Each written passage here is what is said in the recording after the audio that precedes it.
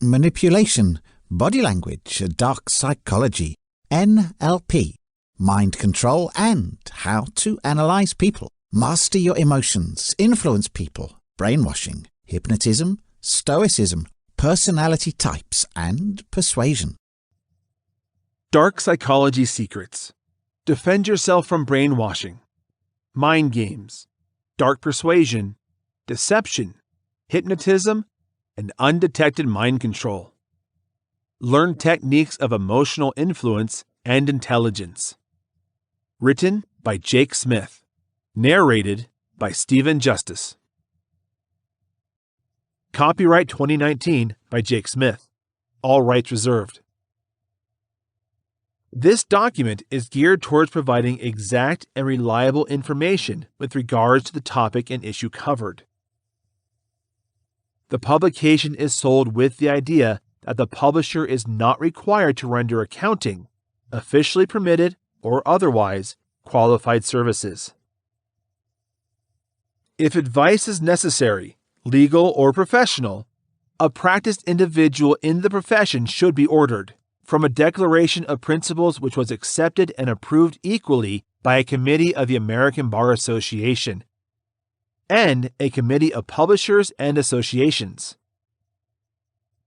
In no way is it legal to reproduce, duplicate, or transmit any part of this document in either electronic means or in printed format. Recording of this publication is strictly prohibited, and any storage of this document is not allowed unless with written permission from the publisher. All rights reserved. The information provided herein is stated to be truthful and consistent, in that any liability, in terms of inattention or otherwise, by any usage or abuse of any policies, processes, or directions contained within is the solitary and utter responsibility of the recipient reader. Under no circumstances will any legal responsibility or blame be held against the publisher for any reparation, damages, or monetary loss due to the information herein, either directly or indirectly. Respective authors own all copyrights not held by the publisher. The information herein is offered for informational purposes solely, and is universal as so. The presentation of the information is without contract or any type of guarantee assurance. The trademarks that are used are without any consent, and the publication of the trademark is without permission or backing by the trademark owner. All trademarks and brands within this book are for clarifying purposes only and are owned by the owners themselves, not affiliated with this document. Introduction. Psychology is the study of how people think, feel, and react to various situations based on the emotional, physical, and mental elements that play a role in determining the behavior of an individual. Dark psychology encompasses all those causes and aspects that are often hard to discuss with others, uncomfortable acknowledging that we need management assistance, sometimes professionally or medically, and even deny that they exist because they are too sinister or frightening to accept. The subconscious is one of human nature's most dynamic elements. The mind's functioning is something that has puzzled and intrigued humanity for as long as we can remember. Philosophers, psychologists, and researchers sought to solve the mind's mysteries. It is a general belief that our behavior and actions are influenced by the human mind. So, a lot of research work has gone into understanding a person's mental process, whether good or bad, before taking action. Some attempts to study the human mind have focused on the brain. These experiments explore the brain's physical aspects with a focus on how data is obtained, processed, interpreted, and stored. Essentially, They hope to get a better understanding of how a person's way of reasoning can be affected by the brain. Such studies have paved the way for progress in managing weakening conditions such as Alzheimer's, perception problems, and even memory loss. Psychology is the most familiar aspect of the study of the human mind. We either consulted a therapist at some point in our lives or knew someone to talk with to handle our toughest emotional fights. The experiences of our life wear us down many times in ways that we cannot repair on our own. The breakdown often stems from certain biological markers that we inherited from our ancestors. Our daily experiences are darkened by emotions such as depression, anxiety, and fear, making it difficult to thrive. We can protect ourselves from the darkness within with a combination of drugs and therapy. But what about other people's darkness? Everyone has the potential to do great good. They have the power to do great evil as well. Under emotions such as sadness, depression, joy, and happiness, there is a deep-seated desire that can lead us to deliberately harm others unless those urges are brought under control. These darker impulses are embedded in the more primitive instincts that encourage our survival, such as flight or fight response. Sometimes, only one word determines the human response to these dark emotions: evil. Dark psychology is a study of the human condition in relation to human beings' emotional disposition to prey on others. In layman terms, dark psychology examines the aspect of human nature which allows us to take actions that intentionally and knowingly injure our fellow human beings. In this sense, the use of prey does not necessarily translate into a person's physical damage, though a subset of dark psychology is completely devoted to this. We will briefly touch on these areas in the following chapters to gain a better understanding of the topic. You may have come across words or phrases in movies or books that refer to darkness within. It has even been referred to by some of the most famous philosophers. Christian's respected book talks about how man's heart is deeply sinful. We've all found that a person we've defined has unusually calm or relaxed in social settings to perpetrate an act so devious that we find it hard to connect with the individual in question. We're the person sometimes. It's not completely shocking, as surprising as it may seem. Just activated reactions to external circumstances are those events. So to say, the pot was stirred, and the dark feelings hiding beneath cooled to the surface. They usually retreat once control is exercised. If the right buttons are pushed, everyone has a latent tendency to be a bit naughty, or just plain evil. On the other hand, some other individuals have complete control over these dark emotions. They cultivate them, feed them, and they gladly unleash them at the detriment of another human when it serves their own purposes. Sometimes, from an early age, these feelings are groomed.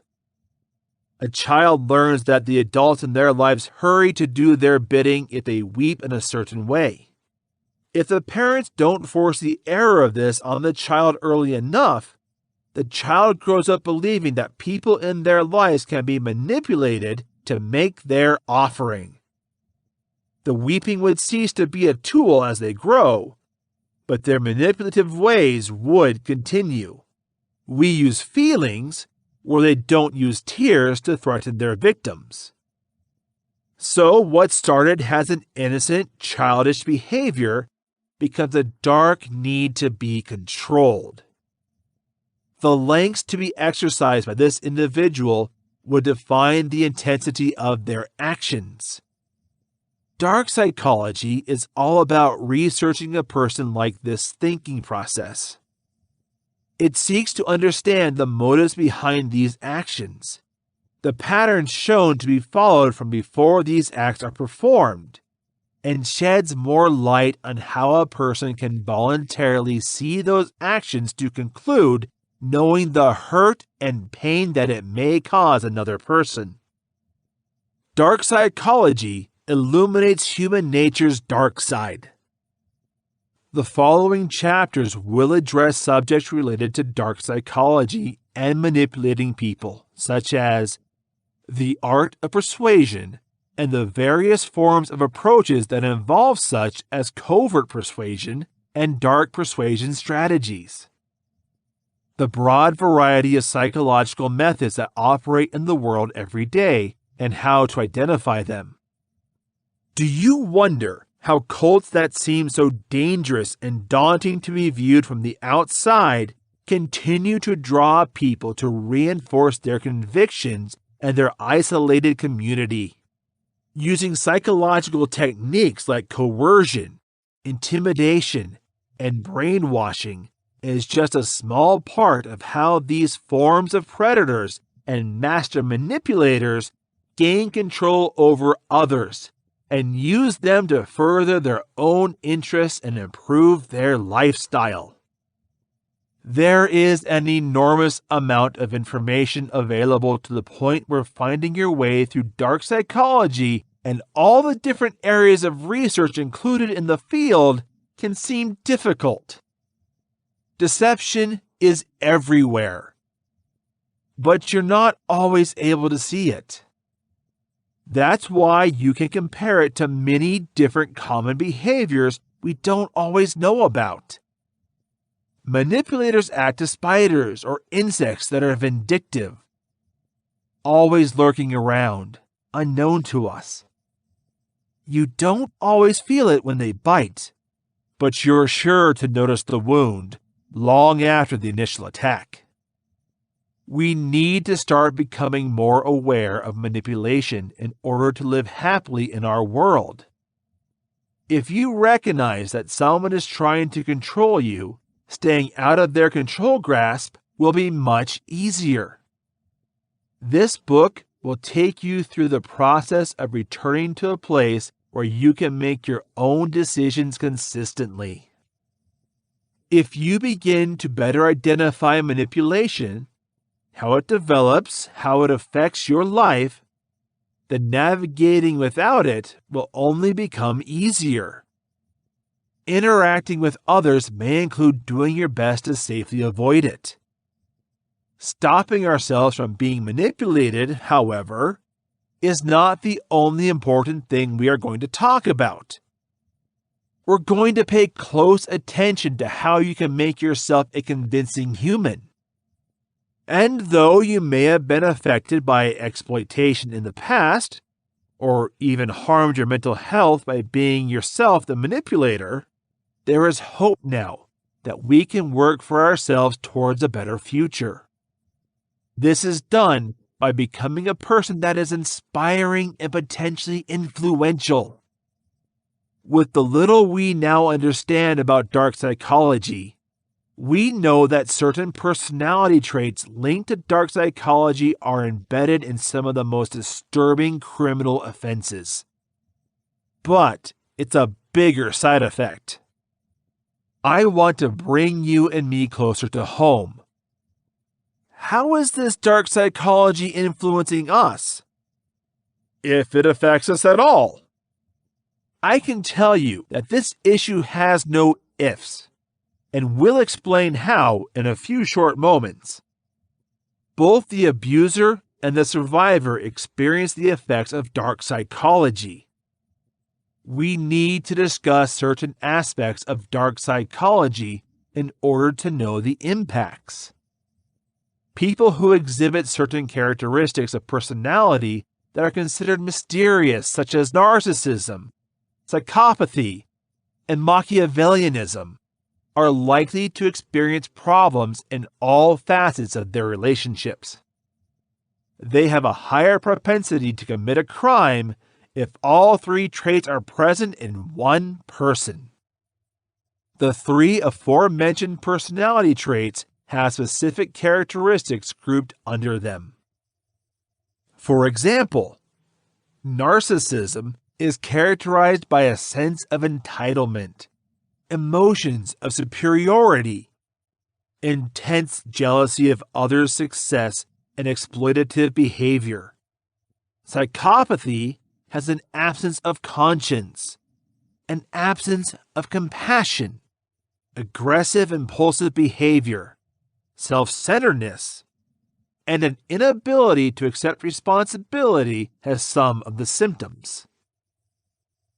Machiavellian characteristics are indicators of selfishness, ruthlessness, and manipulative behavior. These traits are problematic separately, but they can be put together to spell trouble, especially in the relationship between a person and others. In the workplace, for instance, that person would underperform in the office even with the most mundane tasks, disrupt productivity because of their inability to get along with others, would be intensely disliked by others, and their impulsiveness would lead them to make questionable decisions that are not ethical. If they are put in an administrative capacity, they are more likely to commit white-collar crime. In their personal relationships, they are likely to face the following problems. Their constant need for attention and affirmation for their partner may be overwhelming, resulting in faster expiration dates on relationships that they turn to physical and emotional coercion to exploit their partners. If, on the other hand, you are the one who is experiencing this, receive the emotional assistance you need to change. No matter how deeply rooted these issues are, with the right form of therapy, you will change your actions and perceptions. The first step is to accept the situation for what it is. Recognize that you have a problem and immediately seek help. For the rest of us, it leaves us emotionally and mentally drained to deal with people who have the traits I mentioned above. The effect can be physical at times and fatal in extreme cases. The poor neighbor whose awful experience prompted me to write this book actually lost everything on this trip. His home, his career, his finances, but his loss was far deeper and greater than these. We have not had a friendship with the act's perpetrator, but we have also been witnesses. The defeats were not as severe as they were, but we also suffered losses. We missed our nice neighbor for the first time. She didn't die, but from the experience, she never recovered. We lost our ability to have confidence in strangers. Even our relationships seem to require an extra layer of confidence to thrive. The dark psychology's biggest impact on anyone is that it creates a deep sense of loss. We're losing our valuables. We're losing relationships. We're losing ourselves. I'm going to explain that in a bit. And losing their lives for those who are extremely unhappy. Given all aspects, it's safe to say this shadows effect is profound.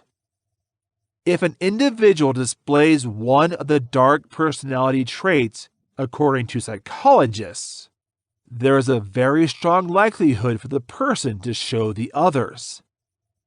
In general society, it is safe to say that the crime perpetration rates in that society would be significantly high if the larger members of society exhibit these traits. That is not to say that people are more criminally inclined to live in cities or countries with higher crimes. There are other factors that contribute to consideration. But neither can the prospect be completely excluded. However, the ripple effect of actions directly related to or as a result of dark personality traits is one thing that cannot be ruled out. There are certain negative habits that turn victims into abusers as well. And this cycle continues well into the future until somebody has the courage to break free and take the bold step. For example, children from abusive homes grow up to be abusers more often than not. In some cases, they find themselves trapped in equally abusive relationships in their attempt to break away from the parental mold, even though they are not the abusers themselves. It's almost like having a very strong gravitational pull toward the violent elements that dominated their home throughout their youth. For some, becoming victims can have such tremendous impact on their psyche as to cause something to snap inside them. I read that it may be temporary snapping. They lose all control over their primitive instincts in a brief moment and act solely on the greatest emotion that emerges that are normally furious. That's what causes some people to sue for temporary insanity. Yet, people embrace the dark emotions that surface when they snap. Any sense of morality is going out of the window. Generally, the outcome is catastrophic. Manipulation is risky, but it can become a beneficial force if it is put in a more positive light. If you can be a convincing person and not only get what you want, but also satisfy other people's needs, it will make it easier for you to get the things you want most in life. Rather than always doing things that you don't like, being the yes man, or allowing people to take advantage of your good nature, you can become as powerful as the people who have previously tried to control you. You may even be at a stage where you are absolutely afraid of coercion. Why would you like to do something to others that in the past has caused you to grieve? This kind of thinking is because only the negative types of manipulation were known to us. It is important that we become articulate individuals who know what we want in order to live a harmonious life. Not only that, but it's important to make sure we have the tools to understand how these things can be done. The first important step in this method is to identify the forms of manipulators of personality, as well as the individuals they usually follow.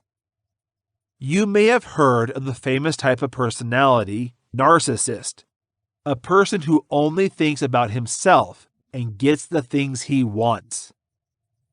Narcissists may benefit from compassion, or highly sensitive people who are more concerned with other people's well-being.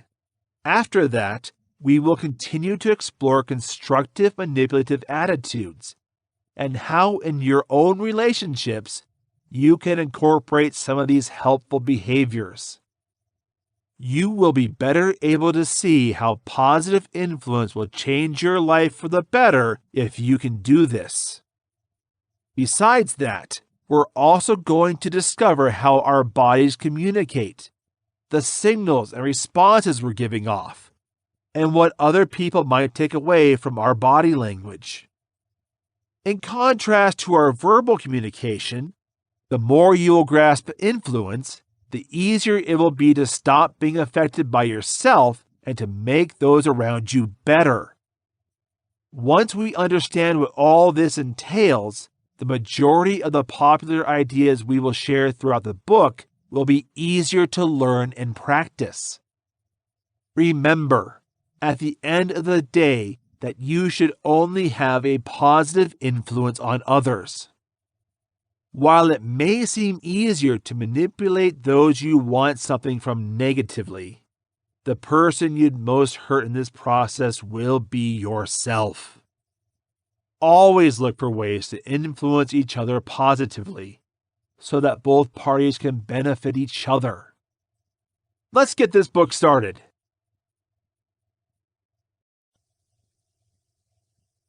Chapter 1. What is dark psychology? Understanding why people are the way we are has been a subject of emotional, philosophical, behavioral, and psychological study in one form or another since human beings became self-aware through evolution.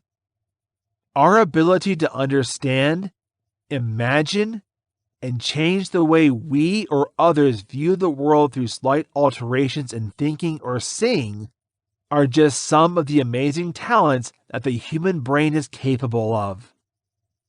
With all the good aspects of life that are simulated, and all the inventions developed from the human mind, many people are reluctant to think about the shadowy side of human thought, emotion, and behavior, and how it stems from the wondrous mental organ that keeps the rest of the body running as it should. Despite those who prefer not to think about the darker side of humanity, there are those in the world of psychology who have dedicated their lives identifying characteristics and emotional traits, monitoring, and studying individual behaviors, understanding points of view, and definitions of the world, predicting dangerous or harmful behaviors individuals may be capable of acting on their own. It's all about how you choose to use it or protect yourself from it as soon as you know what kind of people, circumstances, situations, statements, and actions you want to keep an eye out for. We'll start our journey through the darker side of the human mind by looking more closely at the concept of dark psychology, its history, and the various elements that make it one of the most fascinating brain-related themes, and how it works at the most primal and private level. Psychology is a subject that has attracted the attention of millions around the world, and has now become invaluable in both health and justice matters. Unfortunately, psychology has a negative cloud around it, which makes people hesitate to trust their own psychological health and the expertise of others.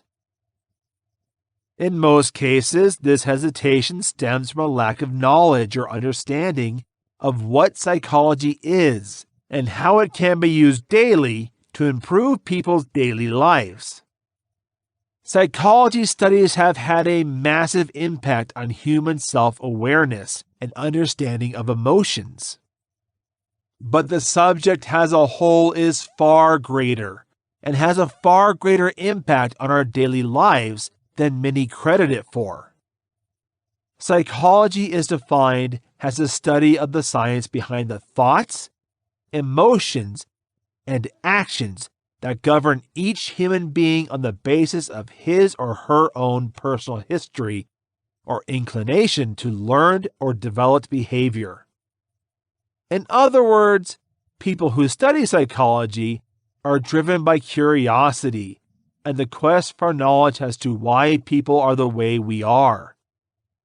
Dark psychology examines the hidden parts of the human mind, the areas that people try to ignore, bury, or cover, if they are even aware of them. Others use their familiarity with dark psychological techniques to influence the thoughts of others, gain control of others, or manipulate people to do what they are told. sometimes without ever suspecting that their thoughts or actions were not their own. Some of the most widely read and discussed subsections of dark psychology include cyberstalking and other virtual predatory behavior.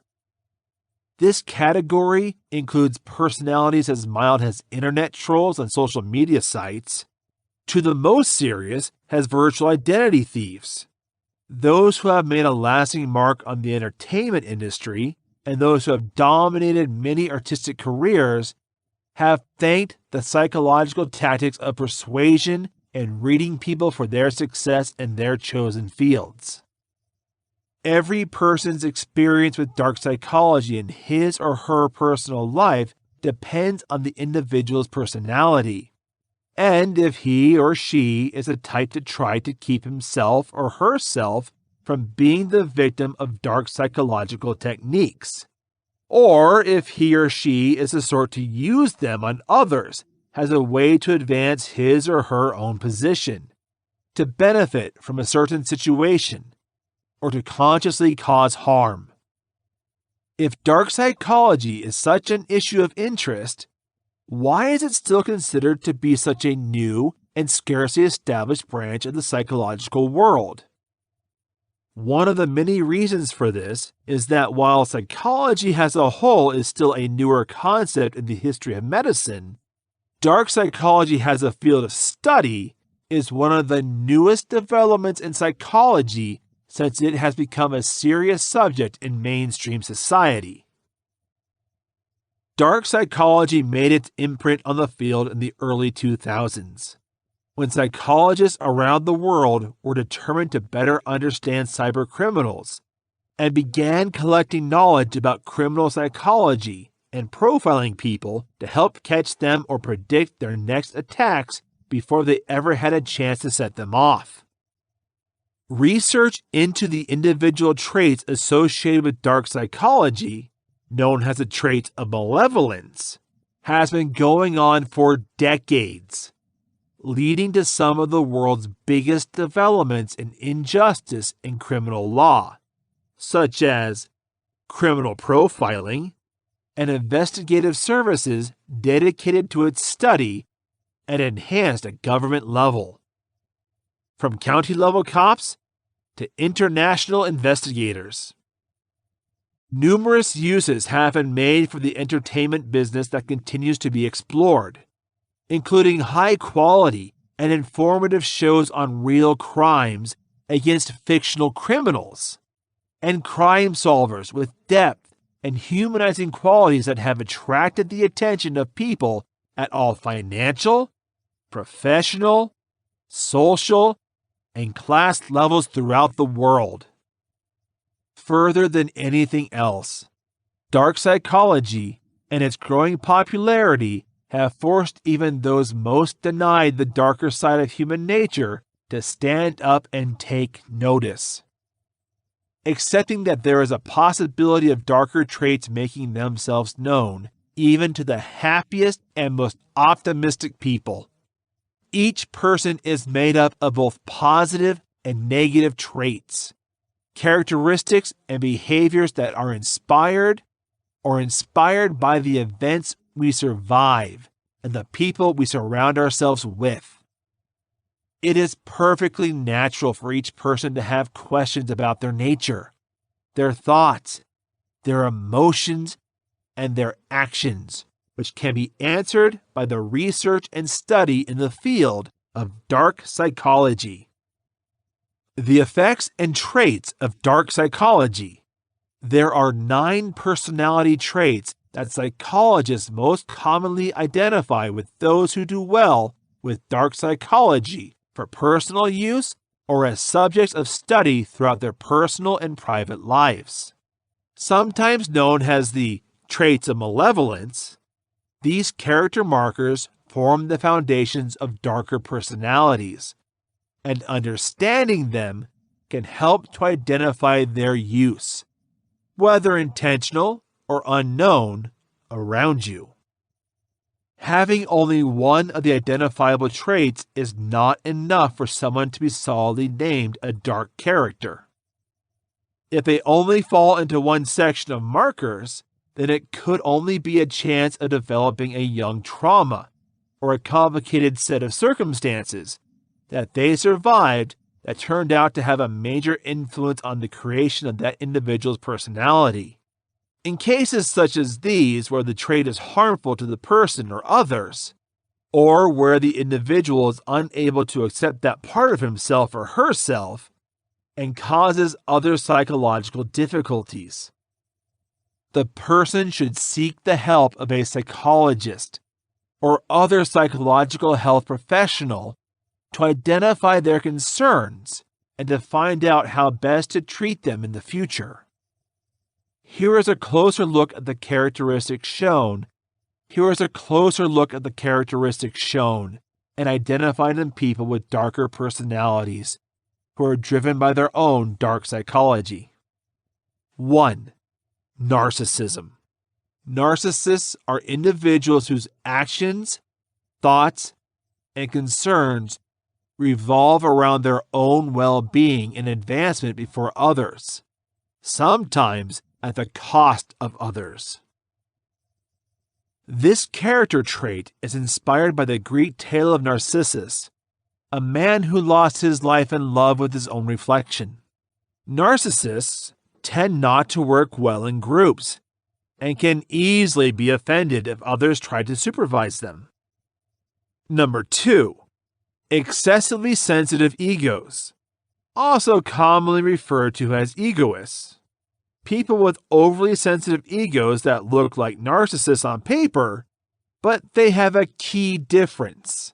Like narcissists, people with overly susceptible egos are mostly focused on their own advancement and improvement in life. But unlike narcissists who have naturally high opinion of themselves, egoists and others who show this trait determine their self-worth on the basis of what others think of them.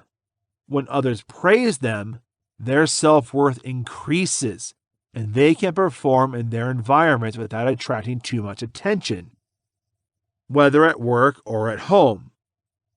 It is when egoists and those with overly sensitive egos are rebuked or criticized that their darker nature emerges, and it can manifest itself in a number of ways, such as lethargy or antisocial behavior. 3. Inflated self-interest. People with inflated self-interest are also focused on their own promotion and well-being, to the point of walking or abandoning others. This characteristic is often associated with a remarkable personal ambition and drive that makes them stand out among their peers. Sadly, like narcissists and people with overly sensitive egos, they do not do well in team or group settings, but tend to excel in leadership roles and oversee others as long as they have someone to respond to that they have a more neutral or balanced personality and behavioral pattern. 4. Personal entitlement. Those with a general and private right assume that in this world things are owed to them. While the specifics vary from person to person, individuals with the right feel that they deserve what they see others have. It could be material, like things or somebody else is making money. It might be deeper than that, feeling that they deserve love and respect without earning it or seeking it, as most people do. Their darker natures come out when they feel something they believe they are entitled to has been denied. One of the most commonly used examples of personal privilege in trait research is that of spoiled children. Entitlement is a learned trait that many people grow out of their adolescent years or into adulthood. But it can be encouraged or provoked by elements such as financial standing, social class, and personal success, or failure depending on individual circumstances. 5. Manipulative trends. People living on the dark side of psychology are known to have a talent for manipulation. This may be as mild as using a gift for manipulation to ensure that they have the best sales numbers every week, to those who use their skills for political advancement and find themselves leading others through thought manipulation and other dangerous techniques. Often referred to as the Machiavellian trait, those who show expertise in the psychological manipulation of others for their own gain are named after the political theorist Niccolo Machiavelli. Machiavelli's political beliefs were based on the idea that the means used to achieve a certain goal are always worth the means, often regardless of the cost or damage done, as long as the individual concerned is not adversely affected. Number 6. Moral disengagement. This is the term that is widely used to describe those who have a way to look at the world and how it is governed. Those who truly believe that the rules in place do not apply to them. People who have this personality trait are known to think that they are above the rules and are therefore able to say things or to take action that others would consider unethical or wrong without feeling any kind of moral responsibility, guilt, or shame after the fact. Number 7. Psychopathy and psychopathic trends. A person who has been labeled a psychopath has been identified by professional psychologists or personal experts as having a personality disorder called psychopathy, in which an individual lacks any sympathy or remorse for anyone or anything. The word psychopath has entered the common language as a well-known descriptive word for serial killers and other criminals who fall into that type of character. They have become famous in TV series and horror movies, but this is one of the most misunderstood traits that is still being defined and studied as more and more is being discovered about the psychiatric mind. Number 8. Sadism and sadistic behaviors. A sadist is someone who has been identified as showing sadistic patterns of behavior or, as part of their formed personality, showing a habit of causing pain or humiliation to others and gaining pleasure from these actions, as a means of asserting their power and authority over others. Don't always have to be physical or psychological. This personality trait is often linked to sexual domination, as well as to the assertion of emotional and psychological power. Number 9. Spitefulness and malicious predispositions. Malice is the knowledge and willingness to cause harm or to do evil. And despite the willingness to take such action or harm, even if it means harming themselves in the process, physically, emotionally, or psychologically. These malicious provisions may manifest in any number of individual characteristics, but should be taken very seriously when they are encountered and handled with the greatest of care, as the risk of personal damage through interaction is high with those who have regular contact with malicious persons.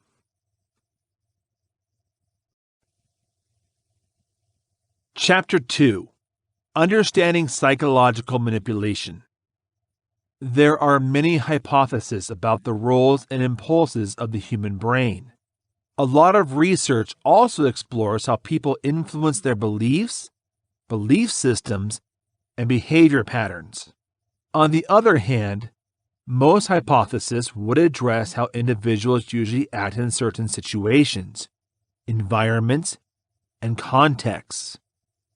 With all these theories and literature on the subject of human psychology, one thing is certain: to persuade, manipulate, or deceive a person you must align your mind with your place, meaning, or environment. In other words, the first step to convince, influence, or trick somebody is to understand the way they think. How do you fully understand the mind of the other person? How do you use the other person's mind awareness to persuade, trick, or manipulate the other person into your thinking? The simplest solution to this problem is to consider what inspires and motivates the other person to take action. Does the other person do something for the money or has a passion? Does he do it for glory? Does he do this for authority? Does he do it for the sake of fame? Understand his personality and his state of mind. Once you are equipped with the other person's drive and motivations, it is now time to strategically position your discussions and demands so that he and his motivations benefit. He will immediately accept your request with little to no opposition. Will you know the reason for this? This is because he will see you as being very much like him, because of the way you have monitored the discussion and made your application. He will feel the inherent duty to fulfill your request as such.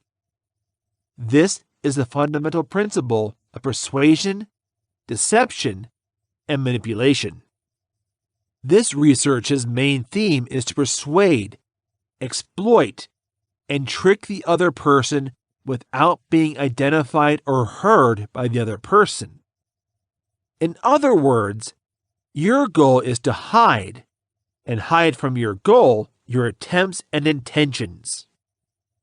If you have ever studied the rules of logic, you would see that manipulating, deceiving, or persuading a person might put you in this rather absurd situation of making a mistake. Fallacies are in themselves absurdities, which means your argument may not always be true because it defies specific laws. If you want your point to always be true, and you want to influence the minds of others by the most rational means, then you might find that there are a lot of mistakes in psychology. There are arguments for argumentum ad baculum, argumentum as audacitem, argumentum ad verecundiam, and many other Latin words used for fraudulent appeals. Such mistakes are committed by people because, of course, they respond to impulses, authority, or turn of events they cannot foresee. That's the good part about the real world, though not all people are convinced that the first visual claim is all that comes under good logic. A testable theory means that facts always transcend rational laws in this universe. Their law defiance, as people can see it, however, makes the world much more real. Often people try to predict the weather, which is completely unpredictable. Of course, there are forecasts that nail it, and in an unpredictable nature, there are those that will work out. While there are some books that would make you think the best way to influence people is to play with their heads according to the laws of logic, this book will teach you how to persuade others by putting yourself in their shoes. It's all about empathizing with others and then putting a credible and sound argument into their heads that works well for your benefit. That's because the real world's individuals are more likely to respond to what they believe and not to what the truth in their head says. There are many reasons why somebody else might want to manipulate, mislead, or persuade. Now the question is your ethical way of thinking manipulating, deceiving, and persuading another person? For the answer, it really depends on you. No one can decide if what you are doing is moral or not except you. Nonetheless, there are many social situations where you need to perform specific methods of bribery, deceit, and persuasion to achieve your goals. Let's assume you're the US president, and Russia is trying to engage you as an illustrative example in the global political arena in a nuclear arms race. Of course, you don't want to start another world war. The Russian leader is therefore your individual goal, and your aim or role is to prevent any conflict in the world and to preserve peace. In this case, it would be very effective to use techniques of persuasion, deception, and manipulation to foster your role of world peace and harmony. Of example, the target people are your clients and consumers if you're in the business sector. In fact, your goal is to get them to buy your products or use your services. If you're an environmental attorney, your target people are politicians, lobbyists, and the public. Furthermore, in protecting the environment, your intention is to persuade them to join your cause. When you look at the topic of mind control closely, it is undoubtedly, basically, a game of persuasion that is practiced every day. It would, of course, be up to you to consider the purpose of learning these tricks. As Machiavelli would say, everything becomes a tool for a particular purpose. Nevertheless, the art of mind manipulation does not mean that you refuse the use of free will to your goals. Rather, you give them something that they most definitely are searching for: a feeling of positive choice that acts as a guide to their behavior. Ultimately, the magnitude of your actions and your system of private beliefs will determine whether or not the tactics and strategies you use are ethical. Remember that the main objective of this chapter is to create a specific shift in the thinking of your target person without being aware of the changes in their thinking.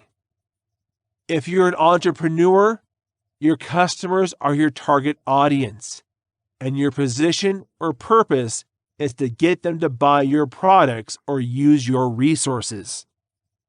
In this regard, one of the most effective ways to change the way you think about your customers or your goal is to change your way of speaking. In other words, to create what you offer and what your customers want. You must use the right phrases. If you're watching commercial advertisements on TV and YouTube right now, you'll understand that short business clips are attractive because they use words or lingo to address the specific issues of their target people. Therefore, there is an emotional meaning that only the terminology used by the product or service producers knows the point of view, circumstances, or environment. Today, when you think about how ads show on TV, they all deliver two kinds of sensational pleasure and pain. Essentially, they draw on two phenomena that have altered mankind's path forever. Philosophers, religious orders, and tyrants all played with the notion of sensations with similar belief that everyone would want to do something to enjoy or prevent pain. Millenniums later, with the same belief, people still act. That's why the art of manipulation and mind control is still there. How do you think others like a coffee brand? The response is a pleasure. It's still the game of joy against pain. Some would assume that they want double shots of espresso to achieve the pleasurable feeling of being awake even quicker because they are frustrated with slowness. I want to get the bitter taste of coffee as soon as I take a sip, similar to the latte men, though they prefer milk over coffee, and they want to experience the caffeine as it is in the form of slow waves of the bloodstream. Everyone will appeal to a separate set of people playing to their needs. Try to tell an espresso addict that he can drink more caffeine than 3 tall cappuccino glasses in a large glass of latte. More often than not, this espresso lover would try to switch to latte the next morning because he is more likely to get quickly what he wants. At the end of this statement, people are not mostly worried about how to get what they want. They just want a strategy to bring them closer to their goals in a faster manner. We want to believe that all the methods we use are shortcuts to a pleasant experience. With that in mind, it is rather straightforward for individuals to adjust their belief systems if the move is to ensure achievement. Therefore, on the market out there are just too many products of the same type. Imagine the number of toothpaste brands.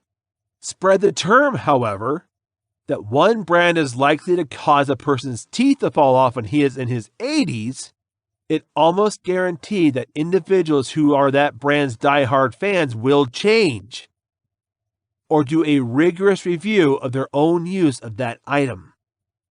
That's why when you're trying to learn how to influence the minds of people around you, always try to know how they feel about a brand and what it's doing to them. You buy a product, one way or the other, because you think you want it. But once somebody gives the concept that they shouldn't want it anymore because it will hurt them, they will reject it. However, they would rather look for a similar item, maybe 7 out of 10 times, than stop using it every day. If you can offer cigarettes that don't cause cancer problems and spoil the mouth, but still offer the same level of satisfaction as other brands, then you're almost guaranteed to get rich. People don't want cancer, but their cigarettes don't want to say no. Why is this the case? It's because they all want what they get used to. Now, change the perspective and offer a benefit. Offer something in the easy way to make your life better. They're going to risk their lives if they refuse to take something. The art of mind control is comparable. The unconscious would always say aims for going towards avoidance of pleasure and pain. Another basic principle for manipulating, deceiving, and persuading a target person is the authority declaration strategy. This means that a mere suggestion or claim by a power figure can often alter and modify a person's visual memory to create a distinct memory beneficial to the power figure. Keep in mind that each person's power figure is different. Many individuals will see a university professor as an illustrative authority figure, while some individuals will see a person who has learned from hard knocks as an authority figure. In other words, you must put yourself in a scenario in which you will understand the authority figure of your target person. You may think that there are people who don't believe in energy. Okay, you're right. So it's not going to be a common tactic to influence people. However, if you look at the history of this civilization, people have always been rooted in any kind of organization. People have always been searching for someone to send them the information they need to improve their lives, or has an inspiration they should look up to. While individuals may think it is possible to ignore and dismiss the significance of government, they will still be looking for a leader. You must either have a leader's characteristics or have your words come from an important person to be able to influence an individual. That way, those listening to the phrases you say wouldn't doubt. When people who are admired for sale are able to see this all the time, more people are going to buy the product. Chapter 3: Understanding Manipulation Tactics and Schemes. When we claim that you try to manipulate someone, you deliberately pressure someone to do something that would benefit you if you tried to manipulate somebody. Learning manipulation is one of the toughest skills in this lifetime for someone to learn due to the amount of effort required to make tactics work. However, some individuals seem to be able to manipulate people as they walk into a place immediately. Obviously, you can't learn that ability overnight. Manipulation is a technique that involves you bringing the goal in the direction you want to go by using several sequential tricks that need to be timed properly. Manipulation methods are also defined as aggressive, meaning that all tactics you use are intended to match your goals strongly with your line of thinking. And to do so would require you to closely follow your goal to see the correct set of strategies that work. On many occasions, you will never get enough chances to get your aim well understood to test how your tactics will work for them. Make sure that you use the following intimidation techniques to move closer to your objectives, and to make sure that until they are vulnerable, you will wear down their defenses. Not only would they allow you to move closer to your chosen goals, but you would also ensure that you can generate an extensive set of methods that will allow you to manipulate them when you come across them again. Relationship is a relation, according to the dictionary, of emotional affinity or mutual trust. Simply put, the relationship with the other person merely implies synchronizing or strategically harmonizing your feelings and emotions with theirs. Therefore, building relationships with your target will be one of the most important tools you can use to manipulate them. So, what's the useful test to determine if you're having a good relationship with someone else? The question is this: does this person have a positive reaction to my actions, ideas, and words? If the answer is yes, you have successfully built a relationship without knowing it. If the answer is no, it is necessary to use certain methods and strategies to create a healthy amount of relationship with your target. This means that more research is needed. Facilitating relationship building with another person is demonstrated by the following approaches: matching and mirroring the other person's body position, having a discussion on topics of common interest. How, when trying to manipulate a target, is it very important to mirror interest and behavior?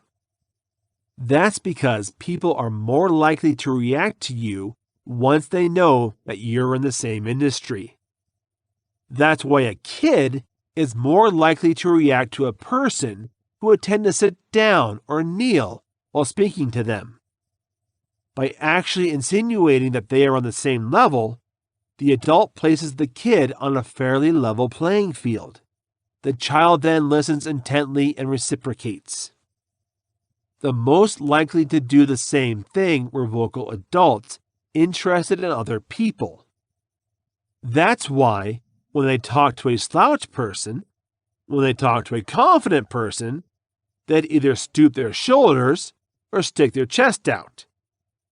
It is understood that people who are used to building relationships with individuals take on the individual's attitude and mannerisms. You're certainly going to be great at it as you continue to practice these skills on the road. This means that your ability to relate flows subconsciously and naturally with your conversation with another person. In fact, there will be times when you're not even aware that you've already built a lot of relationship with that person. The later techniques of deception include more sophisticated methods for building a healthy amount of partnership. Do some sort of research on your individual goal. For example, you have to put yourself in positions where you can learn about topics that concern or are emotionally connected to your goal. If you are also interested in the topics that are of interest to your target, then exploiting such a person will be relatively simple for you. Why is it that way?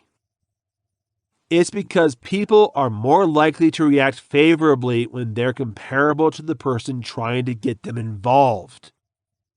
Of example, if you're a billionaire who made his fortune by developing software, you're either likely to be in the same room as other billionaires, or you're going to talk to others who are developing their own apps. Remember that people are more likely to talk to you if you exude a quality that they also show. That's why people like talking about topics they're really interested in.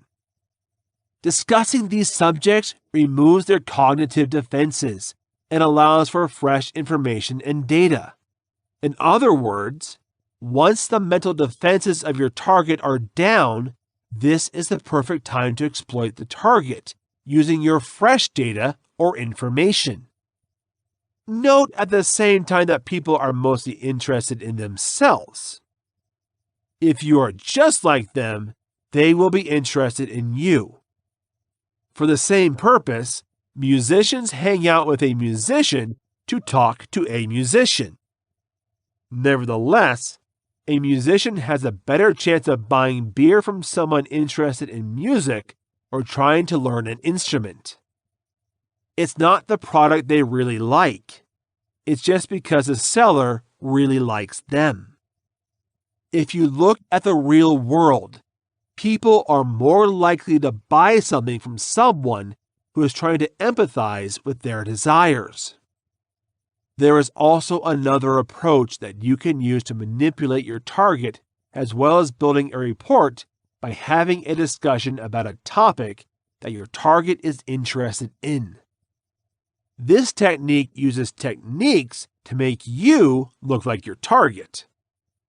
How do you use this tactic? By doing the same activity processes that your target is currently engaged in. You can do this.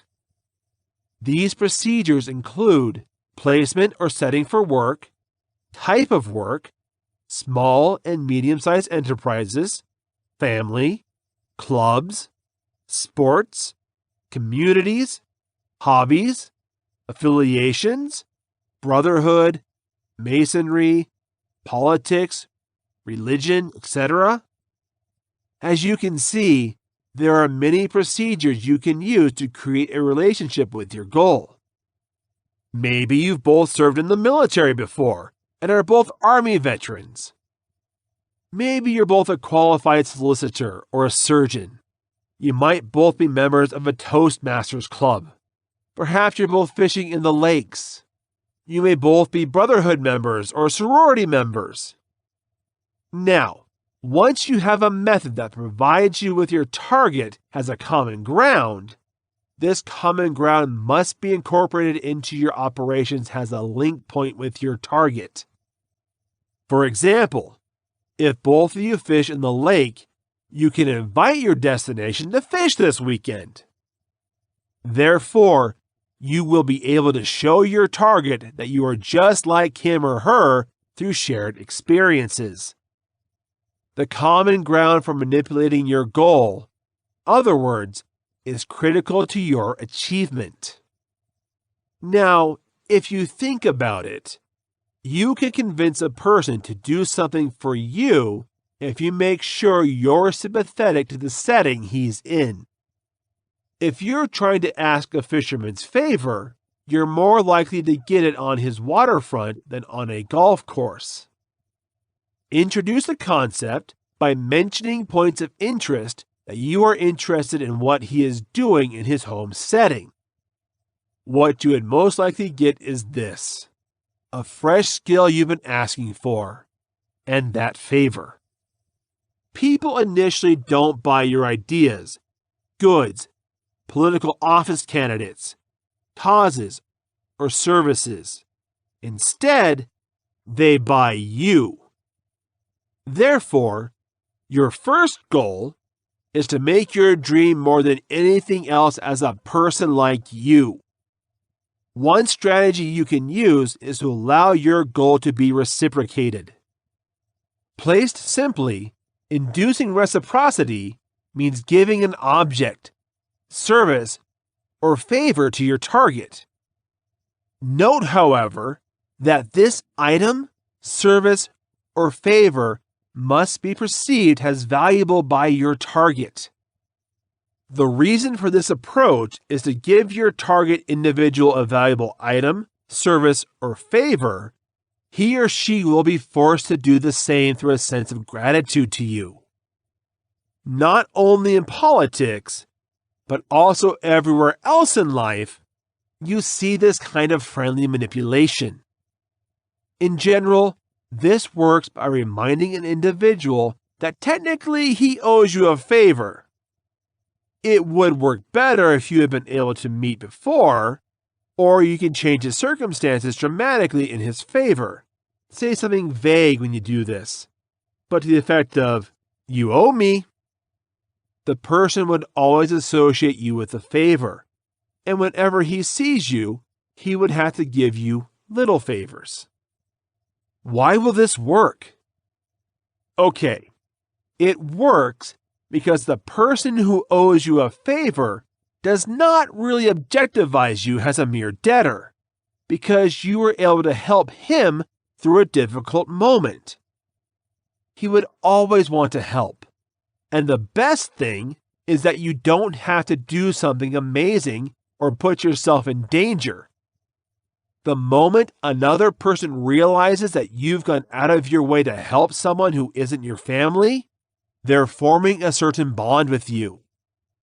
Then, for another person, it is, of course, deliberate coercion to go out of your way.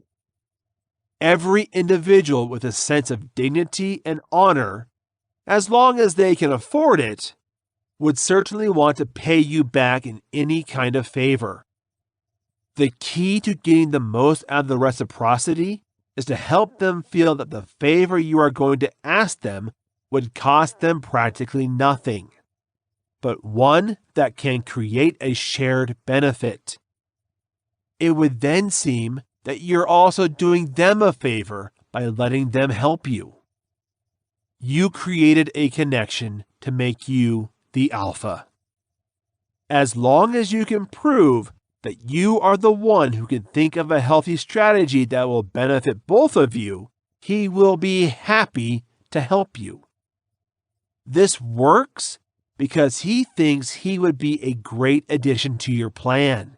He is conscious that you wouldn't be successful if you didn't reach out for his support, which makes him realize that somehow you would also be indebted to him. On the other hand, it would be comparatively harder for you to manipulate that individual if you are not interested in the topics that interest your target. If that's the case, what you can do is learn about these subjects by reading about them in the newspaper or using internet search engines for the analysis. Remember that you do not need to have an expert understanding of these topics. To give you a head start in the conversation, it's enough to have a basic understanding of these subjects. Chapter 4. Different Manipulative Personalities. When we first understand how others can manipulate us and how we can affect ourselves, we need to figure out what makes up different types of personality. There are the people who are exploited, and it seems like the people who manipulate it. In fact, a person can be both. It is up to you to find a way to be mindful of your actions and make sure your behaviors and emotions are in control. Some manipulators do not realize what they are doing, and others are skilled, living in a world of delusion where everyone else is like a string puppet, and they are the master. If you want to make sure you're free from this kind of influence, then it's important to really understand the personalities that make up these kinds of interactions. Most dishonest people have similar characteristics, no matter how different they can look. It is often difficult to tell since their conduct is private. We learn, to their benefit, how to play things behind the scenes. Most manipulative people just love the fact that they can speak to others behind your back about your good and bad qualities. The defining feature of such manipulators is that when talking to others about you, they tend to put everything about you in a bad light.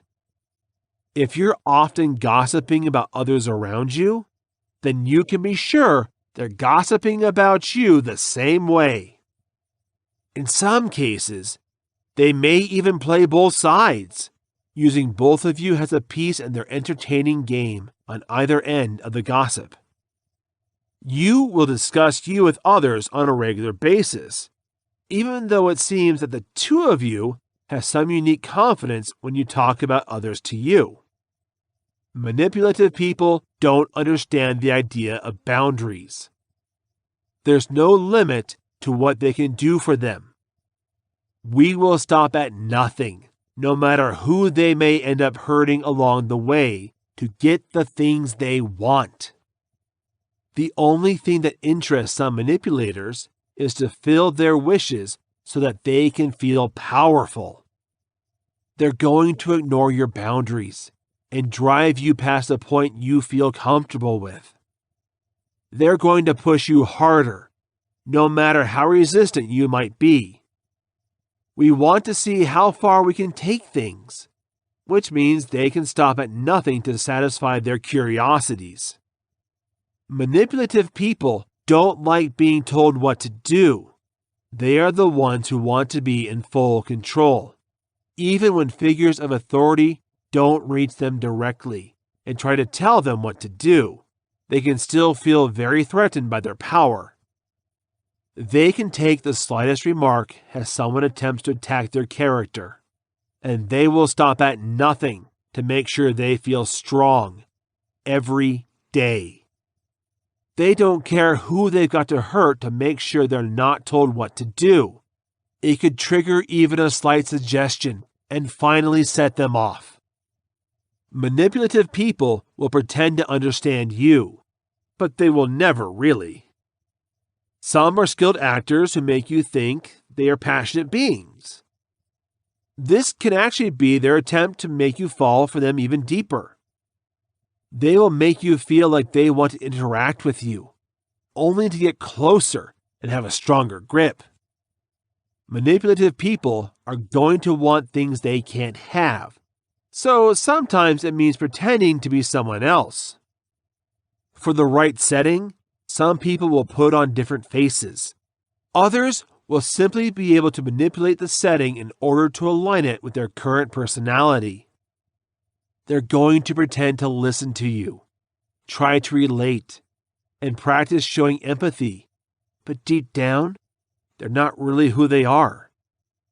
You will end up being both manipulative and controlling, and at one point, might even be able to use some of the knowledge you share with you. These people may be narcissists, psychopaths, and other profoundly manipulative people who want to take power from you and keep it for themselves. There are 3 variables of manipulative behavior: dread, commitment, and blame. When someone manipulates you, you are actually mentally forced to do something you would probably prefer not to do. You may be reluctant to do it, committed to it, or guilty of not doing it. Some are excellent at bullying you when it comes to controlling people. while others may end up being the victim at the end. Someone who is more likely to control you will be scared, using animosity, threats, and other terror as a means of controlling you. You can even end up causing you to feel the responsibility for the problem while they do this. The controller may be the one who wants to be the victim in other situations. We may be upset by what you've said, raising their feelings to make you look like the bad guy. In reality, they are usually the ones that initially cause the problem. They become the person in charge by controlling the situation to suit their needs, easily manipulating the situation to suit their own needs. Common manipulators. The following are some personality qualities of manipulative individuals. So when one comes your way, you will realize what to look for. Learning these basic features will help prevent you from becoming fooled into a deceptive relationship. Remaining vigilant, keeping in touch with what you know, is a truth of yourself, not just a perspective. And knowing your worth will help you stay away from these people. Narcissists, psychopaths, and sociopaths are among the most common types of manipulators. The main difference between the three is how they choose to share their feelings with each other and the image they put up to protect who they are. Probably the most common of these kinds of people are narcissists. They're not going to be concerned about others, but only about defending themselves and their personalities. Rather than actually listening and thinking about who you are and what you might have said, they're going to do their best to ensure their needs are met instead. A psychopath is working a bit harder. They'll make sure you're under their full control. And they'll have a way to make you feel terrible about yourself while they're on their hands. Such types of people will never show their true colors and will instead create a fake picture of who they are. They will not show when they are angry and will do their best to protect their image, even if it means acting in an irrational or embarrassing manner. A sociopath is the one that is worst about his image. We will deliberately freak out in front of everyone, and they will never care how other people might be affected by their angry outbursts. These are the common manipulators, and all of them have similar qualities. They're only going to focus on the things that matter to them, and they don't care about you. It's important to remember that these people aren't worried about others because they don't like them. Your desires will not be dismissed by a narcissist because they hate you. We simply lack the necessary skills to understand what a person is actually going through. In the quest for what they need, they persevere and have little respect for those who get injured along the way. They don't worry about jamming into your space, physically, internally, mentally, or deeply. You can compare them to a parasite. This is an acceptable partnership on a regular basis in our country. But it's exhausting, crippling, and frustrating, and painful to profit from someone to their detriment. It's not so much that in any given relationship, dishonest people don't understand what their duty is. They do. A dishonest person merely discovers nothing wrong with shirking responsibility for their actions, even as they make sure you take responsibility for your actions. We sometimes impose double standards for this purpose, which can be frustrating, confusing, and exhausting. What is a good behavior for them? Is it unacceptable for you and vice versa? These types of individuals are almost impossible to reason with. Sensitive people. Manipulative people can pick the vulnerabilities readily. They'll see if you've got something that might annoy you, something that you like to avoid, or someplace that makes you uncomfortable. They will tap into your vulnerability to exploit this weakness and find a way to use it to their advantage. They're going to attack the emotions instead. They'll see that you're a loving and empathetic person, and they'll manipulate that as well on a conscious and subconscious level.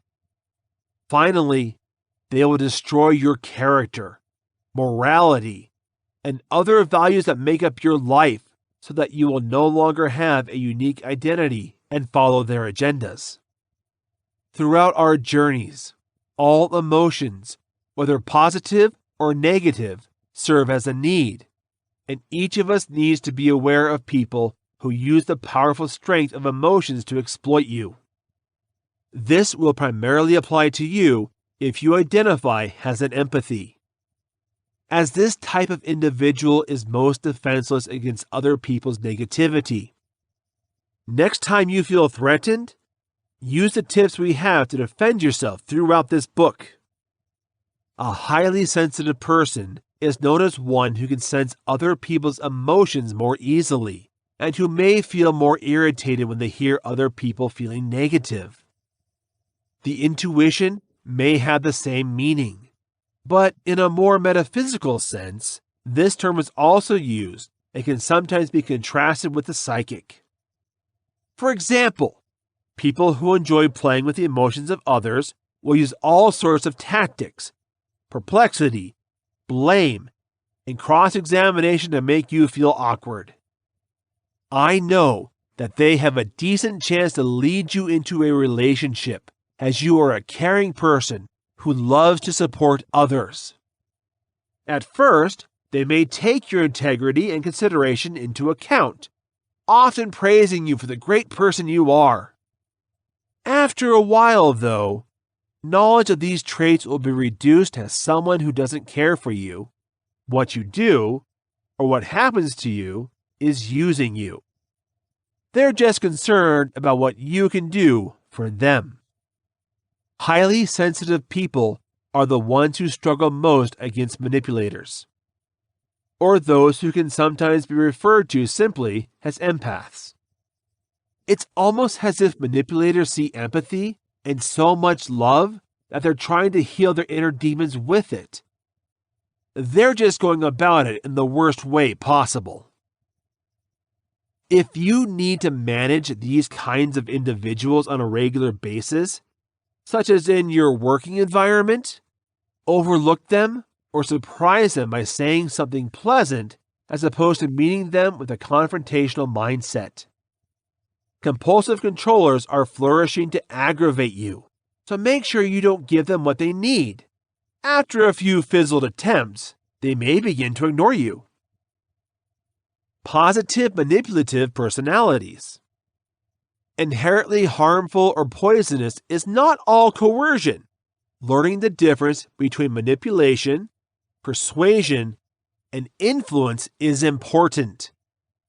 Although this first chapter may be intense, it is a warning against the risk of coercion and what can happen if others are not so careful about how to use this important tool.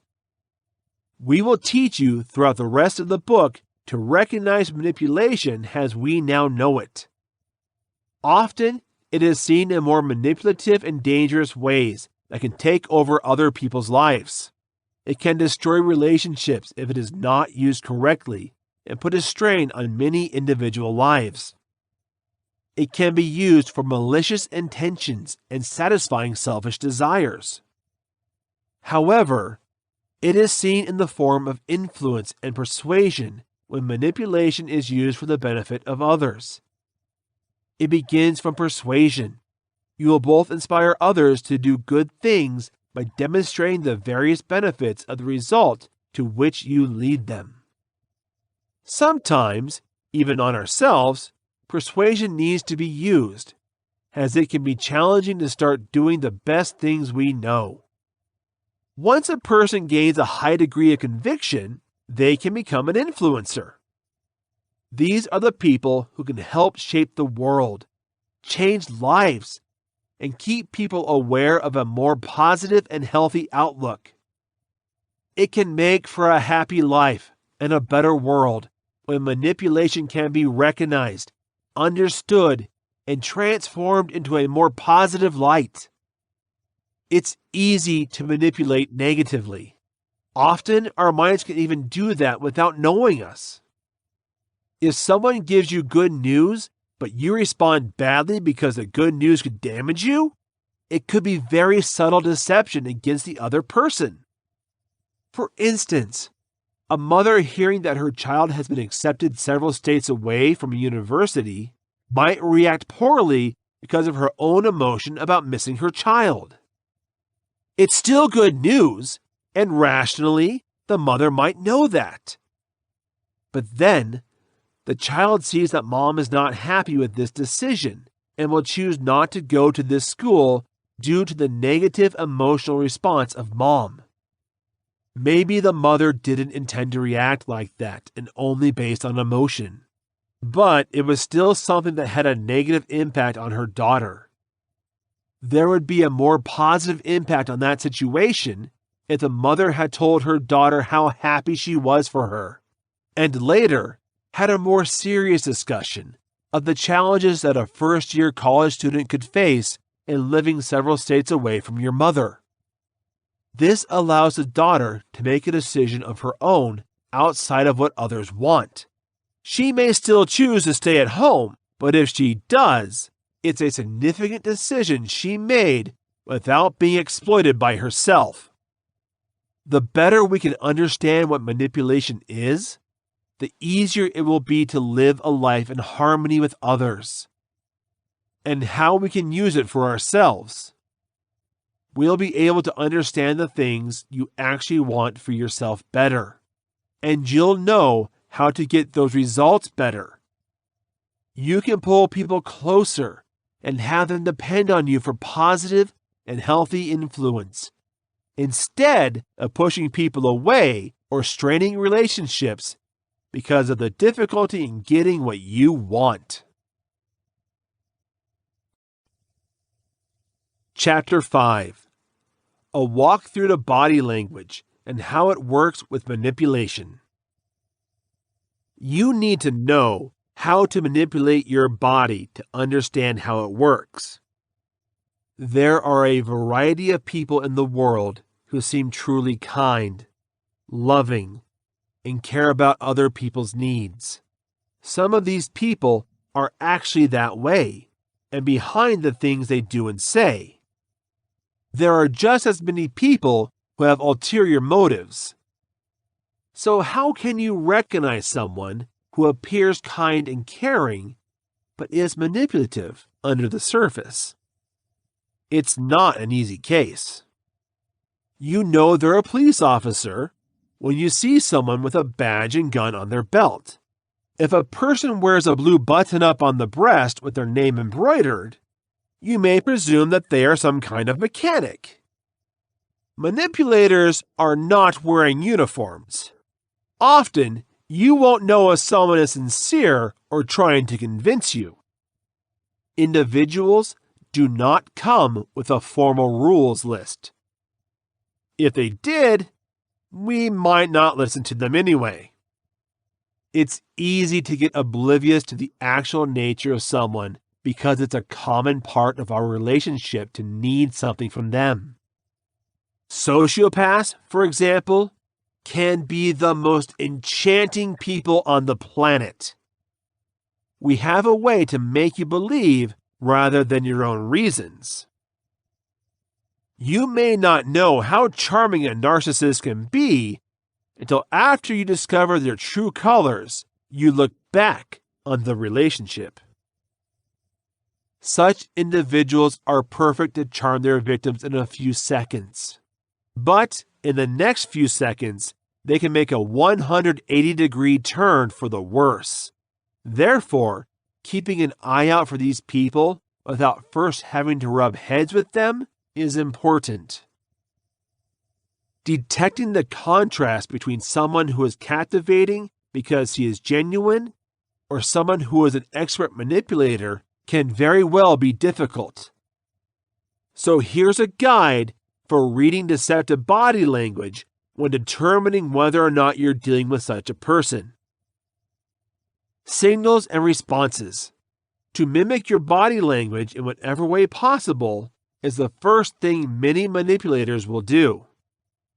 We can begin by sitting in the same place as you, moving their arms or legs in the same manner as you. They're doing this because they want you around them to feel more open and vulnerable. The mind takes these similarities on board and is conscious of a kind of mirroring effect. This makes it think this person can trust more because you understand better who that person is, instead of feeling it could be a tactic of manipulation. Our minds believe that since this person is like us, they must be someone we can trust. What ends up happening is that we get lost in their vocabulary and don't know the tricks they might do to try and convince us. You may wonder if we need to be mindful of all who are sitting the same way we are. It's true that this is a technique of coercion, but that doesn't mean that every person doing this is trying to convince us. The best way to determine whether this is someone trying to manipulate us is to look at the conversation's essence. Often, when we feel anxious, we subconsciously mimic the other person. It's a way to try to connect our bodies to the other person more, so we don't feel like sitting next to them as uncomfortable. If you've seen someone mirroring the way you're sitting, try looking at the conversation's essence. If the other person is trying to make you believe something, or you're talking about a change-related matter, then they're trying to get you on their side. If it was more of a casual conversation, or one where you did most of the conversation, then it was probably a coincidence, or a sign that the other person was anxious. One indication that somebody might be trying to convince you is that they're as tall as possible with their arms on their hips. This may be the other person trying to make sure they look as big as they can. It's an intimidation factor in extreme cases. Most of the time, it is simply the attempt of the individual to display authority and, among others, a sense of power. Note, this may be a sign of anxiety as well. If a person feels like being forgotten or someone doesn't listen to them, this technique can be a way to boost that power. Being mindful of body language of all people is still relevant so that we can get the real context of the situation rather than what is happening on the surface level. Don't be scared of anyone who's like a superhero, but remember not to let yourself fall under the influence of someone who's just trying to make your body look bigger. One of the main body language indicators may not be the most encouraging interaction is that the other person is shut off, keeping his arms crossed, or even his hand over his mouth. Like everything else in this chapter, it can again be an indication that you don't want to open up or feel frightened and defenseless. If a person is faced with something bad or told some awful news, they may have such a body language. If the situation is one where you discuss yourself more openly and the other person is sitting like this, they may try to collect personal information against you that they may be able to use later. If the situation is one where you're both opening up and they're sitting like this, make sure you hold off on some of the juicy secrets until they're just as open up. Similarly, they may be more aggressive than this, and they may even give up their body language to be more convincing. They may be opening their arms and putting their arm around you, even if the relationship is not intimate, and sitting with a large chest to demonstrate that they welcome you. This is safe to do in most discussions, but if they are simply trying to get more personal information out of you, don't let yourself fall for this tactic. What do others perceive when they look at you? When someone may try to convince us, they will also take our body language into account. It is important to be aware of the things that can give them the signal that we feel weak, frightened, or anxious about them. If these kind of feelings can be felt, then many people can find it easy to take advantage of others. Let's begin with the top of our bodies first and then work our way down. This is a warning that you may be nervous when you wrinkle your forehead. This may lead others to think you're anxious and may benefit from this vulnerability. You can start talking about things that are even more difficult to you, which can lead to confusion. This can allow them to make the most of what you think. We can also use the frustration to make you think of more things in your head. This can be particularly persuasive if they are good ideas, because you will be more interested in listening to positive things to divert you from what caused stress. Then, manipulators will be able to look at your eyes to see what you think. Squinted eyes can reflect concentration, and it can be manipulated by others as if they were a wrinkled face. You should rely on wide and open eyes, and be an open person for new ideas. Some can see this and can suspect your good nature, seeking to exploit your empathy levels and take advantage of it. The same goes for broad and open smiles. Sometimes happy people may seem easier to manipulate, as they are less defensive and more open to persuasion. They are also going to look at how you hold your arms. Closed arms mean you might be skeptical of what they've got to say. You can see this and think you may need to work a bit harder to convince you. A more open attitude can show them that they have a chance to convince you.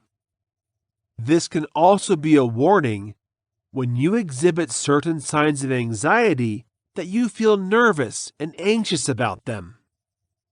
You know you might be worried about them if you fidget your eyes, twist your hair, pick your fingers, shake arms, or look around a lot.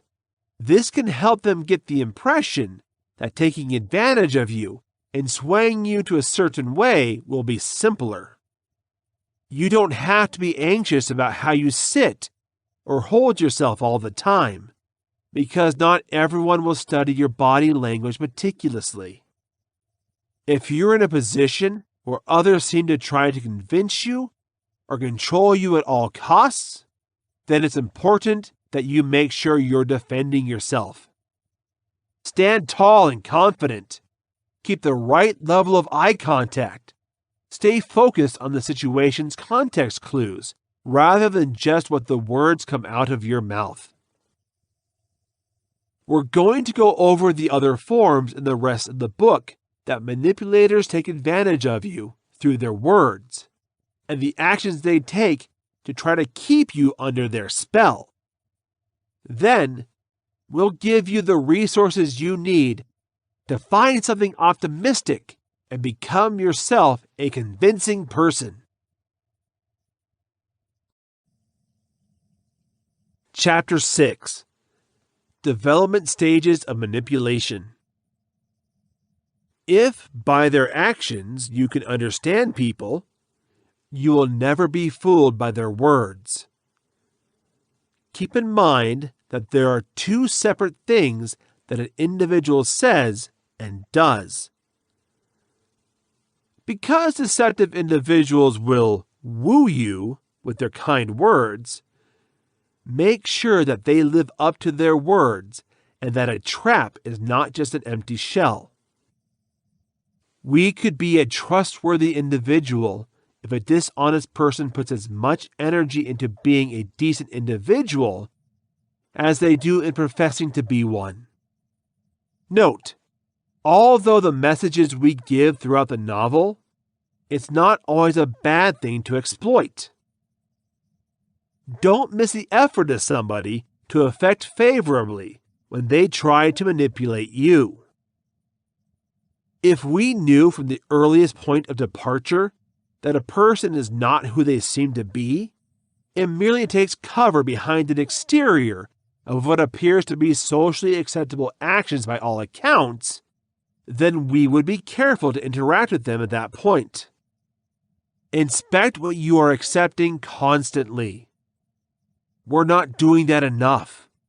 Our beliefs and frames of mind that changes as life progresses, and we need to know how these changing thoughts affect us. The best way to know what it is and how it can influence you is to consider the nature of coercion. It's easy to think that it's just evil and selfish people who are manipulators. You can ignore these people and keep them out of your life. But we have to note that we really have to accept the truth about these people. They may seem evil, but in our lives, they will still be there. And knowing their nuances will ultimately help us the most. Intentions and motivations. The act of manipulation begins with motivation and intent. All coercion is a result of someone trying to get what they want. The problem is that there is a more concentrated effort on getting that at all costs instead of simply getting it. Sometimes we have a sense of urgency and believe that if we don't force people to give us what we want, our needs will not be met. We all have different desires and hopes. And a manipulator is someone who simply goes wrong. Often, manipulation may start in childhood. If you weren't properly taught to express your feelings or share the things you want, then learning how to get them or fulfill those feelings can be difficult. Beginning from an early age, we will try to twist and mold reality to help us meet our needs. Sometimes, it's a quick fix to force someone else to do what you want instead of doing it yourself the hard way. By wanting to control them, we can confuse wanting to be close to someone. So we're going to take wrong actions trying to fulfill that inner need.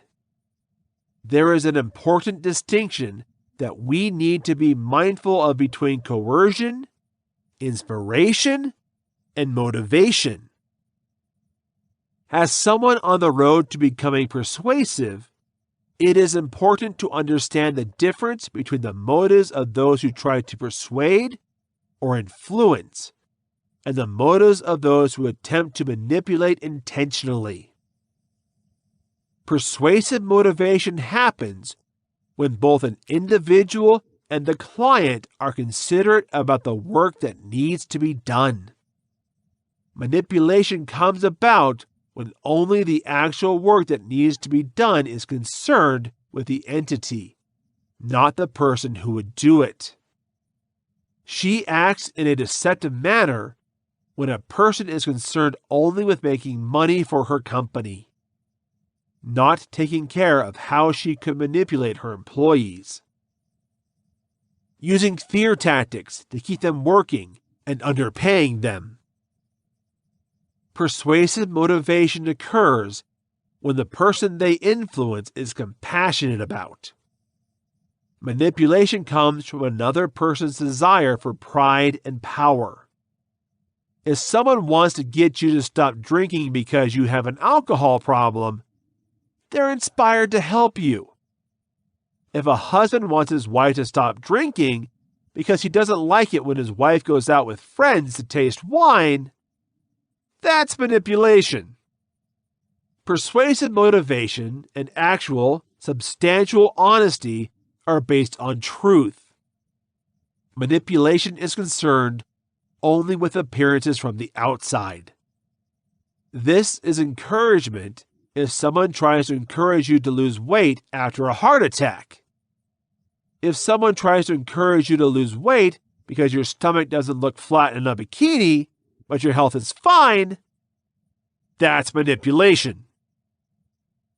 In fact, persuasive motivation is concerned with the other person and their needs and desires. Manipulation is based solely on self-fulfillment that can be achieved with or without harming people. It is not about others. Leaders should focus on themselves regularly to assess their motives and to ensure that they are truly convincing, not manipulating. You're not driving success if you're guilty of controlling, trying to control individuals, or not thinking about those you're leading. Thoughts and feelings. Manipulators are people who are routinely involved in shrewd, ascertaining, and scheming behavior. Manipulators such as this are often referred to as Machiavellians or high Machs. On the other hand, the low Mach label implies that within the usual range, one's cunning inclinations fall. While low Machs may be involved in deceptive behavior, they tend not to swindle and manipulate, except when they see that such behavior is necessary or important. Why are people wired to be high Machs for? Is the behavior triggered by a fundamental identity issue? If this is the case, can the issue at hand be dealt with? To put it simply, no. Issues of identity do not transform people into high Machs. Machiavellianism is a quality inherited, presumably then aggravated by the social and family conditions of an individual. Cunning predispositions exist separately from an individual's identity issue. They should not, however, completely ignore identity issues. Different issues of identity can create tension, alarm, dejection, separation, craziness, happiness, and other mental states that can trigger aggressive responses. If someone regularly deludes and uses others to prove their own points, that person may establish a manipulator's label, self-assigned or otherwise. Being under constant stress from a question of identity does not give a free pass for terrible behavior. Before we act, we have a decision to make, and we are responsible for our behavior. Keeping this in mind, certain individuals with specific issues of identity may be likely to rely on manipulative behavior as a way to persevere and deal with stress. Apart from these underlying mental disorders, such as antisocial personality disorder, borderline personality disorder, bipolar disorder, and obsessive-compulsive disorder, there are some thoughts and feelings that usually drive someone to become a master manipulator. Fear is the first thing that could lead to manipulation. As soon as our brains feel that we may not get the exact thing we feel we need, we may eventually become heavily dependent on controlling others to fulfill that desire. The fear of being alone can lead someone to manipulate multiple people in their lives to make sure they stick around. It can cause us to cheat, often in the workplace, to get what we want, to make sure we stay in a higher position, when we are afraid to lose the things we have, such as money and material objects.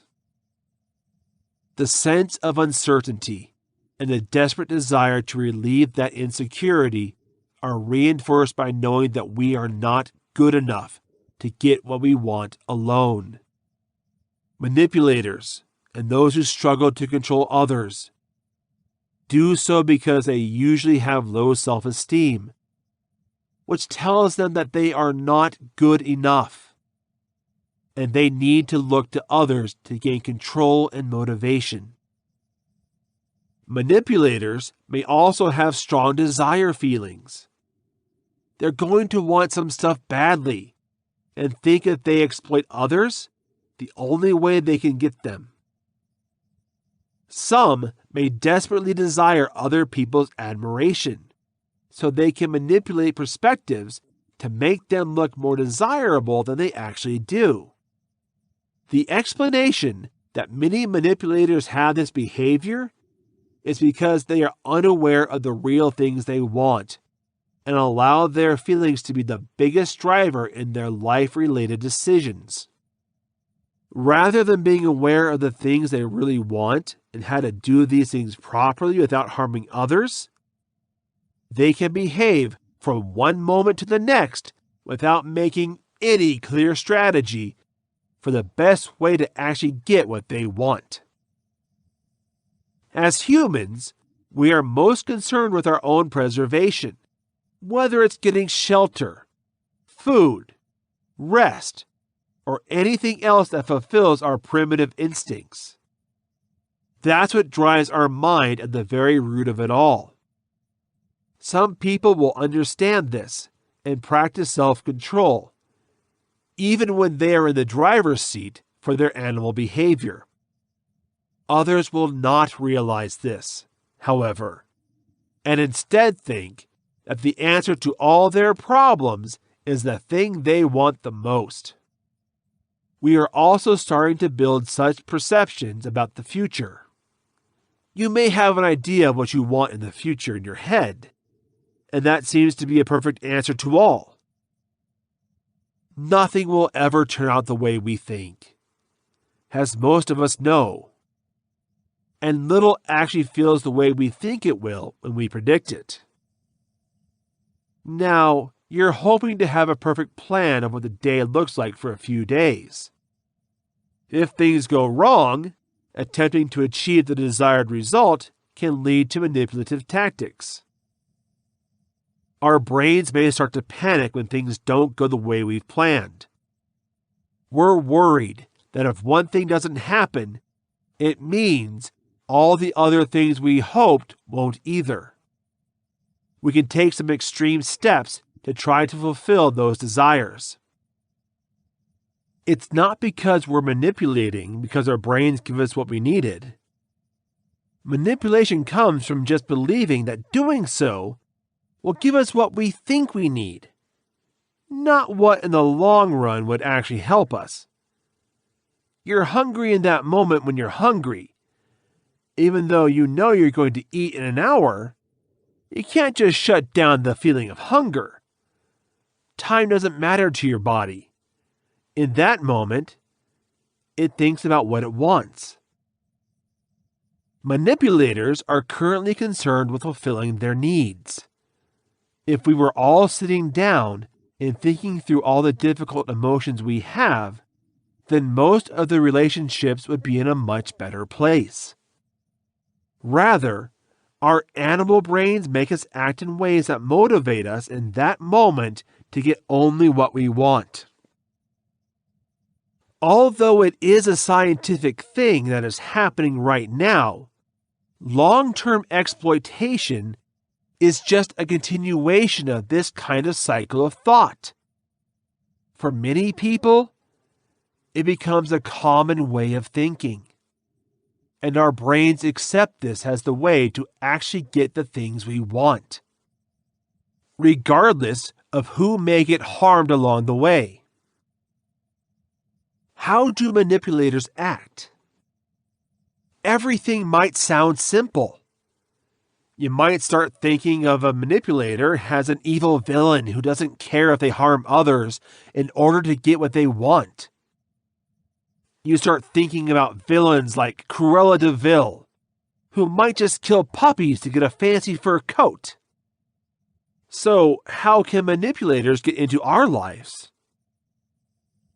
The implications of this issue are great, as this type of manipulation also occurs at both an individual and a societal level, and it has become accustomed to our culture. The idea of what manipulation is may seem evil and obvious. But what actually happens is that it starts small and expands into a confusing web of inflated stories, misunderstandings, and other people doing whatever they can to convince you of the things they want you to believe. Manipulation begins with the individual planning to take advantage of others. First, they'll go through something they've been taught, that manipulating others is the way to get the things they want. They're going to find their victim next. Generally, this is going to be a more compassionate person and someone who showed them love and empathy. Rarely will a manipulator start a relationship with another manipulator immediately. They will form a close bond from there, which will make the other person feel special and unique. First, they're going to start showing signs of influence slowly. But that's generally out of respect, or so they make it look. Next, they'll actually start to control what you're doing, and the manipulator will try even harder to make you believe you can't trust yourself when resistance is shown. Usually, the other person becomes aware of the manipulation and leaves after that. Or they won't recognize what's going on and fall deeper into the lies that build up around them. It's hard to break this cycle, but it needs to be done. Taking advantage of another person is not fair. We all help each other, and some things we need from others, such as love, financial help, or just emotional support. These are all things that should be clearly and consensually given, not something that can be manipulated from them. Chapter 7: How to Spot Manipulators and Manipulative Predators. Once people hear the word predator, many automatically think of panthers chasing smaller animals. From a meat-eating dinosaur painting from their childhood museum memory trip, through trees or imagined lines of razor-sharp teeth. While it is true that the term is usually used for killing recognized species, the real predator meaning is more than animal instinct. Predators are defined as beings that, for their own benefit, naturally prey and exploit others. This is basically the definition of the circle of life, or the natural order of things in the case of animals. It is understandable that in order to survive, some species feed on other species. This concept becomes unsettling only when survival is removed from the equation, and the animal concerned, in the case of dark psychology and its studies, the human being, is preyed upon and exploited by others for its sake or for the sake of gluttony. A visible skill set for the art of deception is a common feature among predators, whose specifics will be covered in greater depth throughout this section. Predators are one of the most frequently found and most threatening, if left unmonitored, of all forms of personality described in the dark psychology research. Get to know the type of rapist, some of their most common day-to-day tactics, and how to defend yourself from them when they wheel their way into the area, or even into your confidence. Who is a predator? As logical and self-conscious human beings, most people understand and can see the difference that taking the prey to survival is the way of the world, but that taking advantage of the more vulnerable people or creatures when life is not on the line is wrong. Predators, regardless of which subsection of categorization they fall into, cannot make this distinction and are not concerned by the fact that they do not understand this as the average person does.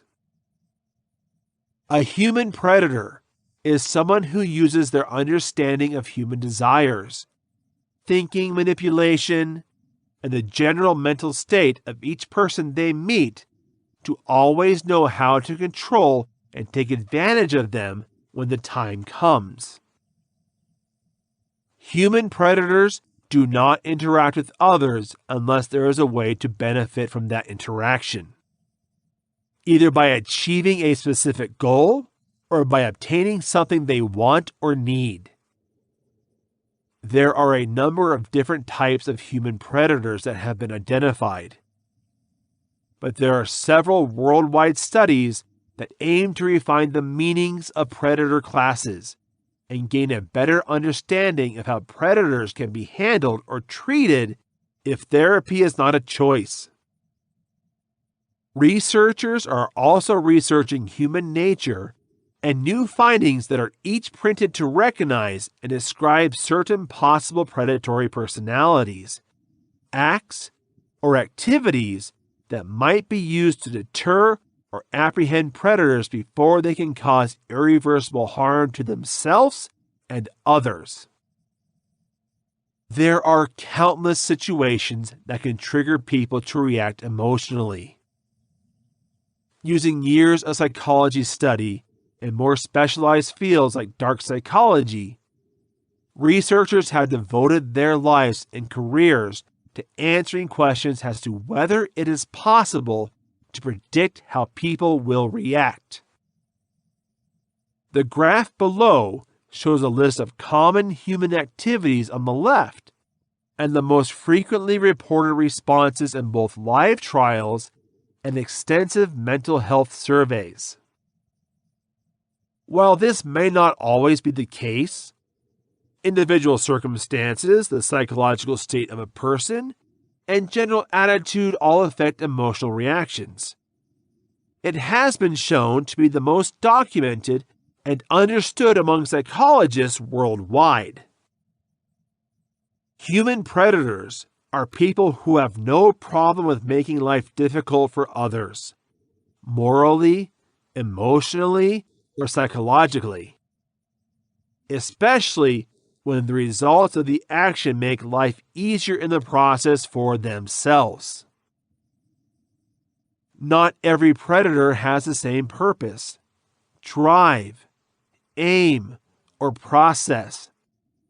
So it's important to know how to recognize some human predators' most prevalent forms, so you're ready no matter where or when you encounter these people. Social predator. A social predator is a person who is motivated by desire to overcome all obstacles and sees everything from a friendly catch game to a corporate sporting event as a critical competitive obstacle to their conquest. A need to win makes socializing difficult for them, and a fragile egos are easily bruised, particularly if they are challenged before their peers or others they see as inferior. One of the social predators' most commonly expressed personality traits is their innate desire to win overall. This could be in serious matters, such as setting dominance in a room full of coworkers, or in simple conversations, such as small elevator conversation.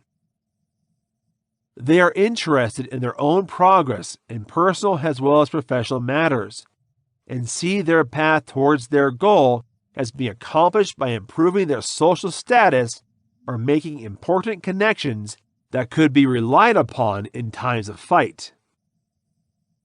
Most people meet with social predators at the workplace, becoming victims of verbal and mental abuse at the office. While their determination and attention to detail make people who qualify as social predators potentially efficient and productive employees, they do not work well with others. making team projects or events impossible without considerable negotiation or behavioral monitoring by someone they recognize as superior. While less common, social predators can demonstrate violent behavioral changes and physical abuse in their personal, private, and romantic encounters. Sexual predator. Sexual predator is someone who, through sexual conquest, often by physically, mentally, or psychologically malevolent means, gains control over another person or their thoughts and actions. Most often, the term sexual predator is associated with adults targeting children, winning their respect, and then taking advantage of their immaturity and lack of worldly experience to take advantage of them for personal gain or gratification.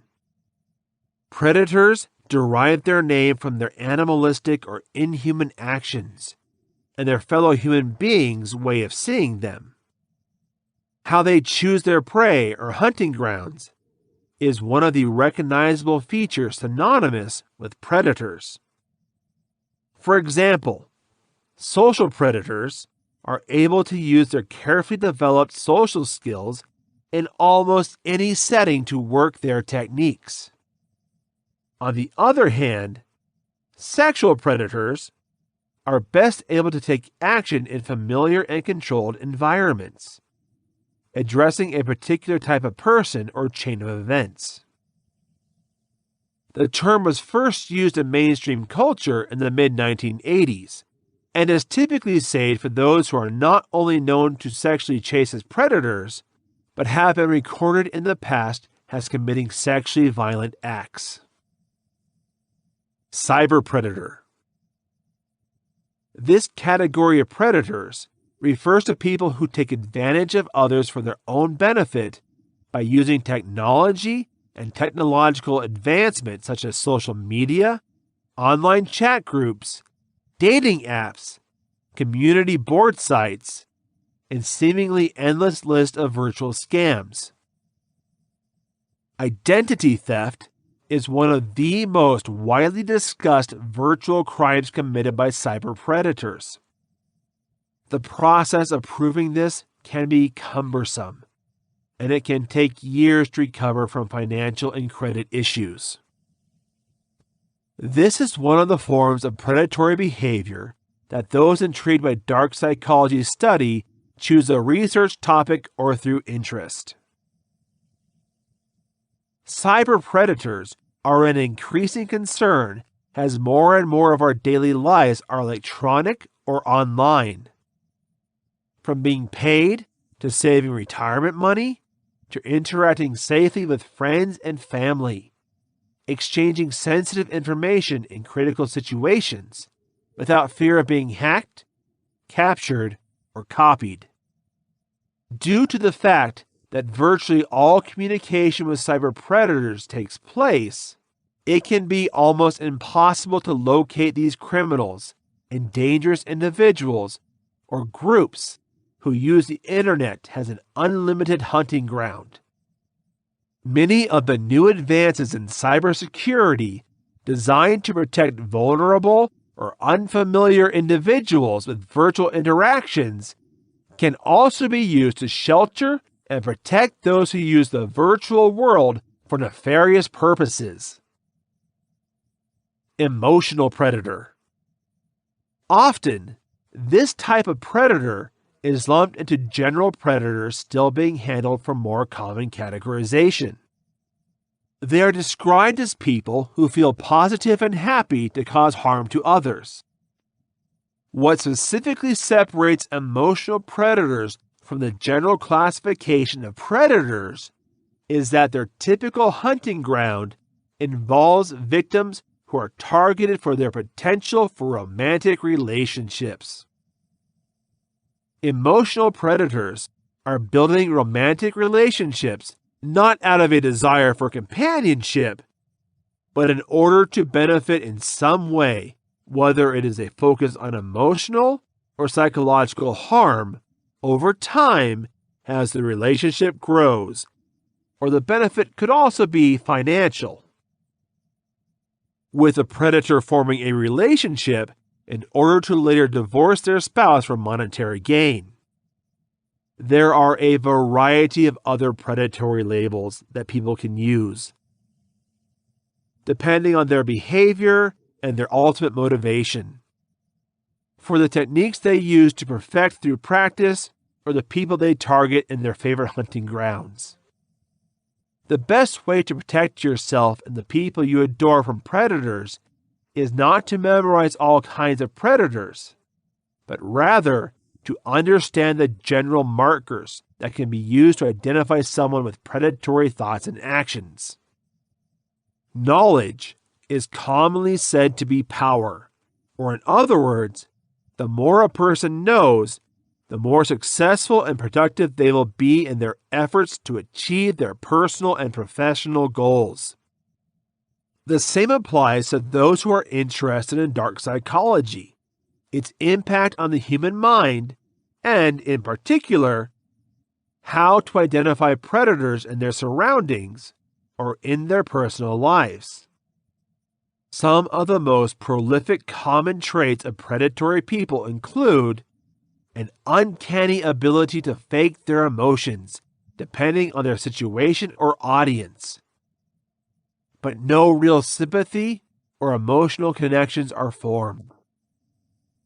They tend to embrace the victim's position in trouble or in a situation where negative attention is received. Playing the emotions of people by increasing the amount of empathy that someone feels for them, or the remorse of someone else to get upset with a manipulative individual, is the kind of emotional control that they try in their cultural, private, and work environments. We fail to take responsibility for their actions in terms of how we affect others. Depending on the situation, the survivor will be blamed by many abusers for their issues or negative emotional interactions, while enhancing their own reputation as the incident victim.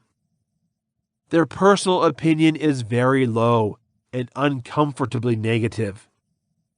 That's why predators are often known to hide behind carefully constructed psychological masks that show people that they interact with each other on a daily basis, or their victims if they hunt, so that people are often caught by surprise when they finally see the individual who and what they are.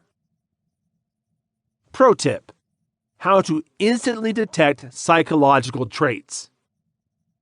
The amount of knowledge collected prior to practical use affects whether a person is able to understand dark psychology traits as regular behavior and how well, if at all, they will be able to identify them in their daily interactions. While gathering your basic knowledge of psychology and how it influences human behavior, one of the best subjects to explore is known psychological personality types and what to look for when attempting to categorize someone you associate with. There are a number of different gestures, twitches, eye movements, or word choices that can be made by people who are influenced by their personality type and behavioral pattern background. The more you learn how to recognize and interpret these physical and verbal abilities, the more you can read the people around you to understand their point of view or thought process under different circumstances and help predict their actions, specifically if the situation is serious or dangerous. When human traits have been identified, a few main forms of psychological personality can be categorized into individuals. Such personality marks have entered the mainstream society and are widely recognized even in fundamental social circumstances. Here is a brief introduction to introverts, extroverts, and open personalities to give a closer look at better understanding of human social nature to everyone. Introverts. Compared to those around them, this type of personality often seems to be shy and quiet. Ideally, most introverts avoid social situations unless they are needed, and when dealing with emotions or difficult situations, turn their thoughts and reactions inward. We can often be classified as antisocial and fulfill some of the character traits required to be labeled psychologically. They are most often provoked as their main emotional force by terror. This might be fear of rejection or feeling outcast. Each introvert's details are different based on their personal experience, environments, and circumstance. Social anxiety can be a powerful driving force for introverts. And when this is the case, their anxieties may manifest as physical tics in social situations, such as drumming fingers, wringing hands, or chewing lips. There are not a lot of introverts that fit easily into the field of dark psychology. Those who do identify as introverts and dark characters tend to lead strongly towards narcissism and its characteristics. Introverts are known to get tired during group activities or when large number of people surround them, especially when they are not used to being in larger groups. One of the reasons for this is because of their natural instinct to stay within their own heads, to focus on keeping their defenses and shielding themselves from gaining any attention from people around them. One of the positive features of introverts is that they are observant and sensitive to their surroundings. As they spend most of their time in defensive mode, they often absorb information and take mental pictures of their surrounding in order to remember if it is needed by the situation. Extroverts. This type of personality in psychology is best known as outgoing, friendly, and loud speakers.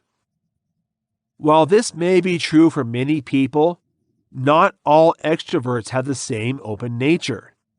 And research has shown that in their personal behavior, they are more likely to exhibit risky dark psychology characteristics than most other personalities. Again, this depends on the history, health status, and environment of the individual. As with introverts, people who qualify as extroverts may also exhibit physical characteristics or behavioral patterns such as high levels of confidence that can be expressed by their postures, usually by square shoulders, holding their heads high and keeping their heart tight. Extroverts are better at making direct eye contact in conversation, which can be difficult when it comes to dia. They are typically the most social personality types with large groups of friends, not all close, some may be just acquaintances, and make excellent additions to teams and group assignments. People with an open personality are highly adaptable and are known to find a way to feel comfortable in whatever situation they are in. Open personalities welcome new experiences that can be used to their advantage throughout their lives. But at times, they can also find it difficult as their widespread interest can also be a form of distraction. That type of person seems to know a bit about a lot of different subjects.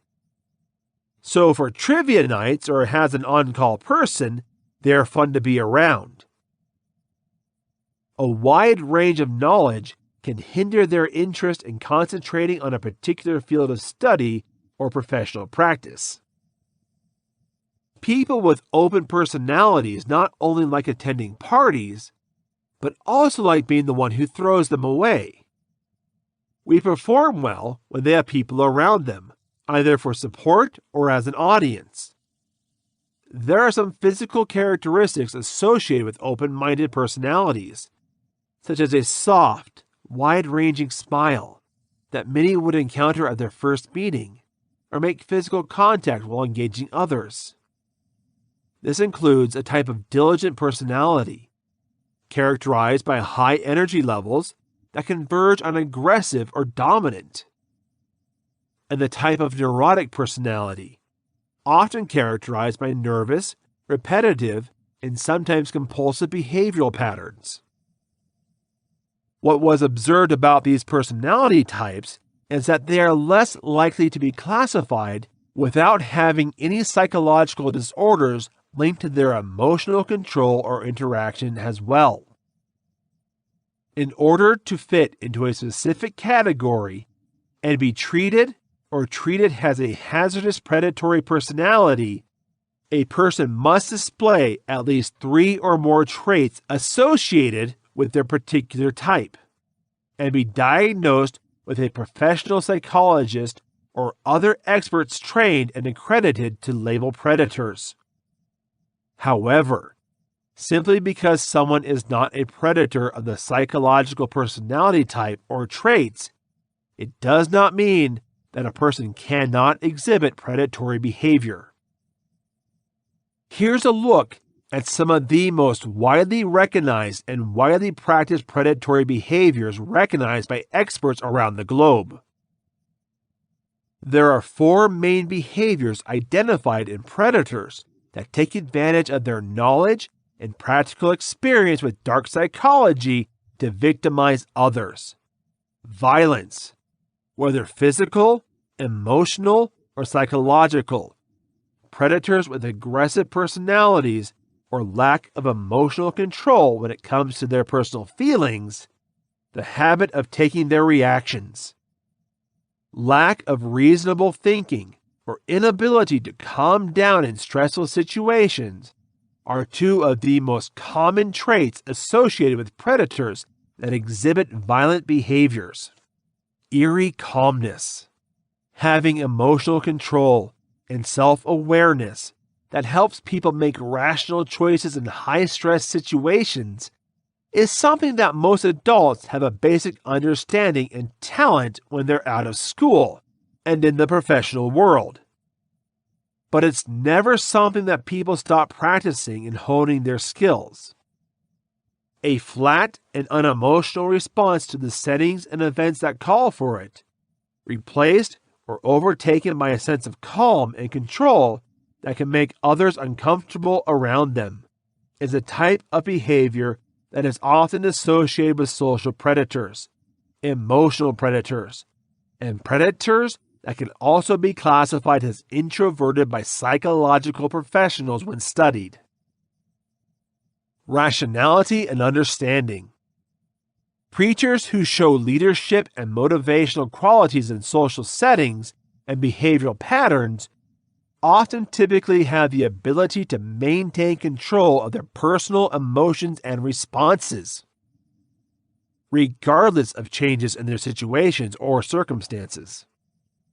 We do not act impulsively and take pride in their ability to find rational and logical solutions to problems that may have been ignored or perceived as failures by others. They have a solid understanding of how things work around them, whether it's their office's social circles or whether they choose an argument to get the customer to their way of thinking. When used productively, these talents can be of great help in professional endeavors. Control and dominance. Often seen alongside interactive behaviors and violent predators, these types of people are often stubborn and do not work well with others unless they have absolute control of the situation. In environments or assignments where there is no total control, predators with this type of behavioral pattern will do everything they can to make themselves indispensable or to improve their standing, even if it means tearing down and causing harm to others at the same time. The dark name may make some people want to avoid thinking about it, or at least refuse to try to understand the theory.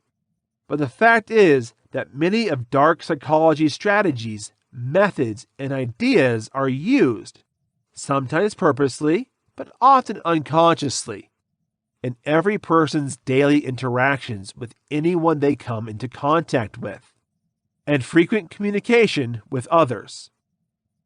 Dark psychology, at its heart, is a classified and written study of human nature's most evil side, thoughts and behavioral patterns, what describes it, how to interpret it, what to look for in individuals, from their appearance to what they say in everyday conversations, where morals and ethics are considered, and how to use it for both beneficial and malevolent purposes.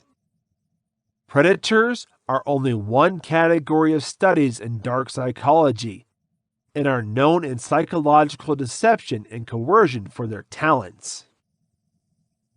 Typically, the first course of action for predators, regardless of their specific subcategory or predatory characteristics, is to use popular methods of deception and gather as much information as possible about their potential victims before initial contact.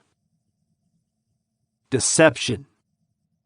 Once they have chosen their target, the next move for them is to earn the trust of the victim and then use manipulative tactics to gain control of them in order to achieve their goal.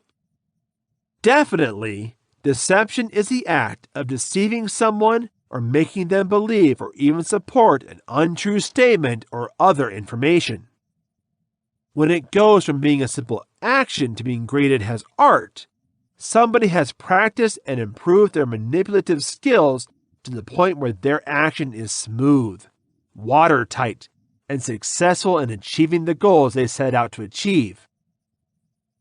Common examples of deception in people's daily lives include: children are good at mild deception, especially when they think they're in trouble or think they've done something wrong. Children's upset stomach or painful abdomen is one of the most common manipulative tactics. Through feigning a condition that's bad enough to keep them from doing or thinking about anything they're trying to avoid, they realize that as long as they don't have to say anything bad enough to need a doctor, they can use it as an effective means of manipulation for a variety of circumstances, assuming they're not caught. The ethics of medical studies and the use of placebos have been questioned as to whether it is correct or not, whether it is effective in obtaining reliable results, or a research method that should be considered due to the deceptive nature and potential effect on the results. A placebo is a sugar-based drug that is marked as another type of real medication being tested and given to half of the test subjects at the same medicated half level to see how the chemical composition of the actual medicine affects the human form compared to the results by those taking the placebo. Another common misleading tactic used by people for a variety of reasons is a little white lie. A little white lie is a claim that is false or misleading, but said to prevent a person from having a negative emotional or psychological consequences that the truth would have. Definitions of this include telling a coworker that you like the new outfit they wear as a way to boost their confidence, even though it may not be a style you like, or telling a customer that the ridiculous amount of detail work they had to do to close a sale was no problem, even though you had to put in 3 hours of overtime. Predators of any kind are dangerous, as their main purpose in life is to harm others for self-satisfaction, upliftment, or improvement. For those who see these habits or character-defining characteristics in their family, loved ones, or the people with whom they interact, The only way to make sure that you are free from a predator's reach and that you do not become a target is to isolate them or yourself from any closeness or intimacy. It can be harder than it sounds. Depending on how close you are to the individual or how constrained you are in actions, you can take control of the situation, but eventually, it is worth ensuring that your own personality, mental, and emotional state is maintained throughout the ups and downs of life. Ways to deception, quiet and observant. This is a shared quality of predators and those using the techniques of dark psychology to further their personal or professional standing. The main reason for this is that you need to have a good understanding of what is happening around you to identify flaws and shortcomings in individuals, projects, or circumstances. When the time comes, the more information a person can gather about their surroundings or the people they are involved with, the more they will have to use to their advantage. People who use blackmail as a way to get money or run disadvantages are known by those who knew them before or during their criminal acts to be good listeners and careful watchers. Because of their reserved nature, these types of people are often identified as introverts, but in reality fall more closely into the category of open personality, as they can move freely between introverts and extroverts depending on what their current needs are. The risk is in the details. Preachers concerned with inconvenience or social ruses such as robbery of planned activities rely on deceit and falsehoods to avoid being caught or hampered in their plans.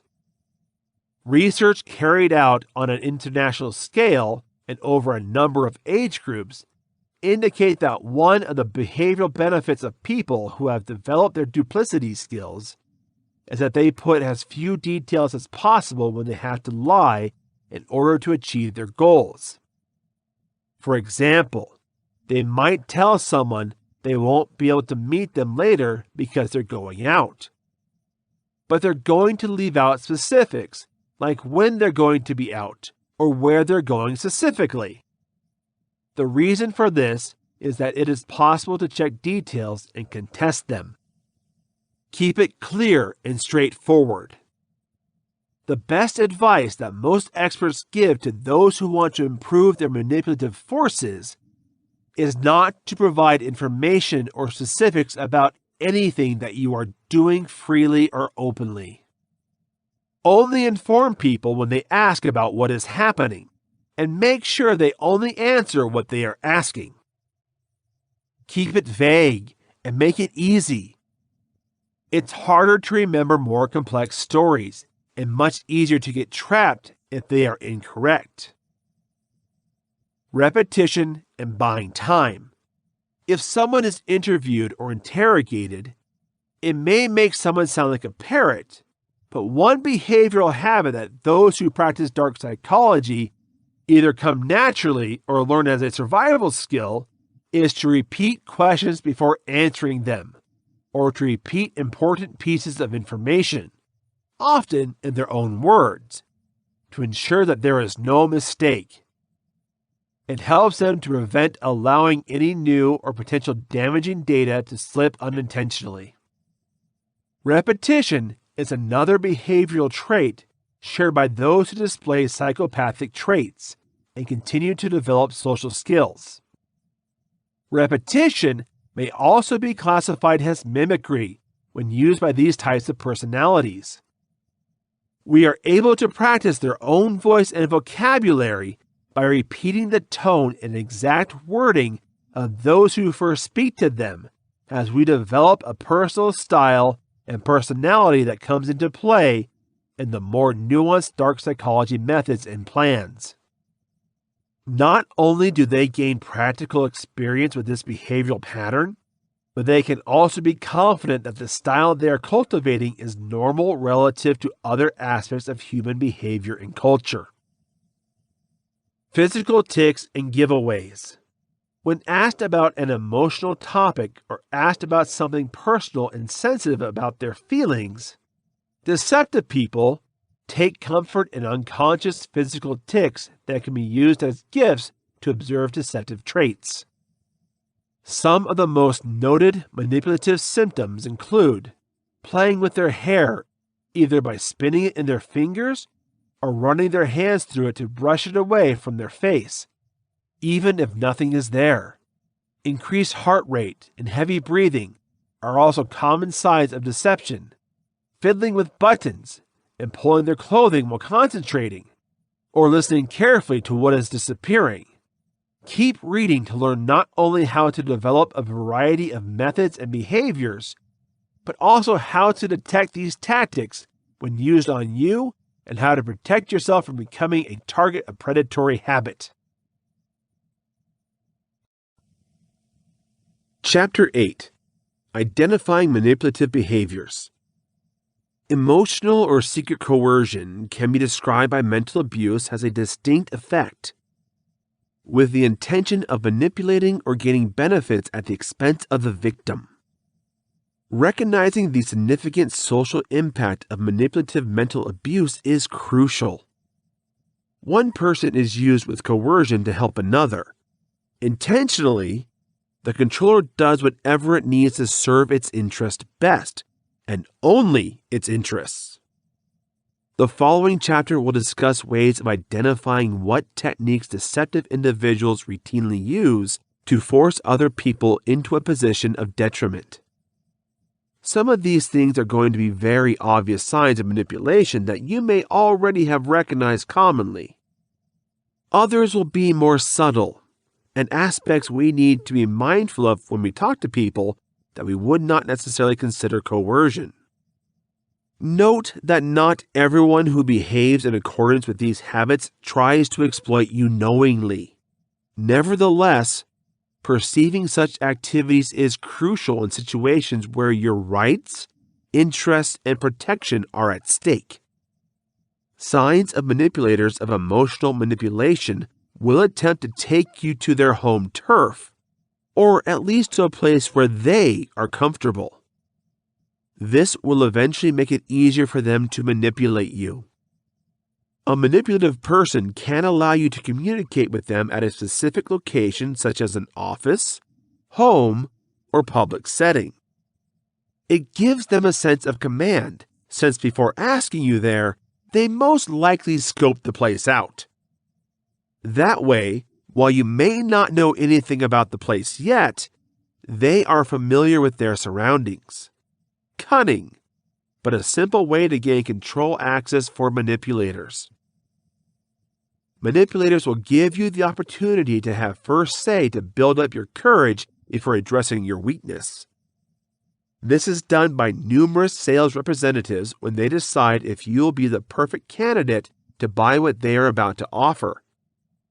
We create a benchmark on your logic and behavior by asking general questions and evaluating them, from which they can determine your strengths and deficiencies. This kind of concealed plan addressing can also occur in the work environment or with personal connections. Manipulators know how to twist the truth, and they're going to get away with it because they don't always think they're lying. They're finding a way to twist the truth so much that they believe it's 100% true. This can occur in the forms of deception, making argument, double dealing, censoring the injured person for causing their own abuse, distortion of reality, disclosure or retention of vital information, misrepresentation, modest portrayal of the facts, and seeing only the truth in their own narrative. Sometimes manipulators will overwhelm you by presenting you with a great deal of knowledge, sometimes in a confusing way. They exploit you by feeding yourself with false claims, measurements, and other information that you may not care about or investigate yourself. In deals or financial circumstances, in conversations at expert level, or social interactions, this can happen. The manipulator creates the perfect opportunity to snare you by assuming control over you. Some people use this system to have a sense of academic predominance. Manipulators also find ways to formally overwhelm you, which means they are going to blame their decisions on rules or regulations and events that seem to be outside their control. Many people use administration, desk work, procedures, rules, consulting teams, and various forms of government to advance their strategy of trying to make you fall for their deception scheme. This method can also be used to postpone reality discovery, conceal imperfections and weaknesses, and sidestep examination. Your employer can make you work on a holiday and justify that he couldn't do something, even though he could have made the same change himself. This approach is like saying, "I would if I could," although the manipulator can definitely change the situation. A manipulator often raises his voice and displays negative emotions. This can be a powerful control device. If they complain loudly enough or express negative feelings that are out of proportion to a situation, most reasonable people would succumb to their threats and give them what they need, if not for a better reason, to maintain peace. The strong voice is usually accompanied by solid nonverbal communication, such as standing movements or energized motions to enhance conflict.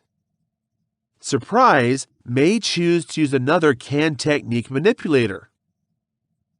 We may use an outrageous statement when telling a story, such as, "You'll never believe what the other person has done to me." They also use incredible assertions such as, "I was the only one doing any work today." These paint a surprising situation that can catch off guard the other person, more likely to fall for the increased truths that the manipulator shares.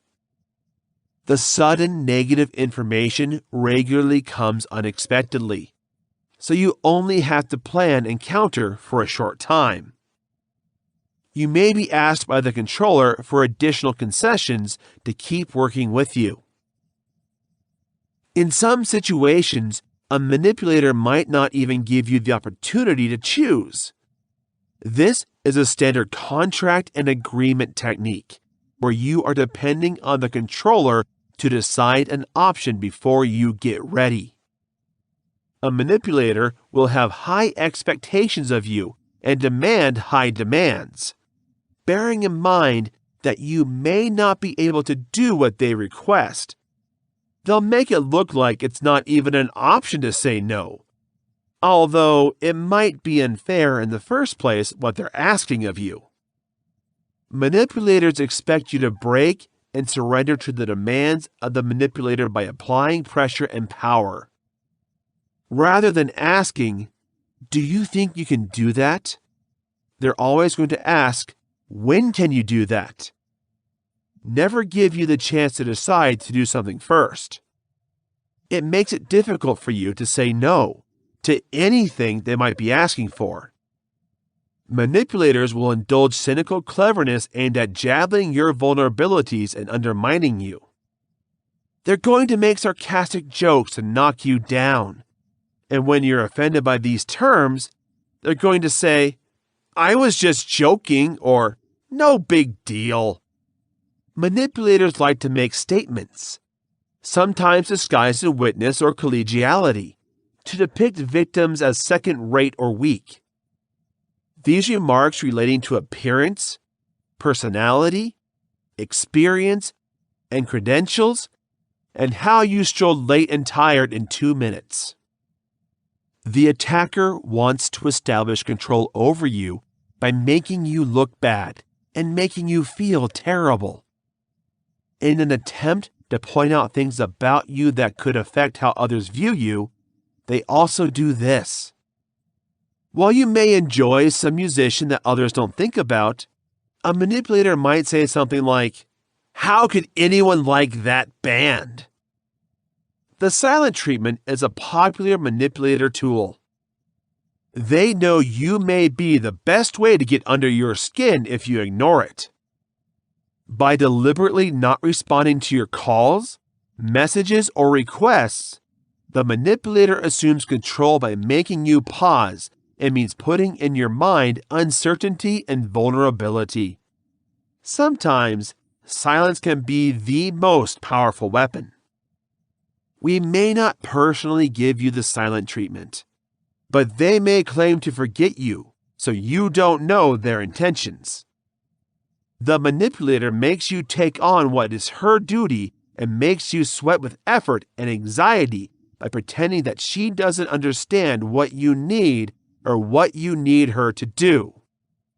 Kids use this technique to postpone assignments, delay demands on them, and force grown-ups to do what the child would not like to do for them.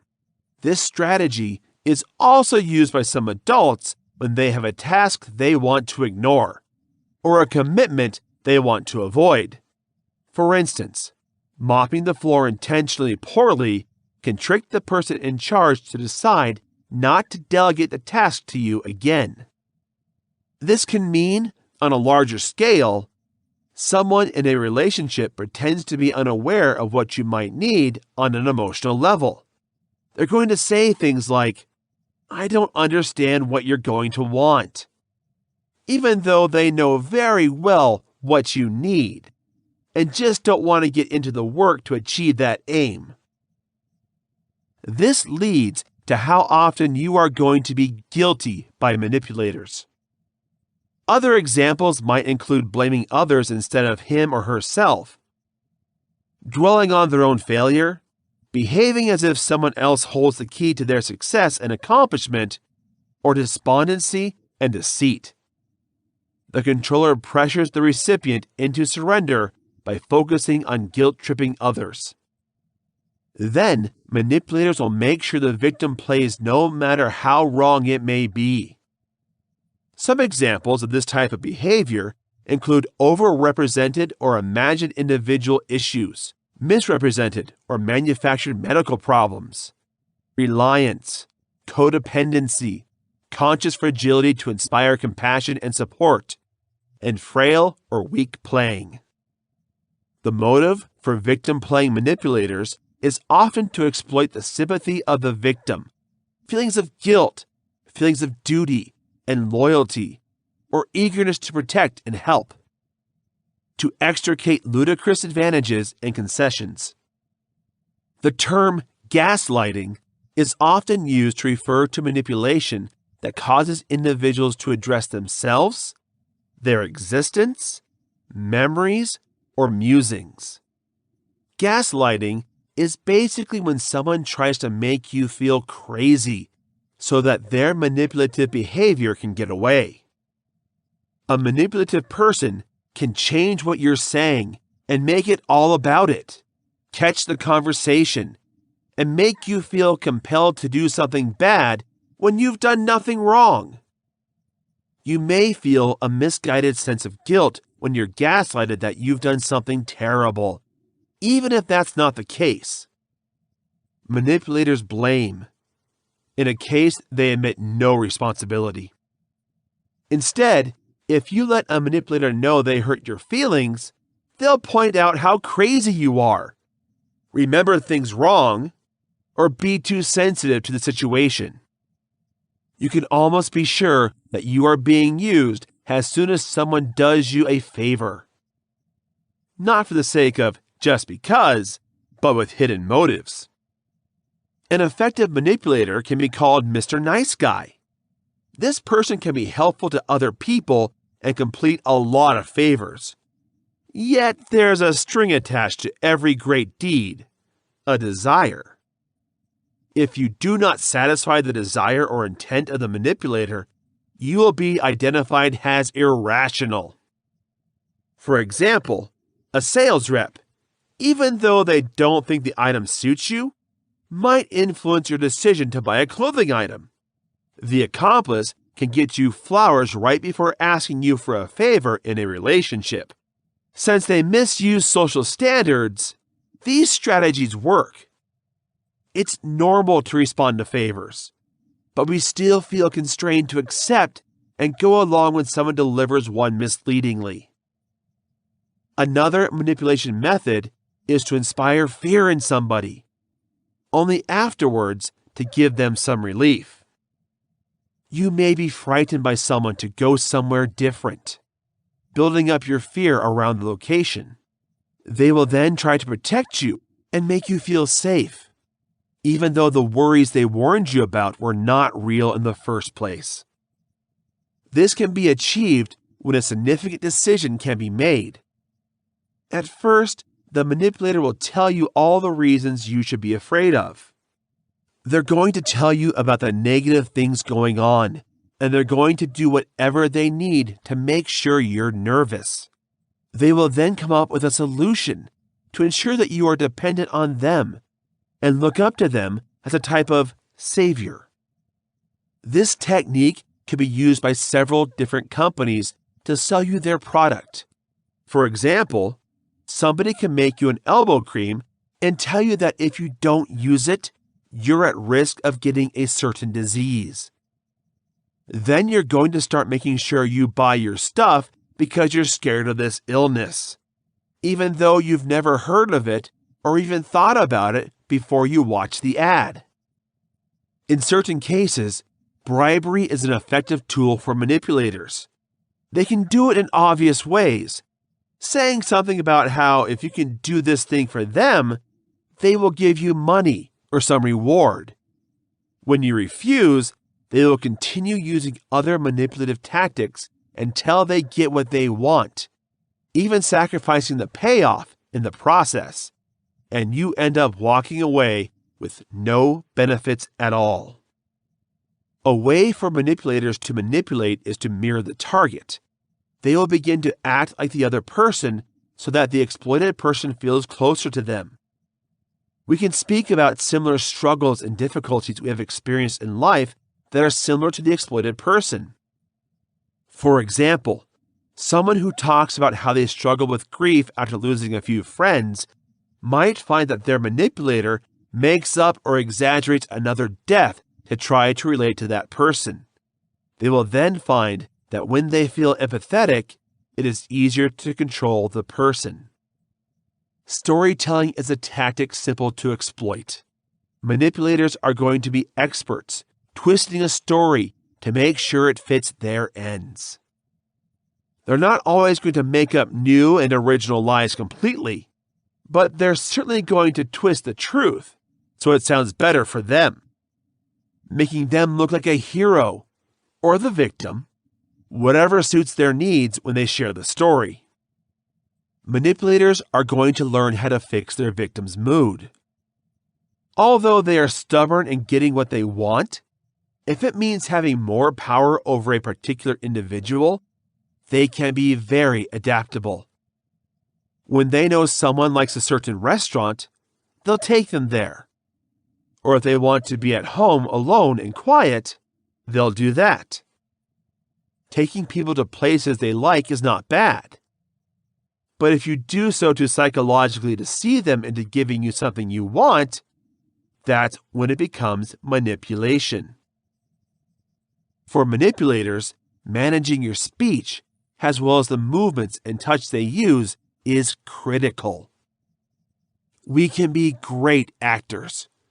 At the drop of a hat, we can change their voice and movements. We all have different moods that may cause us to act differently depending on the situation.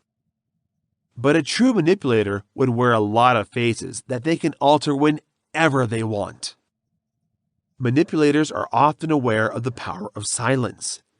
Even though they may have countless tricks and strategies they can use on other people, they will still know at the end of the day that sometimes being quiet can be the most powerful thing to do. Less common manipulation tactics. Holding a deliberate look will make people feel like they are being listened to honestly. Manipulative people will make excellent eye contact and even take it a step further and improve their eye contact with a committed and invested facial expression. Check limits are regularly given to a mesmerizing look. In order to examine how you react, manipulators can do or say something awkward just before or after the mesmerizing look. The look may be like passion or attraction. If the hypnotic look of someone makes you feel off or at any range, it's best to get up and take a break from the situation you're in. When things get overwhelming, test your feelings and consider your character and beliefs. Manipulators don't know about the body language of other men, but without much warning, they can cross boundaries. In general, individuals that cross boundaries have a specific appeal to them. Manipulative people will try to break the rules in humble and sometimes playful ways. For example, they might step on the sidewalk in front of you just to see if you're going to allow it. Manipulative people can raise you out of the ground in the midst of embraces to find ways to attack your personal space. Generally speaking, narcissists and manipulative people are closer to others than other people do. They use intrusion into space to threaten, exhibit control, test limits, and tempt. Manipulative people love to use this strategy to foster control over you and to motivate you to cede to their decisions or demands. Sometimes without hesitation, a manipulator could share secrets with you. They're going to do this as a ploy to keep you interested in them and to make them look more available, relatable, and reliable. You may also do this because they want you to reciprocate and share secrets they can use against you. Instead, in the future, once you approach the manipulator of the deception, the manipulator may deny that you have ever said anything, making you feel insane and defeated. Manipulative people know how to make their victims talk nice.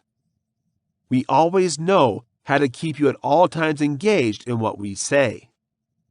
Manipulative people, as well as narcissists, are narrative spinners. It seems to be hard to stop them when they get started on anything. By how often they trust you, manipulative personalities can make you feel special. You may feel like you've done something wrong when they stop disclosing stuff to you and will do your best to get back into their great graces.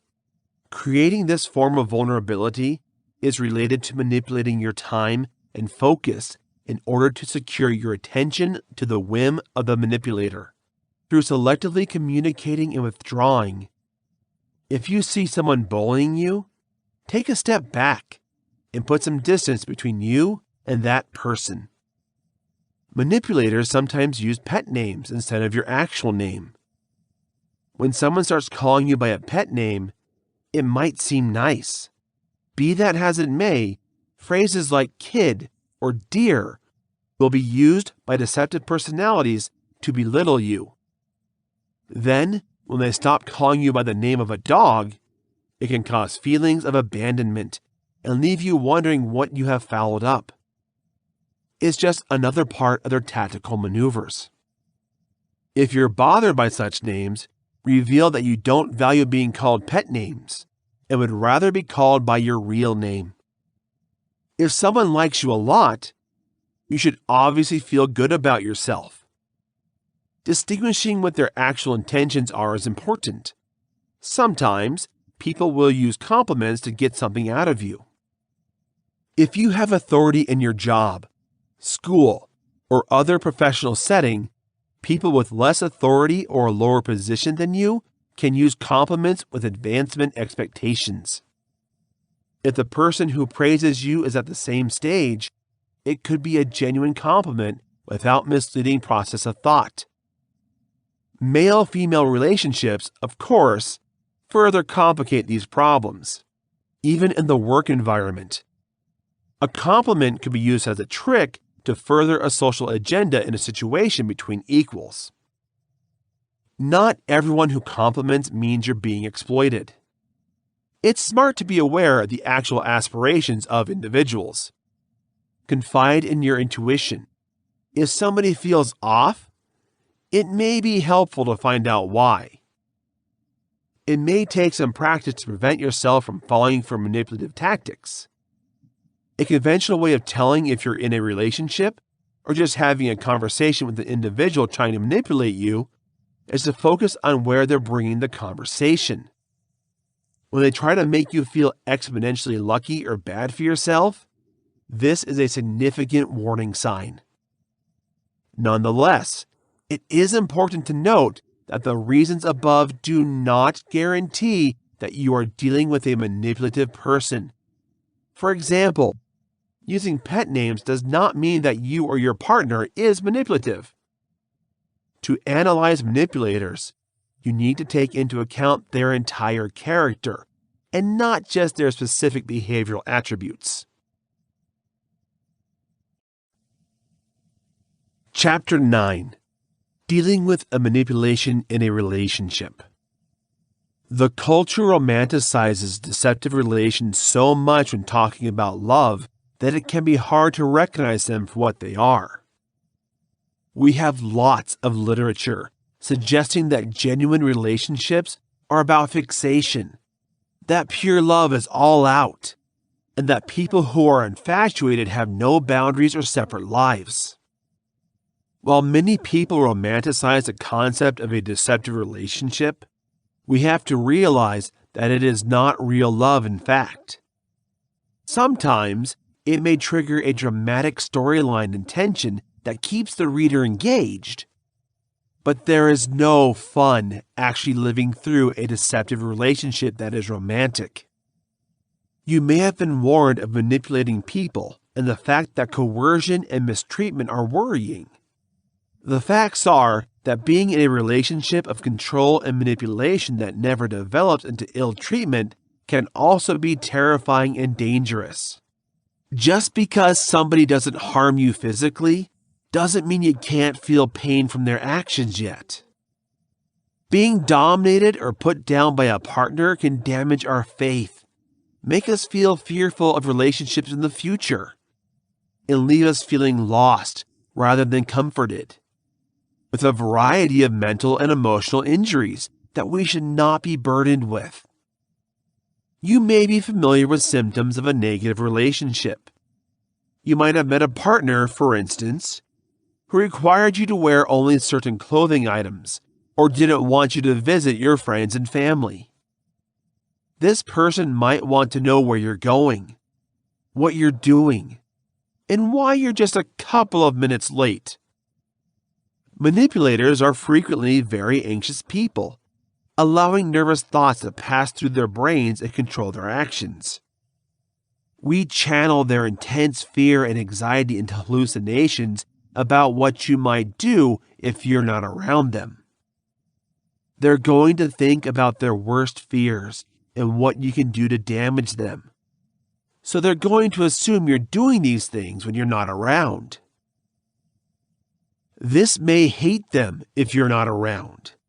Sometimes it may seem flattering to have someone so concerned about you. You might think, it's so sweet that they always want to know where I am and I'm safe. But it's not their intention when someone is going to take great steps to control you. Unfortunately, they're not concerned about your well-being.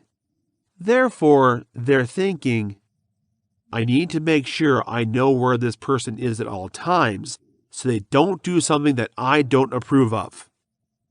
Your presence is actually their assurance that you're not meeting their worst fears about the bad things that you're doing to them when you're not both of you together.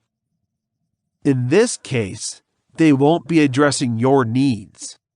The manipulator behaves only to serve the interests of his own. A manipulator will never tell you that, but will only be worried with improving the way they look to you. They're always going to use this technique to make sure you feel guilty. They would make you feel guilty if you don't respond for 20 minutes. instead of admitting that it's totally acceptable for a person to not always write back immediately. We would view you as if you did something wrong or disrespectful to them, without considering the fact that at the time you are actually not around your phone or too busy to answer first. Marriage should feel better, not confining, scary, or distressing, and having an accomplice will make you happier, not more sorrowful. There will definitely be hard times in life. Your mate may not be understood, and they may not understand you. On the way to making you stronger, these challenges should be pure obstacles. There shouldn't be a healthy relationship that continuously drains you and tears you down, making you feel constantly exhausted.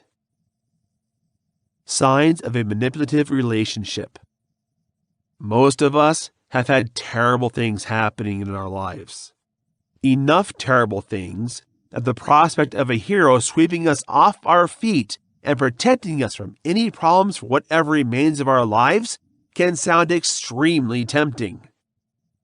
For this reason, we are sometimes looking in the wrong places for security, empathy, and care. Reconsider whether the support thoughts of your partner include stopping you from making your own decisions and living your own life. A partner who secures you by assuming responsibility for your maxed out accounts, or perhaps speaking to a partner you've been struggling with, doesn't pay special attention to you. They're trying to make you have no choice but to put all your faith in them and no one else. A true partner knows they can't protect you and what it holds from everyday life. They can just support when you need them.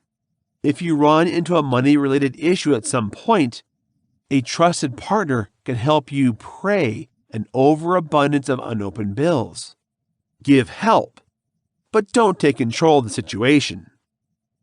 They won't take your passwords or insist that only a small amount of money per month be allowed until you have paid off all of your current debt. A true partner is going to offer help yet realize you need to manage your own problems. One common manipulative technique of a relationship is to make us feel guilty when we see friends and family members. If we imagine someone trying to cut off their partner from their emotionally supportive network, we envision something similar to a contemptible husband in a movie made for TV that threatens his better half that she will never talk to her closest friend again. Nevertheless, deceptive spouses can also inconspicuously isolate you from your support network. A shrewdly manipulative person will not outwardly discourage you from seeing your family because it could be an obvious sign that you should be running in the opposite direction. We will make the coercion more subtle, rather than slowly dragging you out of your life, rather than an outright ban. If your partner can convince you to apologize for an action that you know you have not done wrongly and that you are doing, your manipulative partner will realize that he or she can force you to do whatever they want you to do. Each time you go out with your buddies, your partner can sulk until you blow off other friends just to save the tension. Perhaps your partner will make negative remarks about your loved ones until you begin to believe that the thoughts they have about these people are valid. You may even have a hobby or an event you enjoy trying to get your manipulator to stop doing it. They'll make sure that you know that your interest is idiotic and will ridicule you until you give it up. The scrutiny of a controlling partner may not always appear as such. It can be framed in a reasonable and rational way, implying that your partner is just trying to help you. They might even tell you they're really trying to help you. At school, they will research your decisions. Some of their sentences may include, "Why do you choose to use it for your presentation? You're not thinking about what the boss will think." There are going to be questions about your spending habits and how you're going to buy things with questions like, "Did you really have to buy another shirt?" Manipulators are going to spin their words. So it's not clear that the choices you make are wrong, but a seed of doubt and insecurity is being planted. All partners, however, examine each other periodically. Our loved ones are still supposed to look for us. And sometimes we need others to help us make choices or point out bad habits. Remember to always test this person's true purpose and find out why they'd really want you to change your actions. Sometimes a manipulator may ask for access to your personal belongings in a relationship, but they will not grant you the same rights. We may know all your secrets, but we rarely trust you. They're not just less likely to share, and they're definitely not helping you. This type of behavior demonstrates that the other person dominates. Your partner does not reserve the right of searching your emails or texts or asking for your passwords because they say they are concerned that you may be cheating. There is a distinction between having insider facts and having a healthy independence from your partner. And when you're in a relationship with someone, you don't have to surrender that. Every so often, sincere couples healing from a disaster would require the weakened spouse to view the messages of each other as a form of transparency. But if this isn't an agreement you've worked out directly with your partner, it's incorrect. By emotional influence, coercion is all about influencing the way someone else thinks and acts. This is veiled with emotion, or at least what appears to be a sort of empathy. Most of the time, this is a calculated attempt by the manipulator concerned to relate to the victim. It is essential that we recognize the impact it has had on us in order to completely overcome this manipulation. If you want a healthy relationship with someone, it's crucial that we look at all the ways we've been affected by their relationship. It may be the first sign that there is a manipulative relationship if the impact is negative. Most manipulative people have 4 standard attributes. They know the weaknesses. They use your vulnerabilities against you. They persuade you to surrender something of yourself in order to serve them through their quick plots. If a controller triumphs in manipulating you, he is likely to repeat the crime until the mistreatment is stopped. They're going to have a lot of different reasons for keeping you around and controlling you. One might just be because a past relationship damages them. We may have confidence issues that have made it difficult for them to be transparent and consider other partners.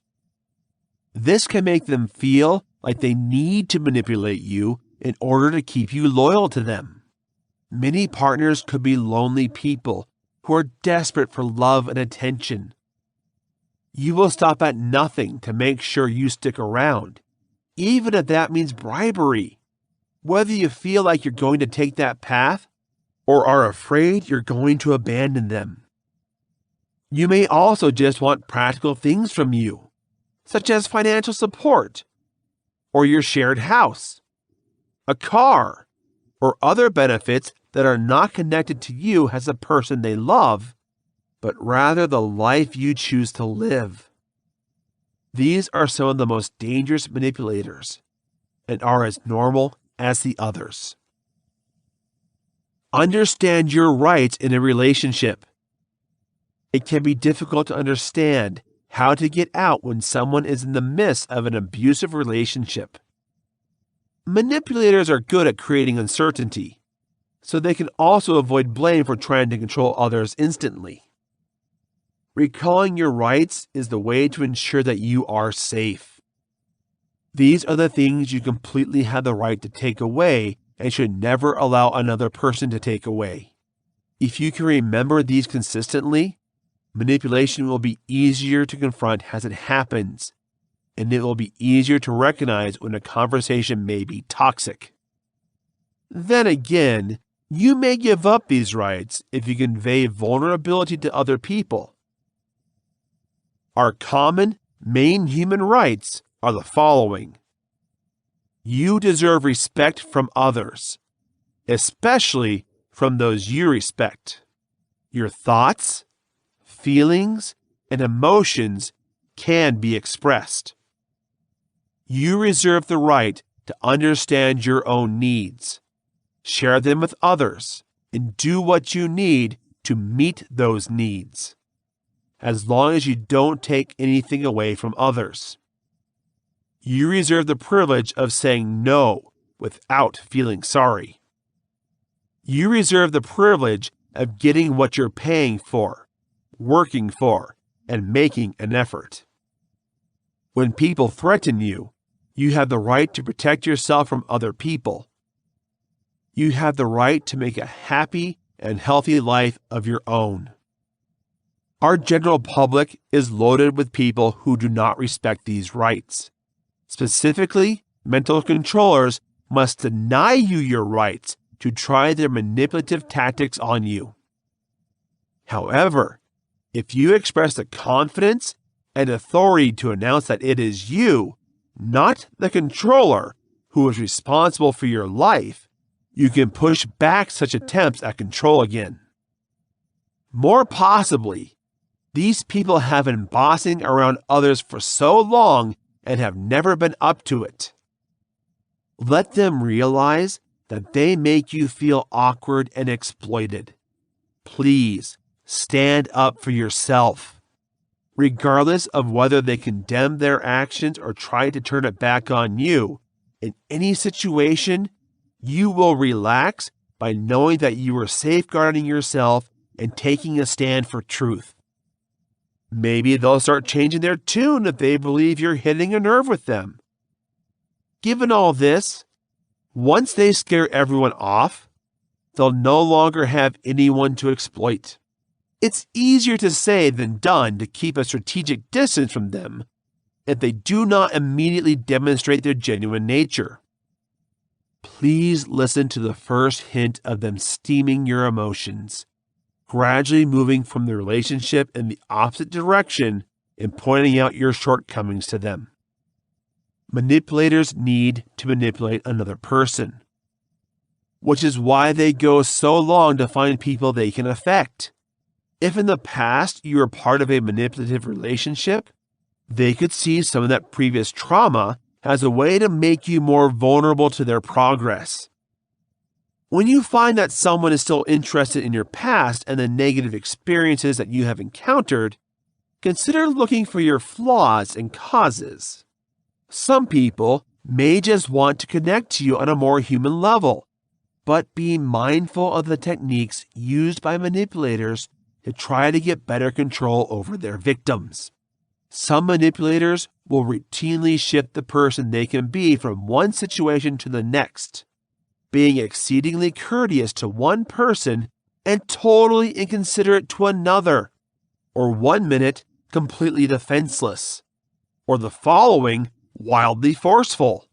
When you frequently see this type of behavior from a person, keep a healthy distance and refrain from engaging with the individual except for the most urgent needs. Whatever the demand, there are some manipulators who will try to use the time pressure and force you to make quick decisions so you don't really have a chance to really consider what they're asking for. Talk about using time to promote your well-being and detach yourself from this coercive hold on such occasions, rather than responding to the query of the controller immediately and making a simple statement like, "I'll consider it." You will exert control over the situation. Think about how incredible these few sentences can sound to a manipulator. You did not commit to their demands, but neither do you deny them. That gives a manipulator the sense that, although you know otherwise, they already have power over you. Take the time you need to assess a circumstance's advantages and disadvantages, and decide whether you need to devise a fairer game plan or taking control and put yourself in an ideal position. Your basic human rights include the privilege of defining your own desires, the privilege of saying no without shame, and the privilege of choosing what looks like a satisfying and healthy life. You can rehearse clear and assertive communication by practicing the act of saying no out loud, and then saying no to a manipulator. Doing so gently and immovably gives you a sense of self-control while holding the relationship's door open. A manipulator turns into a jerk of dominance when someone else is scared or damaged by the individual in question. Nothing can help to expose the motivations and emotions of a true manipulator more than when they are forced to examine themselves and look deeply into how they handle others. The most important thing to remember about ruthless jerks is that they appear to level out the people who seem likely to succumb to coercion. And if you remain confident, you're not going to fall as high on the prospect list of a manipulator as others may. Numerous harassers, however, are defeatists on the inside. The domineering bully will routinely retreat at the point where their victims start to demonstrate the power to stand up for themselves. This applies in both social and school situations and in terms of office. Research shows, on a humane level, that many harassers were themselves survivors of violence. Nonetheless, it should in no way justify abusive behavior. Understanding that harassers have been victimized can encourage you to think in a more empathetic way about the dominant jerk. Yet note that others shouldn't be hurting someone who is injured. Does that mean you're going to go and do the same to someone else after you've been manipulated? When facing attacks, make sure that you place your face on a brave face and stand your ground while other people are present to watch and stand with you when you need additional help. Don't be afraid to alert or contact available legal resources, law enforcement, and medical professionals in case of physical, emotional, or mental mistreatment. Getting an entourage with you, or even a police officer, may seem dramatic when doing something like picking up old things from the home of an ex-manipulator or meeting them. Nevertheless, preserving yourself is always worthwhile. Although we can predict some of the manipulator's thinking patterns, in any given situation, we can never really know how they will react. Don't give room for self-blame. Since the purpose of the abuser is to look for and exploit your vulnerabilities, it is understandable that you may feel inferior or even blame yourself for failing to comply with the motivations of the manipulator. Note that you are not the problem in these circumstances. You are being exploited to feel terrible for yourself, with the intention of surrendering your ability and rights. Think of your relationship with the controller and ask the following questions. Is this person considering my fundamental human rights? Is it rational, fair, and something I can do without harming myself what they ask me to do? Are they asking me for this because they can't or don't want to do it? Do both parties give in this relationship, or does it come only from one end? Do I like the person I'm when I'm with them? If they're around me, are they their best version?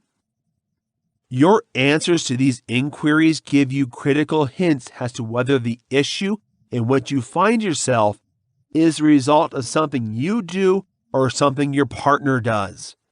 Putting a target on their back by asking questions is another thing you can do to defend yourself from manipulators.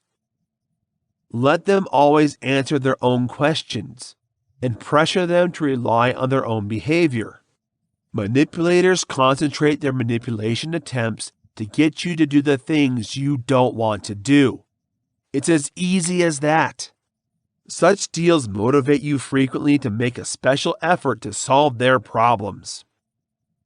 If they say or suggest something that sounds unfair, makes you uncomfortable, or is irrational, it is important to bring the focus back to the planner by asking a few questions to test if they are fully aware of their plan's imbalance.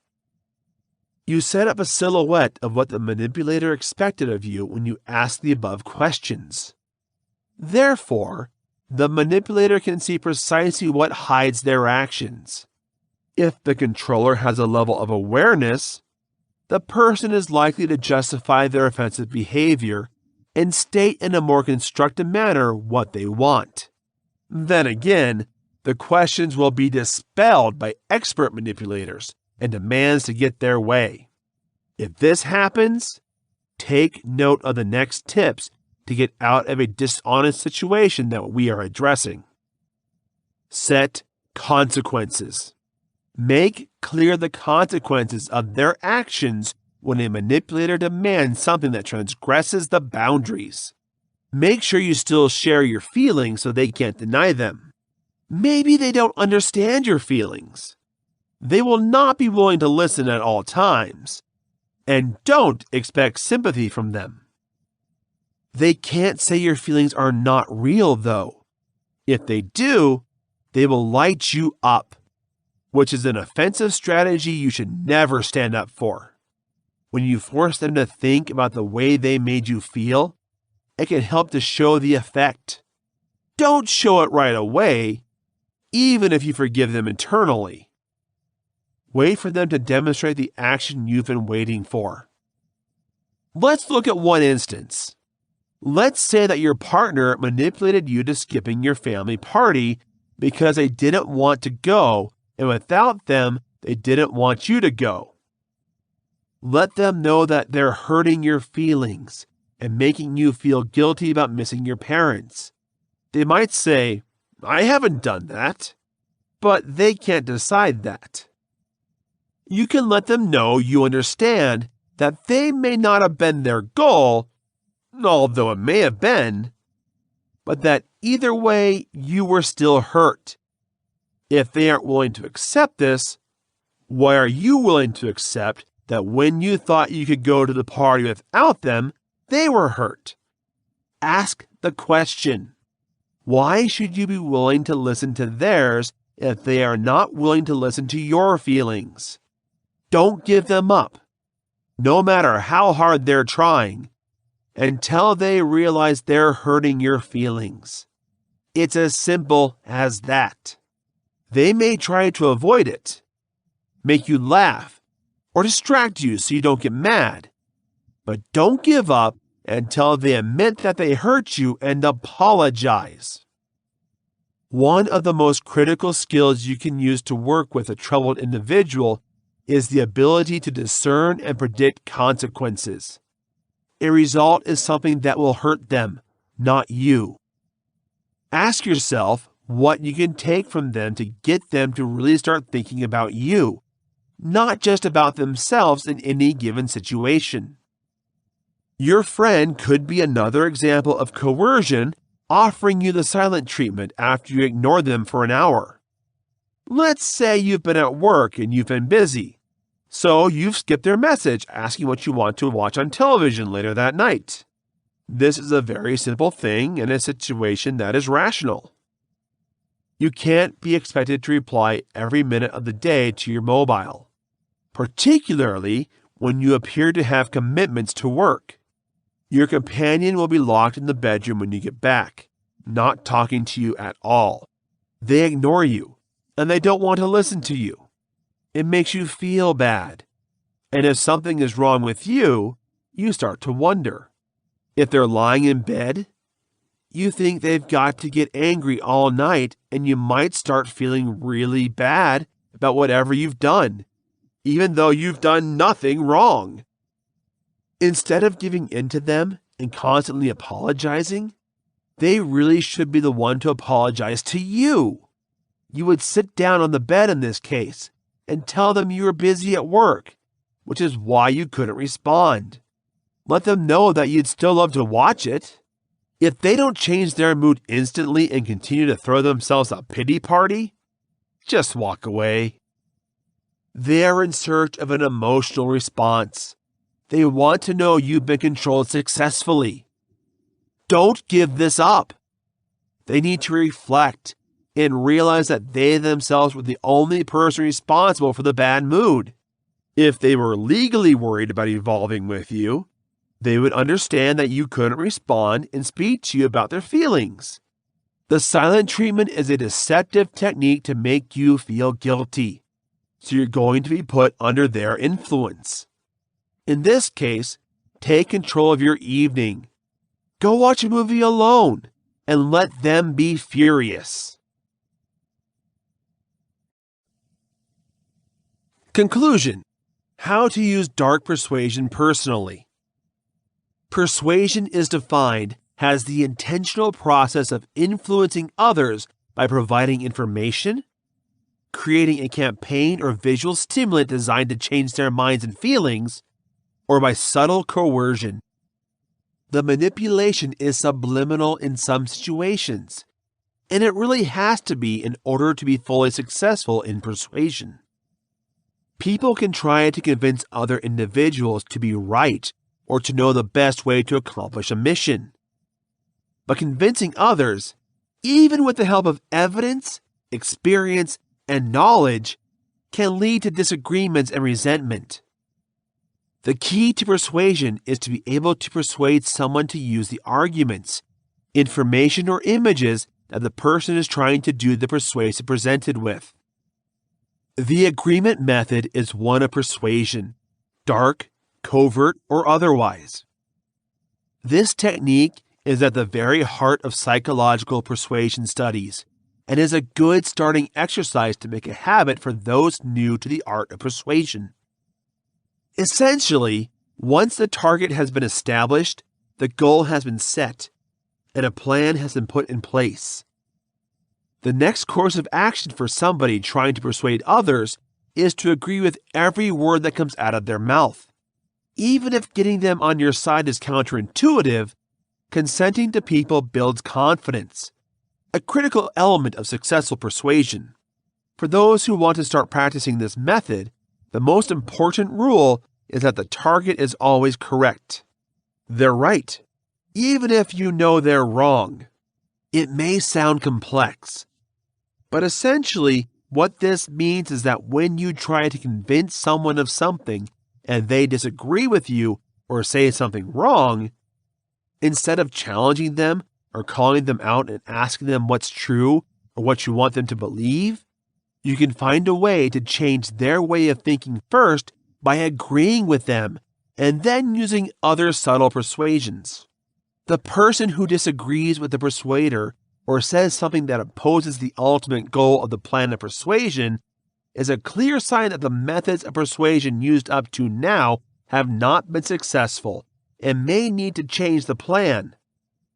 Having a mental toolbox filled with tactics of persuasion is good, even crucial, for those who use it or want to begin to practice it in their own lives. For those who practice persuasive behavior, technological developments are of particular interest. The main reasons for this is that we are still surrounded by software, bought for personal or professional use.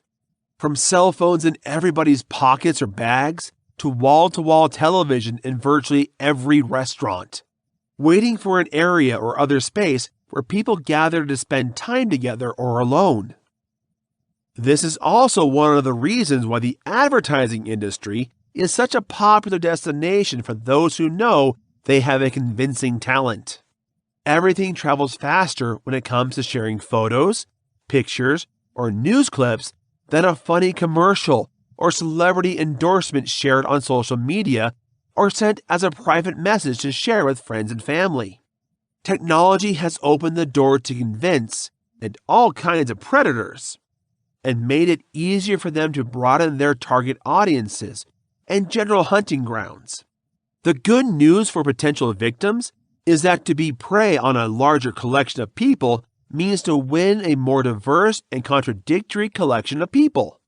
This means persuasive people are faced with new challenges, not in actually reaching people, as this has become one of the easiest parts of any dark psychological control method, thanks to constant internet access and mobile technology, but in fact, winning people over as one campaign or argument may not connect with others.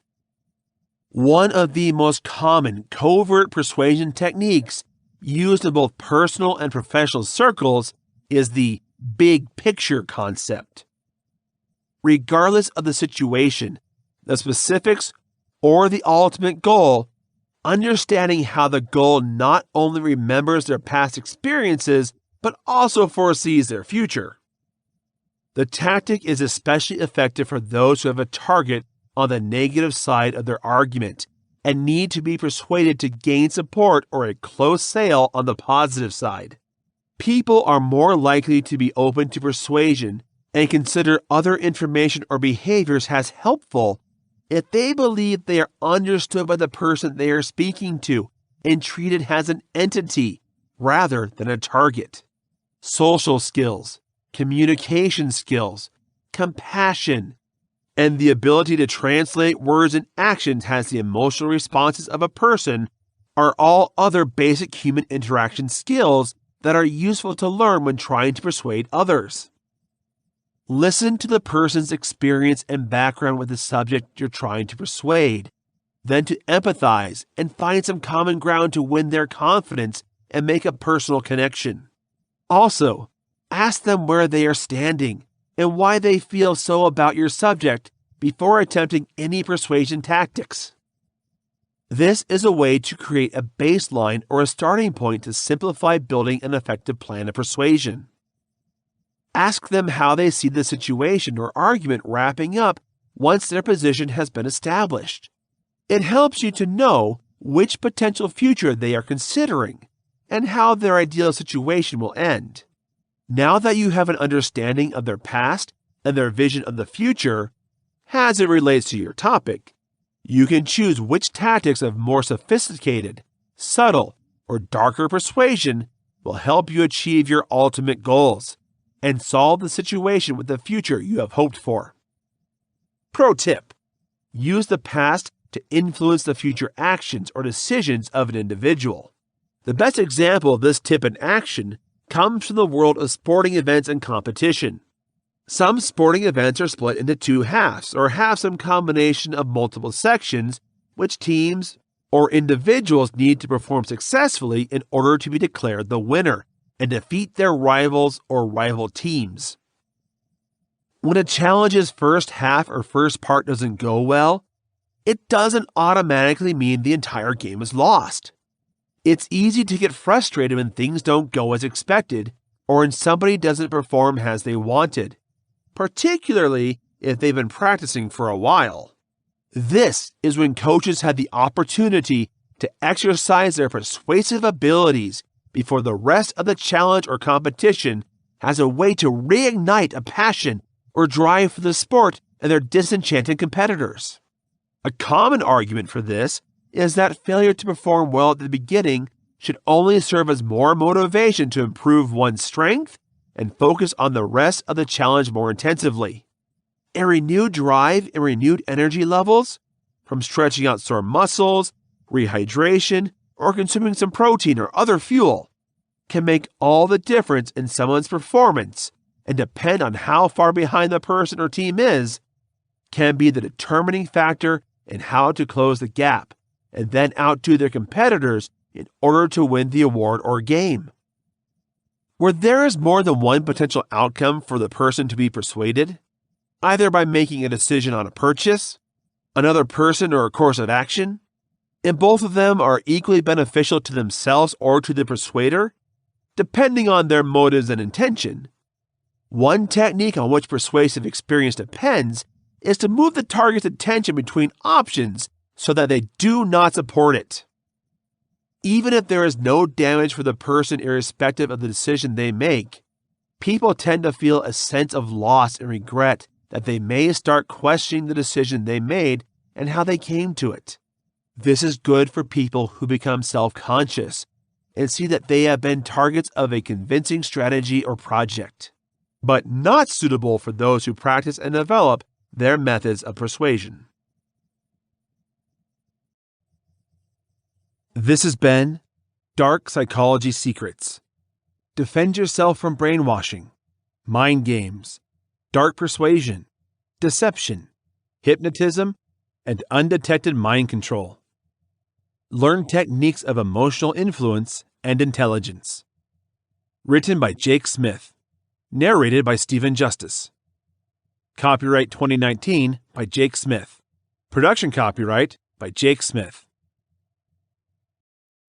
Manipulation and NLP techniques. Learn the art of persuasion, influence and deception. Understand emotional intelligence, social influence, hypnosis and seduction techniques. By Jake Smith. Narrated by Jason Spire.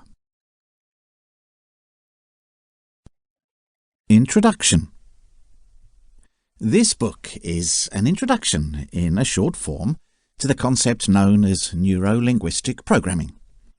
NLP is the science and art of excellence, based on the study of how top individuals achieve exceptional results in different areas.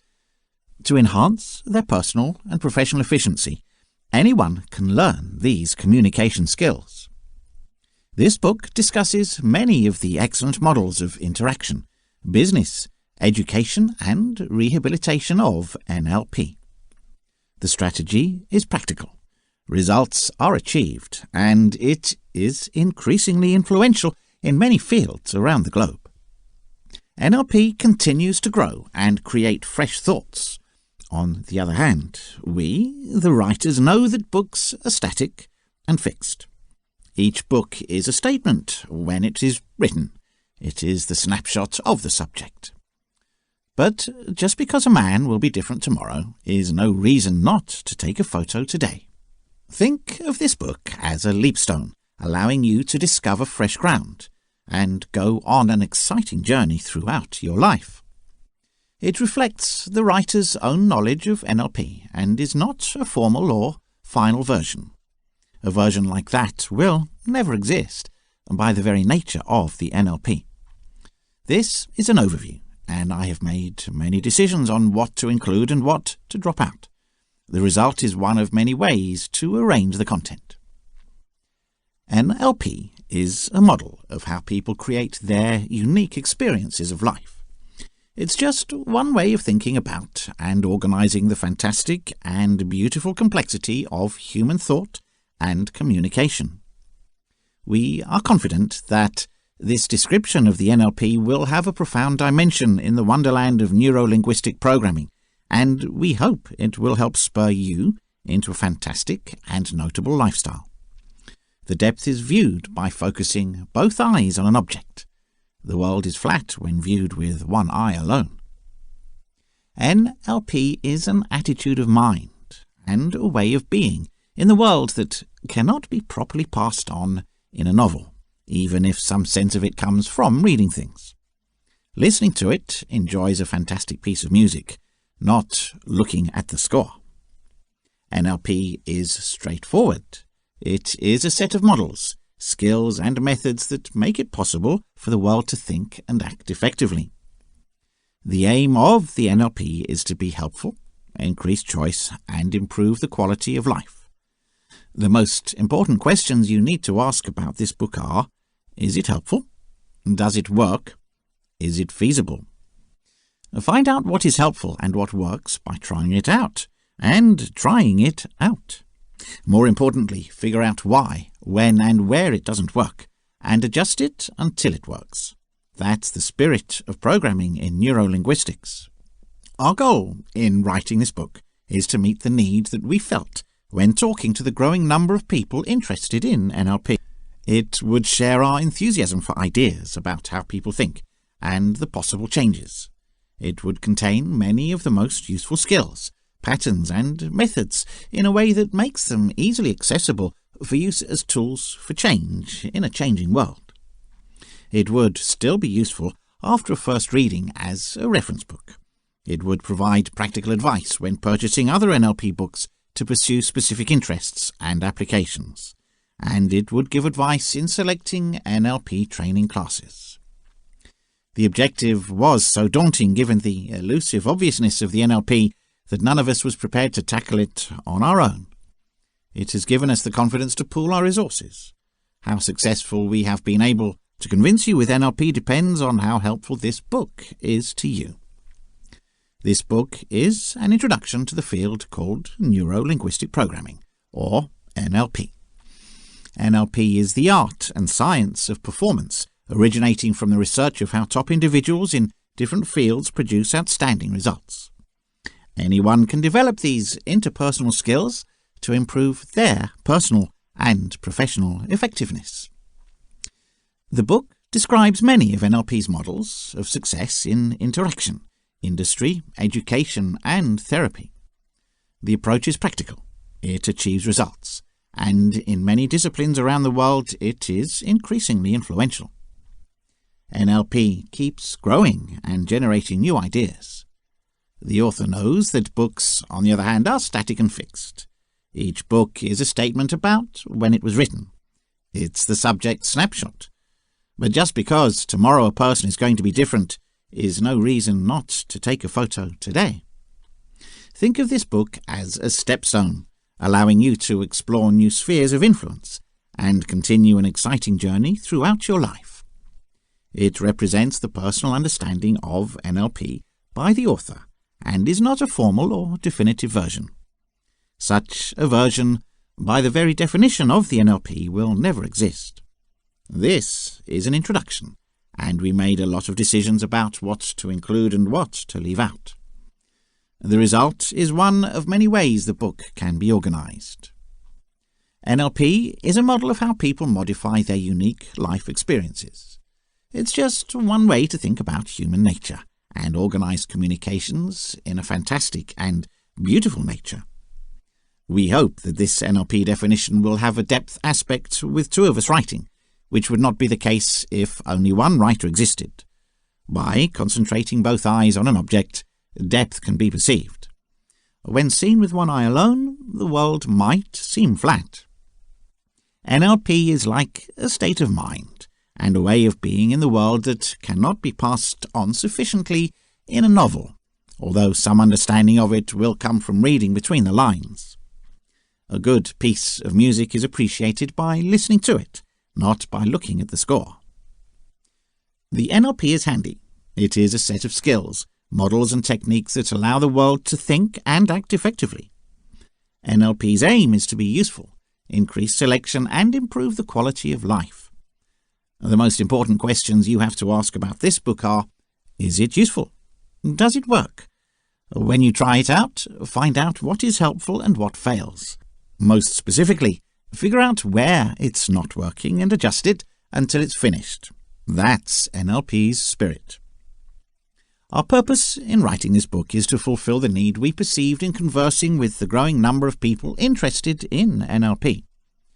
We set out to write a book to give a field overview. It would express our passion for the perspectives on how people think and the possible changes, in a way that makes them easily available for use as resources for change in a changing world. It would cover many of the most useful skills, patterns, and techniques. It would still be useful as a reference book after a first reading. It would provide realistic advice to pursue specific interests and needs when purchasing certain NLP books, and in selecting NLP training courses, it would offer guidance. Despite NLP's elusive obviousness, this goal was so overwhelming that none of us was prepared to tackle it on our own. It gave us the confidence to pool our resources. How far we've been good depends on how important this book is to you. In general, we would like to inspire you to explore further in the NLP sector and use these powerful ideas with integrity and respect for yourself and others to build more flexibility and fulfillment in your personal and professional life, as well as in others' lives. We originally planned a section of stories about how people were using it to explore NLP and their experiences.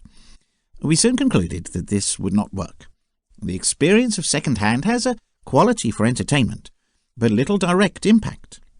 Alternatively, we encourage you to create your own chapter of exciting adventures with NLP in the spirit of NLP. It would be nice to get the edge on life and find a way to gain control over your emotions and out-of-control attitudes in a way that was easy, fun, and quickly yielded results. Is it a desirable thought? Neuro-language programming has proved to be a way to do just that. It's pain-free, drug-free, and for the performance you see, it takes very little effort. Unlike many quasi-therapeutic methods, psychologists developed NLP, which had a firm grasp of the importance of the technique of behavior modification. They simply developed a way to take it a step further and integrate the subconscious mind's help in pushing towards the adjustments needed to increase results speed. The book will tell you precisely what you need to do to identify the individual issues you need to fix and provide you with the necessary steps and processes to implement the change you need. The best part is that you can do everything you need to reprogram yourself. It will put you back in the driver's seat, feeling comfortable again. Neuro-language programming can help eliminate bad behaviors such as procrastination, cut the dependency chains, improve mood and emotional balance in general, stop the rides of the emotional roller coaster. Note the warning signs and psychological signals that contribute to behavioral problems. It only takes an open mind, a few minutes of spare time, and a commitment to change. It doesn't have to cost a fortune in finding a solution to the problems caused by bad behavior and lack of emotional control.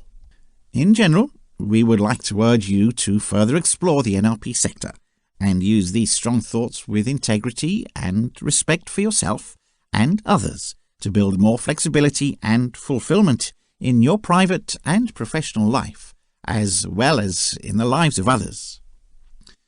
It would be nice to get the edge on life and find a way to gain control over your feelings and out-of-control behaviors in a way that was simple, pleasant, and yielded results quickly.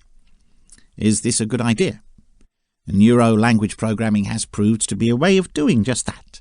It's pain-free, drug-free, and it takes very little effort to find out what you see. Psychologists who created NLP had a strong understanding of the meaning of the behavior modification method. Unlike many quasi-therapeutic techniques, they simply developed a way to take it a step further and integrate the assistance of the subconscious mind in moving towards the changes needed to boost the velocity of the results. Control is a contentious subject that different people approach in a variety of ways. For most people, it needs the ability to control their life and environment. When an individual feels like he is in command of a situation, he becomes less likely to experience feelings like panic and fear. These days, a brief journey through TV shows how many people feel out of control when it comes to behavioral and emotional issues. There are full reality shows dedicated to people with all kinds of addictions to chemical and alcohol, serial cheating, hoarding, and behavioral issues. There are also movies that try to combat serious emotional control problems with satire, such as Anger Management by Adam Sandler. There is obviously an injustice in society and a need for redemption, as so many people are out of control and do not know how to cope with this state of affairs. The problem is that for millions of people, these problems cause a lot of suffering. It can result to divorce, depression, and even suicide if a person is not in full control of his or her life. It's almost impossible to always be in command at all times, but even an 80% level of mental and behavioral control would seem like heaven to someone in that particular department who has a serious deficiency. There's no greater sense than being coordinated and in full control of everything that's going on in your life. This allows one to live in peace when faced with specific difficulties and breathe a sigh of relief. However, life is not as easy as this sounds, and in many instances one can lose control. Debt and bankruptcy may result from the inability to regulate expenditure. Not being able to dial down the rage could lead to arguments or combat and legal issues. Chemical addictions can lead to loss of employment and health problems. Uncontrolled habits and addictions can have many bad consequences that weigh down your life in ways that you would never know until it's too late.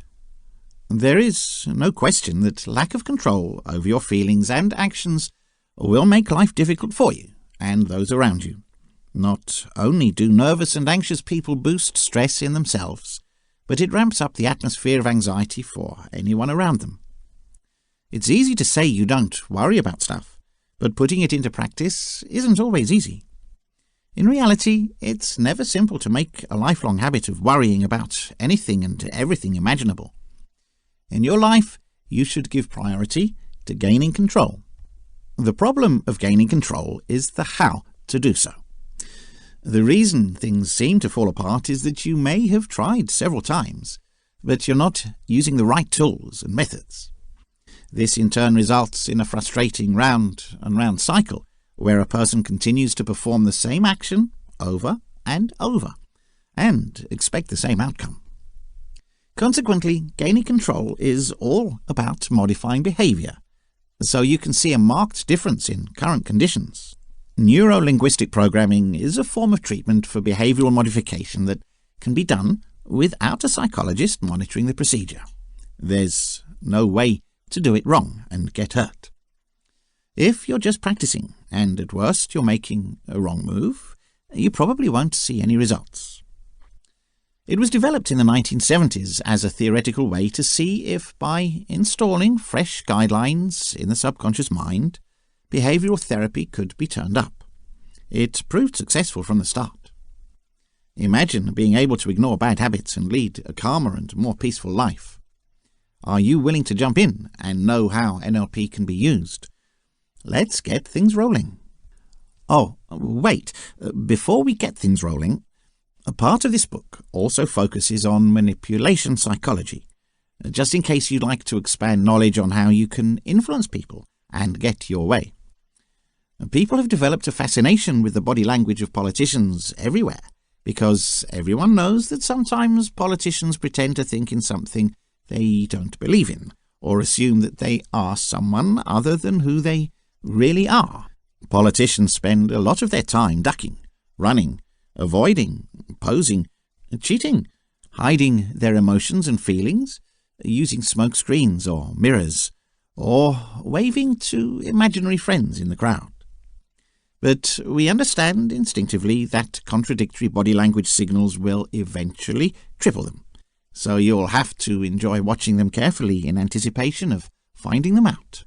Are you wondering how you can exploit, convince, or deceive other people to contribute effectively to your cause, vote for your political candidate, buy your products, or use your services? If the answer is yes, this book is for you. The reality is everything you have right now, and everything you'll ever have, comes from your relationships with others.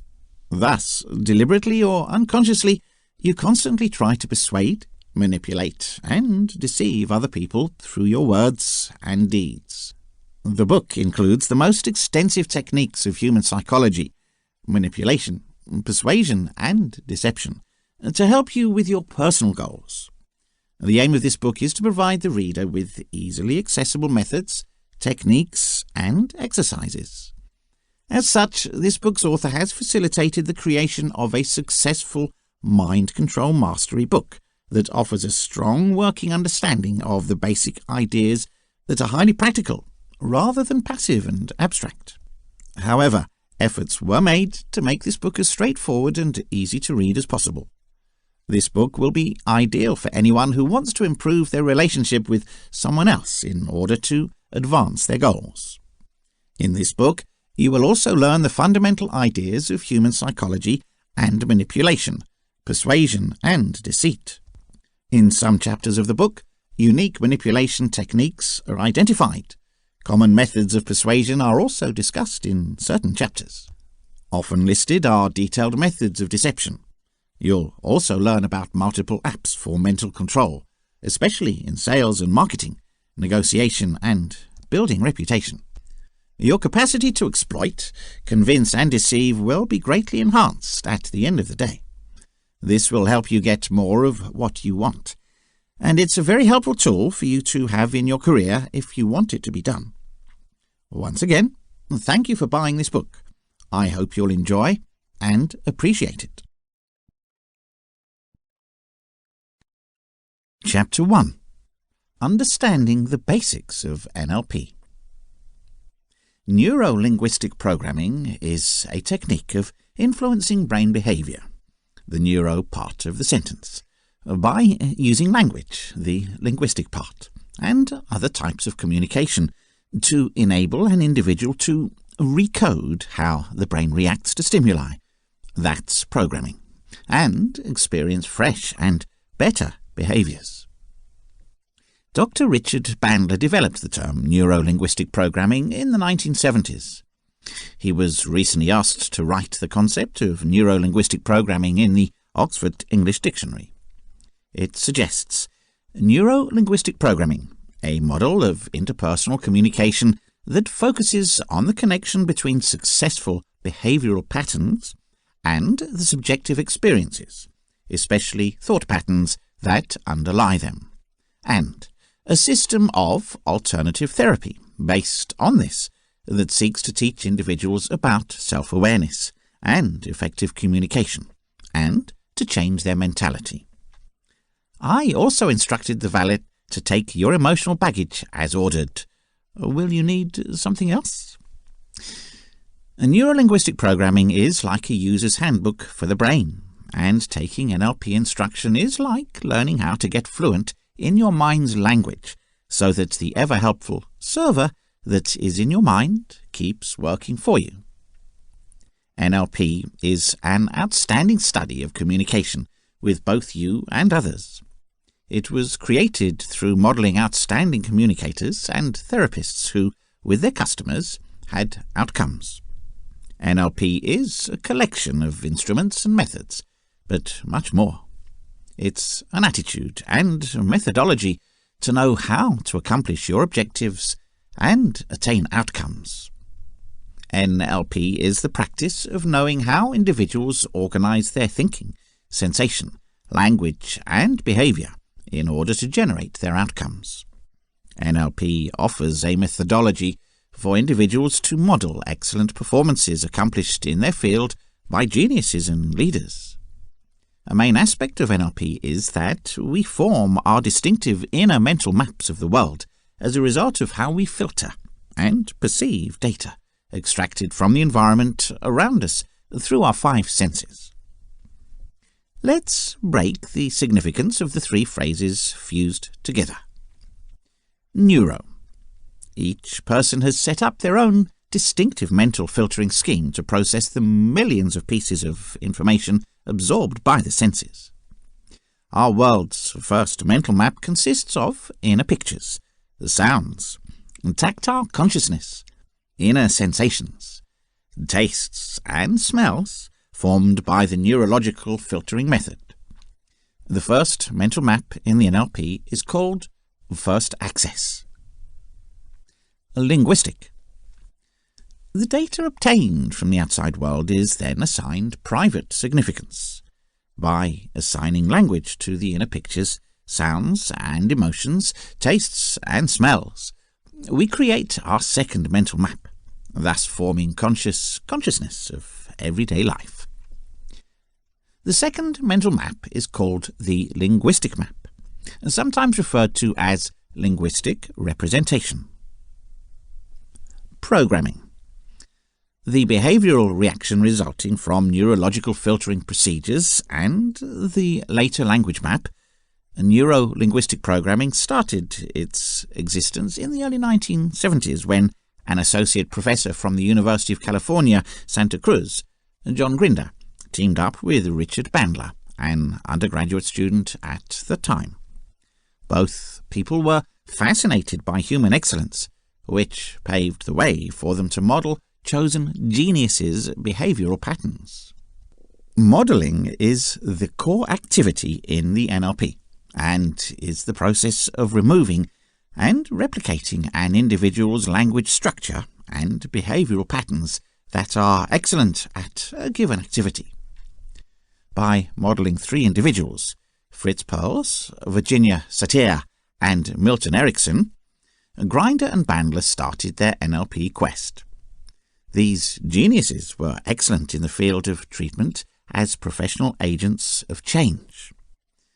From a view of unconscious excellence, all 3 geniuses, Perls, Satir and Erickson, conducted their tricks, The geniuses did not present a deliberate description of their behaviour to Grinder and Bandler.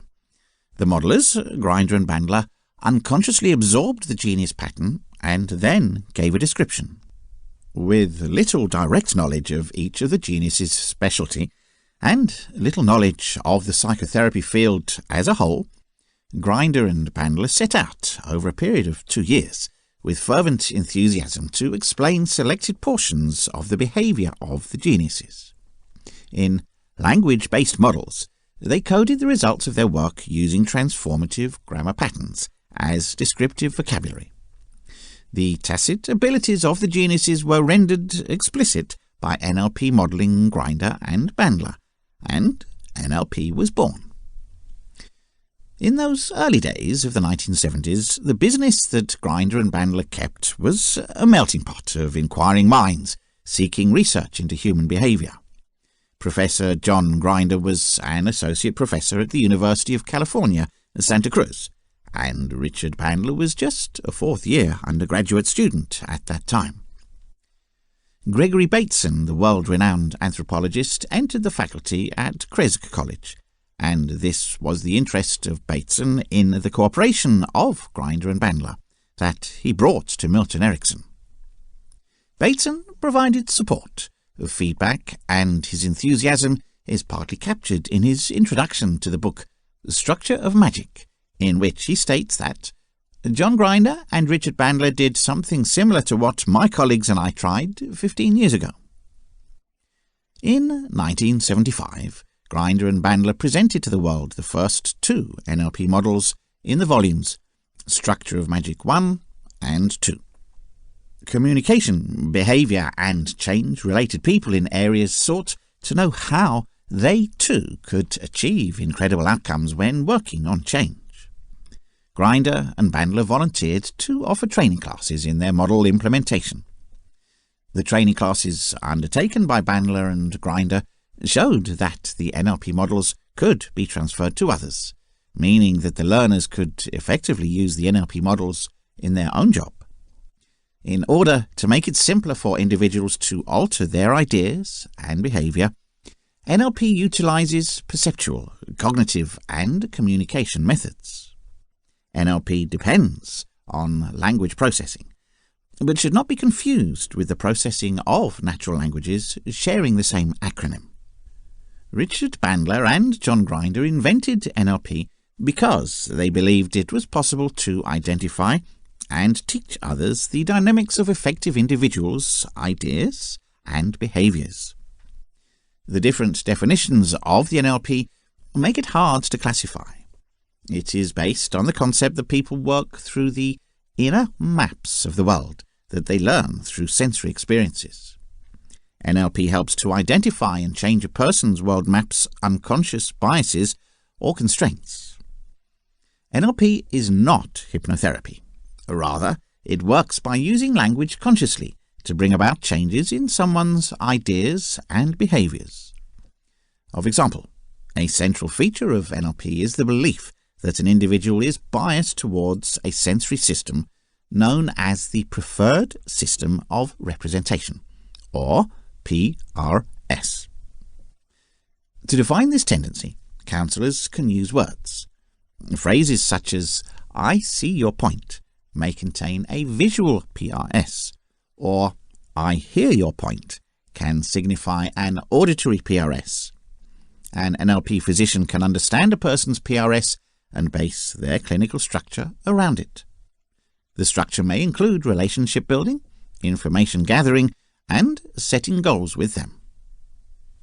NLP is used as a personal development tool by promoting qualities such as self-reflection, confidence, and interaction. Practitioners have applied NLP commercially to achieve job-oriented goals, such as increasing efficiency or progressing research. More broadly, NLP has been implemented as a treatment in psychological disorders such as phobias, depression, widespread anxiety disorders, or GAD, and post-traumatic stress disorder, or PTSD. NLP is the art and science of professional excellence. Art because everyone brings their own personality and style to what they do, and in words or techniques it can never be described. Science, because there is a mechanism and procedure for finding trends that are used to produce remarkable results in any area by exceptional individuals. This process is called modelling and patterns. The skills and techniques are increasingly being used in counselling, education and business for more effective communication, personal development and accelerated learning. Have you ever done anything so elegantly and efficiently that your breath was taken away? Have you ever been delighted with what you did and wondered how you did it? NLP teaches you how to recognize and model your own achievements so you can have a few more of those moments. It is a way of discovering and unveiling your own creativity, a way of making the most of yourself and others.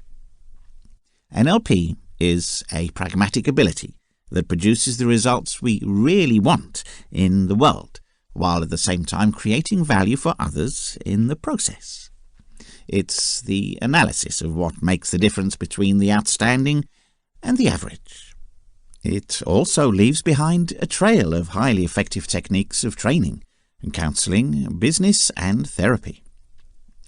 Used to identify patterns and move them on to others through excellent counsellors, they were not concerned with theories. They produced successful models of therapy that worked in practice and were taught. The three therapists that were modelled were very different personalities, but they used surprisingly similar underlying patterns. Bandler and Grinder took these trends, adjusted them, and created an excellent template for effective communication, personal improvement, increased learning, and, of course, further enjoyment of life.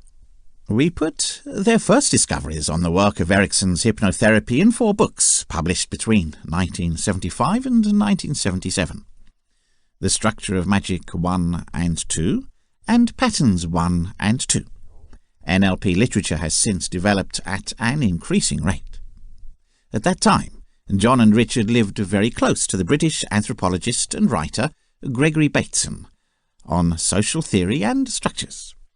Bateson himself wrote on many topics: biology, cybernetics, anthropology, and psychotherapy.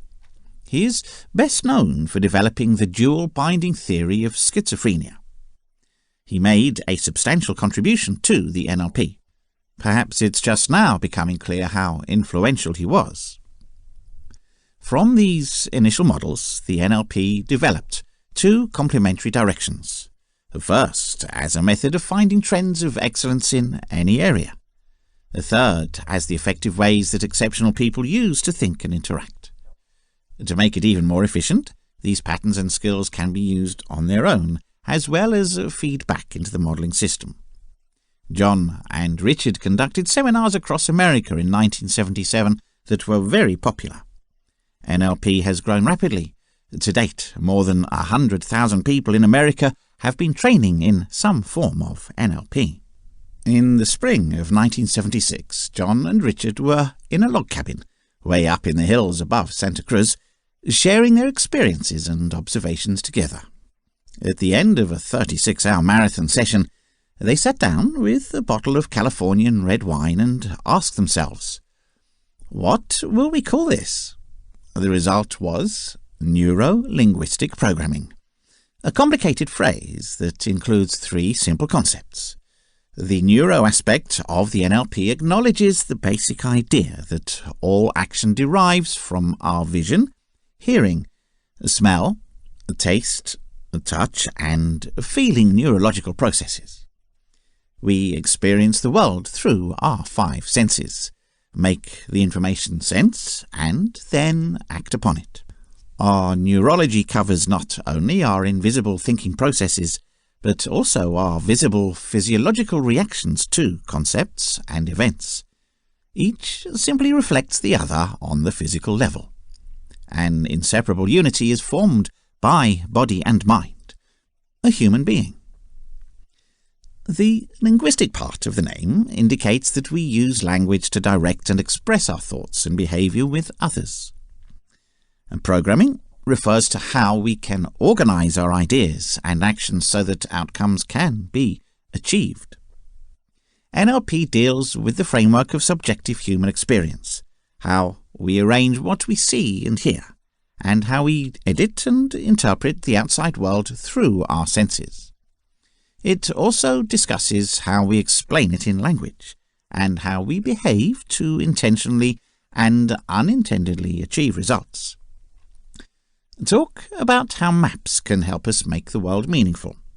Maps are selective, leave out and provide data, and are useful for exploring an impact sphere. Depending on what you see and where you want to go, the map you make. The map is not the described area. We deal with those facets of the planet that concern us and neglect others. The universe is always better than our feelings on it. The filters that we put on our perceptions define the type of world we live in. There's a story about a guy accosting Picasso, who asked him why he wasn't really drawing anything. It seemed confusing to Picasso. "I really don't know what you mean," he replied. The man created a photograph of his girlfriend. "Look," he said, "like that. That's exactly how it looks like my girlfriend." It looked suspicious to Picasso. "It's very small, isn't it? And it's a little flat." An artist, a lumberjack, and a botanist will have very different experiences walking through a wood, and they will notice very different stuff. If you're looking for excellence around the world, you're going to find excellence. If you go through the world in search of problems, you will find problems. Or, as the Arabic saying puts it, the presence of a piece of bread depends on whether or not you're hungry. Very limited views, desires and expectations can make the world bad, boring and dull. The same world can be vibrant and thrilling. The distinction is not the environment, but the filters which we view it with. We have a lot of natural, useful and necessary filters. For this, language is a filter. It is a map of our thoughts and experiences, another level removed from the real world. Think about what you mean by the word beauty for a while. There's no denying you've got memories and experiences, internal images, sounds and feelings that make the term meaningful. Likewise, someone else will have distinct memories and experiences and assume this word differently. Who is the right person? Each of you within your own reality. The word is not the experience it describes, yet people will fight and sometimes even die in the belief that the map is the territory. The values also serve as barriers, allowing us to act in some respects and to consider at the detriment of others certain issues. NLP provides a way of thinking about ourselves and the world. It's a filter itself. To use NLP, you don't need to change any of your beliefs or values, but just be curious and willing to experiment. Therefore, NLP is not scientifically claiming to be real. It's a model, and it's intended for models to be helpful. NLP has some very helpful basic ideas. We invite you to act and notice the distinction as if they were true. Through modifying your filters, you will change your world. Some basic NLP filters are often referred to as behavioral frames. These are ways of thinking about how you act. The first is an orientation of the outcome rather than a problem. This means finding out what you and others want, figuring out what resources you have, and using them to achieve your goal. The problems orientation is often referred to as the blame frame. This means analysing what's wrong in good detail. It implies asking questions like, why am I having this issue? How does it limit me? Whose fault is that? These kinds of issues do not generally lead to any useful place. Asking them will make you feel worse than you started, and will do nothing to solve the problem. The second frame is, as opposed to why, how to ask questions. How inquiries give you an idea of the structure of a problem. Why are questions likely to give you excuses and justifications without doing anything? The third frame is feedback versus failure. There is no failure, there are only results. They can be used as suggestions, constructive corrections, a good chance to learn something you haven't seen.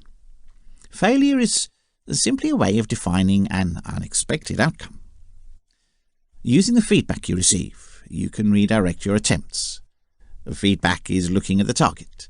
Failure is a dead end. Two very similar words, but they are two very distinct ways of thinking. The fourth element is to take possibilities rather than requirements into consideration. Again, this is a change of focus. Look at what you can do, what options are available instead of the limitations of a situation. Often the obstacles are less formidable than they appear. Finally, NLP takes an attitude of curiosity and fascination rather than making assumptions.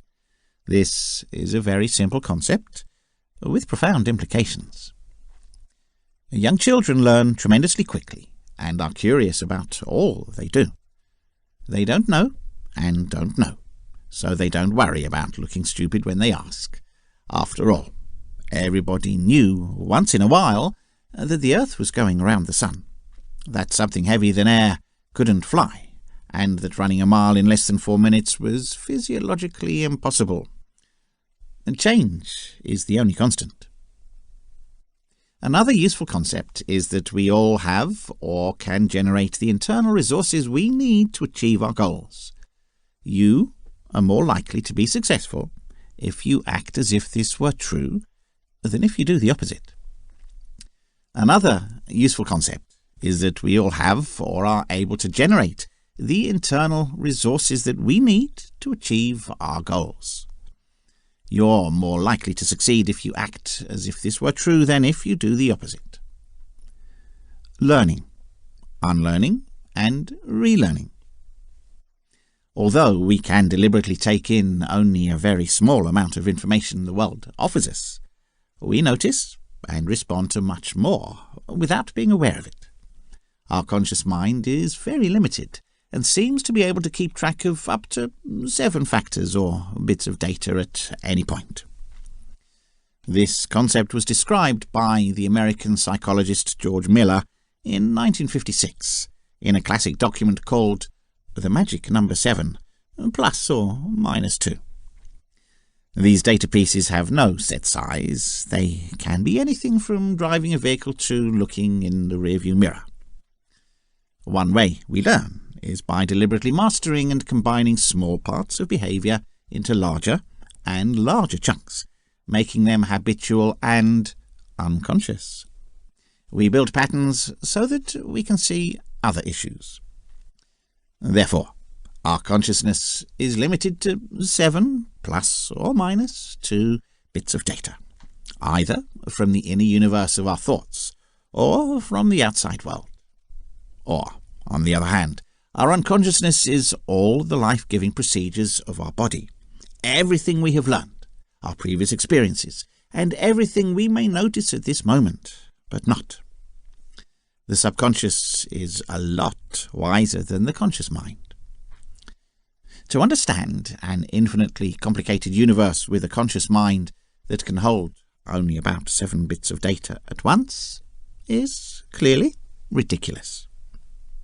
The concept of conscious and unconscious is centered on this model of how we learn. In the NLP, when there is awareness in the present moment, something is aware, as this phrase is right now. There's something unconscious in the present moment when there's no consciousness. You may have been unaware of the background noises you can hear until you hear this phrase. The memory of your first snow sight is almost certainly out of conscious perception. If you've ever helped a young kid learn how to ride a bike, you're going to know how unconscious that ability is in you. And the way your last meal is turned into hair and toenails is likely to remain forever unconscious. We live in a culture that thinks we're doing most of what we're doing deliberately. Yet, we do some of what we do instinctively, and what we do best. Traditionally, it's divided into 4 phases to learn a skill.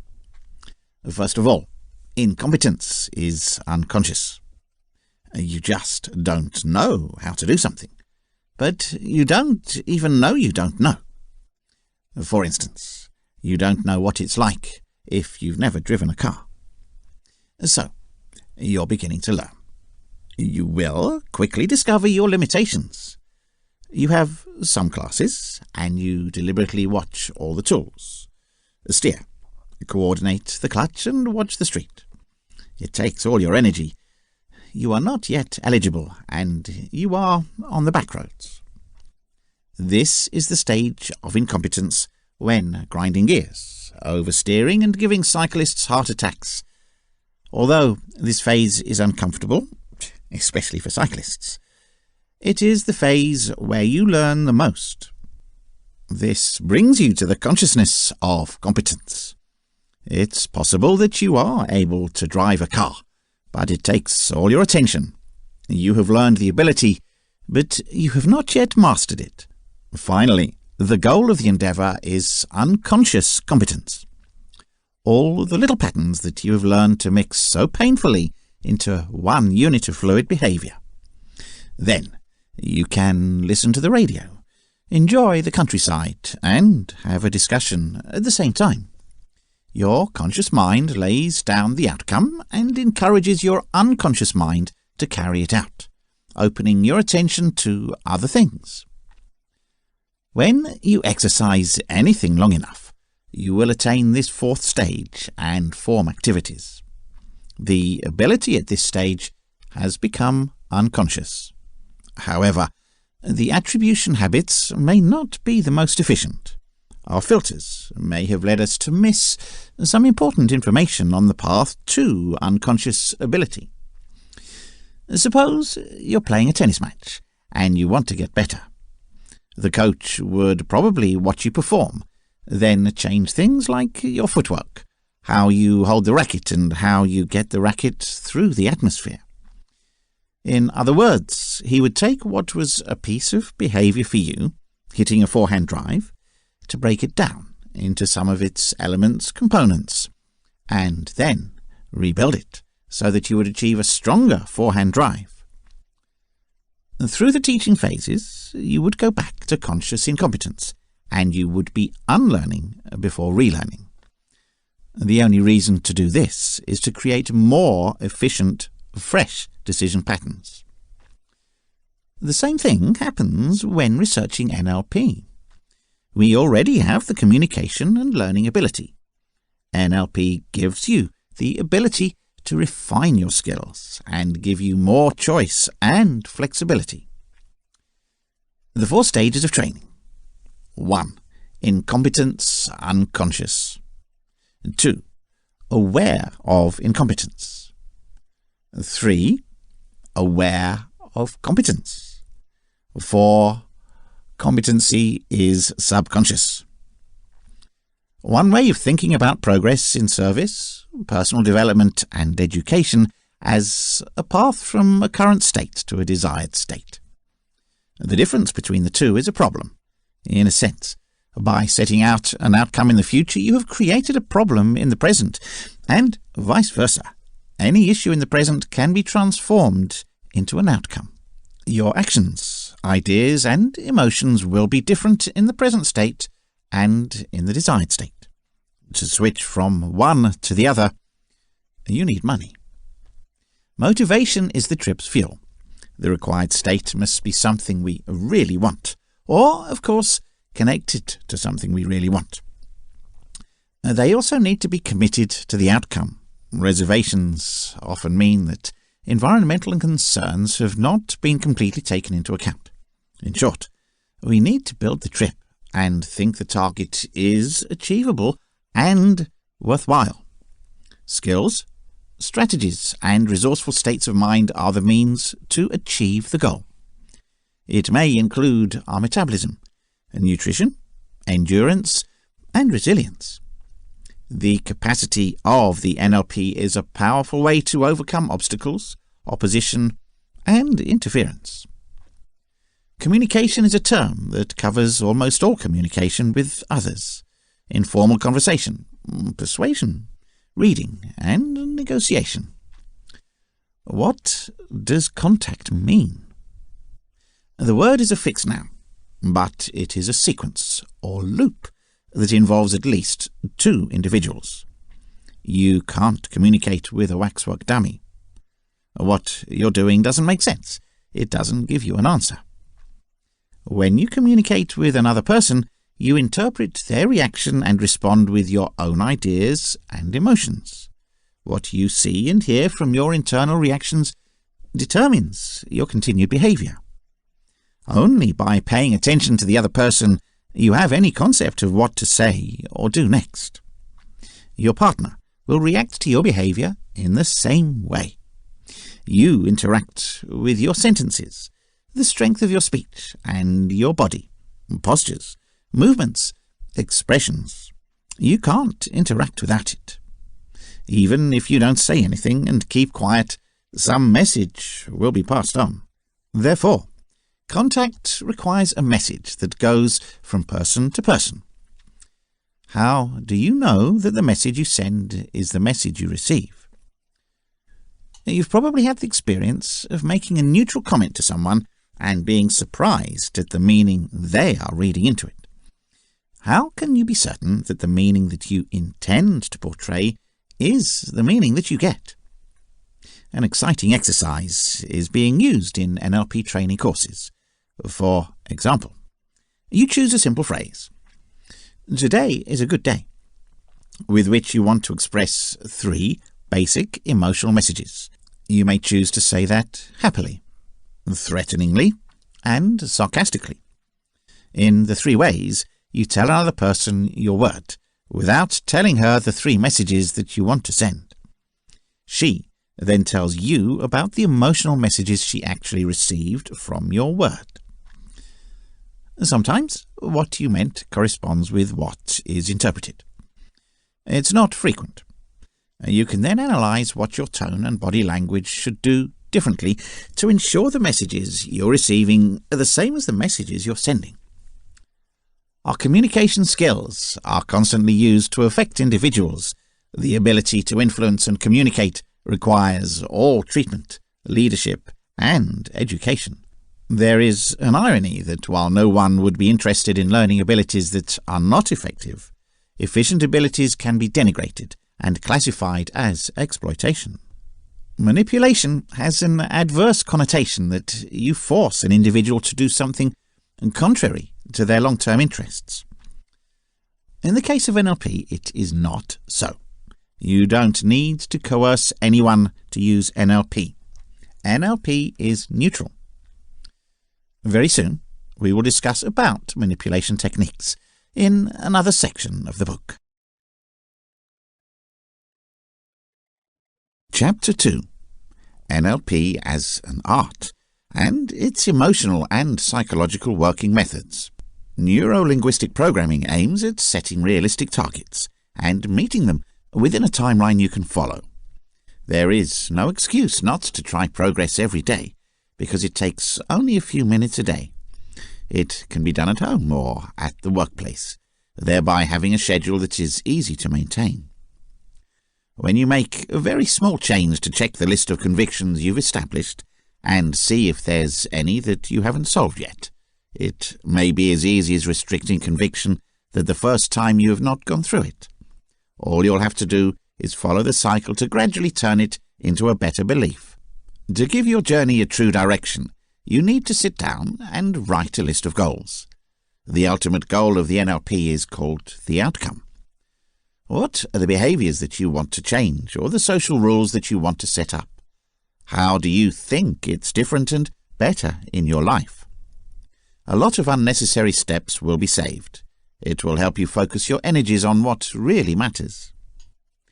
When you try to alter detrimental behaviours, you spend a lot of time discovering which feelings contribute to the habit. That many individuals who smoke battle is not just a physical addiction. It suggests that quitting smoking would be the desired outcome, but it will entail the first gripping of elevated anxiety and pressure concentrations. How do you balance your convictions with the outcome you need? You don't have to question your ability to reach your target. If you see any stumbling blocks, try taking care of them as quickly as possible. You may need to receive therapy and recovery support if you are battling depression. If you are trying to fight an addiction, it may take brief inpatient counselling to begin. You always have to make sure that you do things safely and use common sense. Give yourself every chance to succeed. Using the authority for visualization is an easy way to make sure you have everything you need on the list. Here, you start by picturing the final outcome of what you want to achieve and the joy you'll feel once it's done. The next thing you need to do is think of all the steps you need to take to achieve this end result. Through reviewing these steps, you will be able to produce a list of duties that need to be performed. It only makes sense to predispose you to lose your temper in certain circumstances if you are dealing with anger management. Many people call these pet peeves. It is necessary to learn how to avoid them as much as possible, or at least to restrict their impact in producing your emotional state. If you can recognize that you tend to control situations of all kinds, you will be much further ahead. You may not always have control, and you have to practice letting go. If you need to gain control over depression, you need to see where your mind tends to wander during periods of rest. Many depressed people worry about things that cannot be monitored, is very caught up. Feeling as if you don't have any authority in a given scenario can lead to severe bouts of depression. Concentrate on things about a scenario that you can regulate. If you have a difficult marriage, the day you appreciate, spend your time doing things. Every bit of temporary joy that you can add to your life will make it a bit more bearable for the rest. If you're worried, read a troubling newspaper. You should set aside a journal to take care of all your issues. It will encourage your mind to stay less distracted by elevated stress and emotions of anxiety causing disorders. Let your mind know that you're just going to look at it and worry about things later. It will create a state of relaxation and help regulate frequent and serious bouts of anxiety. NLP involves reprogramming your brain to achieve your goals. This is something new for many individuals, but so many motivational speakers are now doing their best to convey this form of success to people, as it has been seen to work very well to change behavior and emotions as well as the opinions of many people. There are a few steps you can take to successfully master the art of NLP, which in turn will help you achieve a lot of things in life. These steps are as follows. A. Knowing what you are about to start.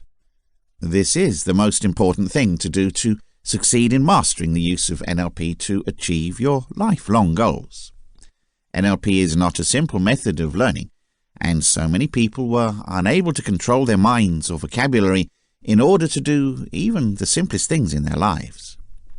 NLP will include you not only in resolving these two factors, but also in re-evaluating our whole selves in order to alter things that have held you down and, for instance, keep you from achieving success.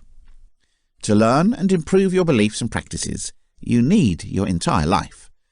So don't be in a rush to get excellent results in a short time. B. Take time to learn about NLP. Most people talk about NLP, but they don't understand the details. In order to achieve outstanding results with NLP, you have to know the technique very well. There's a lot of media data on NLP. For example, some are valid and the rest are not accurate. Search for your own truth and see to it that you know what it is all about. Understand the NLP's activities. In most cases in life, we define a problem we face and then seek a solution to it immediately. For example, by taking pills, a migraine is treated. NLP is quite distinct. It defines the problems and understands that the problems were caused by something you fed into your brain. Instead, NLP helps you to realize that you have the ability to cure your problems. Then it gives you strategies to solve these problems. When you know how this works, it will be very easy to apply NLP to accomplish your life goals and solve most of the issues you face every day. C. Understand that there are more than one ways to master NLP. Just like the human mind, NLP is open, and there are plenty of opportunities to do with NLP what you want. NLP is an important tool that you can use to accomplish many things in life. There is an ability to overcome fear, for example, as well as an ability to overcome adverse feelings. If you want to obsess with something useful in life like working out, there's a talent for that. It's all about neuro-linguistic programming. Just recognize and use your preference to create better things in your life. D. Try as much as you like. There's no particular way to use NLP to achieve the goals of your life. Experimenting in different ways will ultimately help you.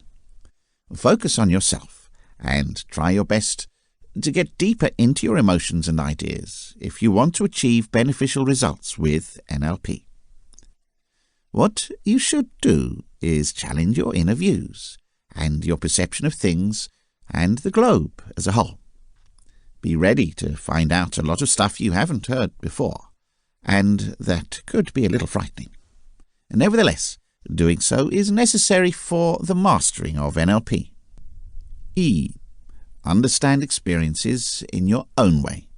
There will be many discoveries that you will understand in your search of self-discovery using NLP, and since there is no instruction in this capacity, you will have to come up with your understanding of things and identify your own goals in life. This will come after you use NLP to master the limiting factors. F. Do not restrict yourself. In fact, there is no limit when it comes to what the human mind can accomplish. Therefore, you should not limit yourself either. Why do you want to restrict yourself if your mind will help you do so many things in life? Those phobias won't have to be dealt with anymore. When using NLP, you can easily overcome them. Set the sky as your limit and make as much as possible for better days in life. G. Enjoy it. If you don't like to change your belief patterns, you might not do much through NLP. So you've got to enjoy it. Having fun trying to overcome your addictions, fears, obsessions and other things that will ultimately help you achieve better results. You can do so much to overcome these limiting factors, and that's how easy it is to restore order to your lives. Note that the way you feel about NLP is exactly how you should feel when you face all these restricting factors.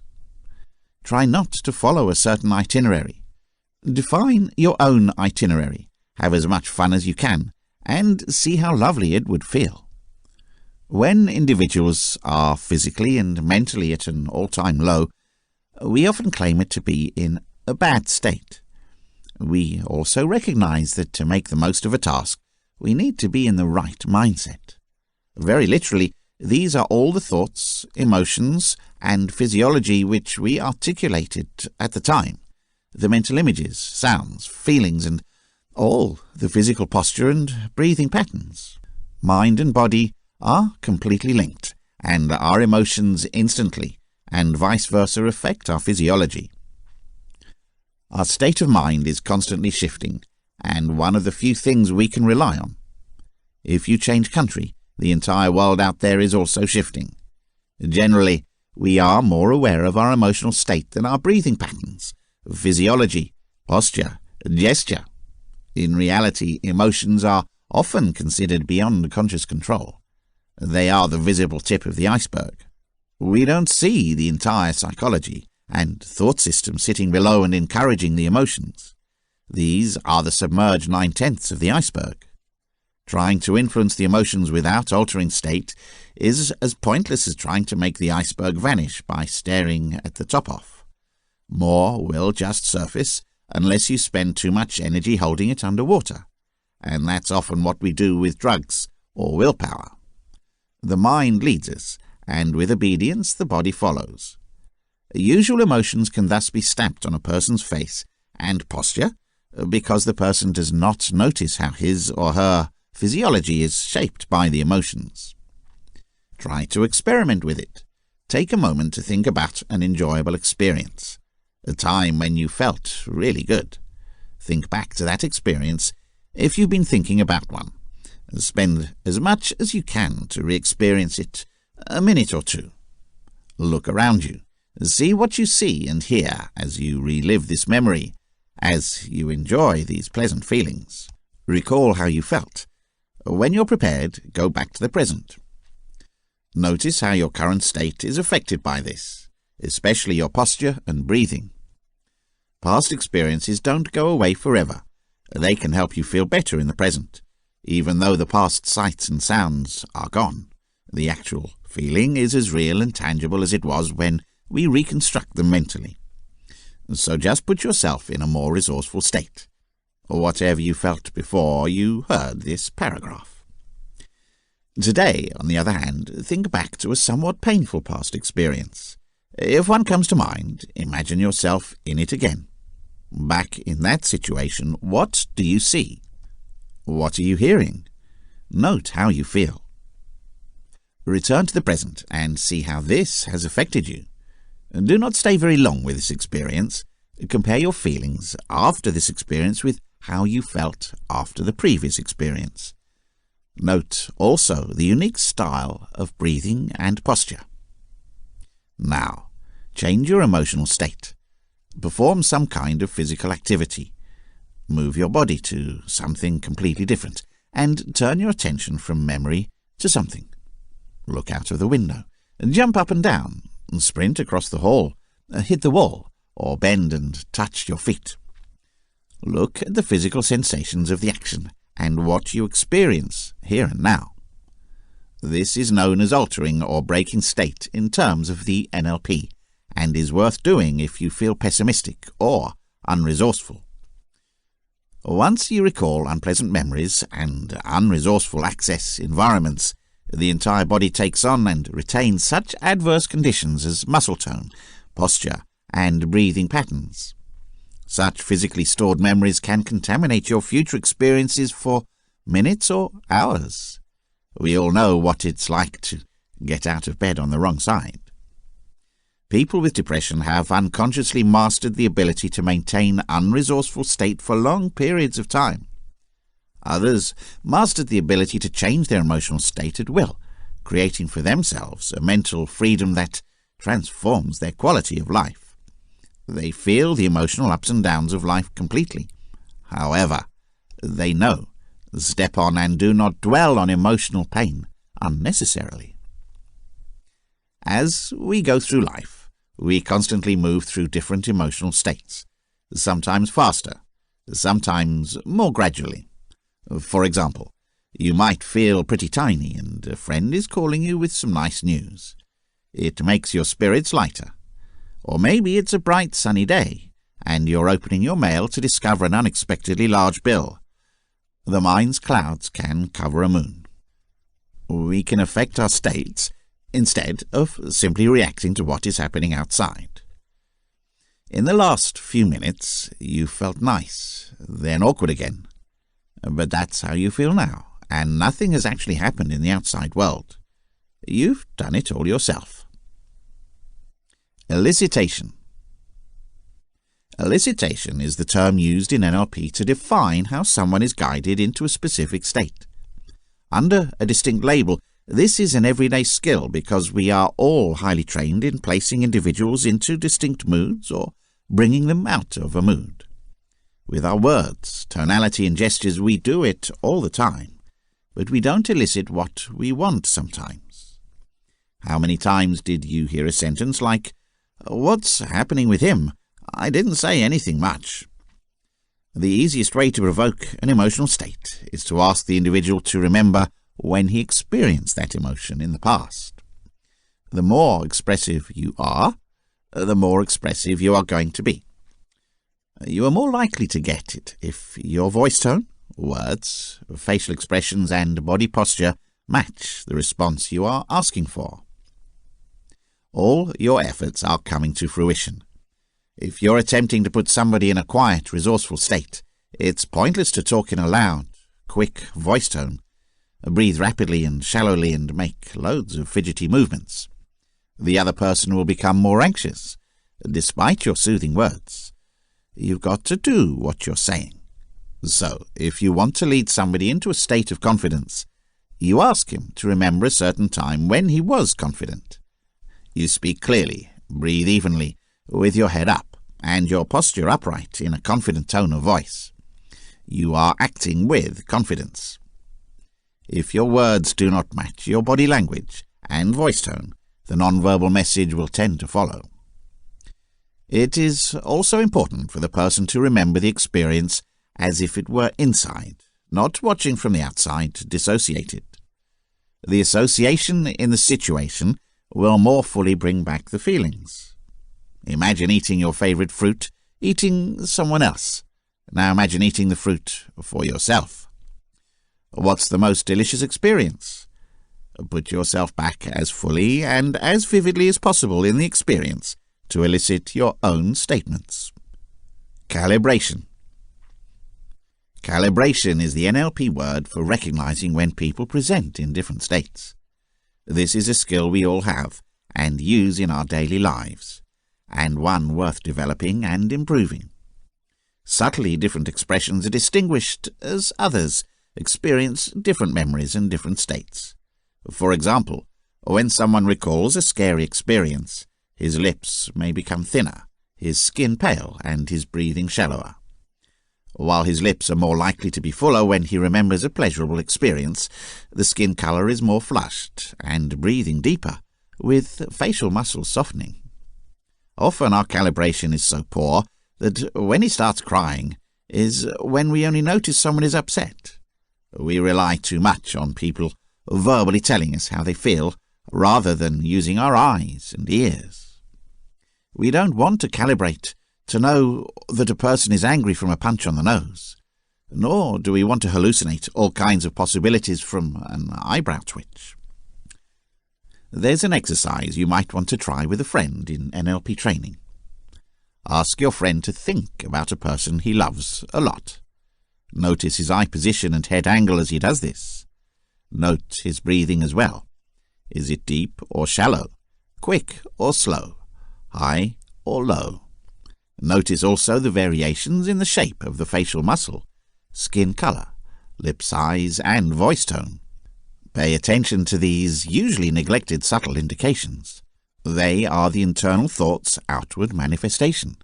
They are the physical dimension's thoughts. Now, ask your friend or someone he dislikes to think about. Notice the distinction in the indications.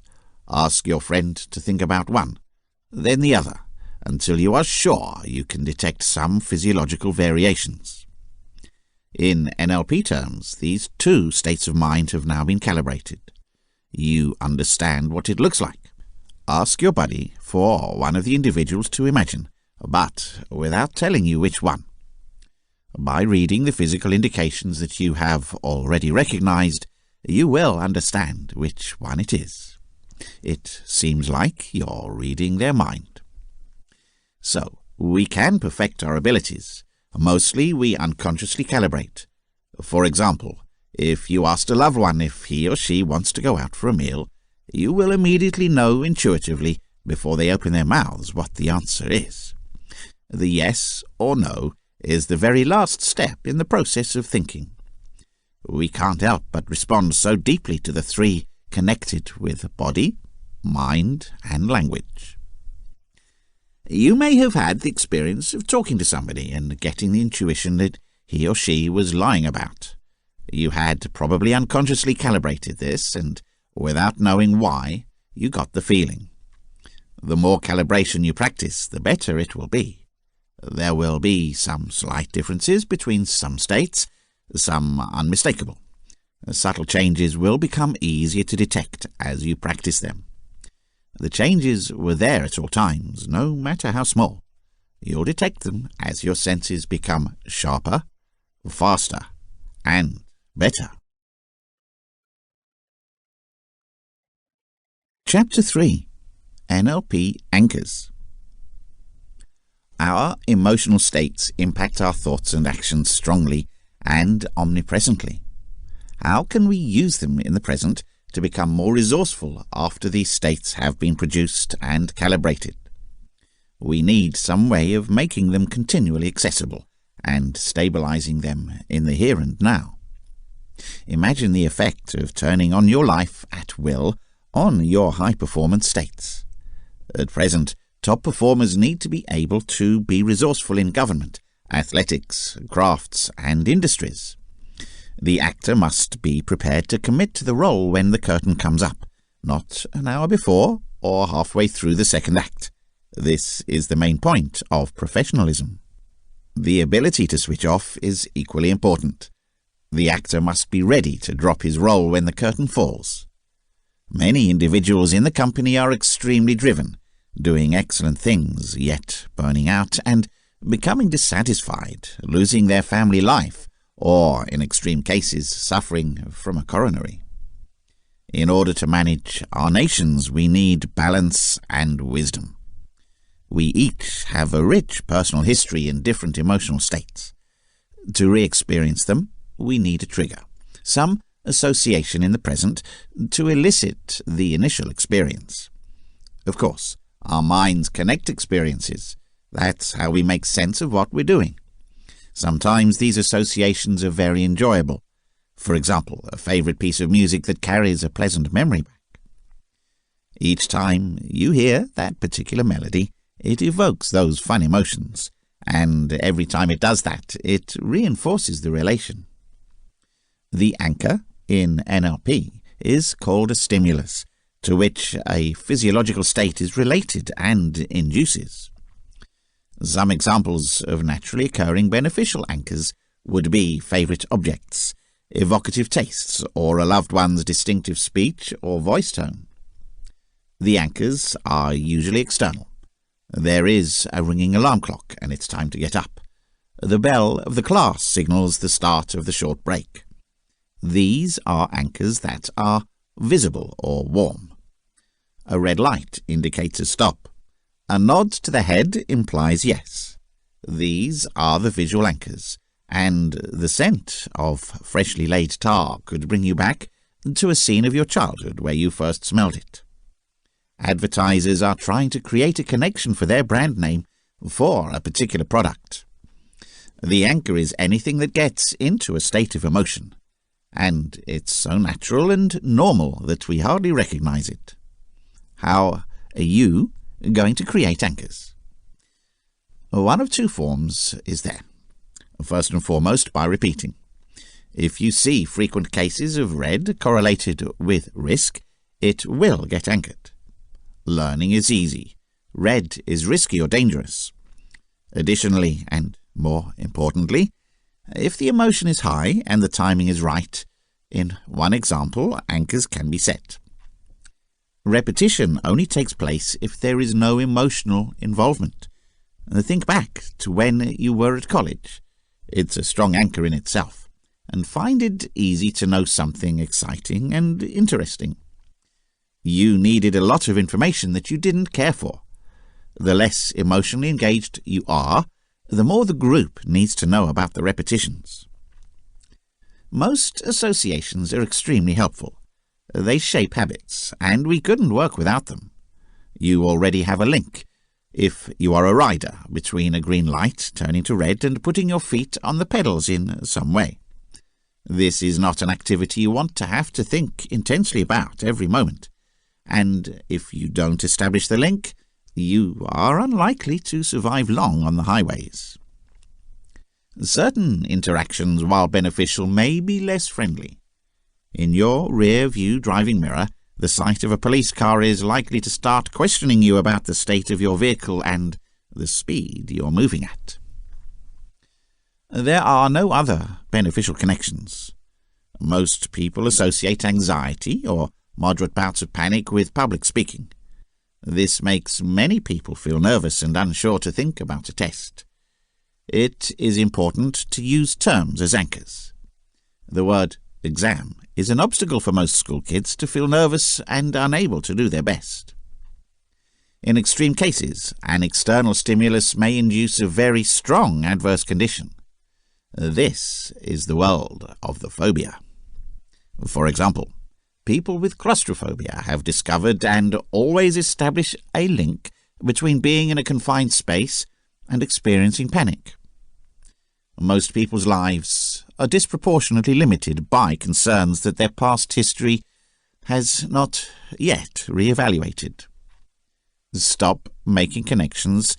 That's difficult for our brains. Have you developed and generated fun, helpful, and empowering people? We can choose the relations we want to make. You can take any life experiences you find most daunting or unpleasant and determine in advance in which physiological state you want to be in to fulfill them. By using anchors for any situation you are unhappy with, you can create a new connection and thus a new answer. This occurs in 2 phases. Next, choose your ideal emotional state, then combine it with a stimulus or anchor to recall it whenever you want. Sportsmen use happy mascots to harness their ability and stamina. You will often see athletes going through basic ritual gestures that serve the same purpose. One of the most effective ways to alter your own and other people's behavior is to use anchors to use your resourceful states. If you're more resourceful than you've been in the past, your attitude will change for the better. Resourceful states are the secret to optimum outcomes. If you change what you do, other people's behavior will also change. The whole experience of your situation will be distinct. After a while, the signal itself will become a resourceful anchor for you, if you continue to use the anchor. The trigger that made you feel bad now is one that makes you feel powerful and resourceful. Following is a summary of the basic steps of the process. Anchors must be timed as the state reaches its peak, unique and distinctive, easy to repeat accurately, linked to a clean and fully re-experienced state. 1. Identify where you would like to be more resourceful. 2. Identify your desired resource, for example, trust. 3. Check the resource by saying, if I could have this resource here, will I actually take it or need it? If so, go ahead. If not, return to 2. 4. Find a chance in your career if you had that tool. 5. Select the anchors to be used in each of the 3 primary representation schemes. You see, hear, and feel something. 6. Step into another place and completely put yourself back in your imagination, in the experience of that resourceful state. Re-experience it. When it's finished, change the state and get out of it. 7. Re-experience your state and attach the 3 anchors to the edge. Keep the state as long as you like, and change the state afterwards. 8. Test the relation by shooting the anchors and verifying that you reach the state. If you are not happy, repeat step 7. 9. Identify a signal that lets you know you're in a difficult position to use your resource. With this signal, it will remind you to use your anchor. These anchors can now be used whenever you want to summon your resource state. To discover the best way to work for you, remember to experiment with this or any other NLP process. Keep your result in mind, and before you succeed, play with the process. Some people find that simply making their gesture is enough to generate the state of the resource, firing their kinesthetic anchor. Others want to continue using all three anchors. You can use this method to anchor different resources. Some people anchor a distinct resource on each finger. Many individuals add several distinct resource states to the same anchor in order to generate a very large resource anchor. This method is known as stacking resources to provide the same anchor with distinct resources. Anchoring and using your resourceful states is an ability, and as with all skills, the better and the more effective you use it. Many people discover that it works drastically the very first moment. Many feel that in order to build their desire to do it, they need to exercise as well as their faith that it really makes a difference. Mind the teaching model. If you are new to anchoring, congratulations on switching to incompetence awareness from subconscious incompetence. Enjoy this phase as you gain insight. Asset anchoring is an emotional decision-making process. This culture, unlike some, assumes that emotional states are involuntary and are caused by external conditions or other people. We can get from the universe a blended hand of cards, but we can choose how and when to play them. Experience is not what's going on with you, it's what you're doing with what's going on with you. Aldous Huxley. Chaining anchors. Anchors can be chained to connect one to the other. Each anchor provides a chain connection and causes the next one just as the electrical impulse flows from nerve to nerve throughout our body. In a sense, anchors are a mirror on the outside of how we create a new neural pathway in our nervous system between an initial stimulus and a new response. Chaining anchors helps us to pass through a set of separate states quickly and automatically. Chaining is particularly useful if the program state is strong and the resource state is too far away to reach in one stage. For starters, think of a situation where you feel frustrated. Can you determine the coherent signal that triggers this feeling? The tone of voice in your inner dialogue, a particular sensation. Do you see something? The universe can often seem to conspire against you, but how you react to the plot you may be able to regulate, and the sense of frustration is not going to change the outside world. Decide that condition if you have this inner signal you want to pass on, perhaps curiosity, and maybe inspiration from there. Think back to a moment when you were really curious, maybe kinesthetically, to set up your chain and anchor it with a touch on your hand. Break state. Then imagine yourself back to a moment when you were in a very creative state and anchor that, perhaps with a touch on your side at another spot. First, get back to a frustrating experience and contact your imagination anchor as soon as you get the frustration signal. Shoot your anchor for curiosity and maximum curiosity sensation. This produces a network of neural connections that move easily through excitement from agitation to imagination. Practice as many times as you want to automatically make the link. You have a tremendously powerful counseling and rehabilitation resource once you have distinct emotional states to evoke, calibrate, and anchor. You and your clients can quickly and easily access every emotional state. Anchoring can be used to help clients make extremely quick changes and can be done in any system, visual, auditory, or kinesthetic. Collapsing anchors. What if you wanted to feel warm and cold at the same time, which happens if blue and green are mixed? Even if at the same time two opposite anchors are fired, you feel warm and blue. For crash barriers, called cold or blue, and a desirable state called hot or purple, you anchor an unwelcome adverse state and simultaneously fire the anchors. After a short period of uncertainty, the adverse state is changed and a fresh and distinct state is formed. To break anchors, you can use this approach with a friend or user. The following is a breakdown of the steps. Be sure to establish and maintain the relationship.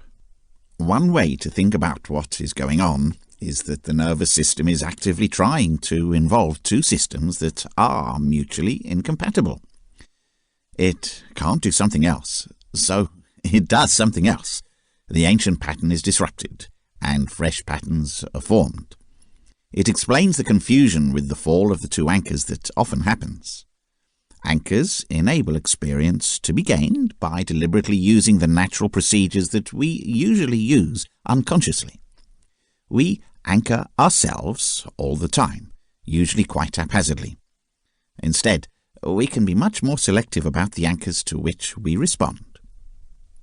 Future pacing. Future pacing is named in many NLP approaches to observe a situation in advance.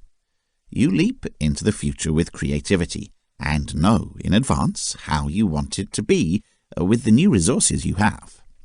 For example, the potential speed strategy of changing a personal history is to ask the person the next time to envision a recurrence of the problem situation. As he does this, you calibrate yourself to see if there is any indication of a slip back into the adverse state. If so, you agree that more work needs to be done. If your strategy and techniques work, possible pacing checks, it is the closest you can get to the problem scenario. However, the real test of any change is the next time the person meets the real problem. Insights and changes can be easily anchored in the psychology consultation space. In the school, education is focused and the company plans for the boardroom. The real world is the real test. Secondly, a form of rehearsing the mind is future pacing. In all top performers, actors, musicians, salesmen and sportsmen in particular, mental training and exercise is a coherent pattern observed. All training programs are designed around this one aspect. Mental rehearsal is exercise in the imagination, and since the body and mind form one system, it prepares and makes the body first for the real scenario.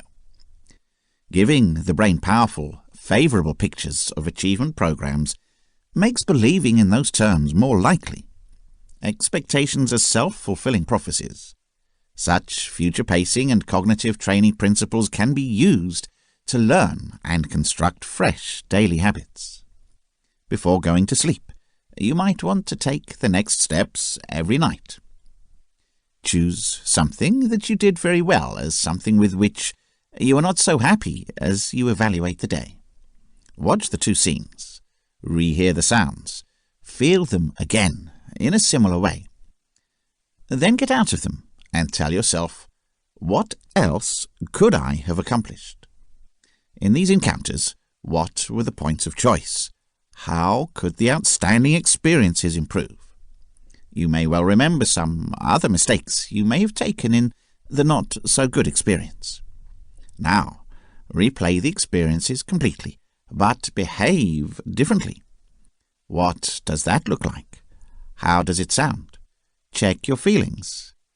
This little ritual will build up in decision-making. You should identify a warning to use another choice that you've already rehearsed mentally in the not-so-nice experience that will alert you the next time it happens. While there are some books that would make you think the best way to influence people is to play with their heads according to the laws of logic, this book will teach you how to persuade others by putting yourself in their shoes. It's all about empathizing with others and then putting a credible and sound argument in their heads that works well for your benefit. That's because the real world's individuals are more likely to respond to what they feel and not to what the reality in their heads says. There are many reasons why somebody else might want to deceive, confuse, or persuade others. Now, the problem is your ethical way of thinking manipulating, deceiving, and persuading another person? For the answer, it really relies on you. No one can determine whether what you are doing is ethical or not, except you. Nonetheless, there are many social situations where you need to perform specific methods of bribery, deceit, and persuasion to achieve your goals. Let's say you're the US president, and Russia is trying to engage you as an illustrative example in the global political arena in a nuclear arms race. Of course, you don't want to start a new world war. Therefore, your target is the Russian leader, and your purpose or position is to prevent any conflict in the world and to preserve peace. In this situation, it would be very helpful to use methods of persuasion, deception, and manipulation to promote your position of world peace and harmony. Of course, your target people are your customers and consumers if you're in the business sector. In fact, your goal is to get them to buy your products or use your services. If you're an environmental lawyer, your target people are policymakers, lobbyists, and the public. Therefore, in protecting the environment, your goal is to convince them to support your cause. When you look at the topic of mind control closely, it is undoubtedly basically a game of persuasion that is practiced every day. It would, of course, be up to you to understand the intention of learning these tricks. As Machiavelli would say, everything becomes a means for a particular purpose. Nevertheless, the art of mind manipulation does not mean that you refuse the use of free will to your goals. Rather, you give them something that they most definitely are searching for, a feeling of a positive choice that acts as a guide to their behavior. Basically, the nature of your actions and your set of private beliefs will decide whether or not the methods and techniques you use are ethical. Note that the main objective of this chapter is to create a specific shift in the mindset of your target person, without them being aware of the changes in their thinking. If you are an entrepreneur, your customers will be your target audience, and your goal or aim will be to get them to buy your products or use your services. In this regard, one of the most successful ways to change the way you think about your customers or your goal is to change your way of talking. In other terms, to build what you sell and what your customers want, you must use the right phrases. If you're watching promotional ads on TV or YouTube right now, you'll know that brief business videos are enticing because they use the terms or lingo to address the specific concerns of their target people. Therefore, there is an emotional sense that only the language used by the product or service manufacturers understands your point of view, situation, or environment. Now, when you think about how advertisements appear on TV, they all offer two kinds of sensation, pleasure and pain. Essentially, they play on the two sensations that have changed mankind's course forever. Philosophers, religious orders, and tyrants all experimented with the notion of sensations, with a similar belief that everyone would want to do something to experience or avoid pain. Millenniums later, with the same assumption, people still behave. That's why the art of manipulation and mental control still exists. How do you think people prefer a brand of coffee to others? The response is pleasure. It's still the game of joy against pain. Some would think that they prefer double shots of espresso to experience that pleasurable feeling of being awake much faster, because they are upset with slowness. They want to achieve the bitter taste of coffee as fast as they take a sip. Similar to the latte men, though, they prefer milk over coffee, and they want to experience the caffeine as it is in the form of slow waves of the bloodstream. Everyone will cater to a different set of people playing to their needs. Try to tell an espresso addict that he can drink more caffeine in a large glass of latte than 3 tall cappuccino glasses. More often than not, this espresso lover will try to switch to latte the next morning, because he is more likely to get easily what he wants. Generating a new behavior. This is the most common method to use if you want a fresh or changed attitude. For example, you may want to improve your favorite sport. Look at the way you want to act in your mind, for example, by hitting the right tennis strokes. If this is hard, look at a role model's actions. Remove the chair of the director. Be Steven Spielberg in your mind. In your inner eye, see the scene unfolding. Live dissociated when you listen and edit the soundtrack. You are the star as well as the director. Notice their reactions to what you're doing when other people are involved. Direct the scene and edit the soundtrack until you're completely happy. Then step in and run it as if you're doing it. As you do this, pay particular attention to both your emotions and how you respond to the individuals around you. Does this fresh behavior constitute your values and your privacy? If it doesn't feel right, go back to the director's chair and change the film before going back into it. Identify an internal or external signal that you can use when you are satisfied with your expected results to trigger this behavior. Mentally rehearse the signal and go through the fresh action. A fresh behavior generator is a simple but effective tool to use in your private and professional development. Every experience becomes an opportunity for learning. The quicker you step to become the person you really want to be, the more you do this. Chapter 4. Applying NLP to real-life situations. Application of NLP in developing a healthy lifestyle and reducing anxiety. The health and well-being of a person should be the most important elements of his or her life, as it determines the quality of life. Recently, if you feel unwell, you can use some methods of NLP to drastically improve your health and promote your well-being. You must tackle multiple elements of well-being in this scenario, such as stress reduction, accessing and enhancing healing states, reducing anxieties, creating and maintaining the perfect weight, and so on. Reducing stress with NLP.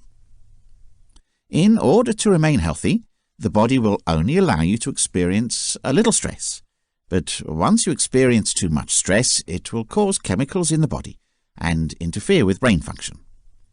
NLP methods will help you cope with stress and let go of the excess stress that is harmful to your well-being and health. Following are some effective NLP exercises that can be used for stress reduction. Reframe the stress. You will need to find out the reason for the stress. Most of the time, we are aware of our stresses, so it should be very simple for you once the cause of stress is determined. You will need to find possible solutions to solve the problem without stress. For example, if you don't have enough cash to run a specific project, it's a nice stressor. What you need to do is to analyze the problem and find solutions that do not involve stress in any way. You can choose to go for loans, borrow money from friends, for example, or just put up with the amount of money you have. Using meta-mantras. In this method, you use some words to persuade yourself and make things feel better. For example, if you've been messing up at work and you don't know what will happen when your boss finds out what you've done, repeat phrases like, "So what?" If you're finding yourself wondering why, if you're asking questions, it's time to repeat the mantras to create better things in your mind. This will help to reduce a lot of stress. Relaxation and meditation. It takes a few minutes in a day to relax. During this time, close your eyes and let your mind wander. Talk about how great things would be if we had different scenarios and loved the experience. Keep your imagination as clear as possible and fantasize unlimitedly. In this example, relaxation is your primary focus, not the solutions to the problems you face. Once you're completely relaxed, the stress will disappear and you'll be ready to face another day. Concentrate on the present. Take off your busy schedule to live in the present time for just a few minutes. Experience the sounds, the sights you see, and the emotions you feel at the time, and try to relax. This is a sure way of pushing out the stress. This can take just 5 minutes, but it can help bring down the pressure to a manageable level. In this moment, try not to think of anything else but what you feel and what is happening around you. Forget about your concerns and stresses and enjoy the present. Finish your tasks. Always have a list of things to do when you leave the office the next day or at home. You need a notebook for this, because you want these things in your mind as well. This can be a great way to avoid stresses and reduce stress. Change your mental picture. The pictures you make in your head are very different from those you create when you are depressed under normal circumstances. Take note of the images you create while depressed and produce images that can replace them. Through trying to reduce them as much as possible, pushing them back in your mind and removing them entirely, you can try to eliminate the pictures that are created when you are anxious. The pictures you choose to replace are supposed to be more soothing, large, vibrant, exciting, and so many other good things you can imagine will give relief to your mind. Change the tone of your inner voice. There is always an inner voice that speaks to us in different situations of our lives. When you're nervous, your inner voice will also sound anxious, and it can keep you in a tense mood for a moment. You have to make it a better sounding voice, maybe a funny voice to make you feel much better. The modified inner voice will take away your tension and fears, and the types of things it will convey to you are quite different from what you are worrying about. So, choose a better voice. Close things at the end of the day. A major stressor is the belief that you haven't fulfilled all the tasks that you've planned for that day. Once again, at work, end the day by checking out your to-do list for that day, opening and closing all the drawers just to make sure everything is in order, and shutting down the computer. Make sure that you are aware of all the tasks that you are performing as you close things off, so that you will be aware that everything has been done for that day. You can take the time to create a list of things to do the following day. The Worry Notebook. If you're concerned about something out there, you need a worry notebook, and make sure you bring it with you everywhere. Write it down, and then come up with options as soon as you consider something that scares you. If it is something that can be dealt with at the moment, don't push it aside, as you may later be stressed. If you can't take care of things, just take a few minutes in the evening, go through the worry pad list, and worry about those few minutes. This will make worrying anything difficult for you. Applications of NLP in academia. As one considers the purpose of NLP, which allows people to understand and regulate their ideas and emotions for beneficial change, it becomes apparent why NLP has such an important role to play in education. Understanding how to use NLP techniques while still being a student can have a very beneficial effect on how you conduct yourself in a company. That's because you're using NLP as a student to learn how to read. The training happens in 3 primary training style classifications, which are explained as follows. A. Visual learning. The student learns the most and responds positively to visual stimuli. Protests, maps, photos, and reading are included. A student who learns visually faces a challenge when it comes to memorizing knowledge and taking notes through a textbook. Children are more likely to know what they're told if they have pictures in their heads and that they can piece together. Students who prefer visual learning are the kind that is likely to develop brainstorming sessions with a visual representation of an entire concept. Visuals are good because they provide a fresh way to see things. Practice in imagination includes looking into the future and picturing an achieved goal. This method is also suitable for visual learning and can be a powerful substitute for restricting views of students. B. Auditory learning. In this type of learning, the student likes to learn by explaining things to them in detail. Once you return to interacting with students, it is important to be conscious of this concept because it can decide whether you have a leader or a follower in your class. Training by waiting for clarification is good for learners who need to know and understand step-by-step procedures. Such learners will remember everything they're taught because the scheme fits in with the way they interpret and assimilate information. For example, if these students are taught using visual aids for any reason, they may find it difficult to retain and follow the path to which they are guided by the knowledge. A follower should simply use this teaching method in this situation to receive instructions and then obey without a question. The explanation for this is that as long as the instructions are correctly followed, there can be no harmful or incorrect effects. The student would be free from mistakes. A leader would have a distinct outcome when using this method of teaching. After the terms are mentioned, a leader might choose to take possession of these phrases. If they were listed in the negative, they can be elevated as favourable. A student who can make this strategic shift has the ability to redefine, and this is a positive outcome when practicing NLP actively. C. Kinetic learning. When doing an exercise alone, the student can learn the most in this form of learning. It refers, in addition to taking part in practical aspects of research or other courses.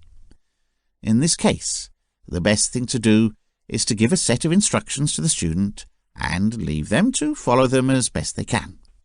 While, when things don't seem to be done according to schedule, one can check the pupil and point them in the right direction. Students who prefer this kind of autonomous teaching will show brief spans of attention when they have to listen to long lectures or courses. People prefer short, straightforward presentations of ideas, and they have the ability to implement these ideas on their own. To students, the above-mentioned learning style categories are fine. Nevertheless, NLP can also help teachers greatly.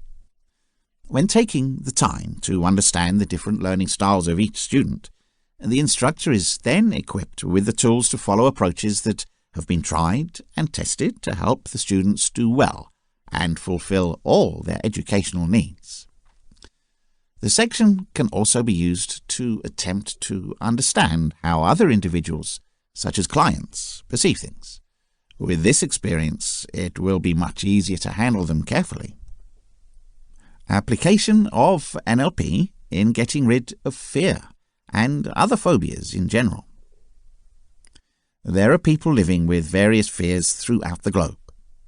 Phobias can be called all-consuming and apparently out-of-control fears. There's a certain amount of good fear, and then there's fear that will generally stop you from functioning on a daily basis. NLP techniques will help you conquer this crippling fear effectively, so you never have to experience it again.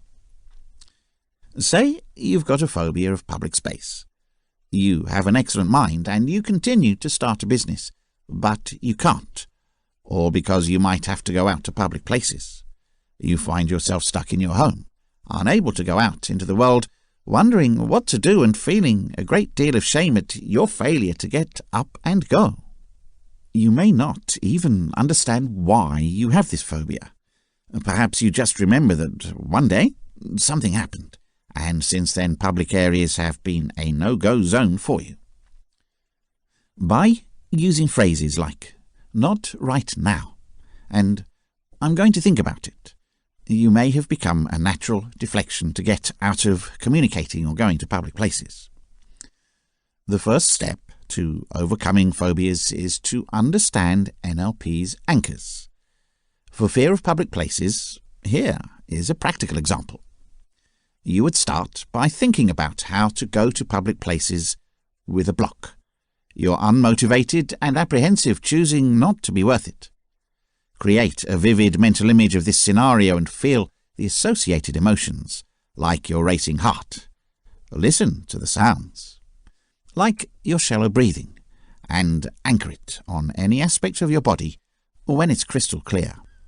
The next thing you should do is think of all the frustration or desire that you felt when you didn't fulfill your goals and stack those anchors.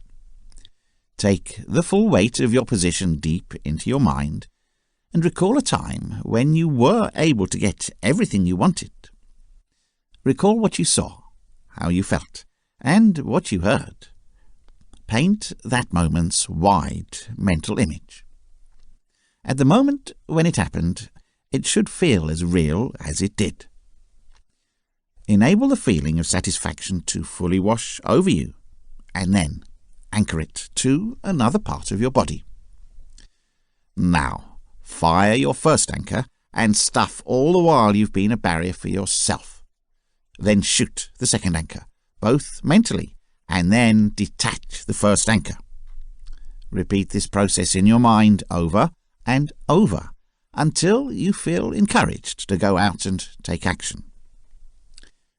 You need to reflect on all the emotions and experiences that you have lost as a result of your phobia, rather than focusing on all the negatives. This method is relatively time-consuming, and by using NLP you may be looking for a quick way to solve a phobia. So, this next method is fast and should help you see almost immediate outcomes. The instance is going to be the same as the previous strategy, which seeks to overcome fear of the public place. If you want to go to public places, think about what exactly happens when you experience a phobic reaction or an unpleasant memory. First, remember in particular a sense of security that you were safe before going out to government locations or coming back from public places. Imagine sitting in a movie theatre and watching yourself on a black and white screen, now that you know that you can be free. Imagine yourself in control of that image, and see yourself in the projection booth. See yourself sitting in the movie theatre. Watch the little film on the monitor. Your movie must start with a moment before you're afraid of public spaces, and you're supposed to play out the experience you've had before you got any fear. And keep up with this image until you feel completely free. When you feel totally secure, freeze the film and turn the screen white. Consider floating out of the screening room, then out of the chair, and at the end of the film, landing. Run the movie back in full Technicolor quickly, as if you were in it all the time, right back to the beginning, when you felt really safe. Note that the sense of security is all you need to do as you go into the future, and you'll find that you are better equipped to handle phobia. Applications of NLP in business. Companies around the world have started to adopt NLP approaches because they have tremendous benefits that can push the business to the next level. Using NLP methods will almost ensure the most fundamental level of revenue increases. Therefore, peer-to-peer communications will greatly improve. NLP is just what the entire round of a business needs. There are a number of business-related aspects to neuro-linguistic programming.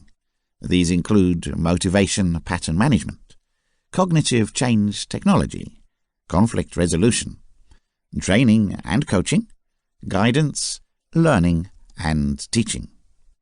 At some point, all these dimensions cope with feelings, and once they have been handled, these feelings are of great advantage. The following section aims to explore how NLP, by maximizing its overall efficiency, can create a business. NLP can make an amazing difference if people apply NLP methods in any sector. This is because, with a successful NLP practice, it is possible to change behavior in such a way that everyone is working towards doing it. To start with, there are 4 concepts that can direct any organization interested in succeeding. Work to achieve results. Positive use of NLP requires a person to set goals and work towards those goals. This refers in general to a business environment. Once you have an understanding of what your outcome is supposed to be, your mind is better prepared to handle the measures to be taken to help you to achieve that outcome. The trick is to be mindful of your actions, and NLP is successful here. Being aware can help your company stand out in the business world from a variety of other companies. Instead of working towards what they want, NLP-free businesses might work to avoid what they don't want. The problem with working with a negative outlook is that it will still attract a negative outlook. In other words, negative mindsets will cause negative outcomes. NLP places great emphasis on focusing on the outcome and focusing on it. It also preaches positivity and shows that even for negative actions, there may be positive intentions. In order to achieve these outcomes, it is necessary that they are expressed in positive terms. It ensures they should always be geared towards the bright side, instead of tasks that cannot be done. To ensure that your expected outcomes are realistic, they need to be sensory specifically testable and observable. This implies that there should be some evidence to prove that the outcome has been met. To be sensory specific means you should be able to express yourself with phrases and feelings when you achieve the result. When working towards achieving a result, it must be initiated and maintained by one man. This person must be in charge of the outcome from the beginning to the end, so that the actions can be controlled and changed if appropriate. The concept here is that through NLP, an individual in the organization can trigger a wave of positive change through their own actions. It also allows them to be held accountable for their actions, or you get a bonus. Every action has an equal or positive response. Through practicing NLP to ensure that no damage occurs to you or other people, you are mindful of your actions and their possible implications. You can also model positive behavior. So, if people imitate what they see in you, you will only have positive feedback reactions. Understand and be aware of your senses. After learning the ability to use NLP, you will be able to read other people readily. It includes all the nonverbal cues they use when consciously or unconsciously communicating with you. As you are more aware of them, you must increase your senses. Changes in skin color, blushing or pale, higher or lower breathing rates, and there should be visible muscle flexing. This skill can become essential when dealing with a client, as it makes it easier for the person practicing NLP to determine what kind of impact they have on other people. This will help the NLP therapist quit when the other person has achieved their desired outcome. For example, you're working in the sales department of a busy clothing store. A customer walks in and you notice that they have broken a little sweat, are a little out of breath, and keep looking at their watch even before they start shopping. If you've used the NLP methods, you may find the client is in a hurry and needs to be quickly served to make sure they make their next appointment. Therefore, it is possible to adjust the amount of service you offer accordingly. Change your behavior to ensure an outcome. It links directly to the first premise and discusses the essence of NLP, which is behavioral transformation. In a business environment, you need to be versatile enough to change gears when you know that the response you expect is not the one you get. This can only work effectively if you always have your end goal in mind. This is particularly true if you use the modelling authority and have a picture of the steps you need to take to achieve your goal. Tap your ability, as explained in the second principle, to measure the response. If you obtain the desired result, you must continue with your predetermined course of action.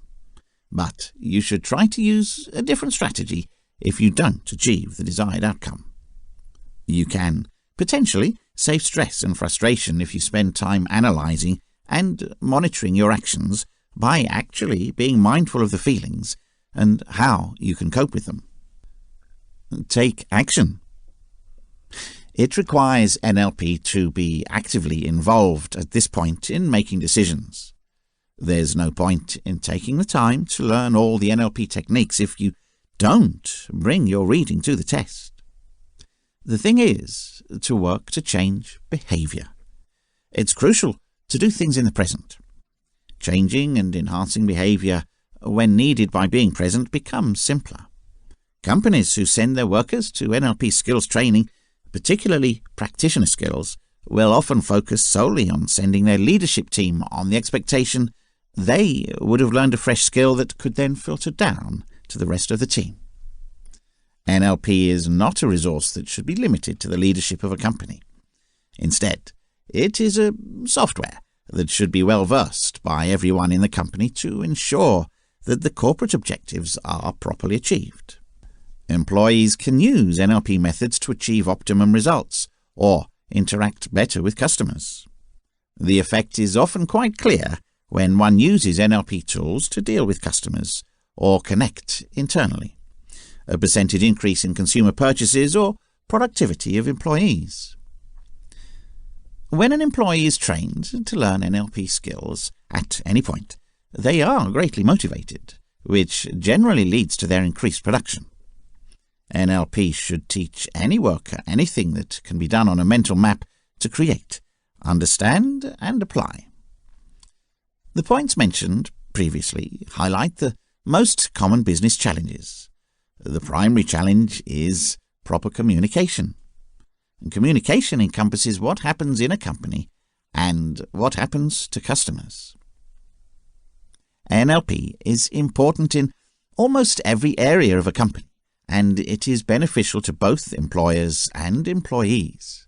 Employees in an organization can use NLP strategies and activities to set clear and concrete goals and achieve them, to build confidence, to work and perform better all the time, to improve their morale and stay motivated throughout the company, to recognize some of the barriers which keep them from achieving their goals in their work.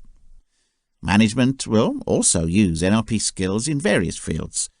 For example, building strong and meaningful relationships with other business people, employees, suppliers, customers, and anyone else who matters to the business. During discussions with a view to improving performance, they end up creating the company's best customer service base to take care of all its customers' requirements. But diversity may be the requirements that customers need. When managing company and workers' disputes and issues, the business and its clients, as well as between the business and other businesses.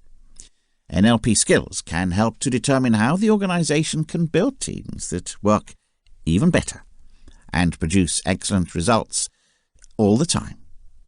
In general, NLP methods can be used to improve business sales.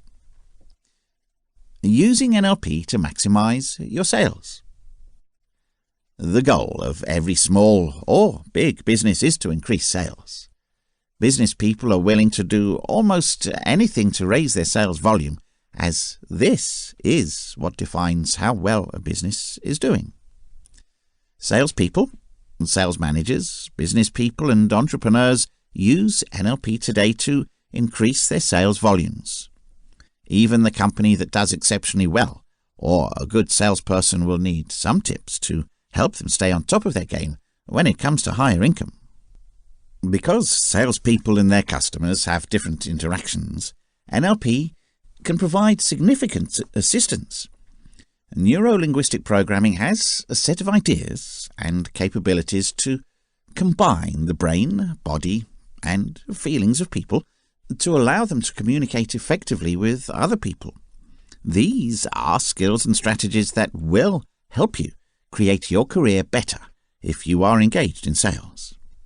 Everyone has a language that they prefer to speak or hear. You need to know the language they prefer and use it to your advantage in order to connect with your customers. Listen closely as your customers speak and understand whether, for instance, they want to use visual phrases or auditory phrases. Then use the language they want to sell.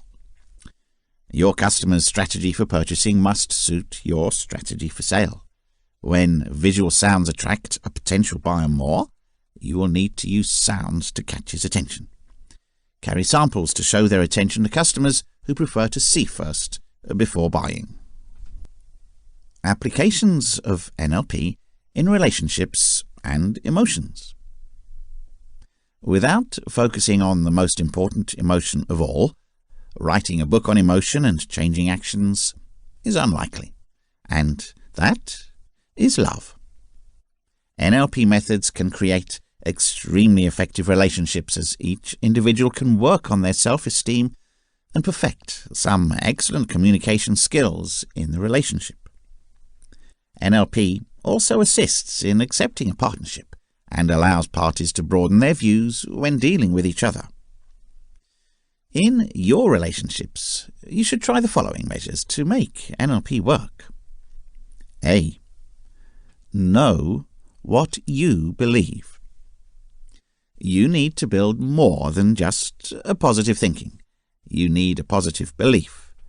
It means that you think you can have a great connection and find the right person for you. Only one output can produce positive thinking, which is a positive outcome. Belief will come with this as a reason for going out and searching for the relationship you need. That's if you're single. If you're in a partnership, you should be motivated to improve your relationship. B. Make a non-negotiable list. You should look for your partner's attributes and expectations for what is relevant to you.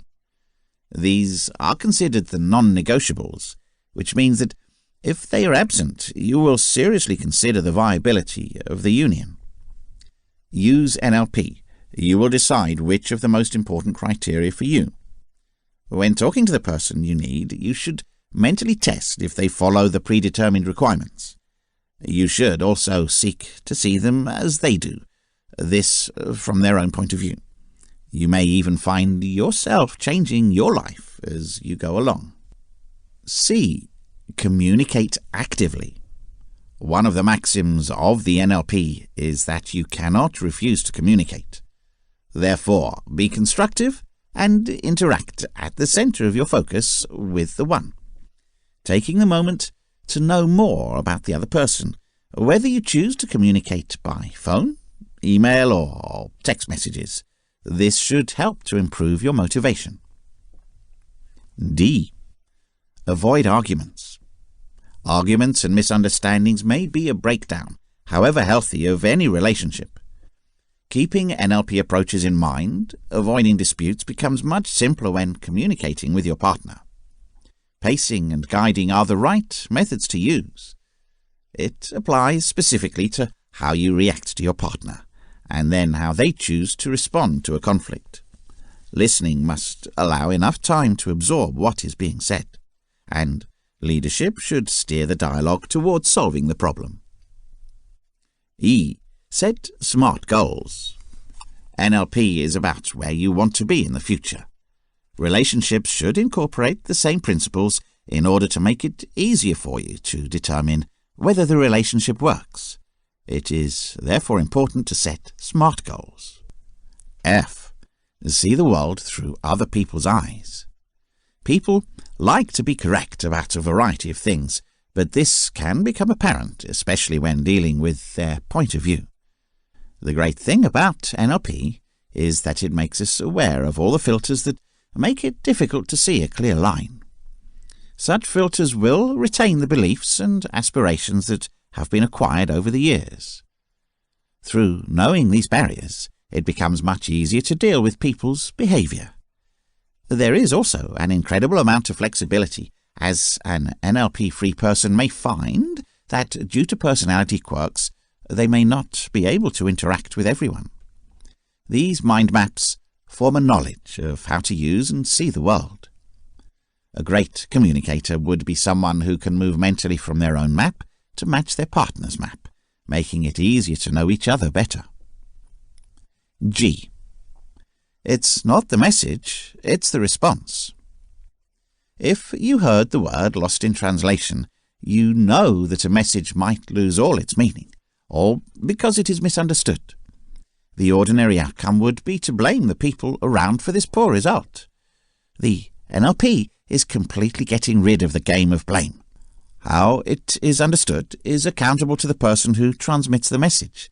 Therefore, if the message is not viable, the person listening will not be held responsible, while the person passing the message would have to repeat or improve what they're communicating. The NLP helps you to speak the other person's tongue as you communicate. This implies that there is enough versatility to improve communication. H. Do your best with what you have. The world is full of expectations about relationships. There are aspirations on both sides, combined with emotions. Use NLP is essential to know how people will act as they do, to look at their actions and to believe that there is always a good purpose. It's all about patiently changing your point of view and appreciating that with the available resources, your partner is doing the best they can at the time. Other NLP skills in relationships. A practical application of NLP in a relationship is the use of your auditory skills. That means you can listen to your partner, really. If you choose to listen actively, you will learn encouraging and amazing things about your partner. It also makes it easier for you to establish a relationship with them. By creating a powerful visual image of your partner, you can do wonders for your love life. This means seeing them as you want them, smiling, laughing, flirting, and being happy. You can try to improve your love with this practice. This workout is aimed at dispersing an argument. To start with, you need to take a picture of the time when together you and your partner had a wonderful day. Focus on the relationship you have built and emotional intensity.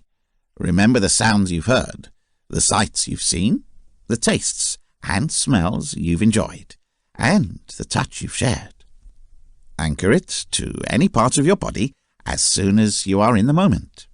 Then remember when you had an argument. Think of the tone of your voice, the surroundings, and see it as a still black and white image. Let go of it. Applications of NLP in parenting.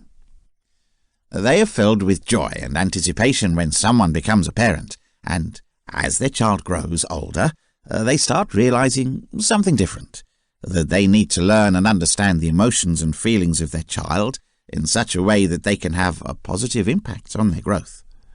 Some of the best ways to do this is to find a way through the child's eyes to see the world, connect more profoundly, and fulfill all the child's emotional needs. First of all, this chapter discusses NLP in 5 senses that constitute our intrinsic domain. These 5 senses are sight, hearing, smell, touch, and taste. All of these will be part of a memory. What happens to children is that they take this external sensation and give it an internal representation known as the map. Then, through this map, they see the entire world, creating filters through their experiences, beliefs, and values. These barriers and the children's own experiences are what makes them distinctive individuals. Parents can use the strategies and techniques of NLP to look at the globe through the eyes of their child. NLP lets a parent see what they are seeing, think what they are thinking, and hear what they're saying. To guide their children in the right direction, a parent is better equipped with this understanding. This skill can be practically implemented to help your child overcome fear. By seeing things from the perspective of the child, a parent can reduce their fear to nothing. NLP is a good choice to try if you're trying to improve your interaction with your child. By being optimistic with your kid and naturally interacting, you are likely to receive the same reactions from your child. In theory, they should mirror your actions and emotional state. Take a situation where, for example, you're trying to discipline a child. Your natural impulse would be to correct them, and don't throw away your toys with a positive, as it were. The likely result will be more toy-throwing events. If you use NLP techniques as a guidance instead of speaking in the negative, you will discipline your child from a positive angle. So, you're more likely to say, be careful about making the kid more cautious and trying to keep their toys safe. When they build their world map, you can also teach your child to use some NLP skills to build trust. To be successful at school, you can start by teaching your kids how to visualize. Choosing a favorable outcome could enable them to concentrate more on being in the classroom. You might also be able to slowly teach them how to use NLP methods to manage difficult situations. Through taking the benefits of NLP strategies to your children, you help them gain good habits, acquire excellent communication skills, and build their own high level of trust. This will support them greatly as they move into the future. Communication is key when parenting, as mentioned earlier, and you can't interact with NLP methods. NLP needs you to be mindful of your nonverbal communication just as much as your verbal communication. It means that you don't send messages to your child which contradict, because what you're saying doesn't suit your acts. Conflicting actions can occur when you tell your child, "I love you," but your facial expressions are irritated or your teeth are clenched. It means that the kid receives a positive message, yet is busy communicating a negative message using the body language. NLP calls for one to stay present, stopping a parent from reacting to a child's previous behavior or a recollection of something that the child has done. As parents, as a human being, you may cry out loud at your child as the rage has gathered in you, because the kid may not be able to see right before them. They may react to a previous case that can lead to confusion, misunderstanding, or unhappiness. And knowing the voice tone, the speed, and the actions you're doing is important. Remember, you can perceive the sense of your conversation by watching your kid respond. You need to modify your message if you can see that your message is misunderstood or lost in translation. NLP will open these doors for you, exposing the capacity for improved interaction. You may have a kid learning visually, so using pictures or other visual aids will make communicating with them easier. Eventually, there is no question that children will try to push the boundaries. Some kids will use poor or negative behavior, such as being rude, violent, and lashing out, in an effort to get a parent's attention. As a parent, it is possible to use NLP methods to regulate how to respond to these circumstances. Responding as favorably as possible is the concept here. Therefore, by responding positively to a negative attitude, give a favorable response when confronted with a rude kid, which is called a pattern interruption. Your child will also feel the need to regulate their responses by responding favorably and spreading the scenario. Applications of NLP in other spheres of life. Better speaking. Most people will never really know what they're thinking or feeling right now. That's because before they actually say something, they're always wondering what to say. It turns the unconscious features of language production, grammar, and word selection into conscious activities, which means that a message can be changed and inauthenticity can result. It's time for people to chat, just like when they're on the line. We can send organized phrases without spending time worrying how to relay a message. Using NLP, you can just start speaking in any scenario. The idea here is to submit an end goal in your conversation and work towards achieving this end goal. It is essential to stop worrying about looking stupid or making a mistake, as this leads to the overthrow of communication. There is an unconscious mind that is very powerful. The unconscious mind will find the sentences and words in line with the goal set once a target has been set mentally. This NLP method is an excellent reference to teaching action, where the fastest way to learn anything is to do it actively. Modeling successful people. This method of NLP is very efficient and is used mainly in sports and business. A prototype is chosen in this approach, showing the actions you need, and you should observe it to learn from it in practice. For instance, if you want to imitate someone in the company who finishes deals effectively, someone who is confident, smart, and always driven to do business, you have to watch this individual do their thing, and maybe learn from their body language, the tone of speech as they speak, body posture, among other things. Modeling is not done once, but several times before it becomes a practice. When your turn comes to do it, you will have no problem presenting yourself, just like your good model. Empowering questions. In this method, you come up with questions that will focus on where you want it to be in order to change the thinking patterns of yourself or another person. This is a method used in business to persuade customers of what is best for them with their products or services. For example, if you want to leave a poor habit, you can ask yourself direct questions to persuade you how bad that habit is. If you want to start something new, you can use questions to convince your mind that it's the correct thing to do. You may, for instance, come up with a list of advantages that you will enjoy when you start to work out through a number of important issues. Creating better communication. This is a much easier learning ability and will help you get along with any type of person. Creating a relationship with individuals can be accomplished in so many distinct ways. For example, you can follow a person's breathing patterns without them realizing it. You can copy their body language without being too obvious. You can choose to use the precise phrases that the other person uses, among many other ways. Find out their perception and use it. It can be audible, kinesthetic, or audible perception.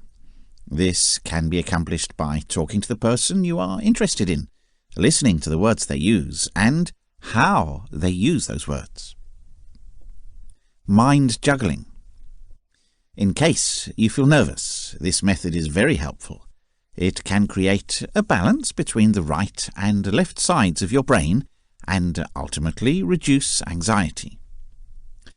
For mind juggling, choose something that you really like, something that has some private meaning to you, something that will feel nice and sound nice and won't be harmed if it drops. You should have an affinity for the item you're going to use more than its features. To practice, stand with your legs apart or sit with a straight back in a chair without arms. Place your hands with the item on one side in a way that you help it. Start throwing the object from side to side with your eyes. To allow your mind to roam in the direction you want, drop the object at times. This exercise can be done for as long as necessary. Fast fear cure. There is a way of curing great anxieties. In this method, you are meant to imagine something that you fear in order to come to the truth with it and to overcome it. In a process, one can play back the scenario to face the fear in the sense that has arisen to get a person with a phobia to recover. Imagine yourself in a movie theatre, sitting in the front line ready to watch your greatest fear. Picture what you most fear and watch from the front row on that big screen. Imagine looking out from a window at the monitor. Play the terror over and over on the big screen as you watch the phobic reply from a balcony. You can do this as many times as necessary, allowing you to switch the theatre locations and adjust the screen's colours of fear and locate the fear in all sorts of visualizations. Sometimes your fear won't be as intense as it was, and as you keep imagining yourself facing what you're most afraid of, fear will come down and you won't be afraid anymore. Planning efficiently. This is another effective NLP method that will help you plan something you're about to do to make sure it's going smoothly. Imagine how you're going to behave, talk, feel, and think about the new path you're going to take in this method. To make your emotions come true, involve all your senses in this.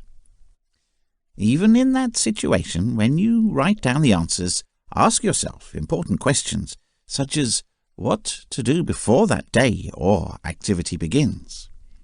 Ask yourself what to do before you move, and write down all these, as they will help you prepare for a good case or day. Repeat all this until it has covered everything that should be accomplished on that ideal day. By the time you're done, you should have written down all of the steps for the actual day. Give the steps a timeline to make a perfect event. If it takes a few days, make sure that you have a date of commencement and the date of completion. This is an ideal method for planning complex assignments you may not be able to complete on time. You may be afraid that you will get lost along the way, but through this NLP approach, that will direct you.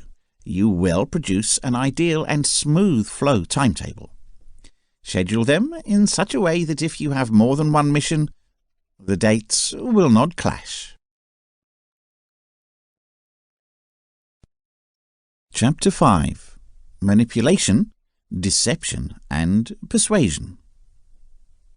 There are many theories about the functions and tendencies of the human brain. A lot of literature also discusses how people shape their views, belief systems, and behavior patterns. On the other hand, there will be a lot of theories about how people usually behave in certain situations, environments, and contexts.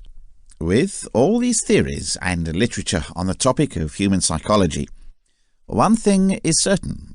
To persuade, manipulate, or deceive a person, you must align your mind with your place, meaning, or environment. In other words, the first step in persuading, manipulating, or deceiving someone is to fully understand their thought. How do you fully understand the mind of the other person? How do you use this knowledge of the other person's mind to persuade, deceive, or manipulate the other person's thinking? The simplest solution to this problem is to consider what inspires and motivates the other person to take action. Does the other person do something for the money or as a passion? Does he do it for glory? Does he do it for authority? Does he do it for the sake of fame? Comprehend his state of mind and psychology. Once you are acquainted with the other person's drive and motives, it is now time to strategically arrange your conversations and requests so that he and his motivations profit. He will immediately accept your request with little to no opposition. Do you know the reason for this? This is because he can see you as being very much like him because of the way you have handled the conversation and made your submission. He must have the intrinsic obligation to satisfy your demand as such. This is the fundamental principle of persuasion, deception, and manipulation. This research's main theme is to persuade, exploit, and trick the other person without being identified or heard by the other person. In other words, your goal is to conceal and shield from your target your attempts and intentions. If you ever learned the rules of logic, you would see that manipulating, deceiving, or persuading a person could place you in this rather absurd situation of making a mistake. Fallacies are, in themselves, absurdities, which means your argument may not always be true because it defies specific laws. If you want your point to always be true, and you want to influence the minds of others by the most rational means, then you might find that there are a lot of mistakes in psychology. There are arguments for argumentum ad baculum, argumentum as edicitum, argumentum ad verecundium, and many other Latin terms available for fake appeals. These errors are committed by people because, of course, they appeal to emotions, authority, or turn of events they cannot predict. That's the good part about the real world, though not all people are convinced that the visual claim is all that comes under good logic. The testable theory suggests that there are truths in this world that really defy logical rules. Their law, defiance, as people can see it, however, makes the world much more real. Often people try to predict the climate, which is completely unpredictable, of course. There are predictions that nail it, and in an unpredictable nature, there are those that will work out. While there are some books that would make you think the best way to influence people is to play with their heads according to the laws of logic, this book will teach you how to persuade others by putting yourself in their shoes. It's all about empathizing with others, and then putting a credible and sound argument in their heads that works well for your benefit. That's because the real world's individuals are more likely to respond to what they feel and not to what the reality in their heads says. There are many reasons why somebody else might want to deceive, confuse, or persuade others. Now, the problem is your ethical way of thinking manipulating, deceiving, and persuading another person? For the answer, it really relies on you. No one can determine whether what you are doing is ethical or not, except you. Nonetheless, there are many social situations where you need to perform specific methods of bribery, deceit, and persuasion to achieve your goals. Let's say you're the US president, and Russia is trying to engage you as an illustrative example in the global political arena in a nuclear arms race. Of course, you don't want to start a new world war. Therefore, your target is the Russian leader, and your purpose or position is to prevent any conflict in the world and to preserve peace. In this situation, it would be very helpful to use methods of persuasion, deception, and manipulation to promote your position of world peace and harmony. Of course, your target people are your customers and consumers if you're in the business sector. In fact, your goal is to get them to buy your products or use your services. If you're an environmental lawyer, your target people are policymakers, lobbyists, and the public. Therefore, in protecting the environment, your goal is to convince them to support your cause. When you look at the topic of mind control closely, it is undoubtedly basically a game of persuasion that is practiced every day. It would, of course, be up to you to understand the intention of learning these tricks. As Machiavelli would say, everything becomes a means for a particular purpose. Nevertheless, the art of mind manipulation does not mean that you refuse the use of free will to your goals. Rather, you give them something that they most definitely are searching for, a feeling of a positive choice that acts as a guide to their behavior. Basically, the nature of your actions and your set of private beliefs will decide whether or not the methods and techniques you use are ethical. Note that the main objective of this chapter is to create a specific shift in the mindset of your target person, without them being aware of the changes in their thinking. If you are an entrepreneur, your customers will be your target audience, and your goal or aim will be to get them to buy your products or use your services. In this regard, one of the most successful ways to change the way you think about your customers or your goal is to change your way of talking. In other terms, to build what you sell and what your customers want, you must use the right phrases. If you're watching promotional ads on TV or YouTube right now, you'll know that brief business videos are enticing because they use the terms or lingo to address the specific concerns of their target people. Therefore, there is an emotional sense that only the language used by the product or service manufacturers understands your point of view, situation, or environment. Now, when you think about how advertisements appear on TV, they all offer two kinds of sensation, pleasure and pain. Essentially, they play on the two sensations that have changed mankind's course forever. Philosophers, religious orders, and tyrants all experimented with the notion of sensations, with a similar belief that everyone would want to do something to experience or avoid pain. Millenniums later, with the same assumption, people still behave. That's why the art of manipulation and mental control still exists. How do you think people prefer a brand of coffee to others? The response is pleasure. It's still the game of joy against pain. Some would think that they prefer double shots of espresso to experience that pleasurable feeling of being awake much faster, because they are upset with slowness. They want to achieve the bitter taste of coffee as fast as they take a sip. Similar to the latte men, though, they prefer milk over coffee, and they want to experience the caffeine as it is in the form of slow waves of the bloodstream. Everyone will cater to a different set of people playing to their needs. Try to tell an espresso addict that he can drink more caffeine in a large glass of latte than 3 tall cappuccino glasses. More often than not, this espresso lover will try to switch to latte the next morning because he is more likely to get easily what he wants. At the end of this argument, people are not mostly concerned about how to get what they want. They just want a technique to bring them closer to their goals in a faster manner.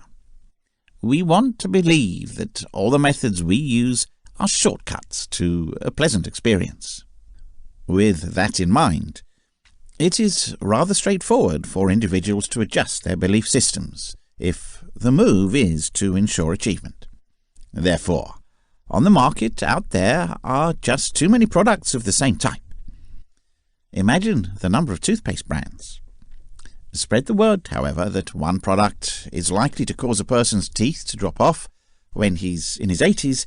It's almost guaranteed that individuals who are that brand's diehard fans would adjust or do a very thorough analysis of their use of that brand. That's why, when you're trying to know how to affect the minds of people around you, you always try to know how they feel about a product and what it's doing for them. You buy a product, one way or the other, because you think you want it. But once somebody gives the concept that they shouldn't want it anymore because it will hurt them, they will reject it. However, they would rather seek a comparable item, perhaps 7 out of 10 times, than stop using it every day. If you can sell cigarettes that don't cause cancer problems and ruin the mouth, but still deliver the same level of satisfaction as other brands, then you're almost guaranteed to get rich. People don't want cancer, but they don't want to say no to their cigarettes. It's because they all want what they got used to. Now, switch the viewpoint and provide a profit, or offer something in the easy way to make your life better. They're going to risk their life if they refuse to take it. The art of mind control is comparable. The subconscious would always say goals of moving toward prevention of pleasure and pain. Another basic principle for manipulating, deceiving and persuading a target person is the declaration by an authority strategy. This means that a mere proposal or statement by a power figure can often transform and change a person's visual memory to create a distinct memory favourable to the power figure. Keep in mind that each person's power figure is different. Many individuals will see a university professor as an illustrative authority figure, while some individuals will see a person who has learned from hard knocks as an authority figure. In other words, you should position yourself in a situation in which you will grasp the authority figure of your target person. You might think that there are people who don't believe in authority. Okay, you're wrong. So for manipulating people, this can't be a standard technique. But when you look at the history of this culture, people have always been entrenched in any kind of organization. People have always been looking for someone to give them the information they need to improve their lives, or as an example they can look up to. Although individuals may think it is possible to disregard or discount the importance of government, they will still be searching for a leader. You must either have a leader's characteristics or have your words come from an important person to be able to influence an individual. This way, anyone listening to the phrases you say wouldn't doubt. If you can see this all the time, more people will buy the item if people who are respected sponsor products for sale. Chapter 6. The Art of Persuasion. What are you really trying to do when you try to persuade someone? In its very nature, persuasion is the ability that allows you to influence your goal in allowing a new belief in your system. You do this by making sure the belief you instill in your target fits the way he thinks. You also do this by challenging the authorities he listens to and assuming that you are the authority of the new belief that you want him to acquire. There are many ways you can convince engineers, and 5 of them will be learned in this section. You can even design your own tactics based on your target's character, but you need to create them so that you can go back to what persuasion really is. At this point, you will begin to realize that persuasion is a very powerful tool, and for almost any relationship, most people who have used this skill believe that it is even the basis of the other skills discussed in this book that are manipulation and deception. Persuasion allows you to move in and drop your target's defenses by placing them in a situation where their beliefs would be changed. Beliefs are very powerful in creating what's comfortable for people, which in turn dictates what they'd do over and over again. They are not 100% correct, and according to experience, they are malleable. Because they can change depending on one-world experience, you, the controller, will be able to challenge them and make your expectations view their environment as something else. It sounds easy, but it's not, of course. The obstacle you face as you step into persuasion is your goal's definition of comfort. People would always want to believe what makes sense to them, such as their religion, their choice of products, and their entire lifestyle. We don't care about anything else. Now, you should dispute the notion and offer damning evidence that some or all of your convictions may be incorrect. How are you doing this? You need to find a way to get them to listen and make sure you're on the same page and get them to accept that you make sense. You should step in for the kill when that happens. One of the most effective ways to convince the target is by admitting a weakness, a downside, a detriment or disadvantage before the other person does. For hundreds of years, this principle has been known, understood, and applied. The reason you admit a flaw in your case or your statement is that you seem to be more truthful to the other party and your target by doing so. For today's society, where everyone is cynical, this will be useful. By being skeptical, it is meant that people in today's society will usually not believe a case or claim if the only advantages, benefits and other arguments are admitted in their favour. As such, usually expect people to be on the lookout for a capture. In other words, you will be automatically regarded as an honest and trustworthy person by accepting a negative, fault or drawback of your argument, idea or case at the outset. This strategy is one of the most people who sell their proposals or services using the best tactics. This works well because the dealer would always give a personal brand testimony by making his current experience so much better than his previous life. The comparison makes the objective more conscious of what he wants.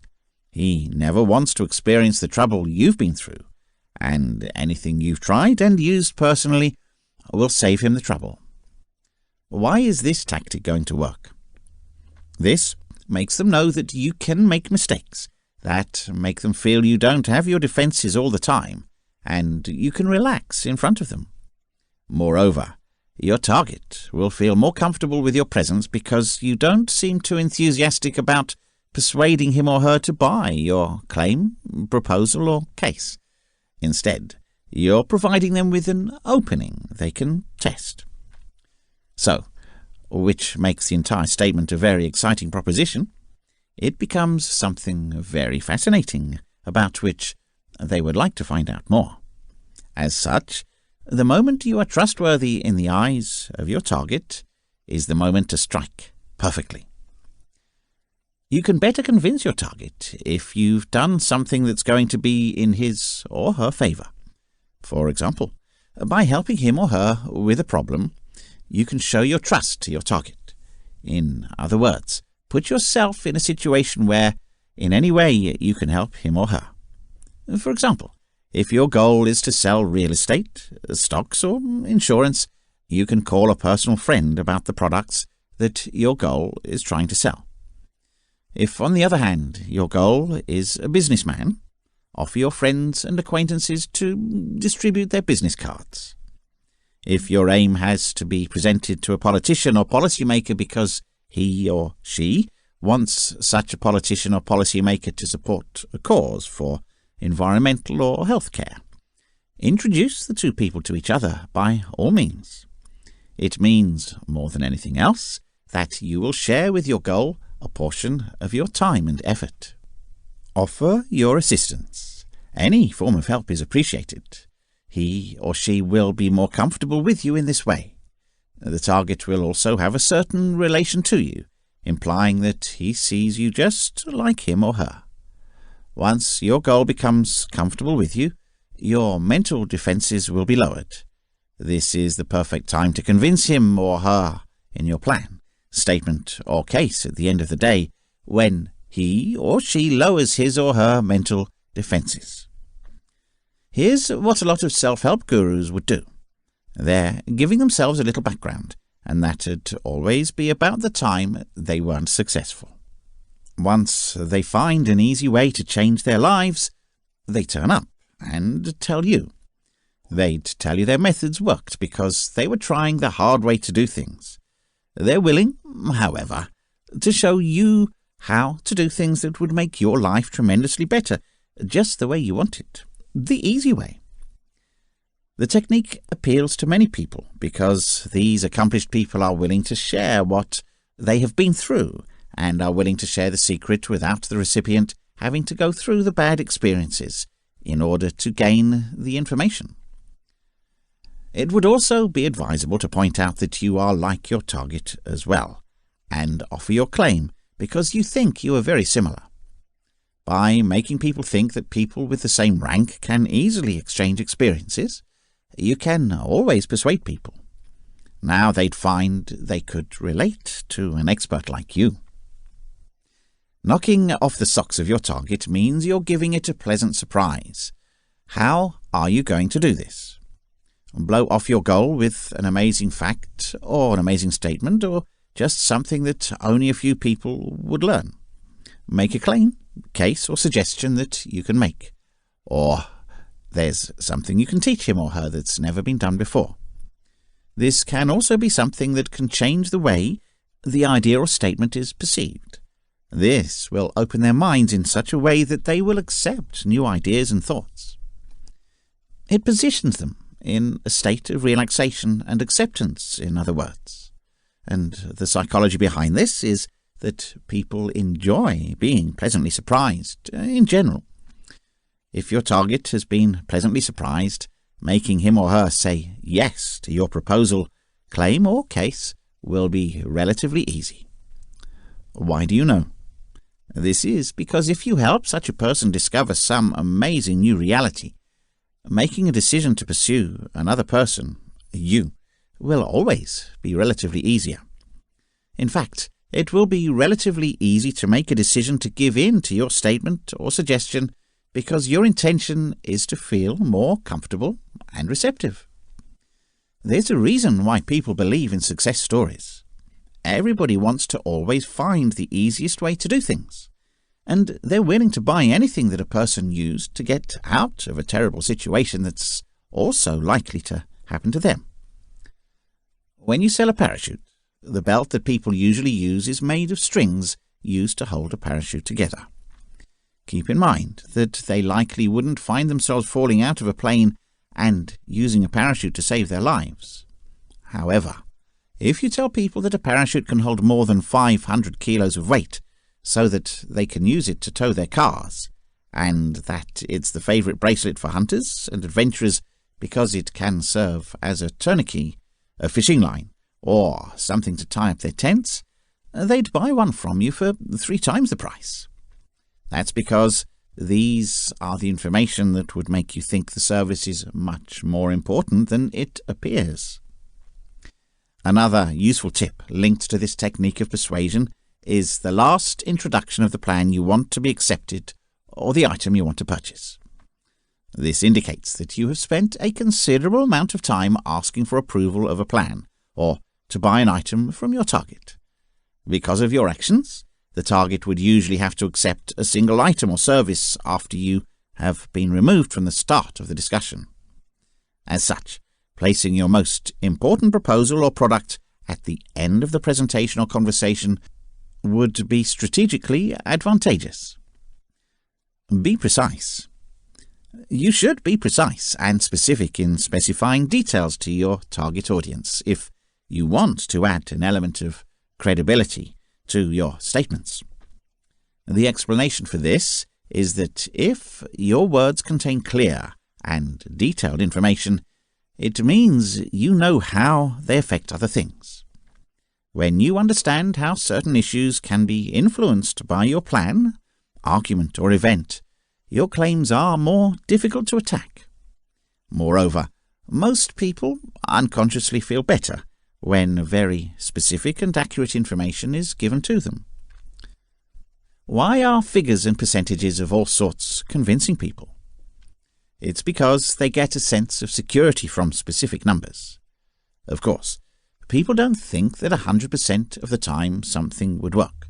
They want something that's almost foolproof, because the almost perfect object they might get is even better than all the other products they've tried. That's why consumers often prefer to buy items using numerical adjectives, like most, almost all, and 9 out of 10. But if you insist that your product is perfect, notice the number of questions you get, because people don't think about perfection. They would rather get something that can be flawed, but if they fulfill the conditions, they are still guaranteed to work. That makes the brand more interesting and trustworthy for people. Suppose you're a consultant for operations management, for example. How can you apply the principle to your target dealings?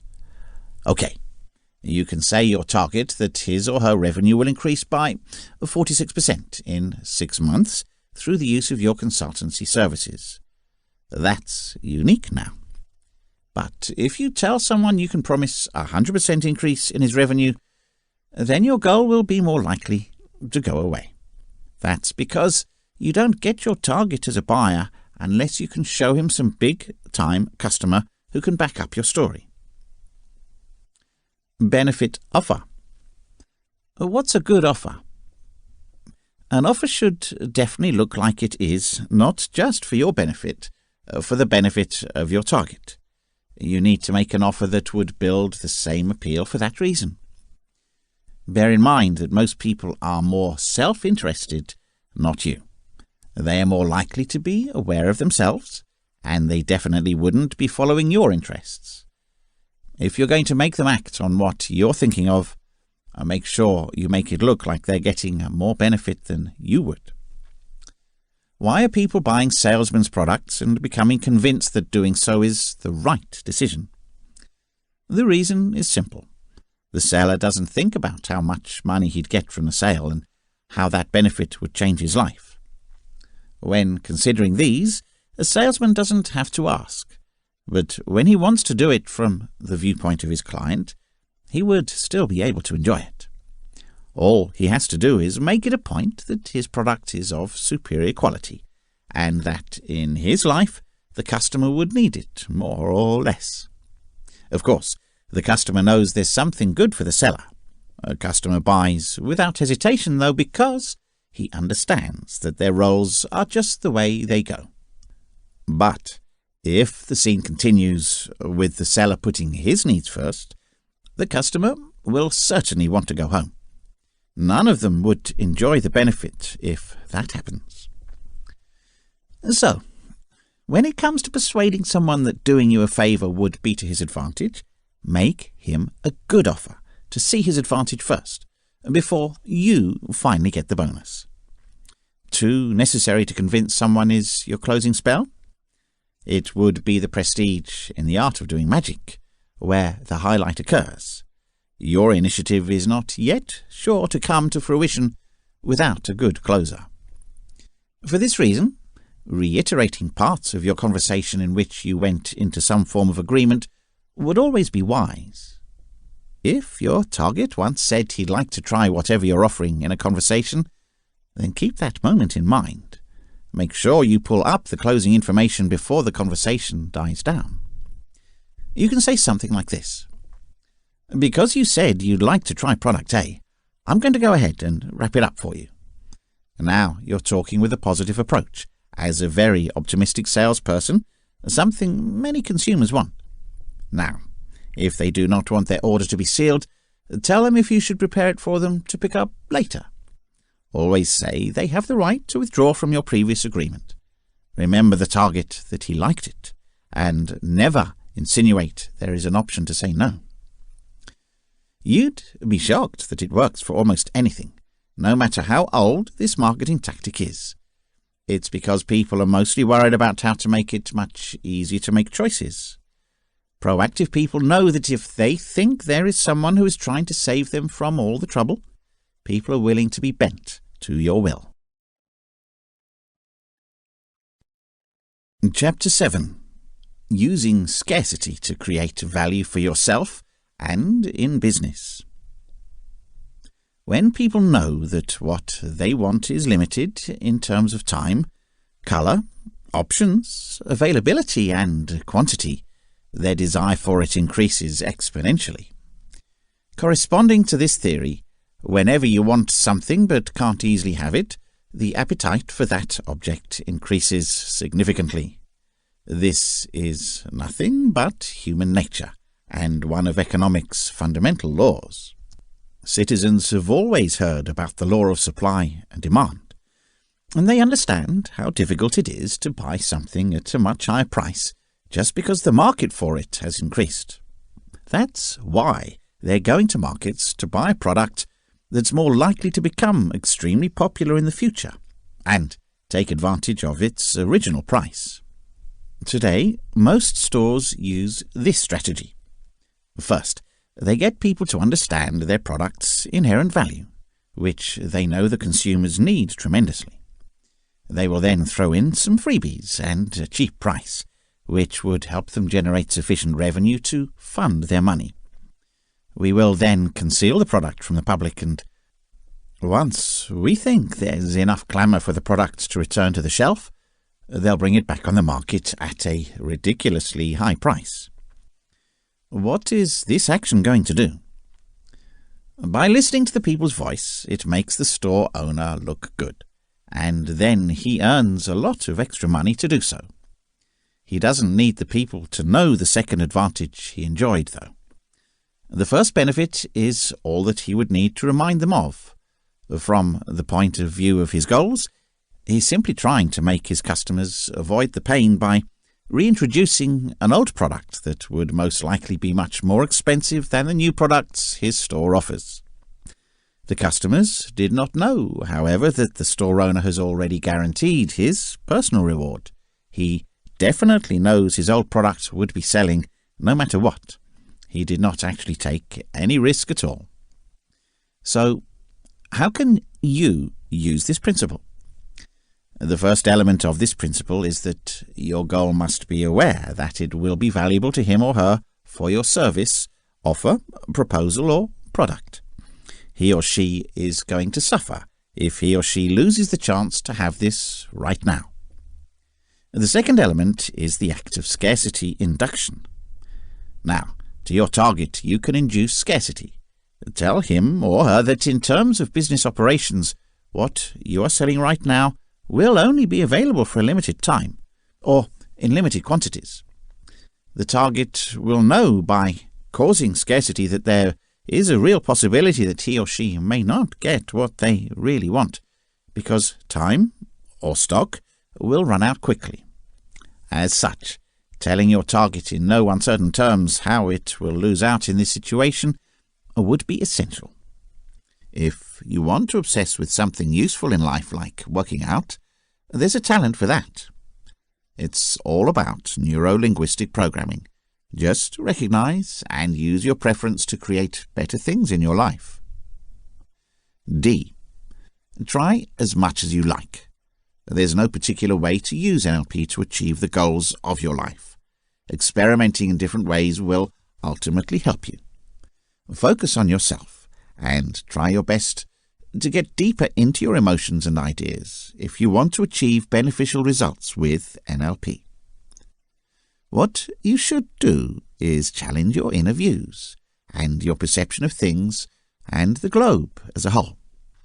Be ready to find out a lot of stuff you haven't heard before, and that could be a little frightening. Nevertheless, doing so is necessary for the mastering of NLP. E. Understand experiences in your own way. There will be many discoveries that you will understand in your search of self-discovery using NLP, and since there is no instruction in this capacity, you will have to come up with your understanding of things and identify your own goals in life. This will come after you use NLP to master the limiting factors. F. Do not restrict yourself. In fact, there is no limit when it comes to what the human mind can accomplish. Therefore, you should not limit yourself either. Why do you want to restrict yourself if your mind will help you do so many things in life? Those phobias won't have to be dealt with anymore. When using NLP, you can easily overcome them. Set the sky as your limit and make as much as possible for better days in life. G. Enjoy it. If you don't like to change your belief patterns, you might not do much through NLP. So you've got to enjoy it. Having fun trying to overcome your addictions, fears, obsessions, and other things that will ultimately help you achieve better results.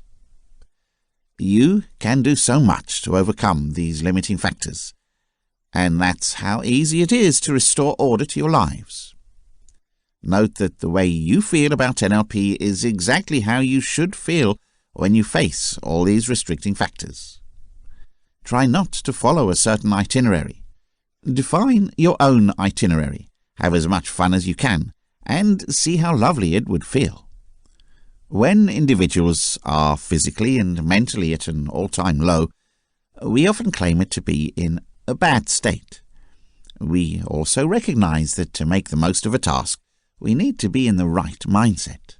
Very literally, these are all the thoughts, emotions, and physiology which we articulated at the time, the mental images, sounds, feelings, and all the physical posture and breathing patterns.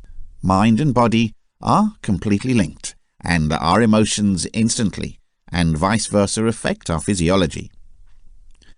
Our state of mind is constantly shifting, and one of the few things we can rely on. If you change country, the entire world out there is also shifting. Generally, we are more aware of our emotional state than our breathing patterns, physiology, posture, gesture. In reality, emotions are often considered beyond conscious control. They are the visible tip of the iceberg. We don't see the entire psychology and thought system sitting below and encouraging the emotions. These are the submerged 9/10 of the iceberg. Trying to influence the emotions without altering state is as pointless as trying to make the iceberg vanish by staring at the top off. More will just surface unless you spend too much energy holding it underwater, and that's often what we do with drugs or willpower. The mind leads us, and with obedience the body follows. Usual emotions can thus be stamped on a person's face and posture because the person does not notice how his or her physiology is shaped by the emotions. Try to experiment with it. Take a moment to think about an enjoyable experience, a time when you felt really good. Think back to that experience if you've been thinking about one. Spend as much as you can to re-experience it, a minute or two. Look around you. See what you see and hear as you relive this memory, as you enjoy these pleasant feelings. Recall how you felt. When you're prepared, go back to the present. Notice how your current state is affected by this, especially your posture and breathing. Past experiences don't go away forever. They can help you feel better in the present. Even though the past sights and sounds are gone, the actual feeling is as real and tangible as it was when we reconstruct them mentally. So just put yourself in a more resourceful state, or whatever you felt before you heard this paragraph. Today, on the other hand, think back to a somewhat painful past experience. If one comes to mind, imagine yourself in it again. Back in that situation, what do you see? What are you hearing? Note how you feel. Return to the present and see how this has affected you. Do not stay very long with this experience. Compare your feelings after this experience with how you felt after the previous experience. Note also the unique style of breathing and posture. Now, change your emotional state. Perform some kind of physical activity. Move your body to something completely different, and turn your attention from memory to something. Look out of the window, jump up and down, sprint across the hall, hit the wall, or bend and touch your feet.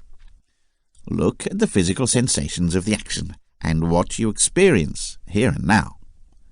This is known as altering or breaking state in terms of the NLP, and is worth doing if you feel pessimistic or unresourceful. Once you recall unpleasant memories and unresourceful access environments, the entire body takes on and retains such adverse conditions as muscle tone, posture, and breathing patterns. Such physically stored memories can contaminate your future experiences for minutes or hours. We all know what it's like to get out of bed on the wrong side. People with depression have unconsciously mastered the ability to maintain unresourceful state for long periods of time. Others mastered the ability to change their emotional state at will, creating for themselves a mental freedom that transforms their quality of life. They feel the emotional ups and downs of life completely. However, they know, step on and do not dwell on emotional pain unnecessarily. As we go through life, we constantly move through different emotional states, sometimes faster, sometimes more gradually. For example, you might feel pretty tiny and a friend is calling you with some nice news. It makes your spirits lighter. Or maybe it's a bright sunny day and you're opening your mail to discover an unexpectedly large bill. The mind's clouds can cover a moon. We can affect our states instead of simply reacting to what is happening outside. In the last few minutes, you felt nice, then awkward again. But that's how you feel now, and nothing has actually happened in the outside world. You've done it all yourself. Suppose you are a businessman as an illustrative example, and your target is a potential customer. You can say to your goal, "I'd really hate to see you miss this latest iPhone. Note that this version will only have 2,000 iPhone units available. I will give you the chance to reserve one for yourself if you wish." This example would work because it involves a specific number, which justifies the claim of scarcity. A seller would sell for a certain amount based on how much his customer would like or need the service that he sells. The thing is that soon, because it's that special, the product will be taken off the shelves. He can make the claim stronger by saying that most people can get it only on a reservation basis, and because the competition is very tough, but still fighting for the product is so worth it. To maximize consumer pressure, a store owner may declare that consumers have a specific deadline to make up their minds. Missing that deadline is the same as missing the entire opportunity to profit from the service. Now, if you were that salesman, you could even boost your pitch by saying you're willing to go out of your way and make sure your target gets a fair fighting chance to get that product, but it should count on an effort. Insinuate that going through the trouble of having to fill up the paperwork and stand in line can be frustrating for you. You are now guaranteed to sell, and you would also get a good tip. Conclusion. In the end, it is essential to understand that NLP and manipulation techniques are both subjective techniques that work on all humans, but also depends on a lot of practice and expertise in order to fully maximize its prowess. Whether you are working for a small organization or a multinational, NLP can be used throughout the business. The skills are useful when it comes to communication, team management and project management, dealing with challenging situations and when your work involves interacting with people. NLP can be used at all stages of life throughout business and education. The tools will help you gain a thorough understanding of behavior patterns and how individuals can respond in a variety of situations, helping you to work more efficiently and effectively. Everyone can take advantage of the skills, including business people, sports fans, actors, teachers, leaders, politicians, and coaches, for example. Thank you for buying this book. I hope it has helped you learn the basic principles of human psychology and the specific tactics that you can use to manipulate, persuade, and deceive. In any situation you find yourself in, you can use the strategies described in this book. The next step in your efforts to use manipulation, persuasion, and deception techniques is to apply this knowledge to your daily lives. Be sure to reread it regularly, to remember and make the most of it in your life, and accomplish your goals more quickly. The end. This has been Manipulation and NLP Techniques. Learn the art of persuasion, influence, and deception. Understand emotional intelligence, social influence, hypnosis, and seduction techniques. Written by Jake Smith. Narrated by Jason Spire. Copyright 2019 by Jake Smith. Production copyright by Jake Smith.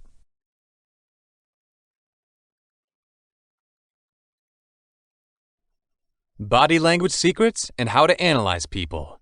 2 books in 1. Analyze body language, speed read people, personality types, manipulate and influence people with emotional and mind control.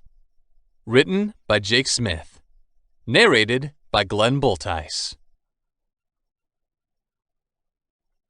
Copyright 2019 by Jake Smith. All rights reserved.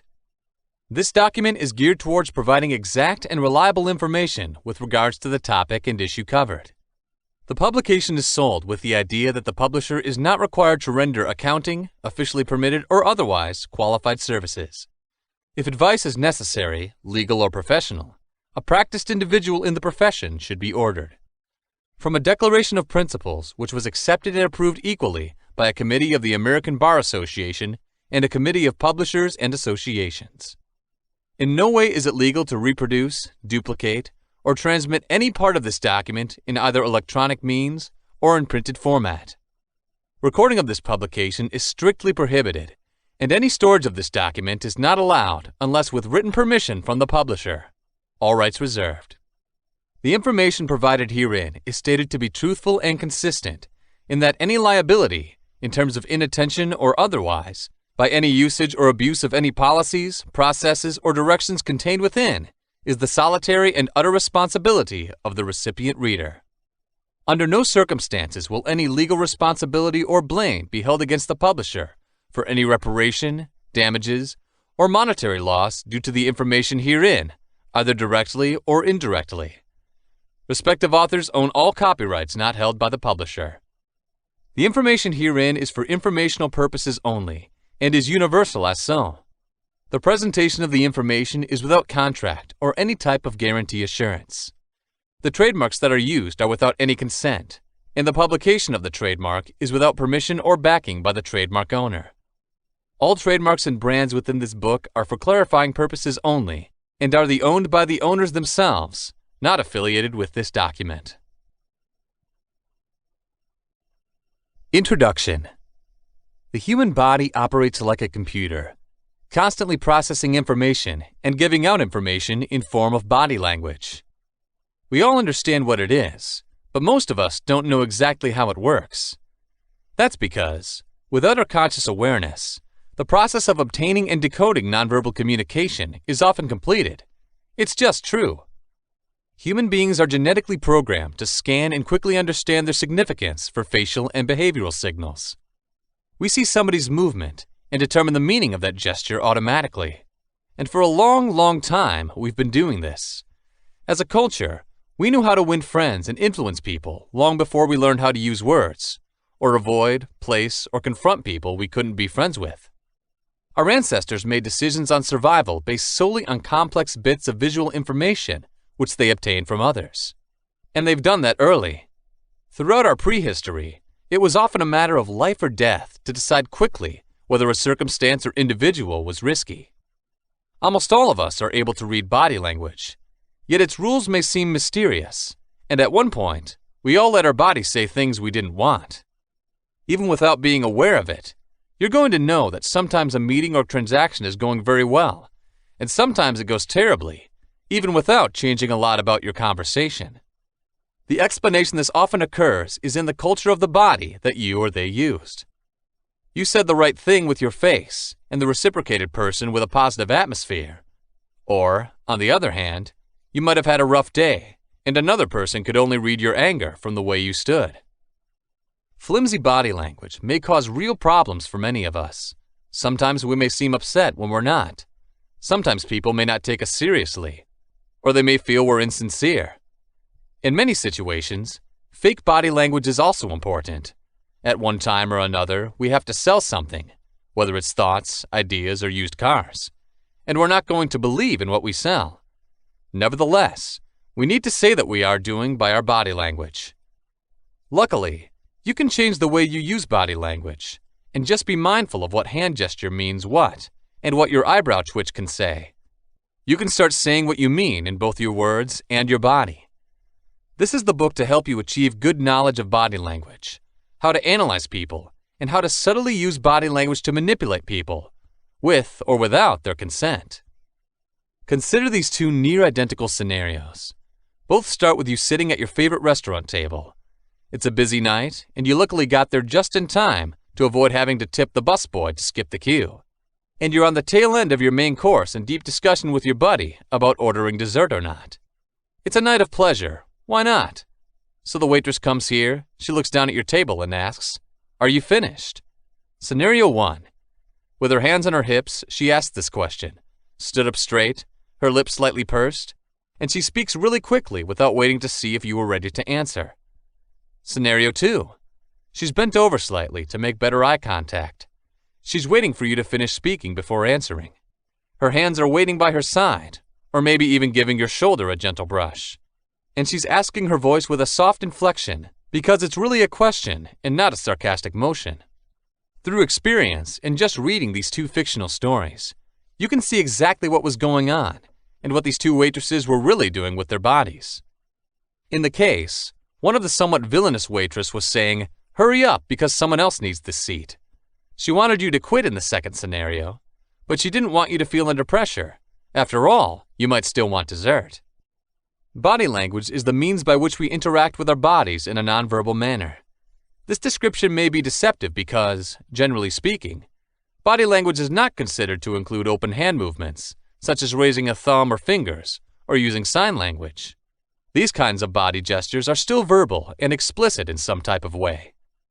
Body language is commonly regarded as the subtle, accidental, and implicit ways of interacting with our body. Even just a middle finger can be viewed as playful given the right kind of grimace. In reality, in the same domain as body language, even some verbal communication is considered because how we make comments is just as essential as what we do to show what we mean. There, of course, is a middle ground. Pointing the finger is a clear form of interaction, but it can also be automatic, and finding out what our hands are doing is certainly central to understanding the language of the body. Body language is the analysis of our facial expressions, gestures, mannerisms, and how we move around to decide how to translate what we say, and sometimes, when we don't speak, to understand what a person might think or feel. It's good not to be anxious at an interview in your voice, but if you're sweating like you're going through a tough time, people already know you're putting it on. The question of whether body language is deliberate or accidental is a very difficult question to answer.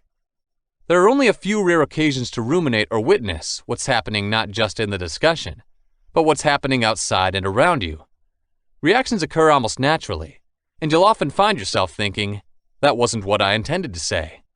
And in those situations, you may start deconstructing your thoughts to sort out what you thought at the time. Their body language seems to have even less feedback from their brains than this, which has culminated in some thinking about a conscious and subconscious brain. This kind of separation is useful to many motivational speakers because it is dramatic and simplistic. The body seems to be working on its own behalf, exposing your inner urges. It would be some sort of hidden secret to command.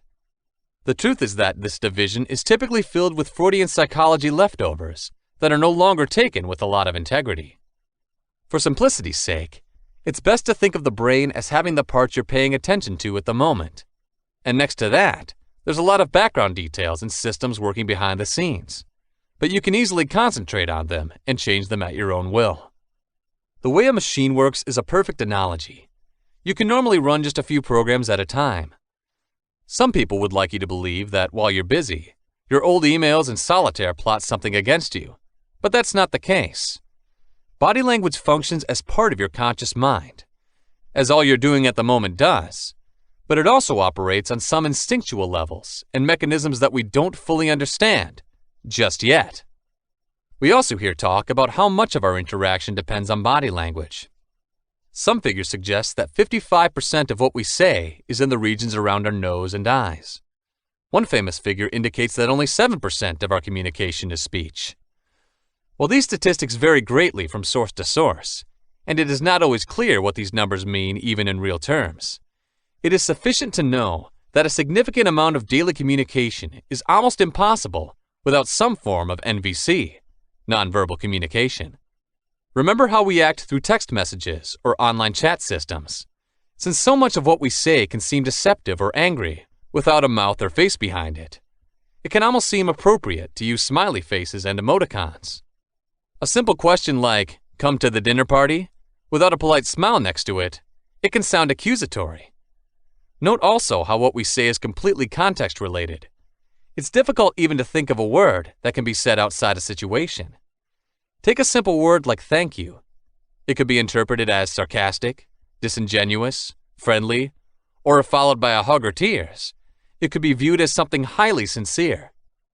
We intuitively assume that the best measure of how someone feels is reflected in their face after the words they say. But a recent study indicates this is not the case. The study suggests that humans are not skilled in recognizing the subtleties of feelings and facial expressions, and it is exceedingly difficult for people to determine the strength of an emotion correctly from the face alone. Just by analyzing facial images in a Princeton report, it was discovered that without being able to look at the rest of the body, only 50% of the time people were able to perceive an emotional state correctly. The more we know about the language of the body, the more we understand how complex it is and how that body is used. Body language. Is it not interesting stuff? Our perception of body language and our comprehension of it seems to be both an innate ability and something gained by experience. If you spend enough time with children, you'll know they can judge what your face says or communicates from very early on. Research on blind people from birth shows that there are some highly inherent body language characteristics, like dramatic movements like raising your fists into the air when you're celebrating an activity. They also learn from studying people living with NVC, such as those diagnosed with autism, that our ability to visually process information is crucial to understanding the language of the body. Tests at one of the leading universities suggest that people with autism may fail to quickly interpret visual acuity, including predicting directions that people may move in. And this relates to their ability to match physical movement with mental states of people. You may be unable to improve your ability to read other people if your brain has the ability to process small gestures in other people and make observations and see trends based on this data. It is essential, however, that teaching people to read body language at a higher level is done regularly and often, so there is obviously some skill and potential for progress in this communication field. For example, by looking at their body language and features, security forces are trained to detect deceptive characters. When it comes to body language learned, we can see from how it differs throughout the world how much of what we understand is either explicitly taught or absorbed from the people and culture around us as we mature. The duration and frequency of eye contact varies around the globe. In the USA, regular eye contact is significant. Prolonged eye contact can be seen as a challenge in some Latin American countries.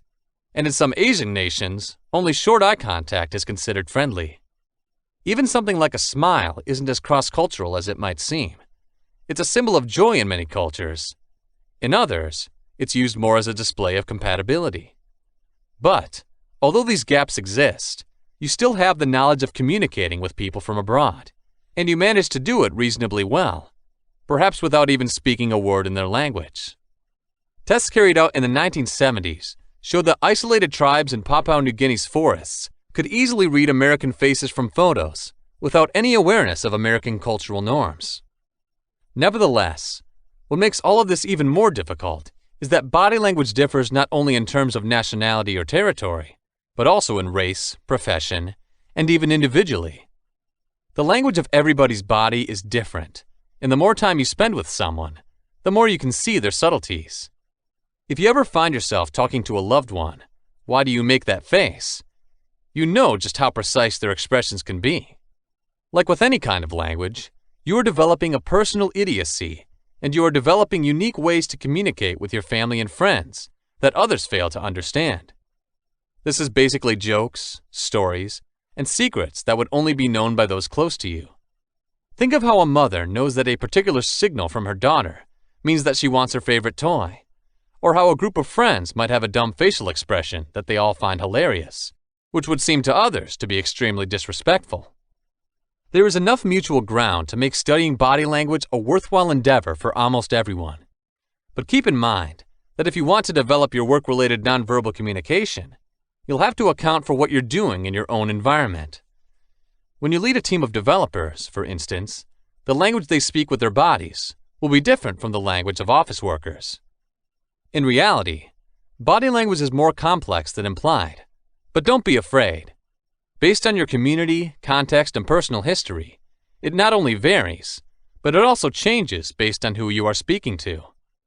You may find that when you speak to your near-deaf grandmother with your eyes, or when you speak to someone you are drawn to, you adopt a soldier straight back. One of the most relevant lessons to learn about nonverbal communication is how quickly a message can be conveyed. We make judgments almost instantly about a person, their mood, their goals, their interests and personality. Think about how to smell a salesperson before they even reveal their true intentions. We can make these decisions about an individual and how they think from just over a sneak peek. Studies suggest that it may take as little as a second or as little as 30 seconds to make a decision about what's going on with someone else. You might be left to wonder after all these variables, how much of my body language can I control?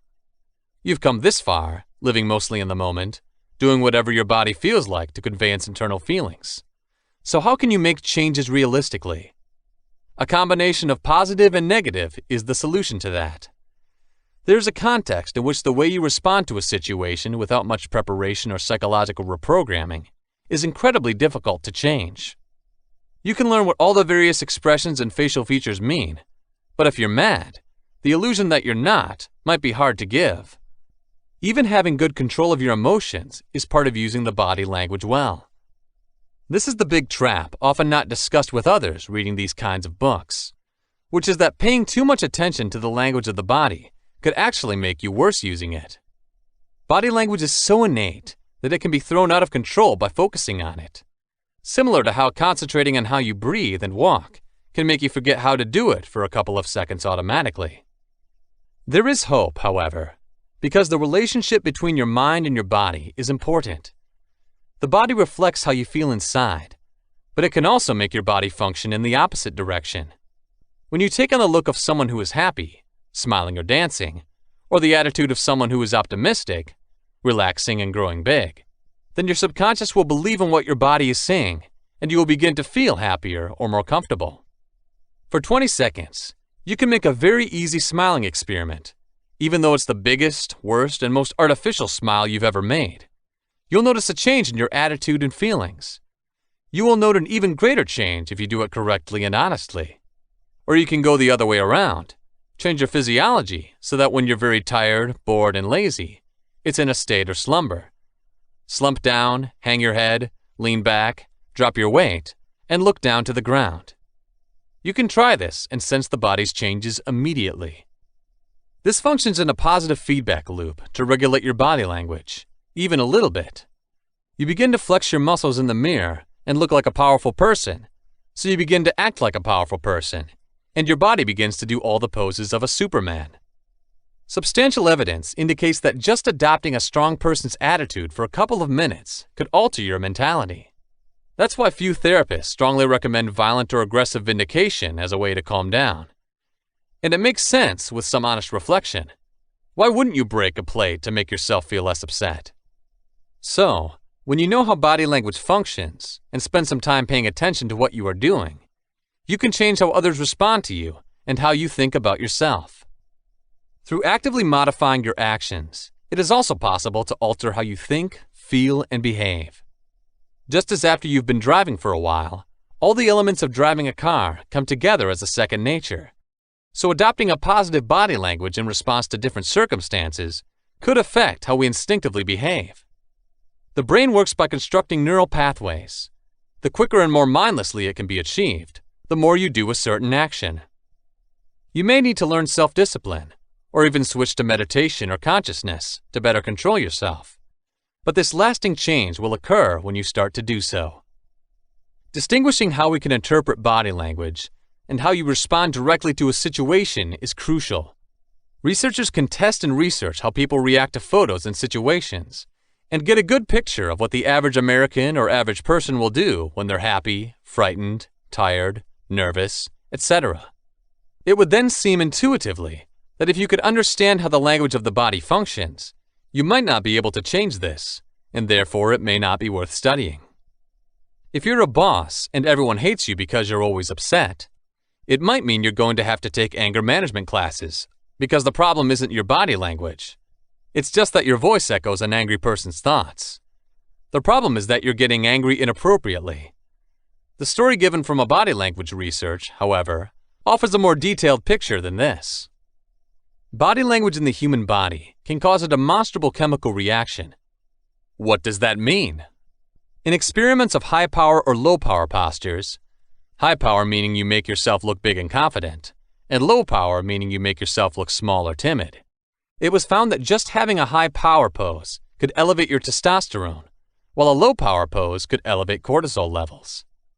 When tested by low levels of cortisol, testosterone is a hormone which drives you to take greater chances and project more strength. Cortisol is a hormone released when your body is under pressure, so that certain types of body functions are put on the back burner so that your body can cope with the crisis at hand. Across similar tests with other body language styles, such as laughing, it was found that happy chemicals, such as serotonin, were released only by happy acting. In response to artificial gestures, these are not synthetic reactions. They are real body reactions that will make you happier or more anxious or more tentative. You've probably heard some of this before, but what's important to understand here is that with practice and attention, you will alter your attitude, and this change in behavior can influence how you feel. You can also learn to read body language on a smaller level to analyze different situations in your life, which will allow you to have better strategies to connect with people and understand people at times when you can become blind to body language. We now have a general idea of how body language works, what we talk about when we talk about body language, and how body language research can make us feel better about ourselves and communicate better and build better relationships with those around us. Once we discuss more thoroughly how the body works, though, it should be remembered what you should take away from learning body language and how it should actually be applied. Especially in the US, there is an obsession with being optimistic, extroverted, and almost having a salesman's characteristics in all we do in life. Whether we're on a date, trying to get our child into a school, or, I dare to say it, being a businessman or saleswoman, or trying to sell anything. A lot of body language talk is sold as a way to become some form of hyper-confident, happy person, as a way to drop a meeker or softer personality that is often considered to be a weaker way to live. It's important to keep in mind that there are loud and quiet ways to be strong, happy, or optimistic. And it's important to remember that when you're thinking about interaction, no pun intended, there's no right way to do things. You shouldn't try to use body language to become a Hollywood picture of what a successful person is. Rather, you should try to become an efficient version of who you really are. In some language circles of the body, you may be advised to fake it until you make it, or fake it until you become it. So, for instance, if you have to give a speech, you'll behave as a confident person for body language. Then you will eventually become a confident person. That's great advice, but you can't forget that building trust isn't as good as having a reason to trust. In order to stick to the example of speech, it is most important to work out some excellent content for your speech and deliver it in a way that suits your personality. Becoming optimistic will help you make this dream a reality, but you shouldn't try to act like a finger-snapping motivational speaker, like Tony Robbins or Les Brown, if that's not how you'd speak in public, of course. In certain situations, such as job interviews, we can become so spellbound by the thought of using things like body language to do well that we fail to actually work on a successful curriculum vitae and figure out what we want to express in the interview. Positive body language is the product of a positive mind, and you can use your body language knowledge to help make the case. But you can't indeed be confident if you have no reason to be confident. At the same time, you don't have to be afraid that developing your understanding of body language will make you more artificial. On the contrary, you will be able to express yourself better by having stronger body language skills. Chapter 1. How does our body communicate? You will be given a guide of your body in this chapter and how each part of it expresses different feelings or thoughts to other people, from your toes to your eyes. It is possible to use this knowledge to understand other people, but keep in mind that other people sometimes lie about their bodies, often without realizing that they do it, and different things can likely mean the same word. Tears are a classic example of a kind of body language that can mean a lot of different things, although a person can still have the same glossy cheeks and stuffy nose. Try to consider how your own body language functions as you read through this section, and begin to take note of it and learn how other people behave. If you have a lot of self-awareness, then maybe you should try seeing your body in motion. When you laugh at a TV show, try to see how you move your face and chest. Observing others is also very helpful in studying body language in different scenarios and circumstances, particularly if they are not guarded and tired of being watched. Try to be realistic about what body language can achieve. It may be that when they are nervous, people show their fists, but they may also have itchy wrists, and not everyone is the same. It's best not to judge others by their body language if you can stop it. If someone in their face and shoulders is clearly annoyed with you, so they say they can't be partisan, appreciate what they're trying to do and try to find a solution to the source of their frustration rather than a conflict. There are many different types of body language, so it's worth starting by looking at how to break them down into ways to make them easier to understand. We addressed intentional and unintentional movements at the start of this book and how much we actively manage while communicating. Such words will be used to differentiate between the forms of movements we know we do from those we may not be so sure of. I can easily tell you that I was pointing my finger at you deliberately, but I might fail to see my foot bouncing up and down because it was done involuntarily. Unintentional movements with this description include things like crossed arms, head bobbing, biting your lip in deep concentration, or sitting in a chair. These can of course be controlled actions, but when we concentrate more on some other activity or action, we actually want to think of them as being out of control in a natural state. Intentional movements of the body can be seen as an open palm that tells us to stop, or 3 fingers that signify 3 minutes, signs that can easily be converted into words. For closer examination, these movements can be further broken down. We have release signals that are often seen in things like fidgeting and shaky knees that seek to release or relieve some sort of feeling. As they try to remember, you often see people tap their fingers together. Another example is the microgesture. These movements are the minute and delicate details that can be very hard to see. The way an eyebrow rests on your head, or in the wrinkles between your eyes, a slight ripple of frustration. Another distinct gesture is the gestures of support. These are the movements that are made very specifically to support what you say. It goes from simple gestures such as holding hands apart to signify size, or it could be a general hand waving to show excitement or strength. Often people wave their hands just because it helps people think about various neural pathways and stimulates them in a strange way. It takes us to personal gestures, gestures that will or will not be unique to that person that one individual will have. Personal gestures could be stuff like slicking a person's hair back when they're anxious. False gestures are one of the trickier types. Not all gestures mean what they seem to mean. A smile can mean, "Please hurry up and go," as easily as, "I'm glad you're here." The last form of gesture is non-body gestures. It involves gestures you are doing, as well as gestures you are not doing. Personal space is an essential gesture, for instance, but it needs very little movement. Other examples of non-body gestures are the way you speak, or even what you may look at. The feet, leg, and posture.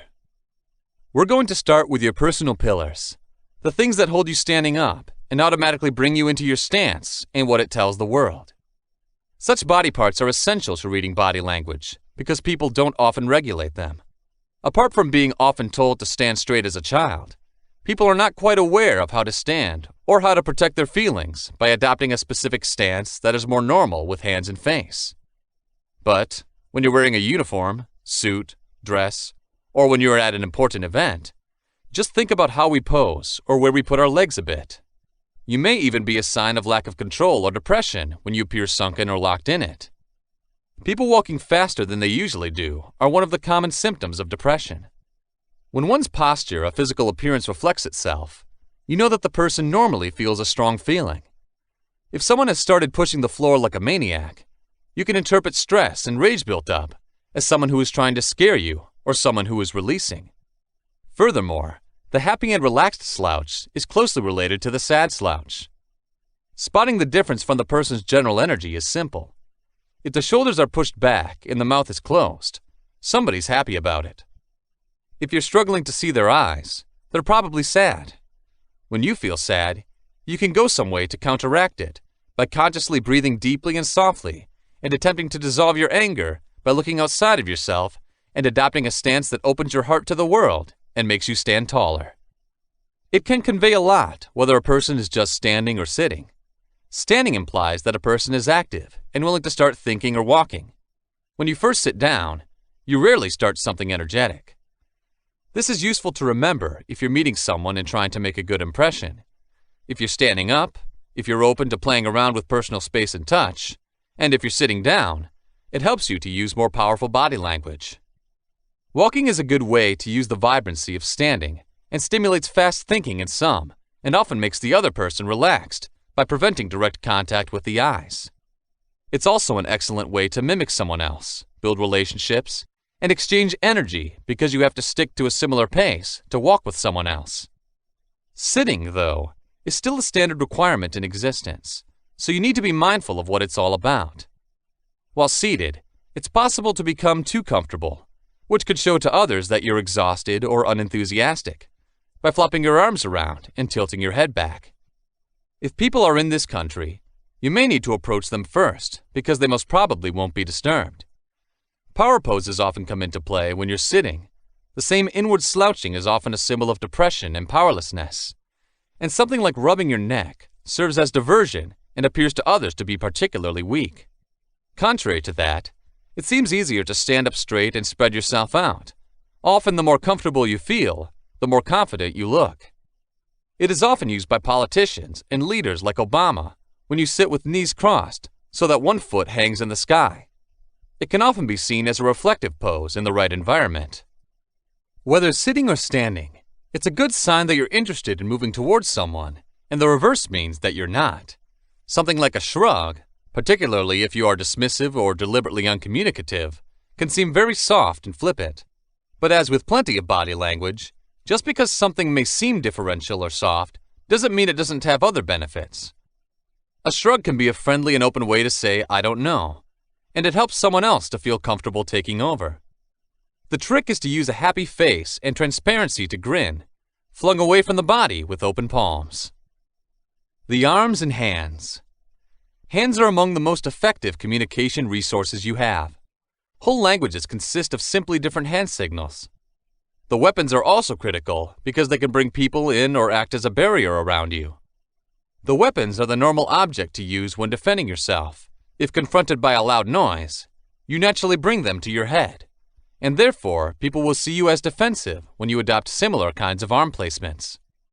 Obviously, hugging yourself is a sign of insecurity, and crossing your arms is something that should almost always be avoided because people could find it cold or even violent. It's often used to stay warm or because it's comfortable crossing your hands, but it can also indicate you're not ready to help. An alternative is the arms crossing where the thumb is pointed and the hands are slotted under the ring. This can also be seen as a dominant stance, almost as if you were punishing others. It can be quite difficult to learn to stop closing your arms, particularly if you are used to holding your hands in your pockets or crossed arm walking. Start carrying things. Hold a glass at a picnic, holding an umbrella, or keeping a pen at a meeting. But don't fidget. It's also helpful to wear layers in the winter. It also shows you're prepared, and it also helps you to stop shivering and warming up. Openness, instead, is the best way to bring your arms to other people. Opening your hands before you demonstrates that you're transparent and you don't have anything to conceal. It wasn't just a joke to meet someone, but it was to show the other group you weren't holding a knife behind your back. If you can, try talking with your hands. You don't have to start making jazz hands, but miming quietly what you're saying with your hands is often well received by others. Be vigilant when you're at your side with your feet.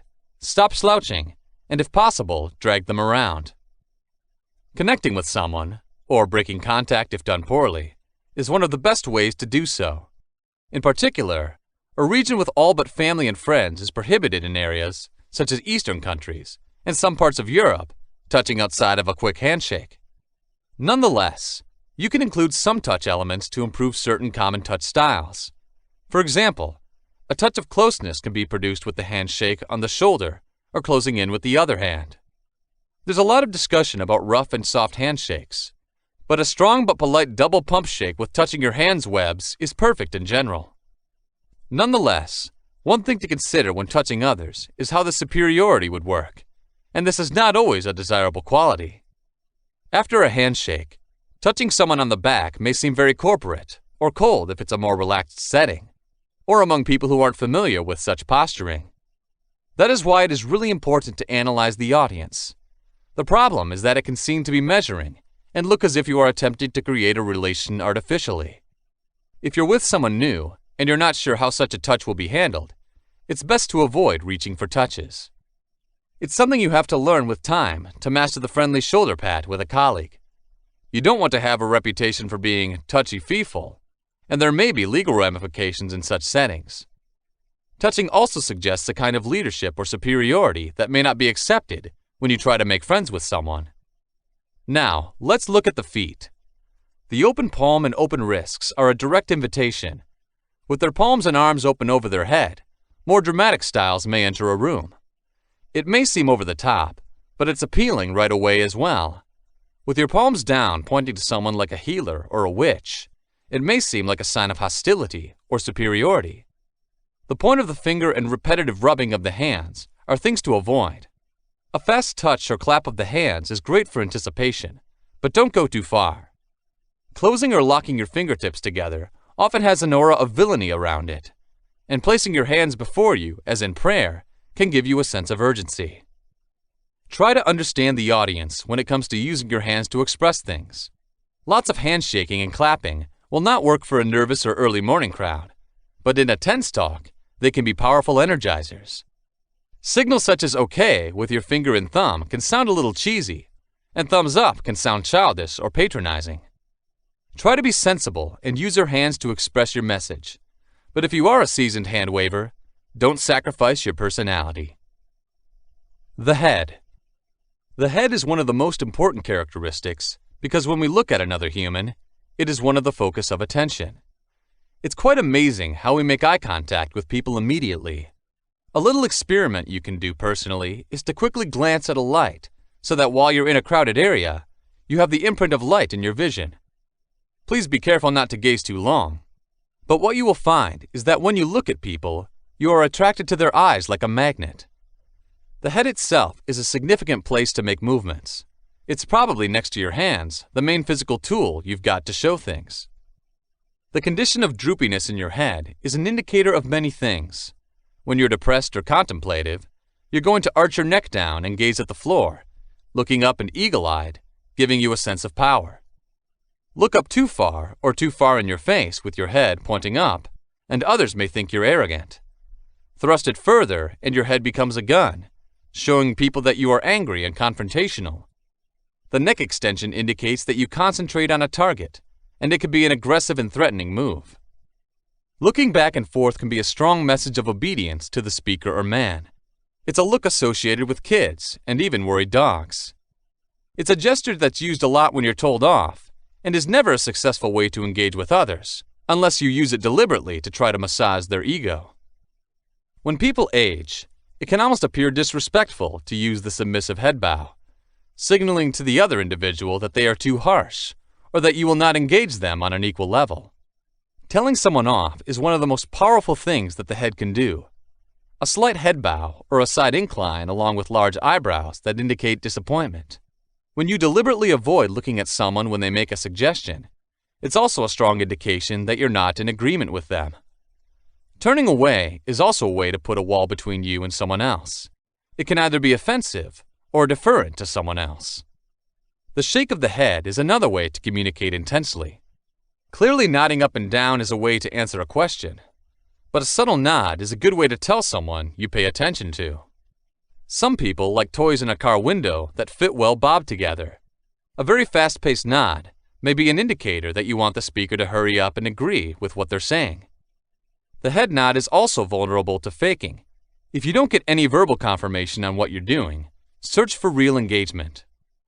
Nodding your own head is a good way to reinforce what you're saying.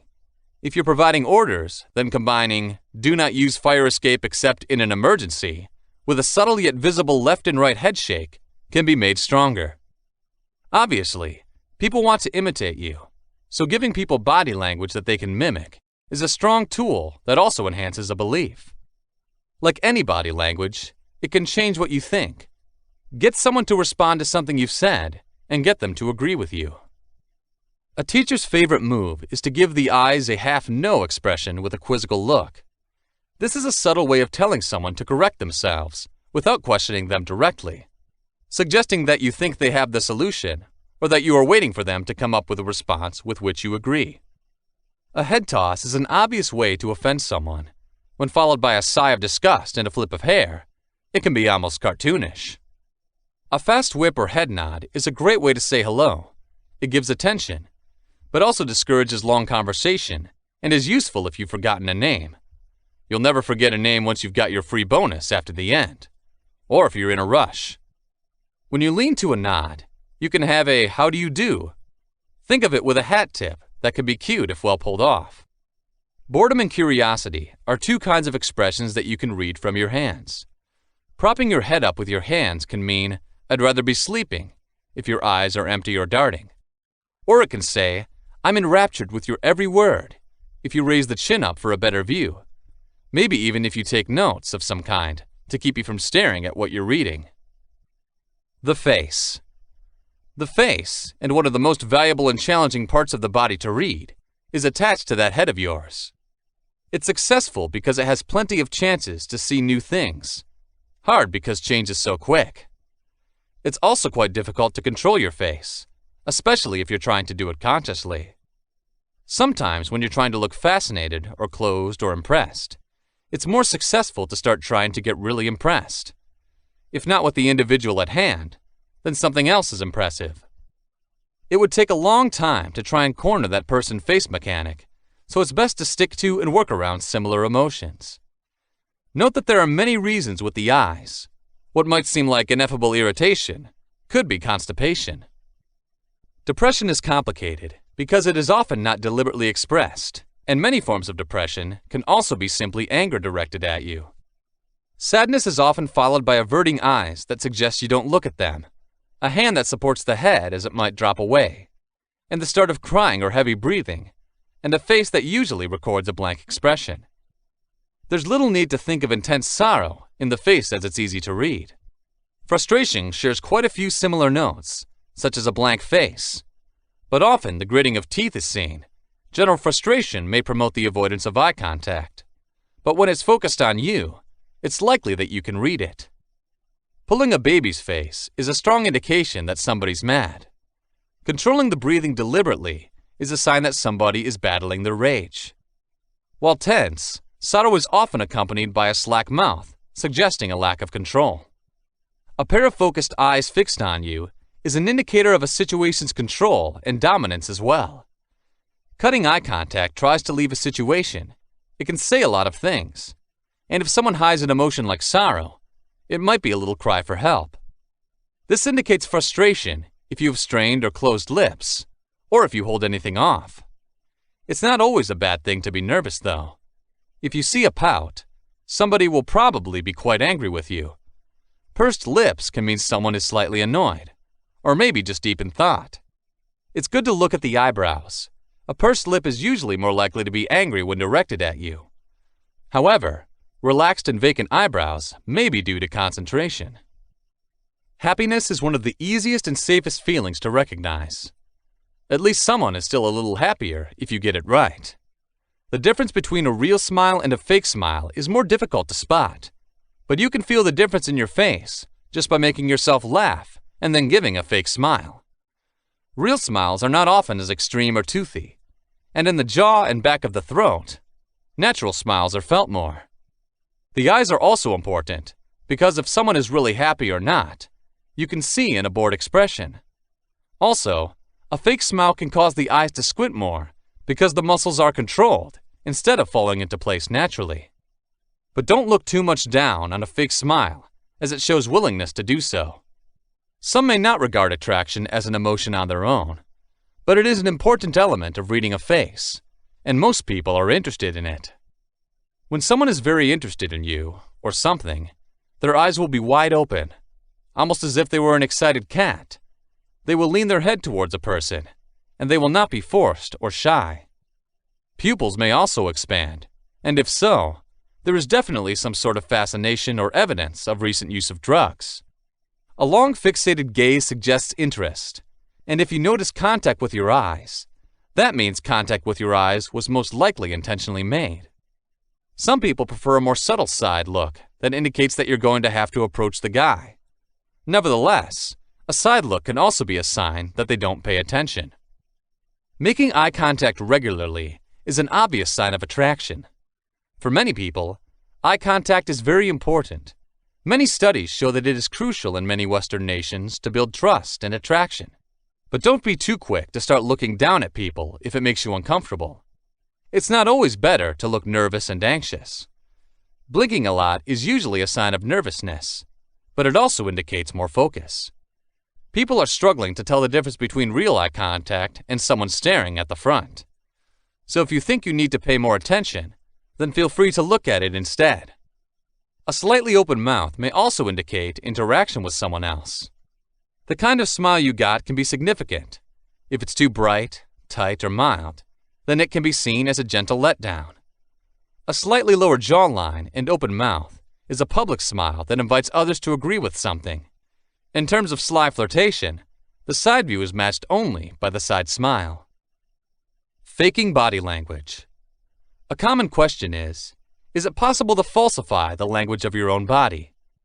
The general answer to this question is no, due to the lack of continuity that is likely to occur in the use of the main movements, the microsignals of the body, and the words spoken. For example, open palms are synonymous with sincerity, but his microgestures give him away when the faker holds out his palms and smiles at you as he tells a lie. His pupils may contract, an eyebrow may raise, or his mouth's corners may twitch, and the open palm gesture and the genuine smile contradict these signals. As a consequence, the receiver does not tend to believe what he says. The human mind tends to have a fail-safe system that tracks tilt when it receives a set of nonverbal signals that are incongruent. Nonetheless, there are some instances where body language is intentionally distorted to reap any benefits. Take the Miss World and Miss Universe competition, for example, where each contestant uses practiced body movements to give the impression of warmth and sincerity. To the degree that each contestant can transmit these signals, the judges can score points. But even the experts will only be able to fake body language for a short period of time, and inevitably, the body must produce signals that are independent of conscious actions. Most politicians are experts at faking body language to get people to believe what they're doing. And it's said that the politician who can do this successfully has charisma. The head is more often used to cover up deception than any other part of the body. In an attempt to cover up, we use smiles, nods, and winks. But sadly for us, our body signals tell the truth, and our body movements and facial signals lack congruence. Face signals analysis is an art in itself. In this book, little room is dedicated to it, and I recommend Robert L. Whiteside's Face Language for more information about it. To sum up, it's difficult to falsify body language for a long time, but as we're going to discuss, it's good to learn and use constructive, transparent gestures to interact with others, and avoid movements that could be negative signals. This can make being with people more relaxed, and make you more attractive to them. How to tell lies. Successfully lying's challenge is that the subconscious mind works unconsciously and independently of our verbal deception, and our body language gives us away. That's why people who never tell lies are caught easily, no matter how convincing they can sound. The moment they start to lie, the body sends out conflicting signals, which gives us the impression that they don't tell the truth. The subconscious mind sends out nervous energy during the lie, which appears as a gesture capable of contradicting what the individual has said. Many people whose jobs include lying, such as politicians, attorneys, actors, and television marketers, have perfected their body movements to the point where it's hard to tell the deception, and people fall for it, hook, line, and sinker. In one of two forms, they refine their movements. First, once they say the lie, they practice what they think like the right movements. But this is only effective when they have practiced for long periods of time telling other lies. Second, most movements can be omitted, so that they do not use any positive or negative gestures when lying. But this is also very hard to do. When an opportunity presents itself, try this simple test. Tell your friend a deliberate lie, and make a conscious effort to hide all body movements when your body sees the other person in full view. Most microgestures will still be transmitted, even when the major body movements are deliberately blocked.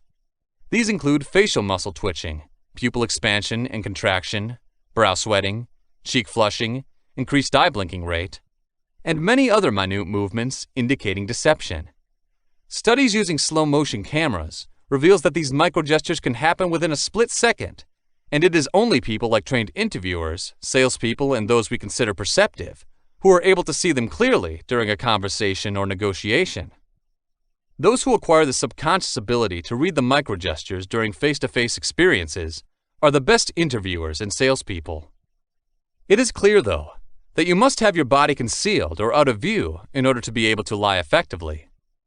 That's why police interrogation means putting the suspect in the open on a chair and placing him under the lights with his face in full view of the interrogators. His lies are much easier to see in such situations. It's easier to tell lies, of course, if you're sitting behind a desk where your face is partly concealed, or peering over a wall or a closed door. Over the phone is the best way to lie. Chapter 2. The Basics of Body Language. There are those of us who raise their hands in fear and argue that studying body language is just another form of using scientific knowledge by interpreting their secrets or thoughts to manipulate or control others. This book aims to give the reader more insight into connecting with his fellow human beings so that he can have a better understanding of other people and thus of himself. Learning how something works makes it easier to deal with, while lack of knowledge and ignorance fosters mistrust and superstition and makes us more critical of others. A birdwatcher is not observing birds so that they can be shot down and kept as trophies. Likewise, the learning of nonverbal communication knowledge and skills is used to make any interaction with another person an enjoyable experience. Originally designed as a working manual for sales representatives, sales managers, and executives, this book has been extended in the 10 years it has taken to study and compile it in such a way that anyone, irrespective of their vocation or position in life, can use it to gain a better understanding of the most dynamic occurrence in life, a face-to-face experience with someone else. From a technical point of view, if we call someone perceptive or intuitive, we refer to their ability to read the nonverbal signs of another person and equate these indications with verbal signals.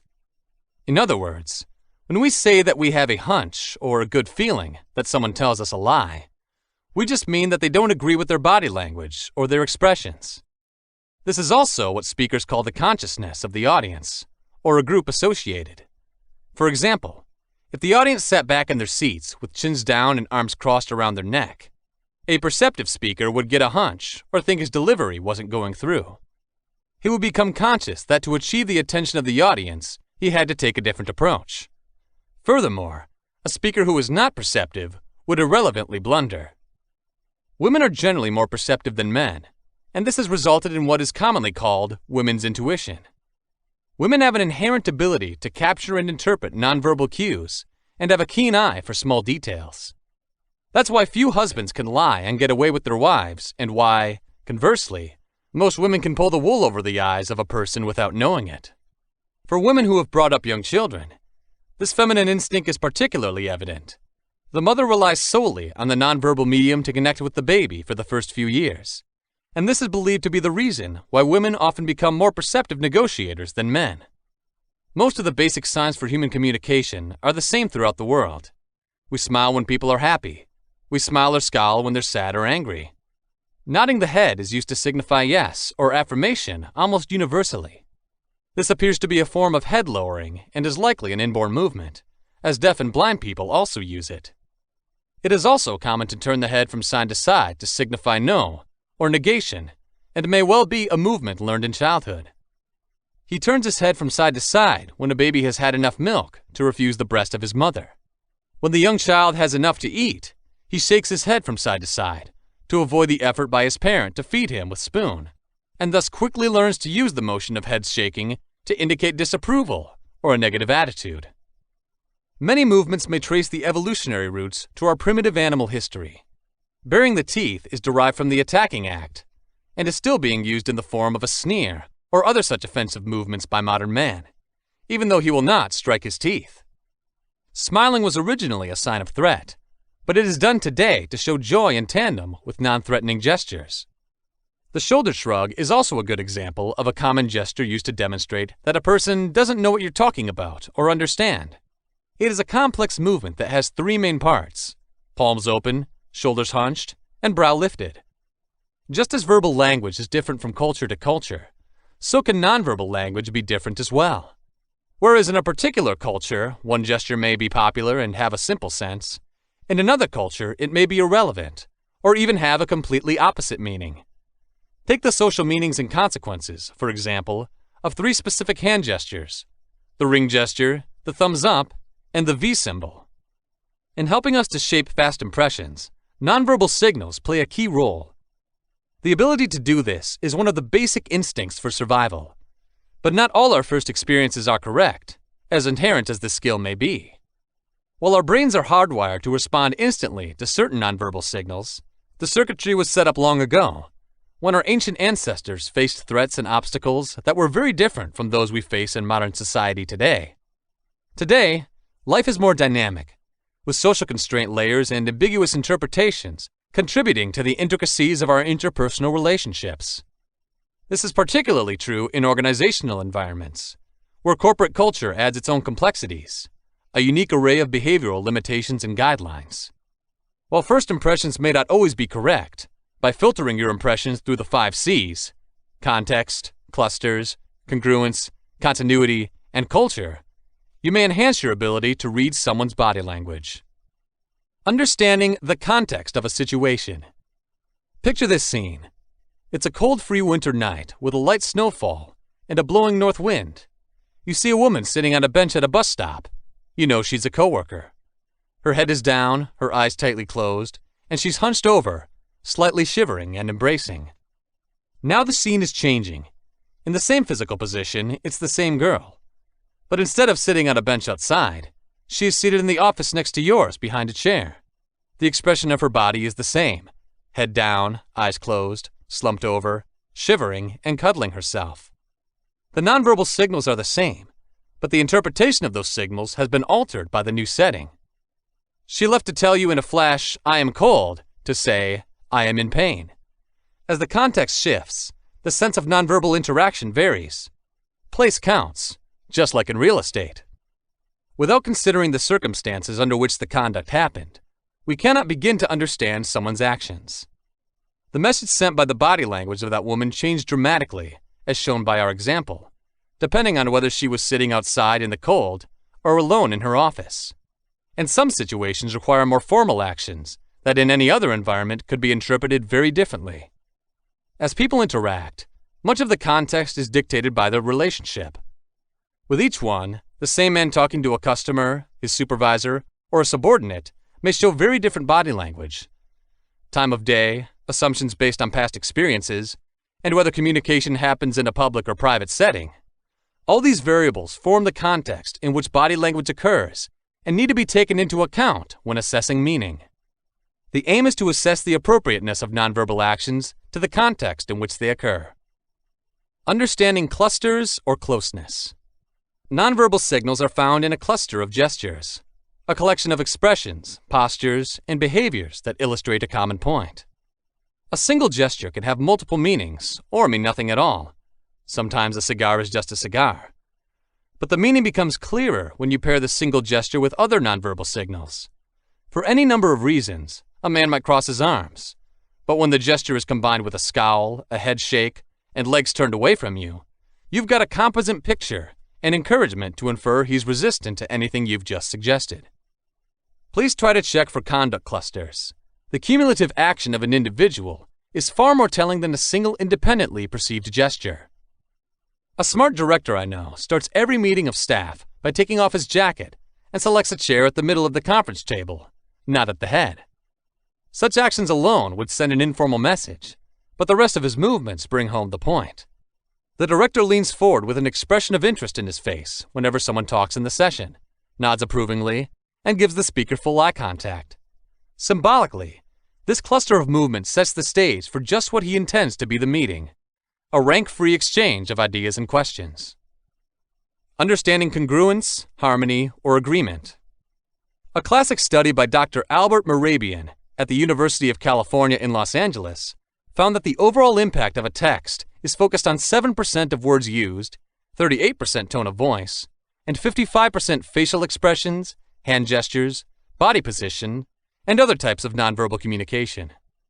You can't, of course, watch a person speaking in a foreign language and understand 93% of what's being communicated.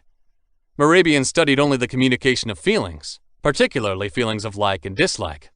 However, you can bet that when the verbal and nonverbal communication channels are out of sync, People, especially women, tend to rely on nonverbal message and neglect the verbal material. You see it corroborated in their body language when thoughts and words are in tune, that is, when people believe what they say. Their movements and actions correspond with what is being said. You can also see incongruence, where movements contradict words, a side-to-side headshake when saying yes, or someone frowns and looks at the floor while telling you that she is happy. Incongruence is not a sign of deliberate deception, but of an inner conflict between what someone feels and what they say. Understanding how consistency works with body language. You need to know the basic actions of a person under relaxed and relatively stress-free circumstances so that you can contrast it with the expressions of movements that occur when stressed. What is his usual way to look around, sit down, stand when he's relaxed? When discussing a non-threatening subject, how does he respond? Understanding the pattern of somebody's behavior increases the ability to spot significant variations. One of the techniques used for detecting dishonesty by seasoned police interrogators is to pose a series of non-threatening questions when watching how the subject behaves when there is no reason to lie. The officers then look for changes in nonverbal actions that suggest deceit at key points when the more complicated issues are addressed. We're always running into problems trying to assess the reliability of someone we've met. The following is an example of what happened to me a couple of years ago. I gave a presentation to a financial services company's chief executive officer, CEO, describing a speech I was expected to deliver the next day to his leadership team, and that didn't go well. Our meeting lasted nearly an hour, and the CEO sat closely crossed his arms at the conference table throughout the entire time. Of encouragement, he didn't smile or nod once. He said "thank you" without eye contact when I finished and left the room. Since I am a specialist in body language, I am sure that his nonverbal contact was telling me that my dedication to communicating would be canceled.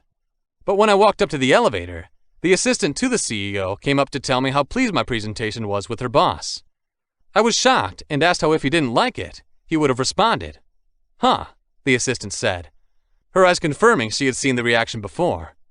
"In the middle of your speech, he'd got up and walked out." The only nonverbal signals I got from the CEO were those I considered negative. What I didn't realize is that this was a normal behavior for this guy. Understanding why culture affects body language. Our cultural heritage affects all nonverbal communication. For now, it is important to understand that you should realize how much pressure the person is under when reading body language. That's because the higher the emotional level, the greater the likelihood of cultural-specific movements occurring. Therefore, the many subcultures of which we are a member influence body language. Take, for example, posture. Ballet dancers are taught to keep chest forward their bodies, so you will often see them standing together with their heels and toes pointing, a modified first position. Many of the office staff are round-shouldered from hours spent hunched over their keyboards, with a slight sag in the head. Military personnel often take a back-to-back, spine-straight posture long after their service tour is over. Many people from different parts of the world can also make very different use of their bodies. Take, for example, a typical New Yorker's fast-paced walk and compare it with someone from the South's slower gait. Or consider the potential variations in body language between a prototypically reserved and formal New Englander and his more relaxed counterpart in California. The more you learn about the history, habits, and preferences of an individual, the more you can understand why some movements or postures are part of their particular repertoire, and why deviation from these patterns is important. Persons often change postures when subjects are moved. In my counseling practice, when talking about their mom, I would often see clients take one stance and a completely different stance when talking about their father. Chapter 3. Using Body Language for Good Communication in Real Life. The primary reason you need to know about body language is so you can communicate better. So some of the dots are linked in this chapter so you can see how best to do this. One of the most important things to remember is that others see you as you see yourself. Enhancing your mood by positive body language is the key ingredient to good communication.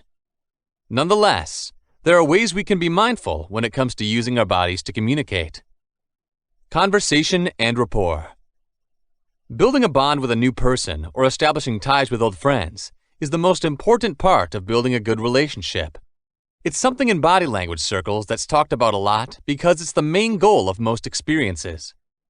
When you're in a good relationship, you're going to respond well to the body language of the other person, and you're going to want to be with each other instantly, whether it's in a professional or personal capacity.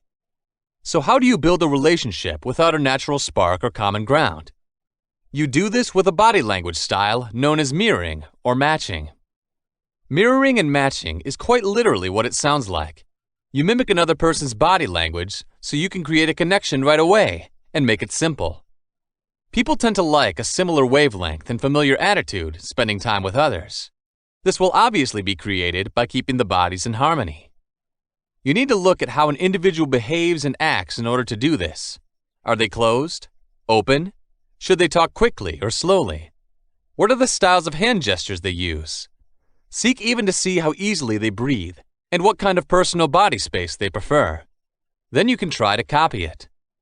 Don't try to mimic some kind of Groucho Marx, but just take a similar pose naturally so you're as comfortable or on the edge as they are. If they use big arm motions, then try to do the same thing. Do try to match the pace and tone they speak. Don't try to match their accent, but stop using fancy words if they don't use them. For example, if the other party is using the word fascinating, don't start using marvelous to explain the same thing. Just use fascinating and it will make the other party feel like you're closer to them. You will find that you can actually start leading by doing this, so that after a short amount of time, they start copying you. There are things about which you must be vigilant here. If someone else is slouching and gloomy, then copying might not benefit them absolutely. Instead, you should take a similar approach so that they can begin to act more like you. Then open it up and try to smile. Similarly, if they seem hostile or antagonistic towards you, then strive not to imitate them, but also avoid attempting to antagonize them by taking the higher road with a more uplifting body language form. By being cool and not manipulating or feeding another's rage, a good understanding of body language would actually allow you to disperse such a situation. It is also important to remember that it is only a small part of the battle to imitate their body. You need to have some substance to what you're saying, or else they might be puzzled as to why someone they're struggling to speak to copies their every move. Try to return to the person later when you have more resources if things are still not normal. The next time you're out for lunch, shopping, or train, a good exercise. Look at other people who chat, or just sit next to each other and may be strangers. You will note that they relate to the positions of their arms and legs, the speed and intensity at which they are speaking, as well as how immediately after the other party will follow suit if one party moves in a certain direction. People make a general mistake when they first encounter someone they are trying to connect with their words by finding common grounds. Only after this initial connection is established through verbal communication can people then get in touch on a nonverbal level. The key is to build relationships first through body language on a nonverbal level, and then move through verbal communication into building relationships. Another great exercise to do the next time you speak to someone, whether there's someone you've known for a long time or just met. Note the body language of each other, and you will note whether or not you are in a relationship. Usually after 5 to 10 minutes of conversation, some sort of nonverbal relationship will be formed.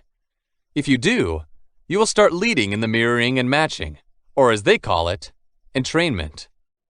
What this means is that you can move your arm or leg in a certain position or movement and continue with the conversation as soon as you realize that the other party has unintentionally changed into the same gesture or posture. This is relationship strength. Breathing in harmony with the other party is the best mirror that can build relationships. In a business or social setting, this may be much harder to do, but it is the most effective and discreet move to imitate. With your significant other, this is only used for the bathroom. Check it out and thank me later. Breathing in unison doesn't just mean the same number of breaths, but also where the other person breathes in the body, whether shallow breathing to the chest or deep breathing to the abdomen. Should they breathe through the mouth or through the nose? In what way do they inhale or exhale? Another important factor to consider is proximity.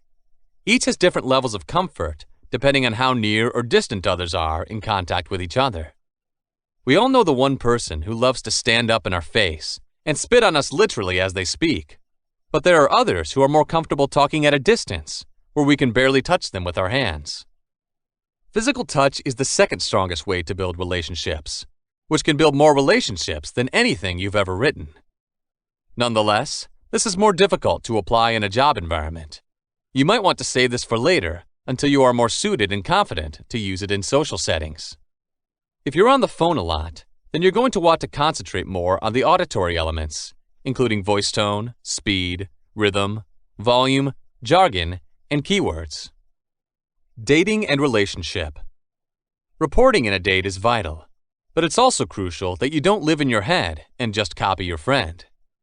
Mirroring is best done when something doesn't fit well and you note that you're out of sync physically, but don't necessarily test their actions and mirror everything they do.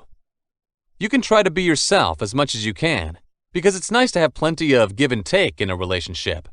You don't just want to imitate them. A strong communication, however, will ensure that things go smoothly.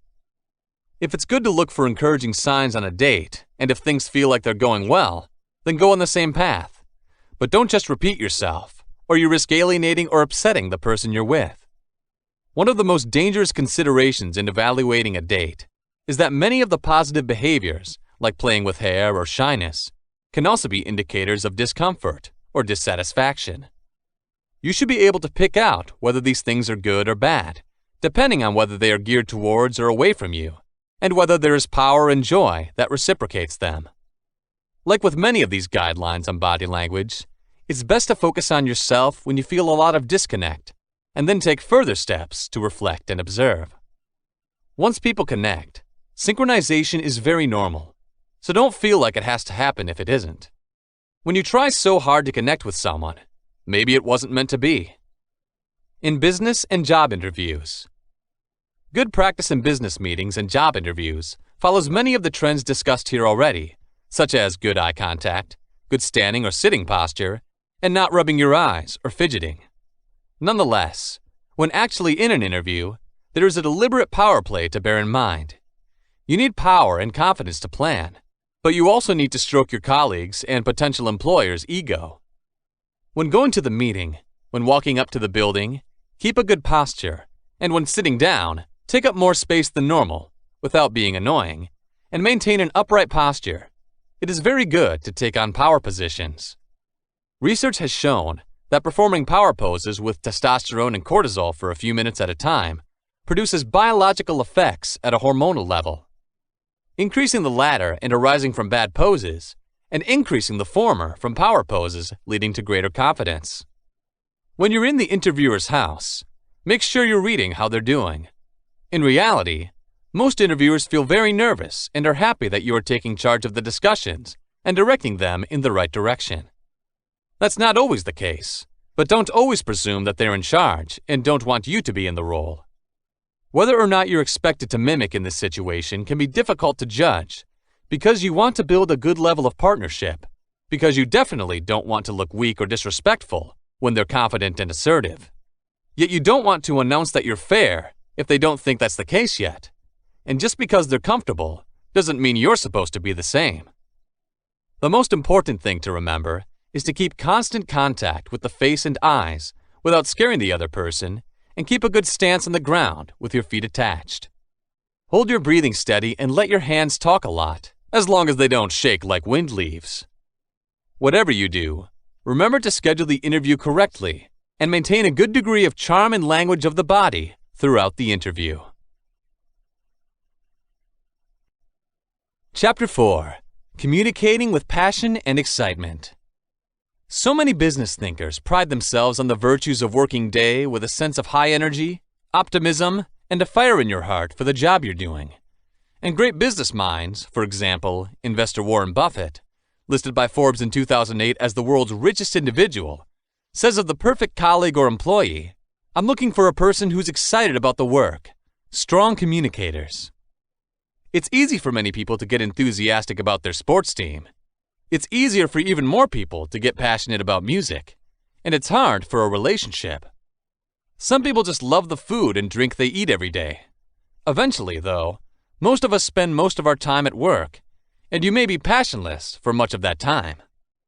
If you want to be successful and powerful, enthusiasm will be one of the key ways to get everyone on board inspired and actively involved in the work you need to do to help build your inspiring vision.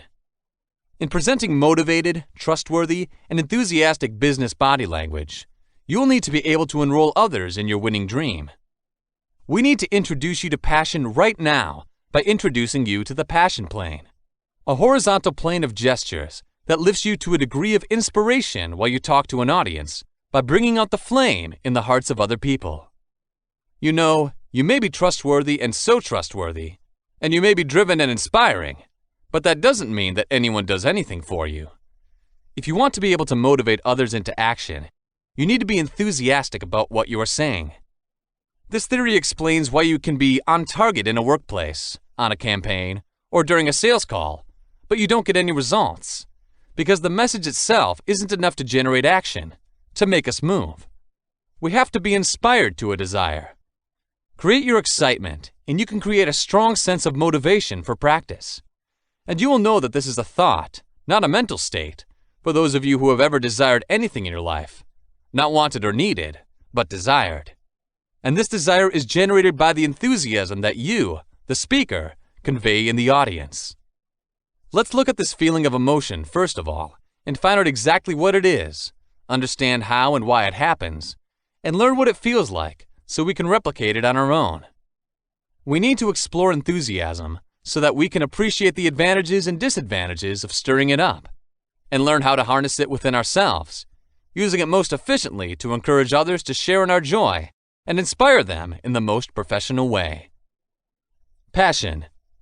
The word passion is most likely derived from the Latin pati, which means to suffer, as seen, for example, in the Christian Church, where the story of the crucifixion of Jesus is known as the Passion. The word's common martyr interpretation is that it signifies intense feeling and can be extended to any emotion. You can be emotional in all sorts of ways, intensely angry or passionately in love. Indeed, you can be passionate and intense about any human-known emotion, and there are many, many feelings. Let's look at some for a more complete understanding of passion. Take the example of love, which we may claim embraces the more nuanced, subtle, and intense attraction emotions and perhaps even lust. And within love, the more complex and implicit states such as adoration, fondness, desire, tenderness, or empathy may have been felt and seen in others. Also, therefore, one sensation has many more aspects or subfields. Over the years, many psychological and social scientists have come up with their own lists of the emotions and what they look like. There is one list, however, that should stand out for any universal body language student. The list suggested by Dr. Paul Ekman, a psychologist who has been a pioneer in the study of emotions and their relationship with facial expressions since 1954. He is considered to be one of the 20th century's 100 most influential psychologists. Global emotions and universal feelings. Through his work around the world, Ekman found that many emotional facial expressions are not social, but universal, and therefore biological in origin. The facial expressions he found to be uniformly the same include those expressing rage, disgust, fear, excitement, sadness, and surprise. Dr. Ekman and his relevance to the world of body language is more to come about, but for now, it is enough to remember that all these emotions conveyed by facial manipulations can be powerful and passionate, and, as Ekman has discovered, they can be communicated universally. The important thing for our business purposes is to know how to properly express our feelings with an audience, give our listeners enough strength of feeling that they feel compelled to join in and go for our passion. That is, we have to make our passion their passion and inspire them to move with it. Let's take a psychological look at this issue and see how the body can be used as a solution. Learn to speak from your heart. Take a closer look at how this horizontal movement rate switches immediately. Look to how the voice's pitch has risen dramatically. Notice also the increased upward inflection of the voice, which suggests non-verbally that there is still more to come. This creates tension and suspense, allowing an audience to be drawn into the sound to hear it, to be completed with a downward tonality. It's over. You instigate the audience members to demand the completion of the musical cadence by using this intonation, and they will be hooked until they are fulfilled. Do you also feel more suspended in your body? When you have your hands up gesturing in the chest area, there may be a feeling of something is about to happen. The mirroring and copying you are now aware of anticipating from your listeners also causes their breathing to be stopped. They're looking for a deep breath now and will stay hooked by you before you let them off the hook by offering a strong breath into an action direction. And with all the energy that this government has built up in them, there is an energy surplus that they need to spend with intervention or face a toxin buildup. The call for action is all the reason that the body needs to regain its emotional equilibrium by getting up for it. Managing from the chest area simply increases your level of oxygen, and thus your level of power, pumping the blood from your lungs and causing those around you to do the same. That's why I call this field the passion plane. Chapter 5. Understanding the importance of zones and territories. Like many animals, people claim, identify, and protect areas of their own species against other individuals. The 3 zones of defense. The most animal defense area can be divided into 3 zones: the area around the body immediately, the nest where the animal raises its young, and the feeding ground or territory within the animal's home range as it looks for food or a mate. To humans, these 3 areas relate loosely to personal space, house, and, if any, yard. Nevertheless, our concerns here are with the ways in which gesture and attitude betray the proprietary feelings of someone, warning off signals, for an object or person, and with personal space, their preservation, and the adjustment of the individual to their loss. Personal territory. Animals become far more braver and hostile on their own territory than outside. They are hostile to an intruder, and they can struggle to force it out. Even if the attacker is tougher, the owner of the territory appears to fight with more courage and trust, and usually wins. In their home ground, too, humans feel more powerful than outside. Accordingly, a visitor invited to an away match in someone's house, or a football fan, may well be in a disadvantage. Warning others off. Continued territorial disputes would make life impossible. While adopting generally accepted codes of conduct, most animals avoid fighting. A bird is singing to assert dominance over a clump of trees. A mammal can mark the boundaries of his territory with a special scent gland with urine, feces, or scent. Such noises and scents are known and obeyed by most potential intruders as holding out signals. When they wander across an invisible boundary, the resident can conduct a ritualized threat demonstration instead of attacking immediately, which will scare them away before any blood is shed. So, it's just men. To prove that they are ours, we add personal touches to our home and other belongings. Then other people stay away. When we welcome them in, we act in subtly oppressive ways, and they feel compelled to behave less openly in their own homes than they would. The exceptions to these daily laws are burglaries and violent privacy invasions. Showing ownership. We use postures and movements to show that we are claiming someone or something we consider our personal territory. Below are some common examples of patented postures and gestures. A woman who wants to make her husband's relationship clear to the spectators, they'll loop her hand through her arm as they go for a walk. 1. Through putting an arm around her shoulders, a husband might display his wife's ownership in a public place. Someone posing with his or her new car for a photograph, in which he or she is eager to show possession, might put a hand on his roof or a foot on his bumper. In a proprietary way, a householder speaking to someone at the door is likely to rely on the doorpost. 2. A business executive can signal ownership of and ease in a workspace by sitting across the arm of an office chair with a leg, or resting both feet on the office desk. 3. Or an open desk drawer. Personal spatial zones. We are also jealous of the room that instantly surrounds us, as well as making our control of things or people visible to others. Everyone is trying to keep an invisible space bubble or space zone around us.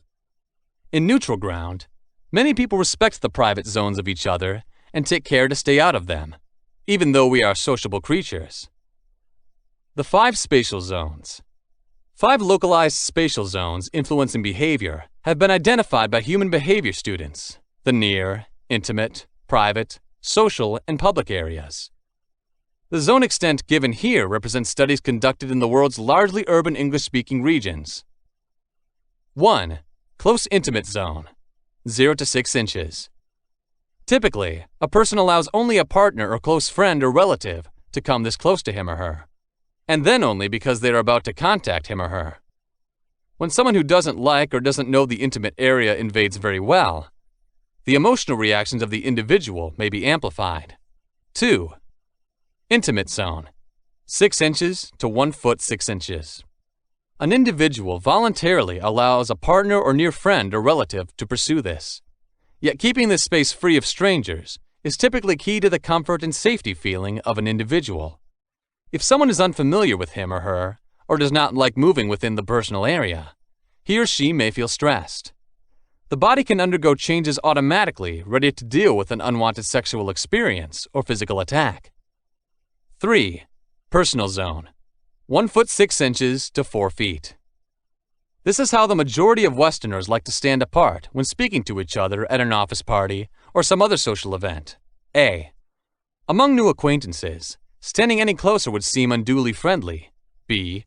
But standing any farther apart would also seem wrong. C.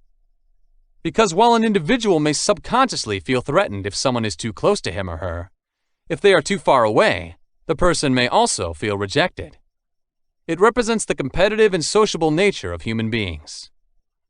4. Social area, 4 to 12 feet. This area is farther from the body, despite its name, than the private zone used by people chatting at a party. When clients or customers speak to shop assistants or tradespeople, the social area can be seen working in stores, on the road, or at home. If some kind of business-based contact takes place, the social area tends to be adopted. 5. Public zone, 12 plus feet. When a person speaks to a large audience, he or she appears to be at least so far from the front line. Cultural differences. The amount of personal space we need also varies with the part of the world we are brought up into. People from different cultural backgrounds, when they speak, tend to stand at different distances.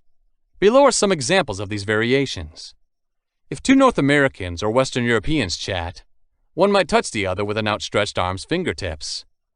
If two Russians talk, one might contact the other with an extended arm's wrist.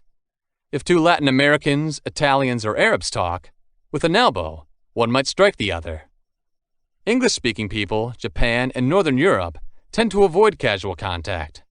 In particular, people from China, France, India, and Ireland embrace some casual touching. Men in Latin America, the Caribbean, the Middle East, Russia, and parts of Asia prefer to practice casual contact openly.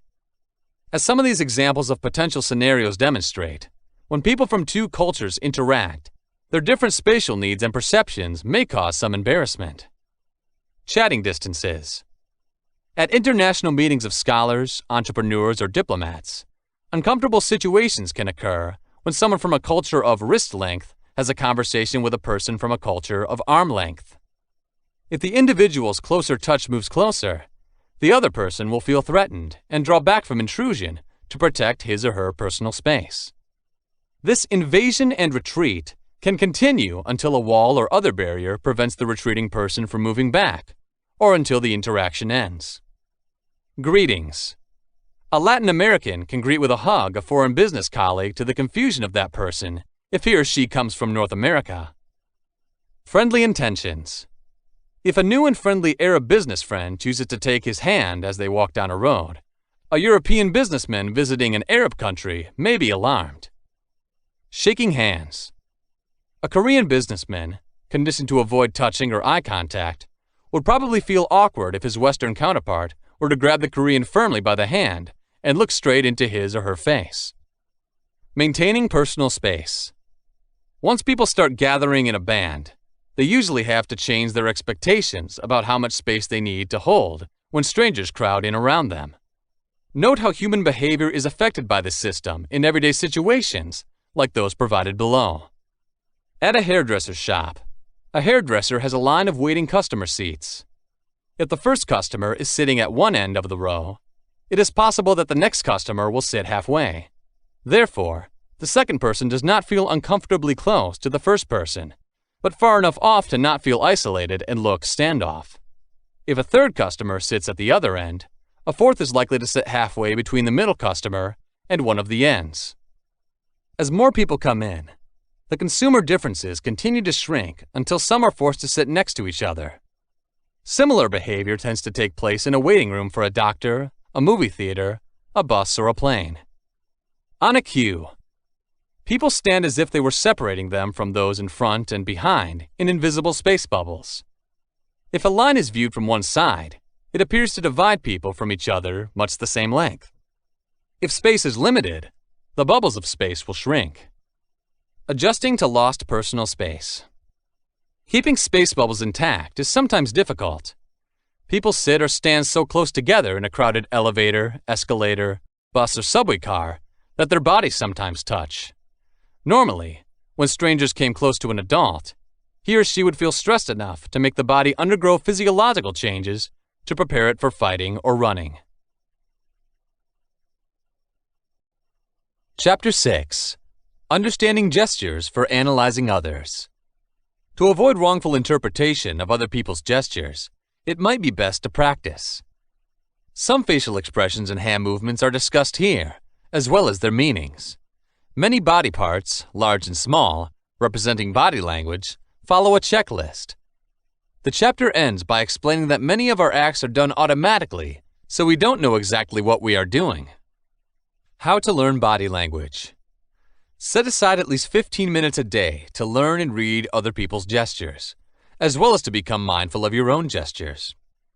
Anywhere people meet and connect is a good reading area. An airport is a particularly good place to watch the whole spectrum of human feelings, as people express freely by gestures eagerness, rage, sorrow, joy, impatience, and many other emotions. There are also excellent social events, business meetings, and parties. You can go to a party after learning the art of body language, sit alone in a corner all night like a wallflower, and have an exciting time just watching the patterns of other people's body language. Therefore, television offers an excellent way to learn nonverbal communication. Turn the sound down and try to understand what's going on by looking at the picture first.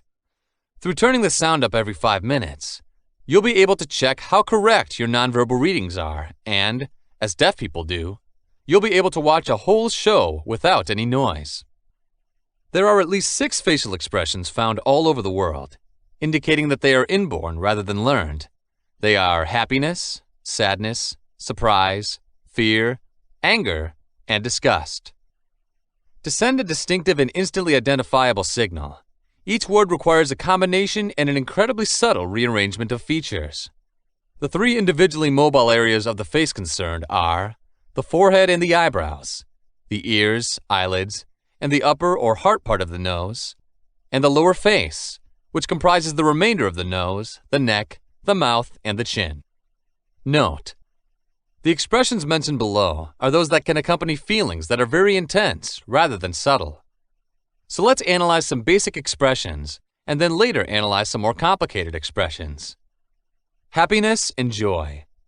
Although this is not an exclusive indication of joy, the most noticeable indicator of this feeling is a smile.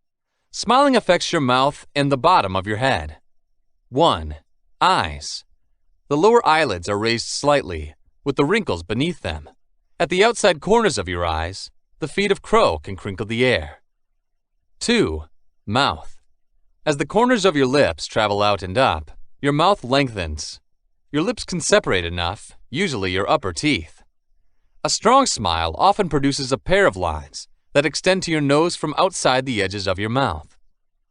3. Cheek. Your cheeks are rising and bulging, many high enough to make your eyes wider and show the lines of the mouth to the nose and the feet of the crow. Sadness.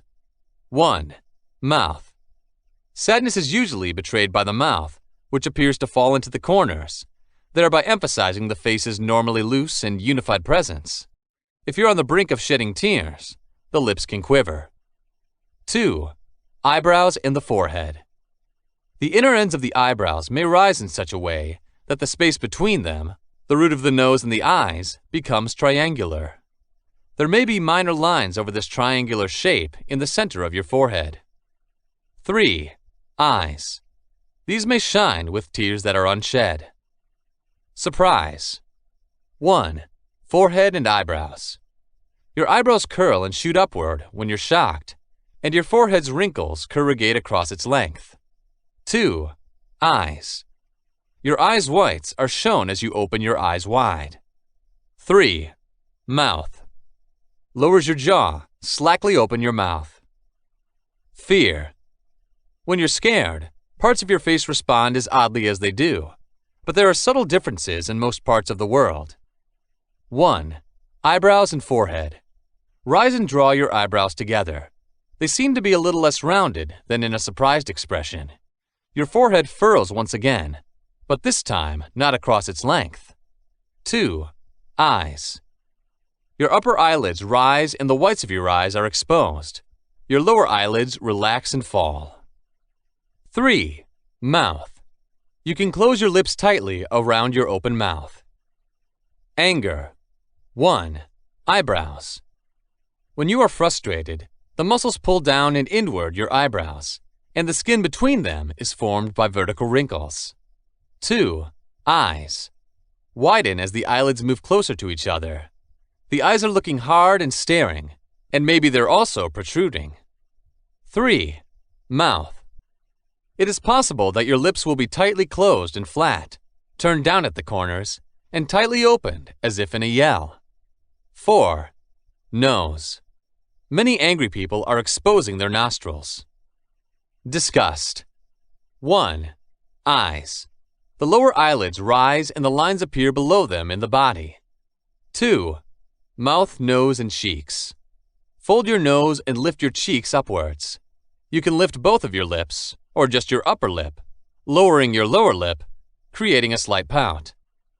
Next up, we will discuss tips for successfully reading people. Let's go. Chapter 7. Tips for reading and analyzing people. You can find that this is a vital skill in your personal and business life as you learn to read people. If you concentrate on friendship, work, parenting, or dating, learning to read people provides you with an opportunity to develop valuable insights and make sound choices. Some would suggest that there is no easy way to learn about people reading. That's real. Training can take some time, but you may be able to look at someone quickly after training and get a good sense of who they are and what they want. Gain an understanding of others. You will understand yourself better if you spend time trying to know others. First, you have to realize the walls that people are building up, and also the obstacles that you have set in your way. The reality only comes to light in layers as people reveal themselves to others. The first layer is when you're a stranger, the layer people show you. They may be sitting at a bus stop with you or in a different setting. Topics include current events and the climate, some innocent topics. Many people talk about them easily. The second layer, if they feel comfortable with you, is the one people show. Coworkers will share more about themselves with you if they understand you a little bit. We can talk about their thoughts on other broad topics regarding emotions. For those with intimate relationships with you, the third private layer is kept in reserve. It involves close friends and partners. These take longer to develop, and confidence is earned as time goes by. The exposed thickness is greater than the other two sheets. In this layer drops your worries, ambitions, and personal issues. The fourth innermost layer is the part of people we don't share with anybody. It holds their darkest, deepest secrets and emotions, and they would rather not accept some of these. With some issues in this sheet, they may not have come to terms yet. That's why discussing these stuff with anyone is awkward. You need to go through their layers to read others. Of course, you don't have to go all the way to the intimate level, but the further you get, the more accurate your reading will be. To read people, you must also remove the barriers that you and others put around you. Your assumptions and biases are these obstacles. Projections are your, and everyone else's, propensity to close your mind and eyes to anything that is upsetting or unpleasant. You should project your opinion of circumstances as it makes them easier to deal with. Prejudices do not refer directly to racial prejudice alone. That's a little bit of it. It's not the whole part. You're prejudiced if you make a personal opinion, negative or positive, without looking at the facts. It clouds your reading ability by harboring ideas based on political affiliation, color, gender, or even what people wear. Your biases may be based on your background, your anxieties, or a number of other things. Wait with empty hands. You have to be totally objective to read people effectively, which means you have empty hands. To be rational, you will also need to conquer your assumptions and biases. Be polite, be patient. Slowly fill your hands with knowledge to avoid rushing your conclusions. Don't be so frustrated with the big picture that you lose. Allow photos to develop fully so you won't get humiliated or disappointed. This is how people are reading. Knowing the right techniques for reading people will help you overcome the urge to jump to hurried conclusions. Hold off before you make the ultimate people call. Reality is an important part of life. It is essential to know when people tell you the truth or lie to you in every part of your life, in business or personal contexts. Sadly, when it comes to recognizing lies, people are not, in particular, very successful. It's a natural tendency to believe other men, and this works pretty well for situations in which little is at stake. While you are unable to evaluate every experience you have with misleading symbols, there are some simple ways to read people, appreciate them better, and see if they tell the truth or not. When you need to ask if you obtain the story straight, there are moments. It is important to know what people are telling you, as critical agreements rely on you, verbally and otherwise. Understanding whether people have a history of lying or being honest is also useful. Actually, reading people correctly is not a gift. Instead, if you pay attention to the right signals, it is an ability you can master. Nearly every aspect of our lives is lubricated by the need for trust, from personal to business. Accurately reading people is an integral part of understanding lies' reality. These are more difficult to detect when lies are told on television or on a website. If you become a good reader of men, when you're in a face-to-face situation, they won't fool you as easily. Having your own decisions is sometimes better than relying on others to know who is lying to you and who is telling the truth. Psychologists who have researched deceit caution that people are not being read foolproof. But, if you practice, you can become pretty accurate. You will not always use your ability to read people to spot deception, but this is one of the most common things to find. Not all symptoms indicate deception lying is a common system with always different behavioral markers. They're hard to read when liars don't care about the truth. But if you learn to read sweating, fidgeting, and other habits, these may often suggest deceit, but not always. We might also mean the anxiety of the individual. Police and prosecutors use many questioning techniques that you can follow to improve your chances of detecting disappointment. You're going to learn to listen and watch for anxious signals and pay more attention to what people are doing. People who are good at deceiving others may well have strengthened their abilities and will not be easy to catch in the act. The more often they are interrogated, the more suspects get better at lying. For most people, when we want to read them, we don't have to think about criminal masterminds. You should even be careful not to contradict yourself. Believing people and avoiding the truth, particularly if it is painful, is normal. It makes it easier for the deceiving. Once you are able to read the signs that are almost always there, you can understand what you are looking for and the significance of certain movements. There is no 100% way to understand what a person is thinking, but if you really succeed at it, you can read people correctly up to 80% or so. 1. Ask yourself, who are you as an individual? This can be the hardest part of learning how to read other people. First, you have to know yourself. Keep in mind your emotions and understand why you're like that. Everyone is different, but all of us also have similarities. We are all members of society. We all have basic needs that are identical. 2. What does the observe person say? What's your buddy talking about? Be alert. When one person, we'll call him John Doe, talks about how he's helping people, and also about his latest athletic achievements, and another, Jane Doe, talks about helping children and the new activities she's done for them, reading these two people is relatively easy. All people enjoy supporting individuals, but for social status, John's in it, and Jane's in it because she cares deeply. What's missing from John? Why is he going to want the spotlight? Jane has a deep love for people and helps out with a sense of empathy. This is the essence of the individuals you seek to examine. You can read it more quickly after you understand the basic needs of an individual. Look out for his behavior. 3. When you know what people usually look like and behave like, it will be easier to distinguish between their talking and things they do naturally. When talking, it's natural for people to move their bodies. True speech can involve moving forward and leaning backward. When conversing, most people are upright, but liars prefer to freeze their movements to prevent spilling any emotional gestures. You will find that a lack of body movement is a sign of deception as a warning people reader. Shoulders say a great deal about the speaker. When the speaker is exasperated, they drop, and when he is uncomfortable, they hunch up. Shrugs can mean "I'm not interested" or "I don't know." Partial shrugs can suggest a deception attempt. Hands are body parts that are very expressive. Note his illustrators when you speak to someone, which means that he uses his hands to emphasize and accentuate speech. Check for people embellishing their stories or not using their hands and voice. These may be indicators of not being interested in what they're doing. Check for more unusual gestures as well, such as crossed palms and clenched fists. These are signs that speakers are reluctant to say anything. Check out the muscles, too, when someone talks. Underuse may be a sign of dishonesty.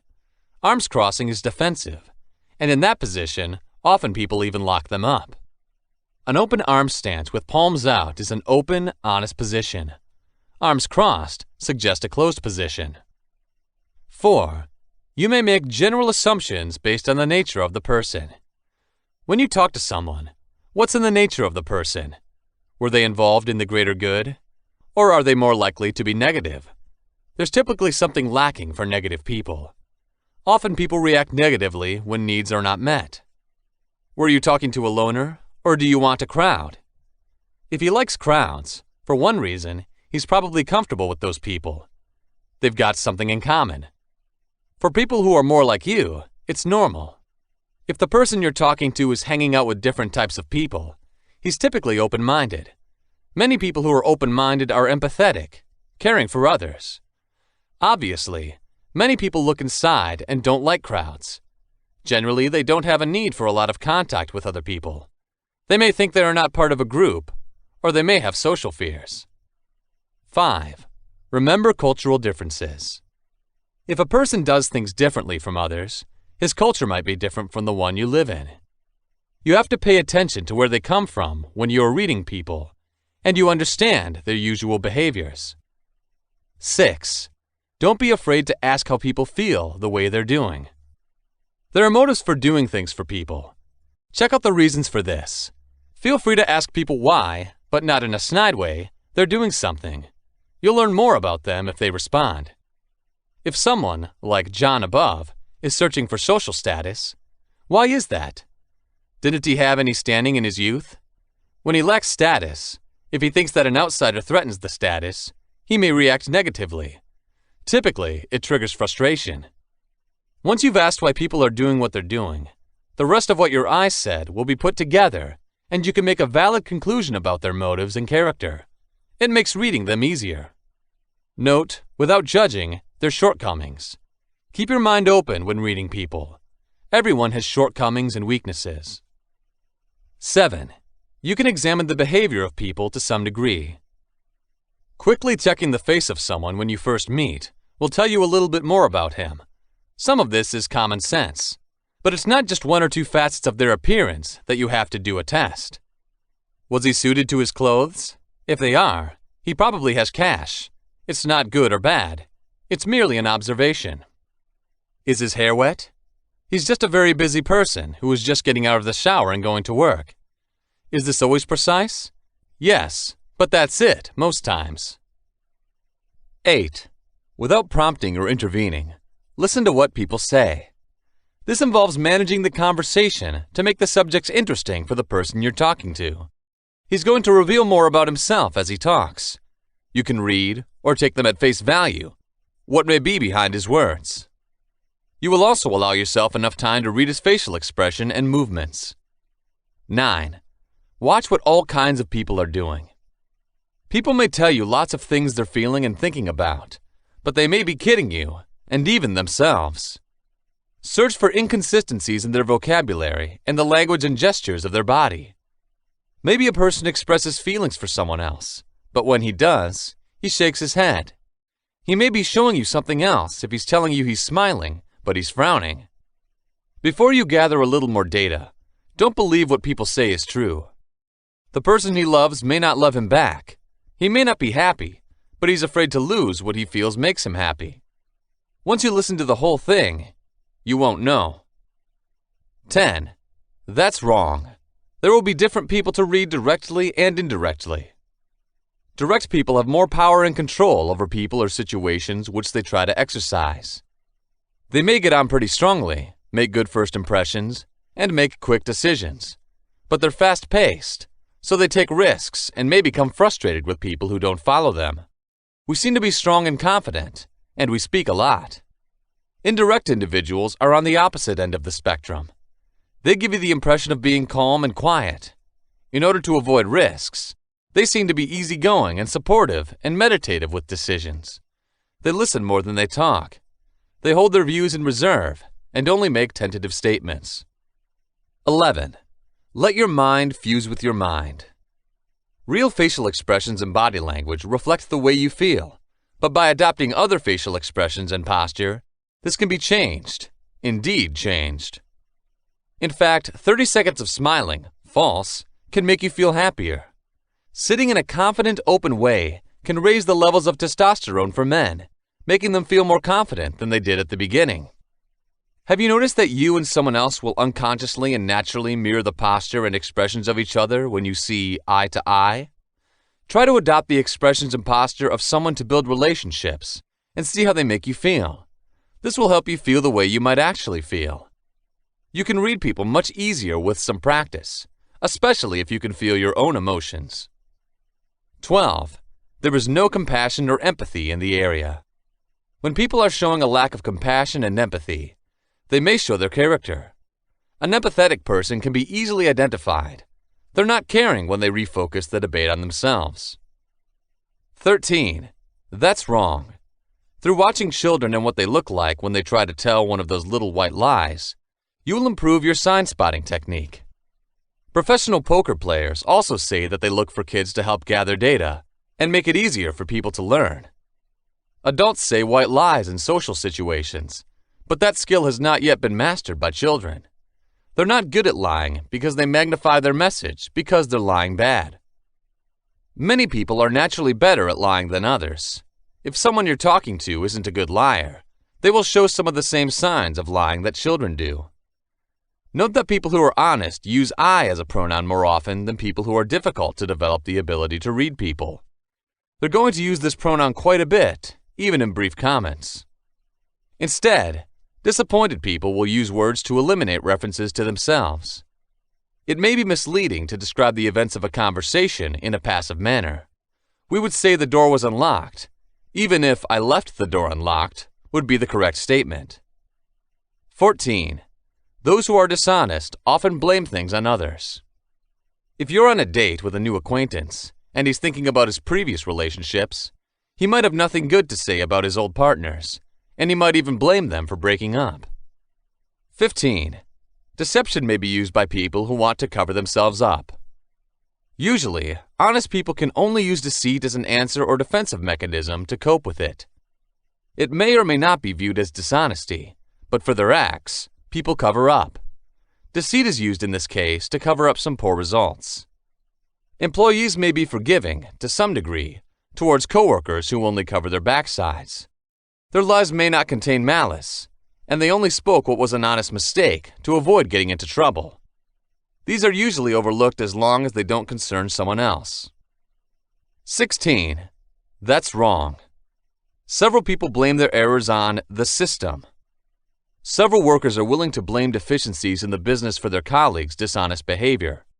We can think that if they want to keep their jobs, their employer wants workers to lie. In some businesses, honest people may not seem to be able to survive. For everyone, these are unpleasant environments. Lying in this situation does not necessarily mean the deceitfulness of a man. It's just one way of recognizing a lie immediately doesn't mean that the person is a bad person. 17. If you want to be able to read people faster and more accurately, you need to practice those skills constantly. That doesn't mean you've got to take classes. By always actively watching and listening every day, you can develop these skills. 18. Your ability to be overconfident will hurt your accuracy. Many people are good liars, but most people think that when someone tells the truth, they can easily tell. It makes you feel safe if you believe you can detect deception. It allows you to feel in control more. These beliefs, however, make it harder for you to detect the deception of others. 19. Deception can leak through the language of a person. You can never read people on the basis of what you see. Conversation, vocal tone, word choice, and speech patterns can lead to deception. Words can help tell you about someone who doesn't have enough behaviors to base an assumption on. 20. Watch for too talkative people. Researchers have found that sometimes good liars are more talkative. They are trying to convince you effectively that their lie is true. The stories go on, and each time they are told, they can become more elaborate. One good way to spot a lie is to sit still and encourage the people to fill up the silence. When they continue to speak, it gives them the opportunity to embellish their story and perhaps get into their own lies. Just watch the lies come to life when they talk. If the liar is cool, you can ask open questions and watch their reactions. It takes skill and practice to read people. If you don't care when reading people, you're just going to see what you want to see. Selective attention severely limits your ability to be a more efficient reader of people. For instance, you should recognize it if you imagine a penny in your mind. So many times you've used them. Remember the penny. Which way faces the profile of Lincoln? You probably don't remember, as we don't bother to watch them. You've had a chance of 50-50. Have you got that right? There is often a wide range of human observations, but they are based on what you need to know. You're probably not worried about how the head faces Lincoln. Observation secrets. The true secret of powerful observation is to train yourself. It's possible to teach yourself every day, allowing you to see things you missed. This is a valuable tool for understanding what you see as tells and expressions. You can also sharpen your observation skills in the same way as improving physical health with exercise. Take time to watch people, especially when they talk. Research people as they speak. Do it at home and in environments that are informal. You are looking for signals and mannerism variations. Watching television without the noise is another smart way to study. How much you can infer without knowing what the characters say will confuse you.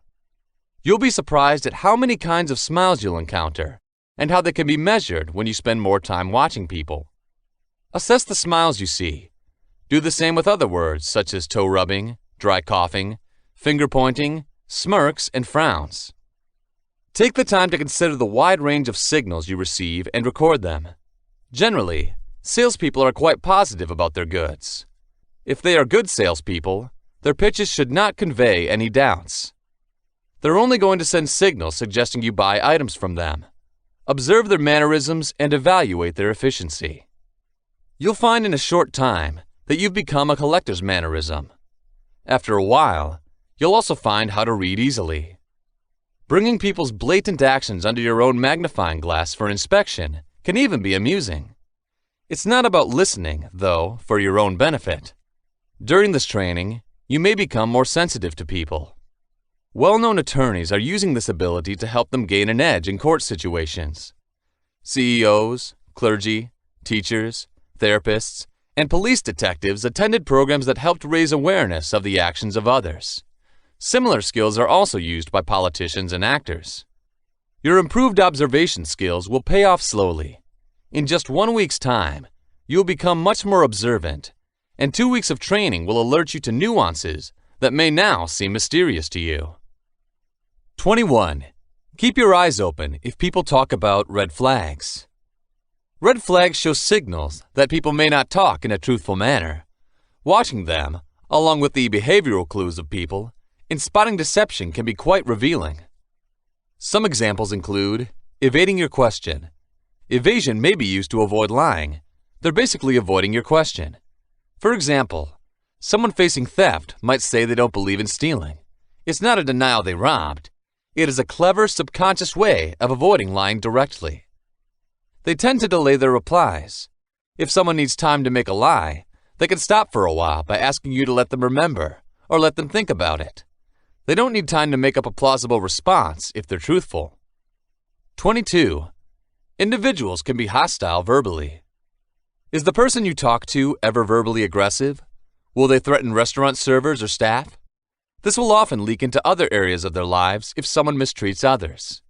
If you try to read other people, you may become clouded by your own emotional state. If you're sad or depressed when reading people, you're vulnerable. You may also be hanging on to misconceptions that are likely to be dangerous. It's natural for people to be worried about others that look unkempt and creepy, but you may overlook people who look like everyone else, but who are actually dangerous. It's quite obvious to postpone their response.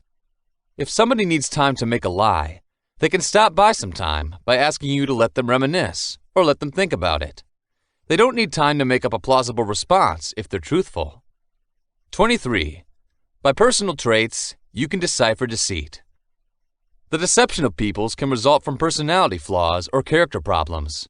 Some may show avoiding communication styles and use white lies to stop people from getting upset or looking bad.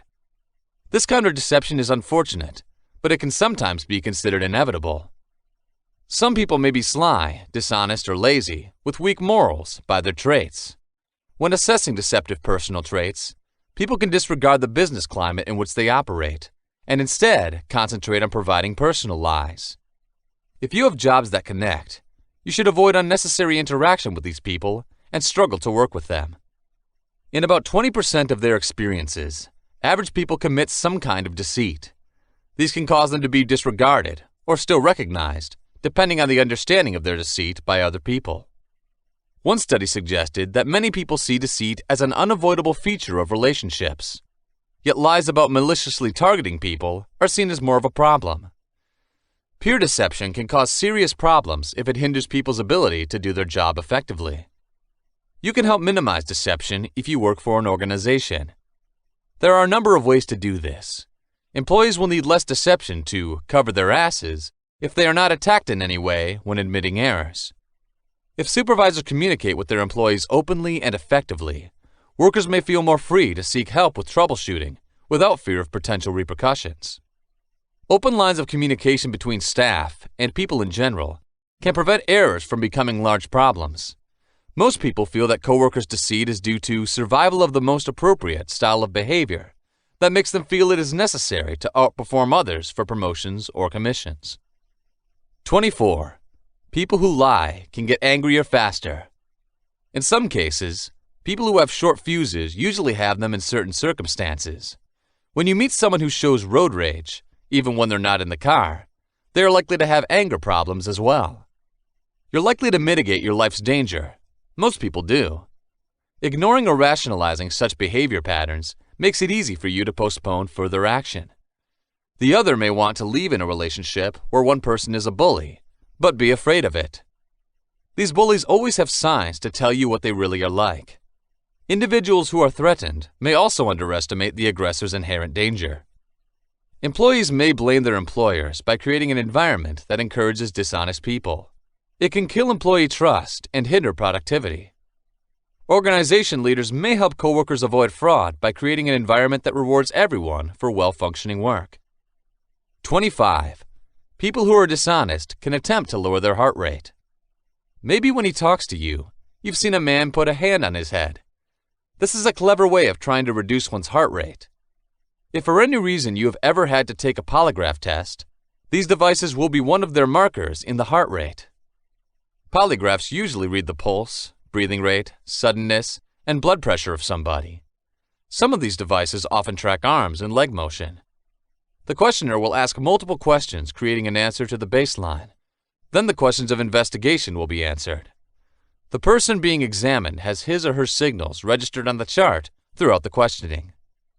This is a more advanced, accurate way to do what you can do for yourself: read people. Polygraph examiners watch their charts for vital sign shifts to be noticed. Any support from any computer, you can read some of the same symbols. Significant changes in suddenness, blood pressure, and heart rate can indicate the deceitfulness of an individual. For a variety of reasons, people are dishonest. It is often a defense mechanism that is used with an authority figure to try to avoid any trouble. Sometimes you can tell, but not always, when a person is lying. The more you practice, the better you are going to be. 26. Emphasis beyond the most superficial qualities. You can focus on superficial types of characteristics that won't tell you much when you try to determine if someone is potentially a threat or a good person. People typically offer a certain amount of credibility to others, and you can believe they're going to work every day and keeping a clean house. You may also assume that when you're around someone who's dangerous, your body will warn you. You're going to experience feelings of fear and know that staying away from that person is safer. However, you can feel comfortable with dangerous people with skills. We should make the right eye contact and be friendly and courteous. Sometimes criminals, like everyday people, can come across on the surface. The better you are at reading people, the less likely that someone who doesn't seem to be what he is can pull you in. The fact that you may not be a good listener complicates your ability to read other people accurately. Behavior analysis should be used in people reading, as well as listening to what they say. You will miss details you would otherwise learn when you talk a lot of time. 27. Dear brothers and sisters, in a person's speech, a wavering voice may imply deception. You should listen to vocal signs to say if a person with you is honest. You should listen for the volume, time, and duration of vocal signals without actually knowing it. Time among deceitful speakers is a major factor. We have shorter emails, longer response times, less articulate response times, and a faster rhythm than people who tell the truth. Individuals who are frustrated often show less good vocal quality, decreased frequency range, and increased pitch variations. 28. Many deceitful people who appear to be regular people are not what they seem to be. If your new neighbor has children, is married, goes every day to work in a suit, has a clean home and a lawn, and is polite and friendly, you might presume he's a kind and caring person. This description was actually from a sex sadist who used a trailer to hold people and torture them. You're probably never going to run into such a dangerous person, but it gives you an idea of how to manipulate the signals. 29. Excessive fidgeting or blinking may be signs of deception, but panic may also be indicated. Once upon a time, it was thought that you would never be looked directly at by someone trying to deceive you. Now it's understood that some experienced deceivers can look and lie to you in the eye. The movements of the eye of people may show whether or not they are real, but it's not foolproof, even though it tends to be on popular television shows. Detectives in real life are not always able to deduce whether a person is honest or dishonest just by seeing if they look right or left when speaking. In the real world, making snap judgments like this without further investigation is foolish, but in some cases, the technique may be quite accurate. Liars tend to blink faster when they speak untruths, but the blinking slows down after they say their lie or listen to you. It will also reinforce the notion of being honest when speaking. We worry you won't believe them, so you might notice them using phrases like, "You won't believe this," and "honestly." Lies spotting is a fascinating and useful tool, but don't jump to any hurried conclusions. The skills can be difficult to learn, but they are extremely helpful in some circumstances once you have them down. 30. Check for people to completely close their eyes, as if in deep thinking, or ask you to answer questions. This is a stalling tactic that gives them time to think about doing it. Deceptive people can play dumb and ask for more details, particularly if you haven't put a direct question to them. If you can, eliminating any ambiguity about the subject matter and being honest and upfront will remove the opportunity for the liar to use this tactic of stalling. You may also be fooled by people who are trying to trick you. It happens when you ask a simple question and the person answers with, "I can't believe you'd ask me that." This is another common trick used to buy them to pause for a few more seconds, allowing them to take charge of your conversation. The key is to keep them focused on answering your question. Don't let the tricky person sidetrack you. A third way for dishonest people to stop the time is to change the subject.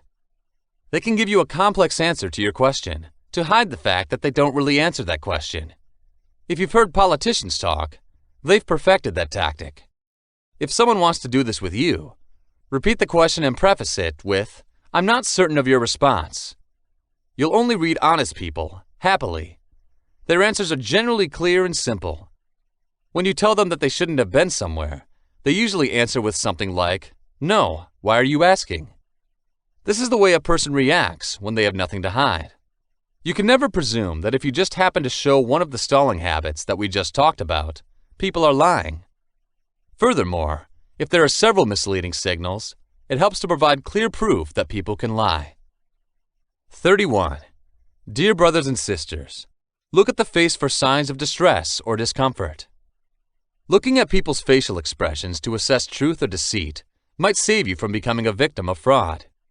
It might even help you to know getting involved with someone new is healthy. Looking at facial signals, you'll learn how to read gestures that most people don't notice. It takes some practice, but it is worth it. Check for microexpressions. These are fast facial expressions that appear on people's faces briefly, revealing their true emotions. Training yourself to look for these gestures is not difficult. The microexpression will be a distressing feeling in deceitful men, with eyebrows pulled up to the mid-front. It allows short lines to appear across the front. Watch for people covering their mouths and scratching their noses.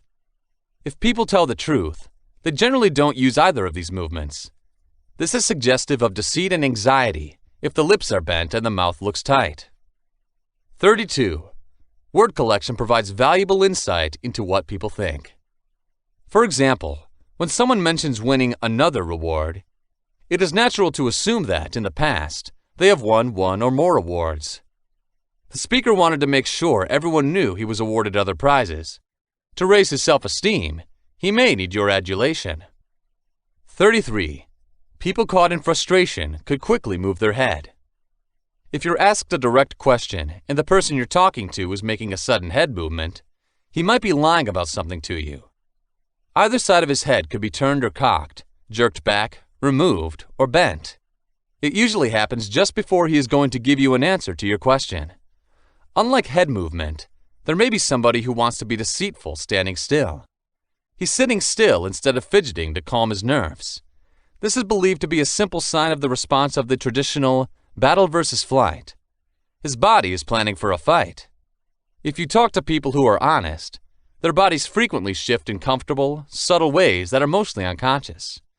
But a catatonic, rigid, movement-free posture can be a warning sign that an individual is not real. 34. Trust your thoughts about your heart. Intuition has many meanings, and the ability to understand something instinctively without relying on rational thought is one concise one. Nevertheless, it has mental components. You can use your previous experience and knowledge to analyze a person with intuition and make a simple assessment of the situation. Intuition and fear are often confused because either a good feeling can cause. You have to be open to this thought, and not all in logic and logical thinking.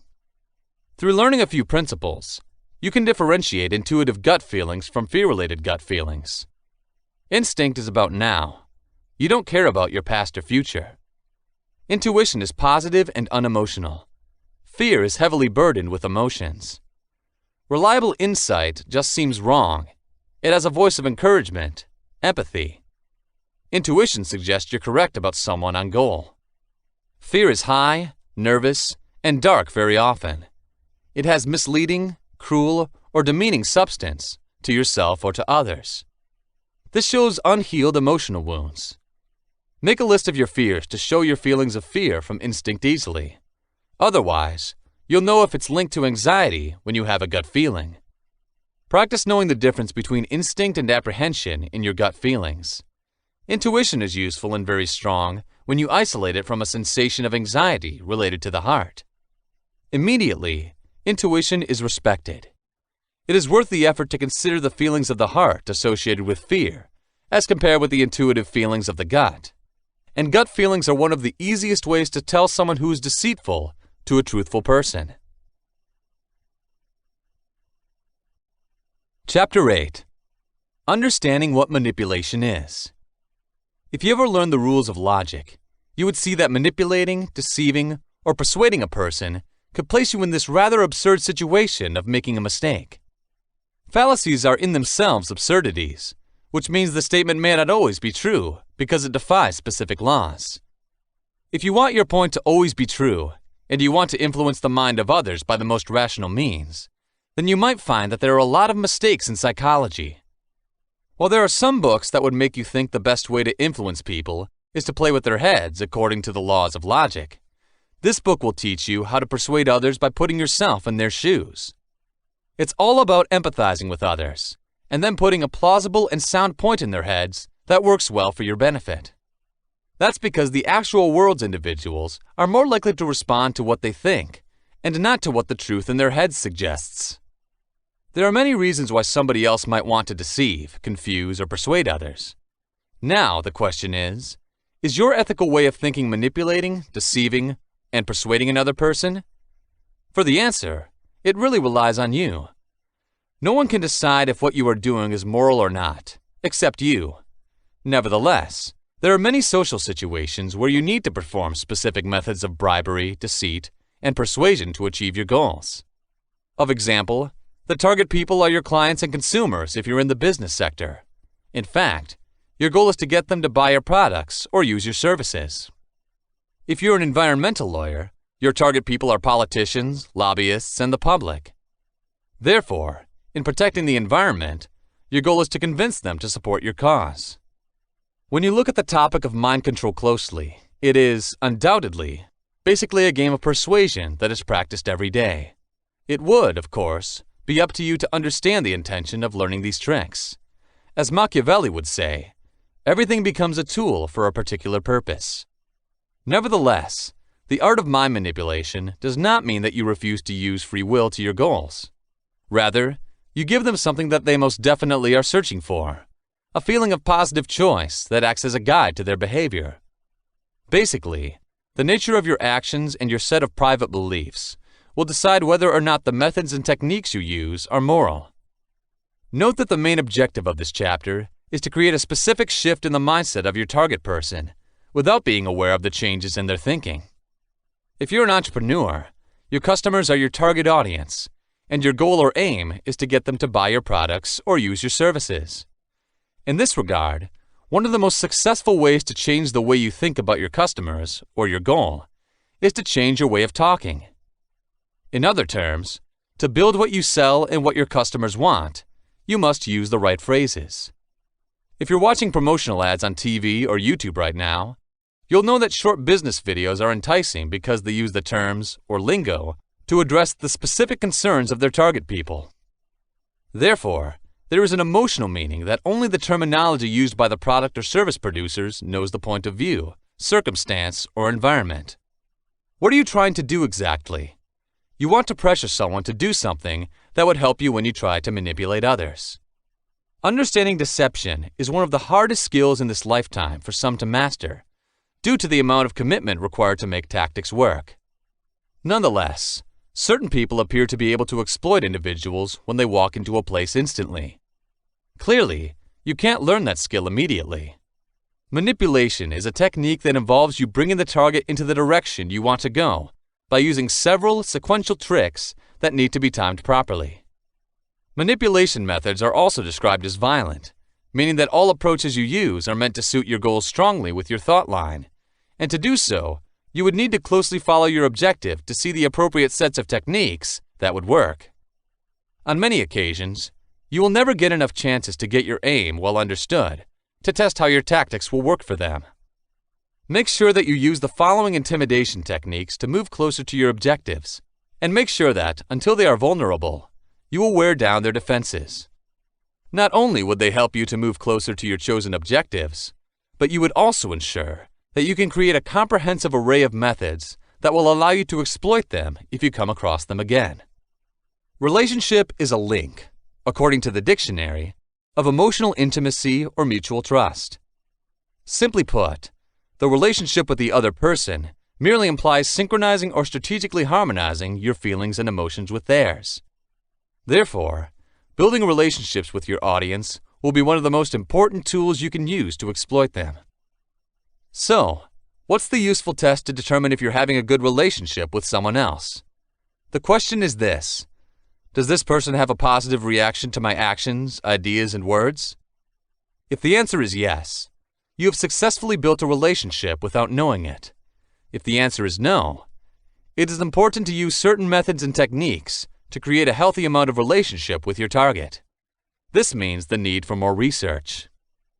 Facilitating relationship building with another person is illustrated by the following approaches: accommodating and mirroring the other person's body position, having a discussion on subjects of common interest. How, when trying to manipulate a target, is it very important to mirror interests and behavior? That's because when people know you're in the same place, they're more likely to react to you. Remember at the same time that people are mostly interested in themselves, and if you are just like them, they'll be interested in you. Musicians are hanging out for the same reason with musicians for a musician chat. Nevertheless, a musician also has a better chance of buying beer from someone interested in music and trying to learn an instrument. It's not the product they really like, it's just because the seller really likes them. If you look at the real world, people are more likely to buy something from someone who is trying to empathize with their desires. There is another method that you can use to influence your target, as well as creating a document by having a discussion about a subject that your target is interested in. This technique uses techniques to make you look like your target. How do you use this tactic? By doing the same task, processes, that your target is actually engaged in, you can do this.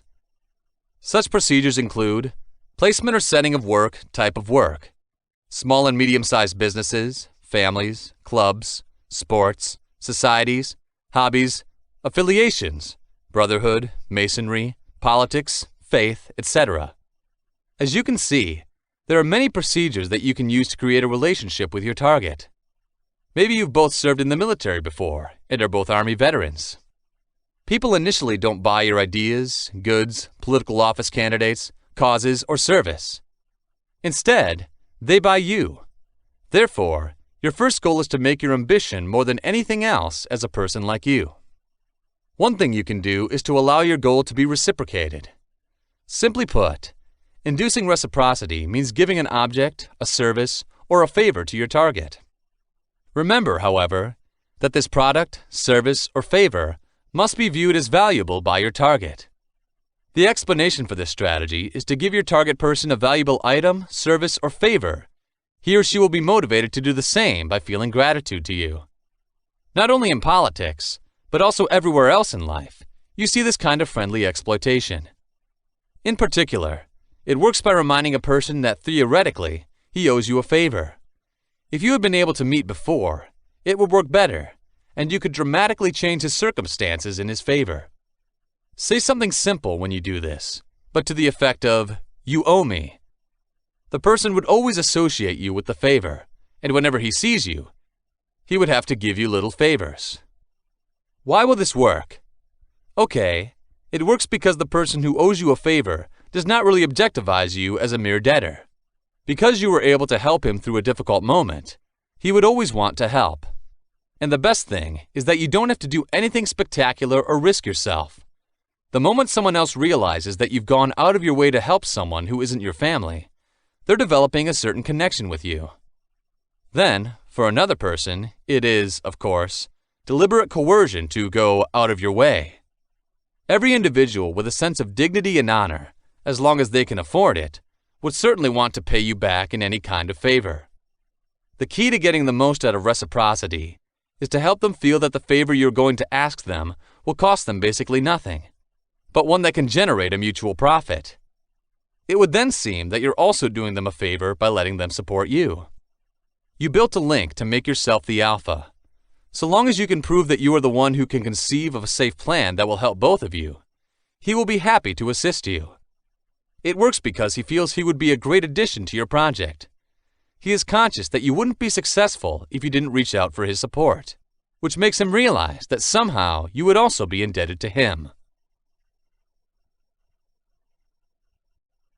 Chapter 9. Using Persuasion by Manipulation. What are you really trying to do when you try to persuade someone? In its very essence, persuasion is the power that helps you to affect your objective by allowing a new belief in your system. You do this by making sure that the confidence you instill in your target suits the way he thinks. You also do this by questioning the authorities he is referring to and letting him believe they are the source of the new belief you want him to gain. There are many ways you can convince the engineer, and 5 of them will be learned in this section. You can even model your own tactics based on your target's personality, but you need to build them so that you can go back to what persuasion really is. At this level, you'll begin to realize that persuasion is a very powerful tool, and for almost every relationship, many people who have used this ability feel that it is even the basis of other skills mentioned in this book that are manipulation and deception. Persuasion allows you to move in and lower your target's defenses by putting them in a position where their values would be modified. Beliefs are very effective in determining what's convenient for people, which in turn determines what they do over and over again. They are not 100% right, and according to experience, they are malleable. Because they can change depending on one's world experience, you, the manager, will be able to challenge them and make your expectations view their environment as something else. It sounds easy, but it's not, of course. The obstacles you face as you step into persuasion is your goal's definition of comfort. Individuals would always want to believe what makes sense to them, such as their beliefs, their selection of goods, and their whole lifestyle. We don't care about anything else. Now, you should dispute the notion and provide damning evidence that some, or all, of your convictions may be inaccurate. How are you doing this? You need to find a way to get them to listen, to make sure you're on the same page, and get them to understand that you make sense. You should step in for the kill when this happens. One of the most effective ways to convince the target is by admitting a weakness, downside, detriment, or disadvantage before the other person does. For hundreds of years, this idea has been known, understood, and applied. The reason you admit a flaw in your case of your argument is that you seem to be more truthful to the other party and your purpose by doing so. By today's society, where everyone is cynical, this will be useful. Being cynical, it has meant that people in today's society will generally not accept a case or assertion if the only advantages, benefits, and other claims are accepted by their favor. As such, usually expect people to be on the lookout for a capture. In other words, you will be automatically regarded as an honest and trustworthy person by accepting a negative, fault, or drawback of your argument, idea, or case at the outset. This strategy is one of the most people who sell their proposals or services using the best tactics. This works well because the dealer would always give a personal brand testimony by making his current experience so much better than his previous life. The comparison makes the objective very aware of what he wants. He never wants to experience the trouble you've been through, and anything you've tried and used personally will save him the trouble. Why is this tactic going to work? This makes them know that you can make mistakes that make them feel you don't have your defenses all the time, and you can relax in front of them. Therefore, your client may be more comfortable with your presence because you do not seem too excited about persuading him or her to buy your statement, suggestion, or scenario. Instead, you're presenting them with an opportunity they can study. Now, which makes the entire statement a very exciting proposition, it becomes something very fascinating about which they would like to find out more. As such, the moment you are trustworthy in the eyes of your target is the moment to strike perfectly. You can only persuade the target if you've done something that's going to be in his or her favor. For example, by helping him or her with a question, you can show your confidence to your target. In other words, put yourself in a position where in any way you can support him or her. For example, if your goal is to sell real estate, stocks, or insurance, you can contact a personal friend about the goods that your target is trying to sell. If, on the other hand, your goal is a businessman, give your friends and acquaintances to distribute their business cards.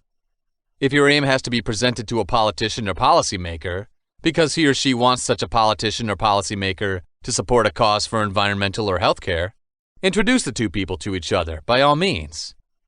This means, more than anything else, that you will share with your target a portion of your time and effort. Offer your assistance. Every type of assistance is appreciated. He or she will be more relaxed with you in this way. The target will also have a certain connection to you, which means that he sees you as he or she is. He or she will lower his or her mental defenses until your target is relaxed with you. This is the perfect time to convince him or her in your plan, statement, or case at the end of the day, when he or she lowers his or her mental defenses. Here's what a lot of self-help gurus would do. They're offering themselves a little history, and that'd probably be about the time they weren't successful. Once they find an easy way to change their lives, they turn up and tell you. They'd ask you their strategy succeeded because they were trying the hard way to do things. They're happy, however, to teach you how to do things that would make your life immensely easier just the way you want it. The easy way. The technique appeals to many people because these accomplished people are willing to share what they have been through and are willing to share the secret without the recipient having to go through the bad experiences in order to gain the information. It would also be wise to point out that you are like your target and make your statement because you feel you are very close. In making people think that people with the same rank and exchanging experience would do what you would do, you can always persuade people. Then, they'd think they could talk to an expert like you. Knocking off the socks of your goal means you're giving it a pleasant surprise. How are you going to do this? Blow off your goal with an amazing fact, an amazing statement, or just something that only a few people would learn. Make a claim, case, or suggestion you may create. And there's something you can teach him and her that's never been done before. This may also be something that may change the way you interpret or say your proposal. This will open their minds in such a way that they will accept new ideas and thoughts.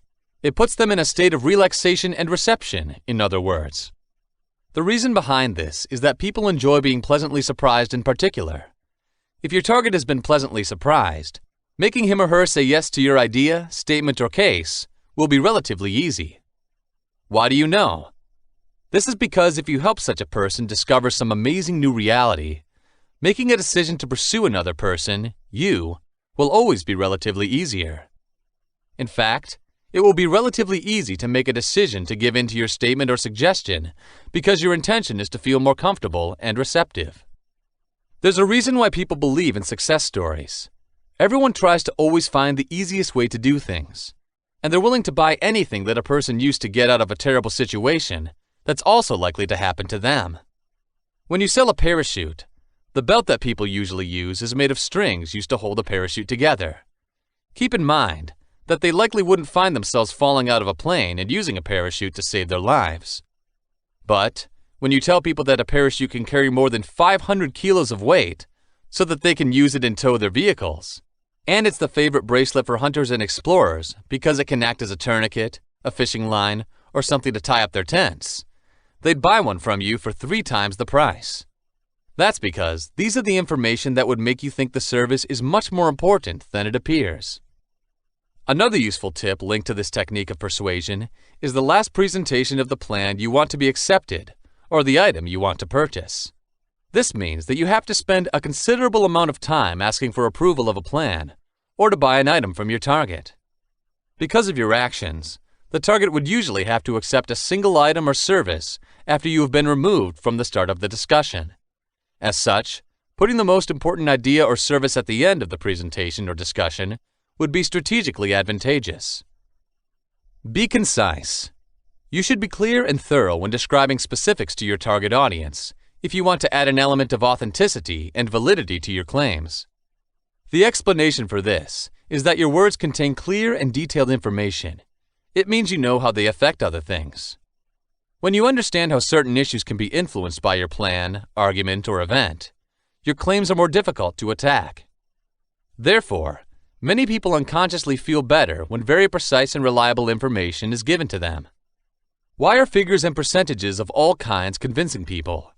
It's because they get a sense of security from specific numbers. Of course, people don't think that 100% of the time something would succeed. They'd want something that's almost foolproof, because the almost perfect artifact they might get is even better than all the other things they've tried. That's why people often prefer to buy items using numerical adjectives like most, almost all, and 9 out of 10. But if you believe that your service is fine, notice the number of questions you receive. That's because most people don't trust perfection. We would rather get something that can be imperfect. But if we meet the criteria, they are still guaranteed to work. That makes the service more interesting and believable for people. Suppose you are, for example, a specialist in the management of operations. How can you apply the principles to your target dealings?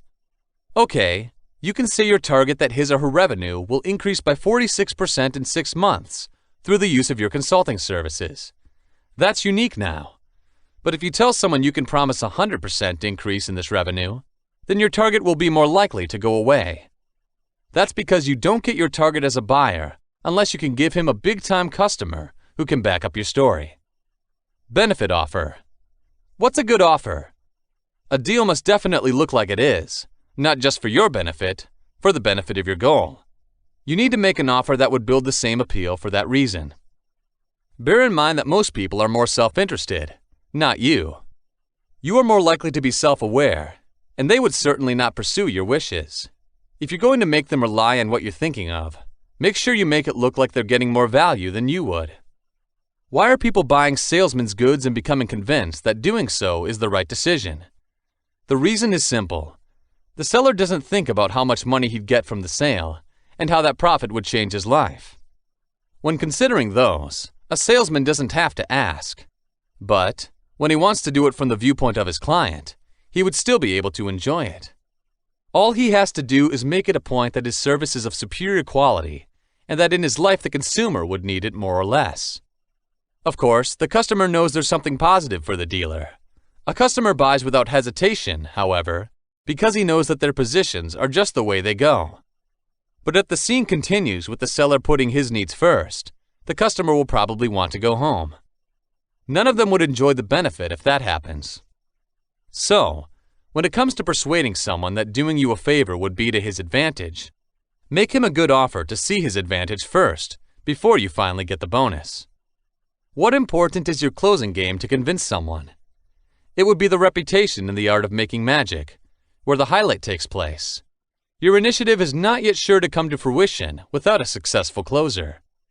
For this reason, reiterating parts of your conversation in which you went into some form of agreement would always be wise. If your target once said he'd like to try whatever you're offering in a conversation, then keep that moment in mind. Make sure you pull up the closing details before the conversation dies down. You can say something like this: "Because you said you'd like to try product A, I'm going to go ahead and wrap it up for you." Now you're talking with a positive approach as a very optimistic salesperson, something many customers want. Instead, if they decline to have their order wrapped up, tell them if they should pack it up later. Always say they have the option of withdrawing from your earlier agreement. Remember the goal that he liked it, and never insinuate there is an option to say no. You'd be shocked that it works for almost anything, no matter how old this marketing tactic is. It's because people are mostly worried about how to make it much easier to make choices. Proactive people know that if they think there is someone who is trying to save them from all the trouble, individuals are likely to be bent to your will. Manipulate people by creating scarcity. Once people know that their desire for something is limited in terms of time, color, choice, quality, and quantity, their desire for it increases exponentially. Corresponding to this theory, whenever you want something but can't easily have it, the appetite for that object increases significantly. There is nothing but human nature and one of economics' fundamental laws. Citizens have always heard about the law of supply and demand, and they understand how difficult it is to buy something at a much higher price just because the market for it has increased. That's why they're going to markets to buy a product that's more likely to become extremely popular in the future and take advantage of its original price. Today, most stores use this strategy. First, they get people to understand their product's inherent value, which they know the consumers want tremendously. They will then throw in some freebies and a cheap price, which would help them generate sufficient revenue to fund their money. They will then conceal the item from the public, and once they think there's enough clamor for the brand to return to the shelf, they'll bring it back on the market at a ridiculously high price.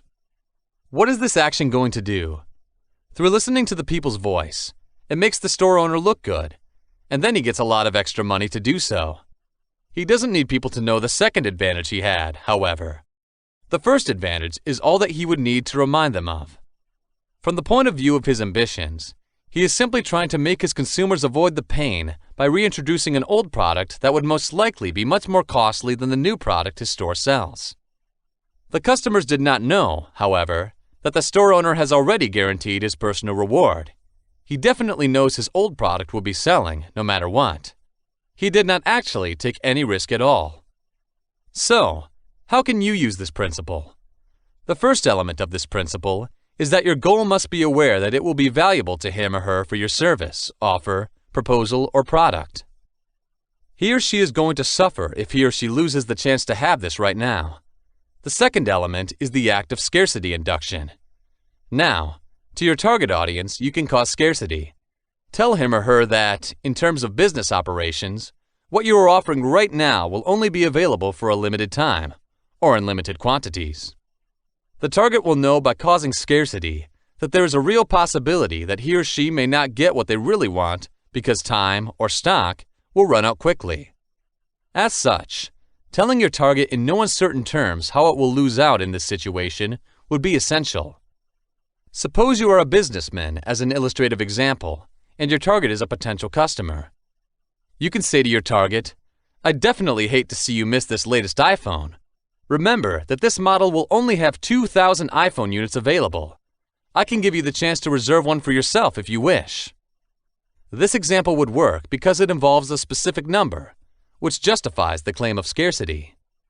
A salesman would sell for a certain amount based on how much his target would love or need the product that he offers.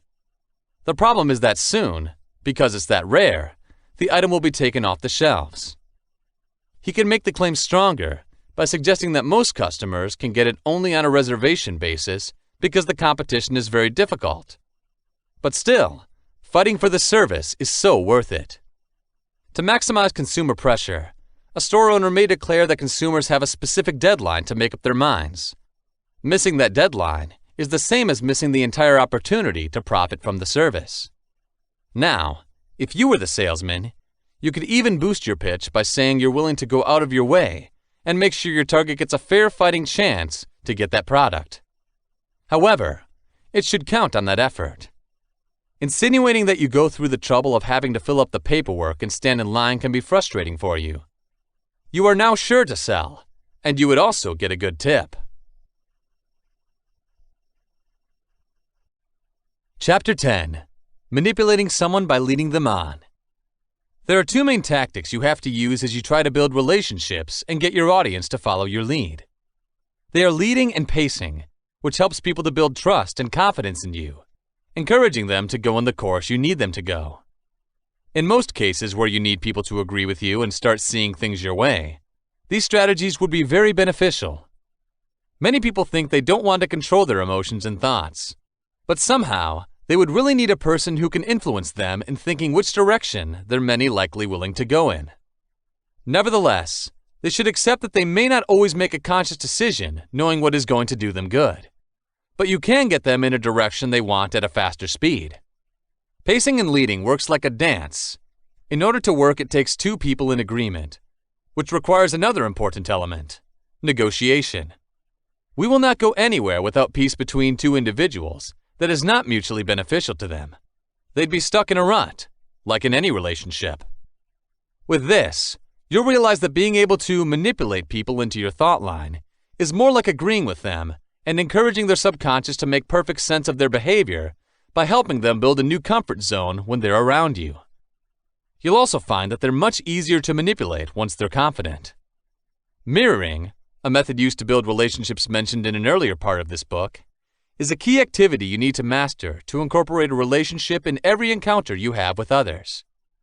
Mirroring is also referred to by some neuro-linguistic programming practitioners as pacing, which describes it as the process of balancing the audience acts and attitudes to instill confidence in your communication. That said, this means you can suit your audience and break down their barriers, which helps you to deliver a study. Why do you need to suit the conducts or acts of another person? Let's use the black tie event as an example. In order to attend such an event, many people would still prefer to wear formal clothes, even if the invitation did not specify that they are expected to do so. You'll find the extra time and effort to make sure they appear in their best tuxedo or dress at the event, because if they didn't, they think they'll look different from the crowd. At the same time, if you should ever go to that event in casual clothes, you'll find yourself looking over from head to toe. You'll also soon find out that if you're dressed differently, no one wants to talk to you. You would note, when you thought about that scenario, that most people would actually want to engage a similar person. Millionaires are often hanging out with billionaires, and celebrities are hanging out with other actors. It's not about promoting racism or shunning diversity, but it's just plain human nature. People tend to hang out with people they feel they can understand their lifestyle and values. If you have the unpleasant habit of smoking, you may see a silver lining to indulge in that addiction, because people who smoke with their clients or employers are mostly those who are likely to get the upper hand in closing deals and getting long-term promotions. It doesn't mean they are more knowledgeable, but they are the ones who can contribute to their target. Who knew that from a single addiction you could get that much? Mirroring or pacing simply matches your target's actions, which is important to your task. You need to know what aspect of their conduct is most important to them. If you want to build a relationship with an artist, you'd more likely listen to the kind of music they want. You'd like to take hints from your specific goal on what might make them pay attention to you. So, when they know you can speak their language, you can guide them in any direction you want them to go. So what makes your objective interpret similarity as leading to the dimension of trust? The answer is simple. There is something people want to trust that gives them comfort.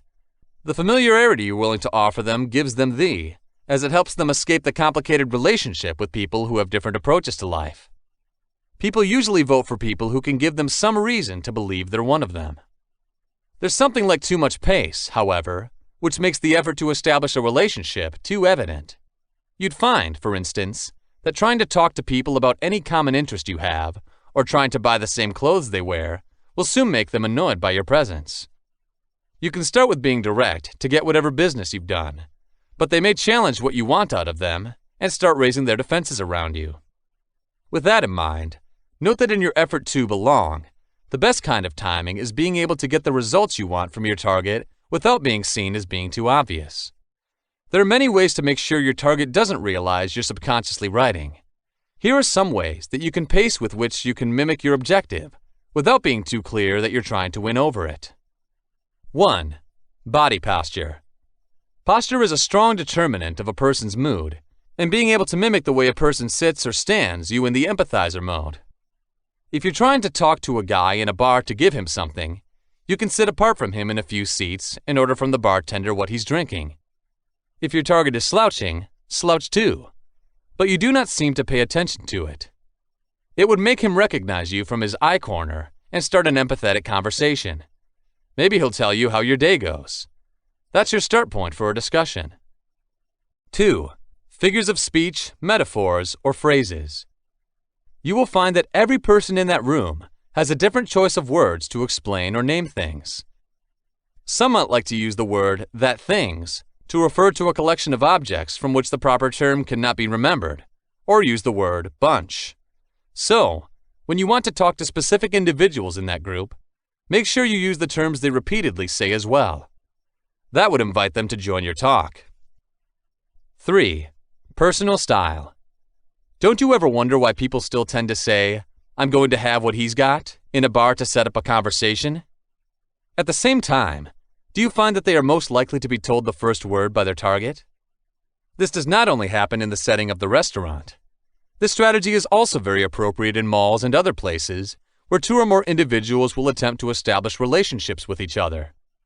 4. Tone, accent, and tempo. It's no secret that people with different speech patterns are those people who usually end up talking to each other because of their linguistic upbringing. If you are good at manipulating your speech patterns, tone, and speed, you can use this mirroring technique to establish a relationship with people in different places or ethnic linguistic backgrounds. At the same time, it also pays attention to the person you're speaking to, the voice tone and rhythm. You will find that if you don't suit the way they speak, most people would have trouble trying to understand what you're saying. The point is this: do it if you think your audience will better understand you if you fit your talking tone or pace. 5. Orientation towards career, time, or life. You can find that different people with different roles have specific word choices when working, planning, or even explaining their goals.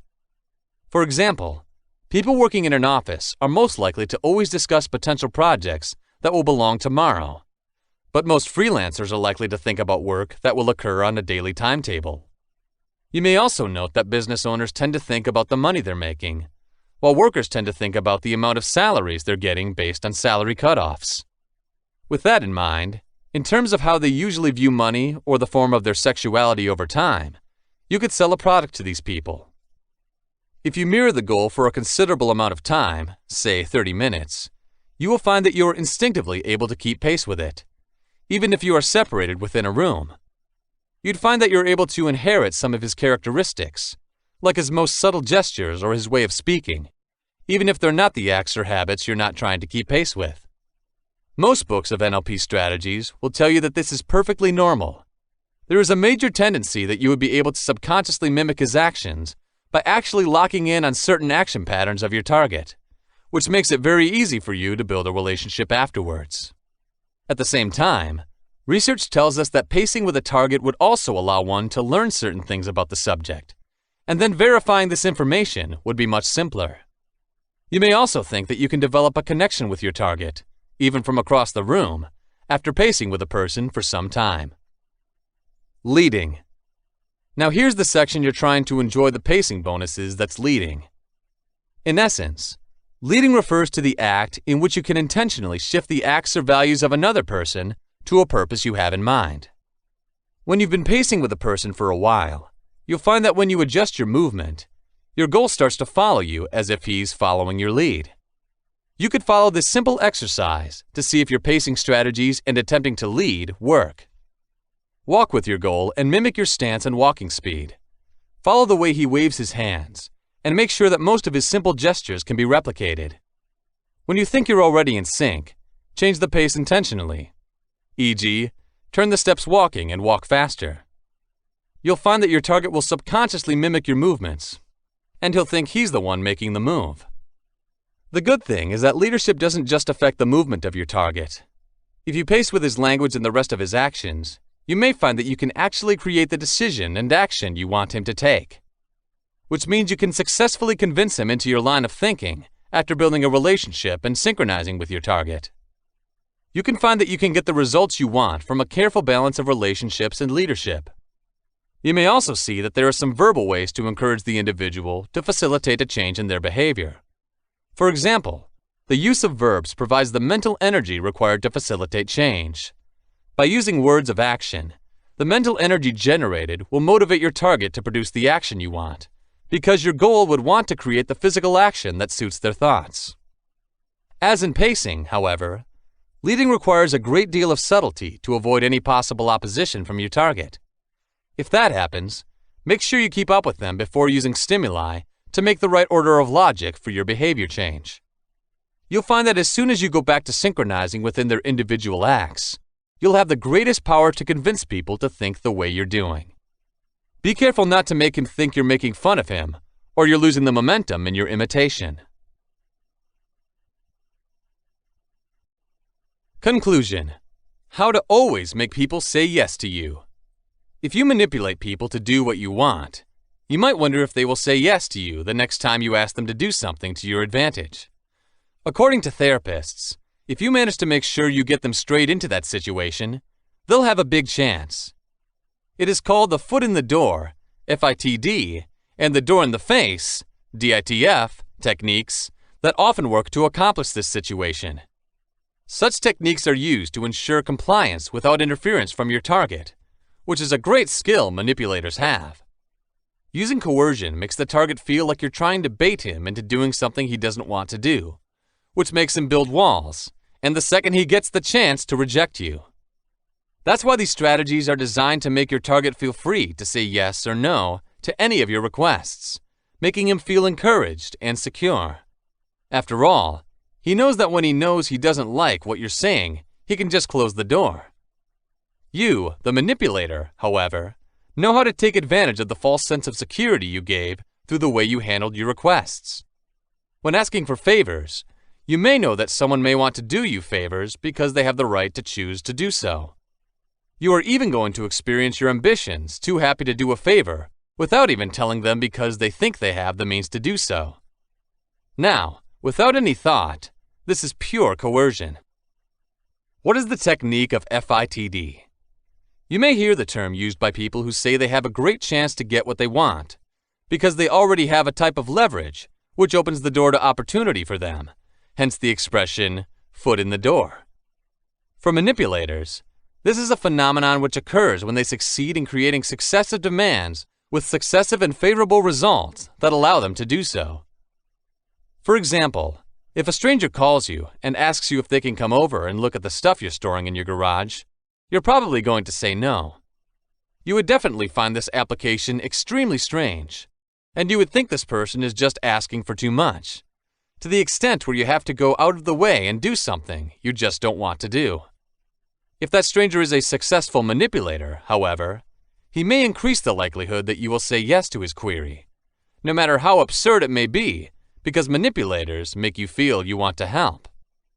There was an experiment conducted in 1966 where two Stanford researchers named 4 groups of housewives who during the weekdays were alone in their homes. The 3 groups were asked to answer some of the questions they would usually use about certain kitchen items.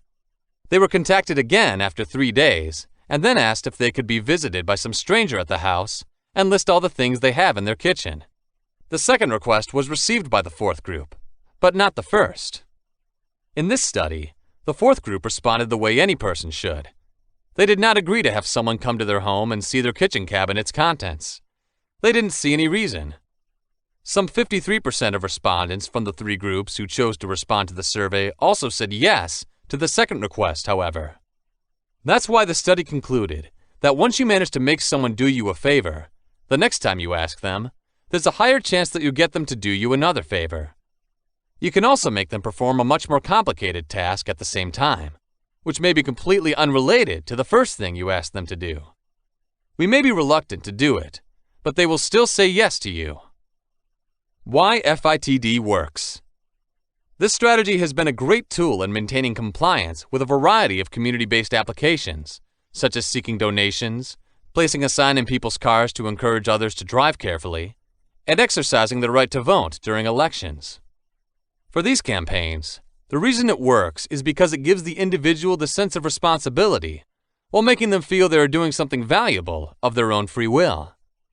The other reason is that people are always going to have a strong sense of community and also like to establish relationships with the people they meet. You will find that you have to fill out a survey or registration form every time you make donations, which will reinforce your relationship with the organizer. Since you think you've become familiar and in some way connected to him, you're willing to do something else for him, even if that means giving away your money. But yeah, you know you've done it for a reason. You have already expressed your support as soon as you have already filled out the questionnaire, which allows them to be able to ask for more. You'll also find that when the organizer says you could choose if you don't want to, you're more willing to donate because you have a choice. Interestingly, you tend to lose the freedom to decide when you're told you can choose freely what to do. But, as you are more conscious of the world in which you volunteer, you think that doing the person or charity a favor is okay. Based on the above examples, you will find that in order to successfully execute the FITD technique, the following considerations must be considered. 1. The goal's understanding of favor's existence. 2. The partnership you'd like to create with your target. 3. The willingness of the target to perform the next favor or favors. It is very critical that you have a method to get the other person committed to the essence of the favor you want him to do for you. See how immovable agents get potential buyers' attention? They are asking them to support the booklet they are distributing. They don't pressure them to buy. They only distribute very innocuous products without asking them if they need a new house.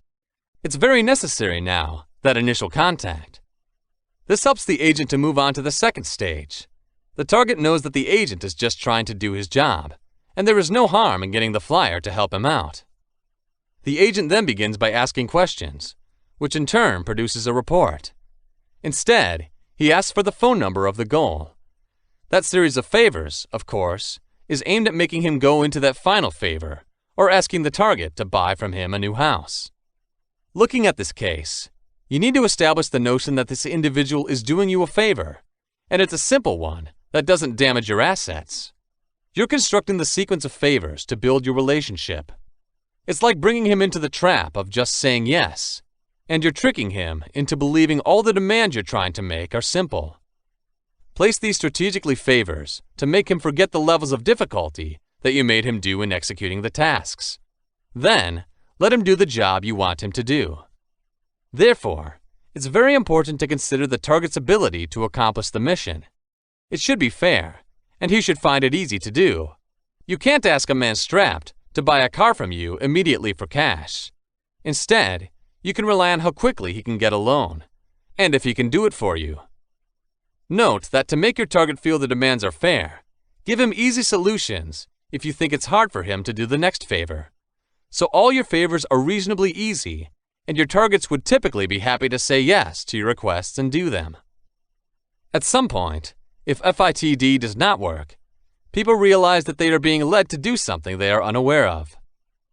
You may not be able to get them to purchase anything from you if you're trying to sell them a mobile, and then they don't want to answer a questionnaire or get a pamphlet.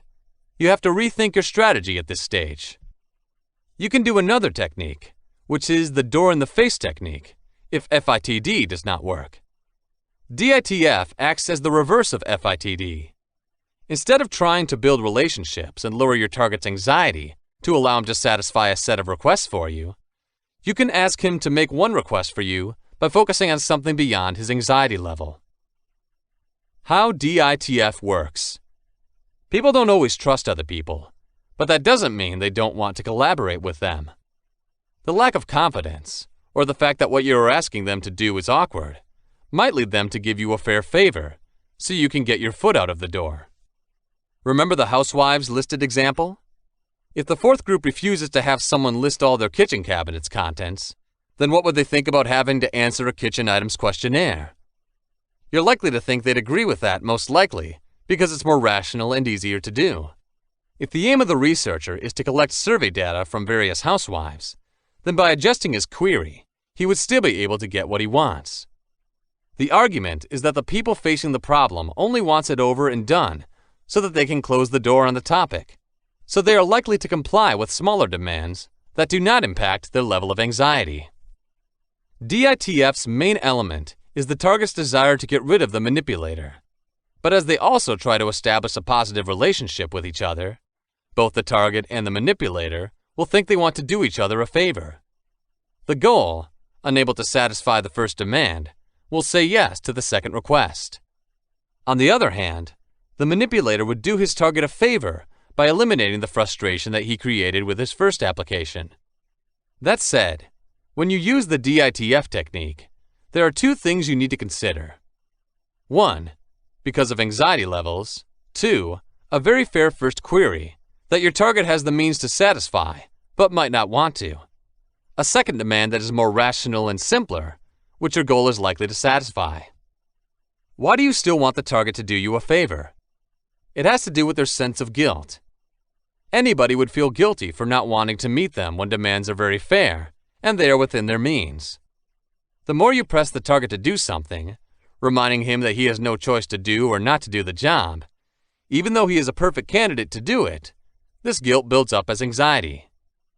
This logic is also present in the FITD method, but instead of accomplishing the goal of establishing a good relationship with you, you use his reluctance as a means of helping you out. You draw on the things he can do, but he doesn't choose to. That would exacerbate the depression you want to create, and you're doing that without cheating. That's why most people are willing to contribute to a cause, rather than going out there and becoming a volunteer. All tasks are reasonably easy, and doing them is a reward to become a better citizen and to fulfill the duty to help the poor. Not everyone would, however, be able to do the nitty-gritty tasks of arranging caravans for food or building projects from scratch. We think it's too hard to do those things, and they don't have the stamina or perhaps even the desire to do them. Grabbing through their pocketbooks and paying out a donation is much safer for them. They feel soothed by their guilt when they give the money, and at the same time, they receive the reward of being able to fulfill their social duty. It becomes a technique in reverse psychology, effective for both sides. All is about probability. As you consider what kind of strategies would have worked best to a given situation, you would also have to put yourself in the target's shoes. Which of the questions makes more sense if you were in his situation? Which one is more enjoyable? You'll have to go back to the very idea of building a partnership at this stage, and the concept of how to sell an idea to your target. Everybody wants to experience benefits for their acts, but the concept of what a reward is would depend on the target's profile. You can note that visual people find things they see done to be more satisfying than those who hear or are confronted with verbal information about them. You'll find that knowing people's purchasing styles will help you see what kinds of favors they're more likely to do. Through identifying the targets you encounter and instantly know their style, you make sure to get the idea of how likely your requests are, depending on the person you are dealing with. You would expect visual people to volunteer to develop the FITD strategic work and make them progress towards more difficult tasks simply because they want to see progress on their own. Nonetheless, you would expect auditors to make donations because they are likely to be pleased with other people's hearing improvement. You can use the DITF strategy to increase the likelihood that they will make a donation. The more you use this strategy, the easier it becomes for you to assess people based on the roles they are willing to perform. Of course, make sure you can clearly offer evidence that they can satisfy the demands you are asking them to increase the likelihood that they will agree with you. Providing evidence that it does not take much effort for them to perform the tasks they are asked to perform should be of second nature to you, especially if you want to increase the frequency of using either FITD or DITF manipulation techniques. The proof you put forward would serve as your counterargument to any doubt they have. With that in mind, you can increase the number of requests you can make without using coercion on your targets. This is done in ads all the time, and the idea is that people are able to do things and that they are within reach ensures that they are more likely to comply. Look closely at the TV ads, and you will see this technique being repeatedly demonstrated. This has been Body Language Secrets and How to Analyze People. 2 books in 1. Analyze body language, speed read people, personality types, manipulate and influence people with emotional and mind control. Written by Jake Smith. Narrated by Glenn Bultice.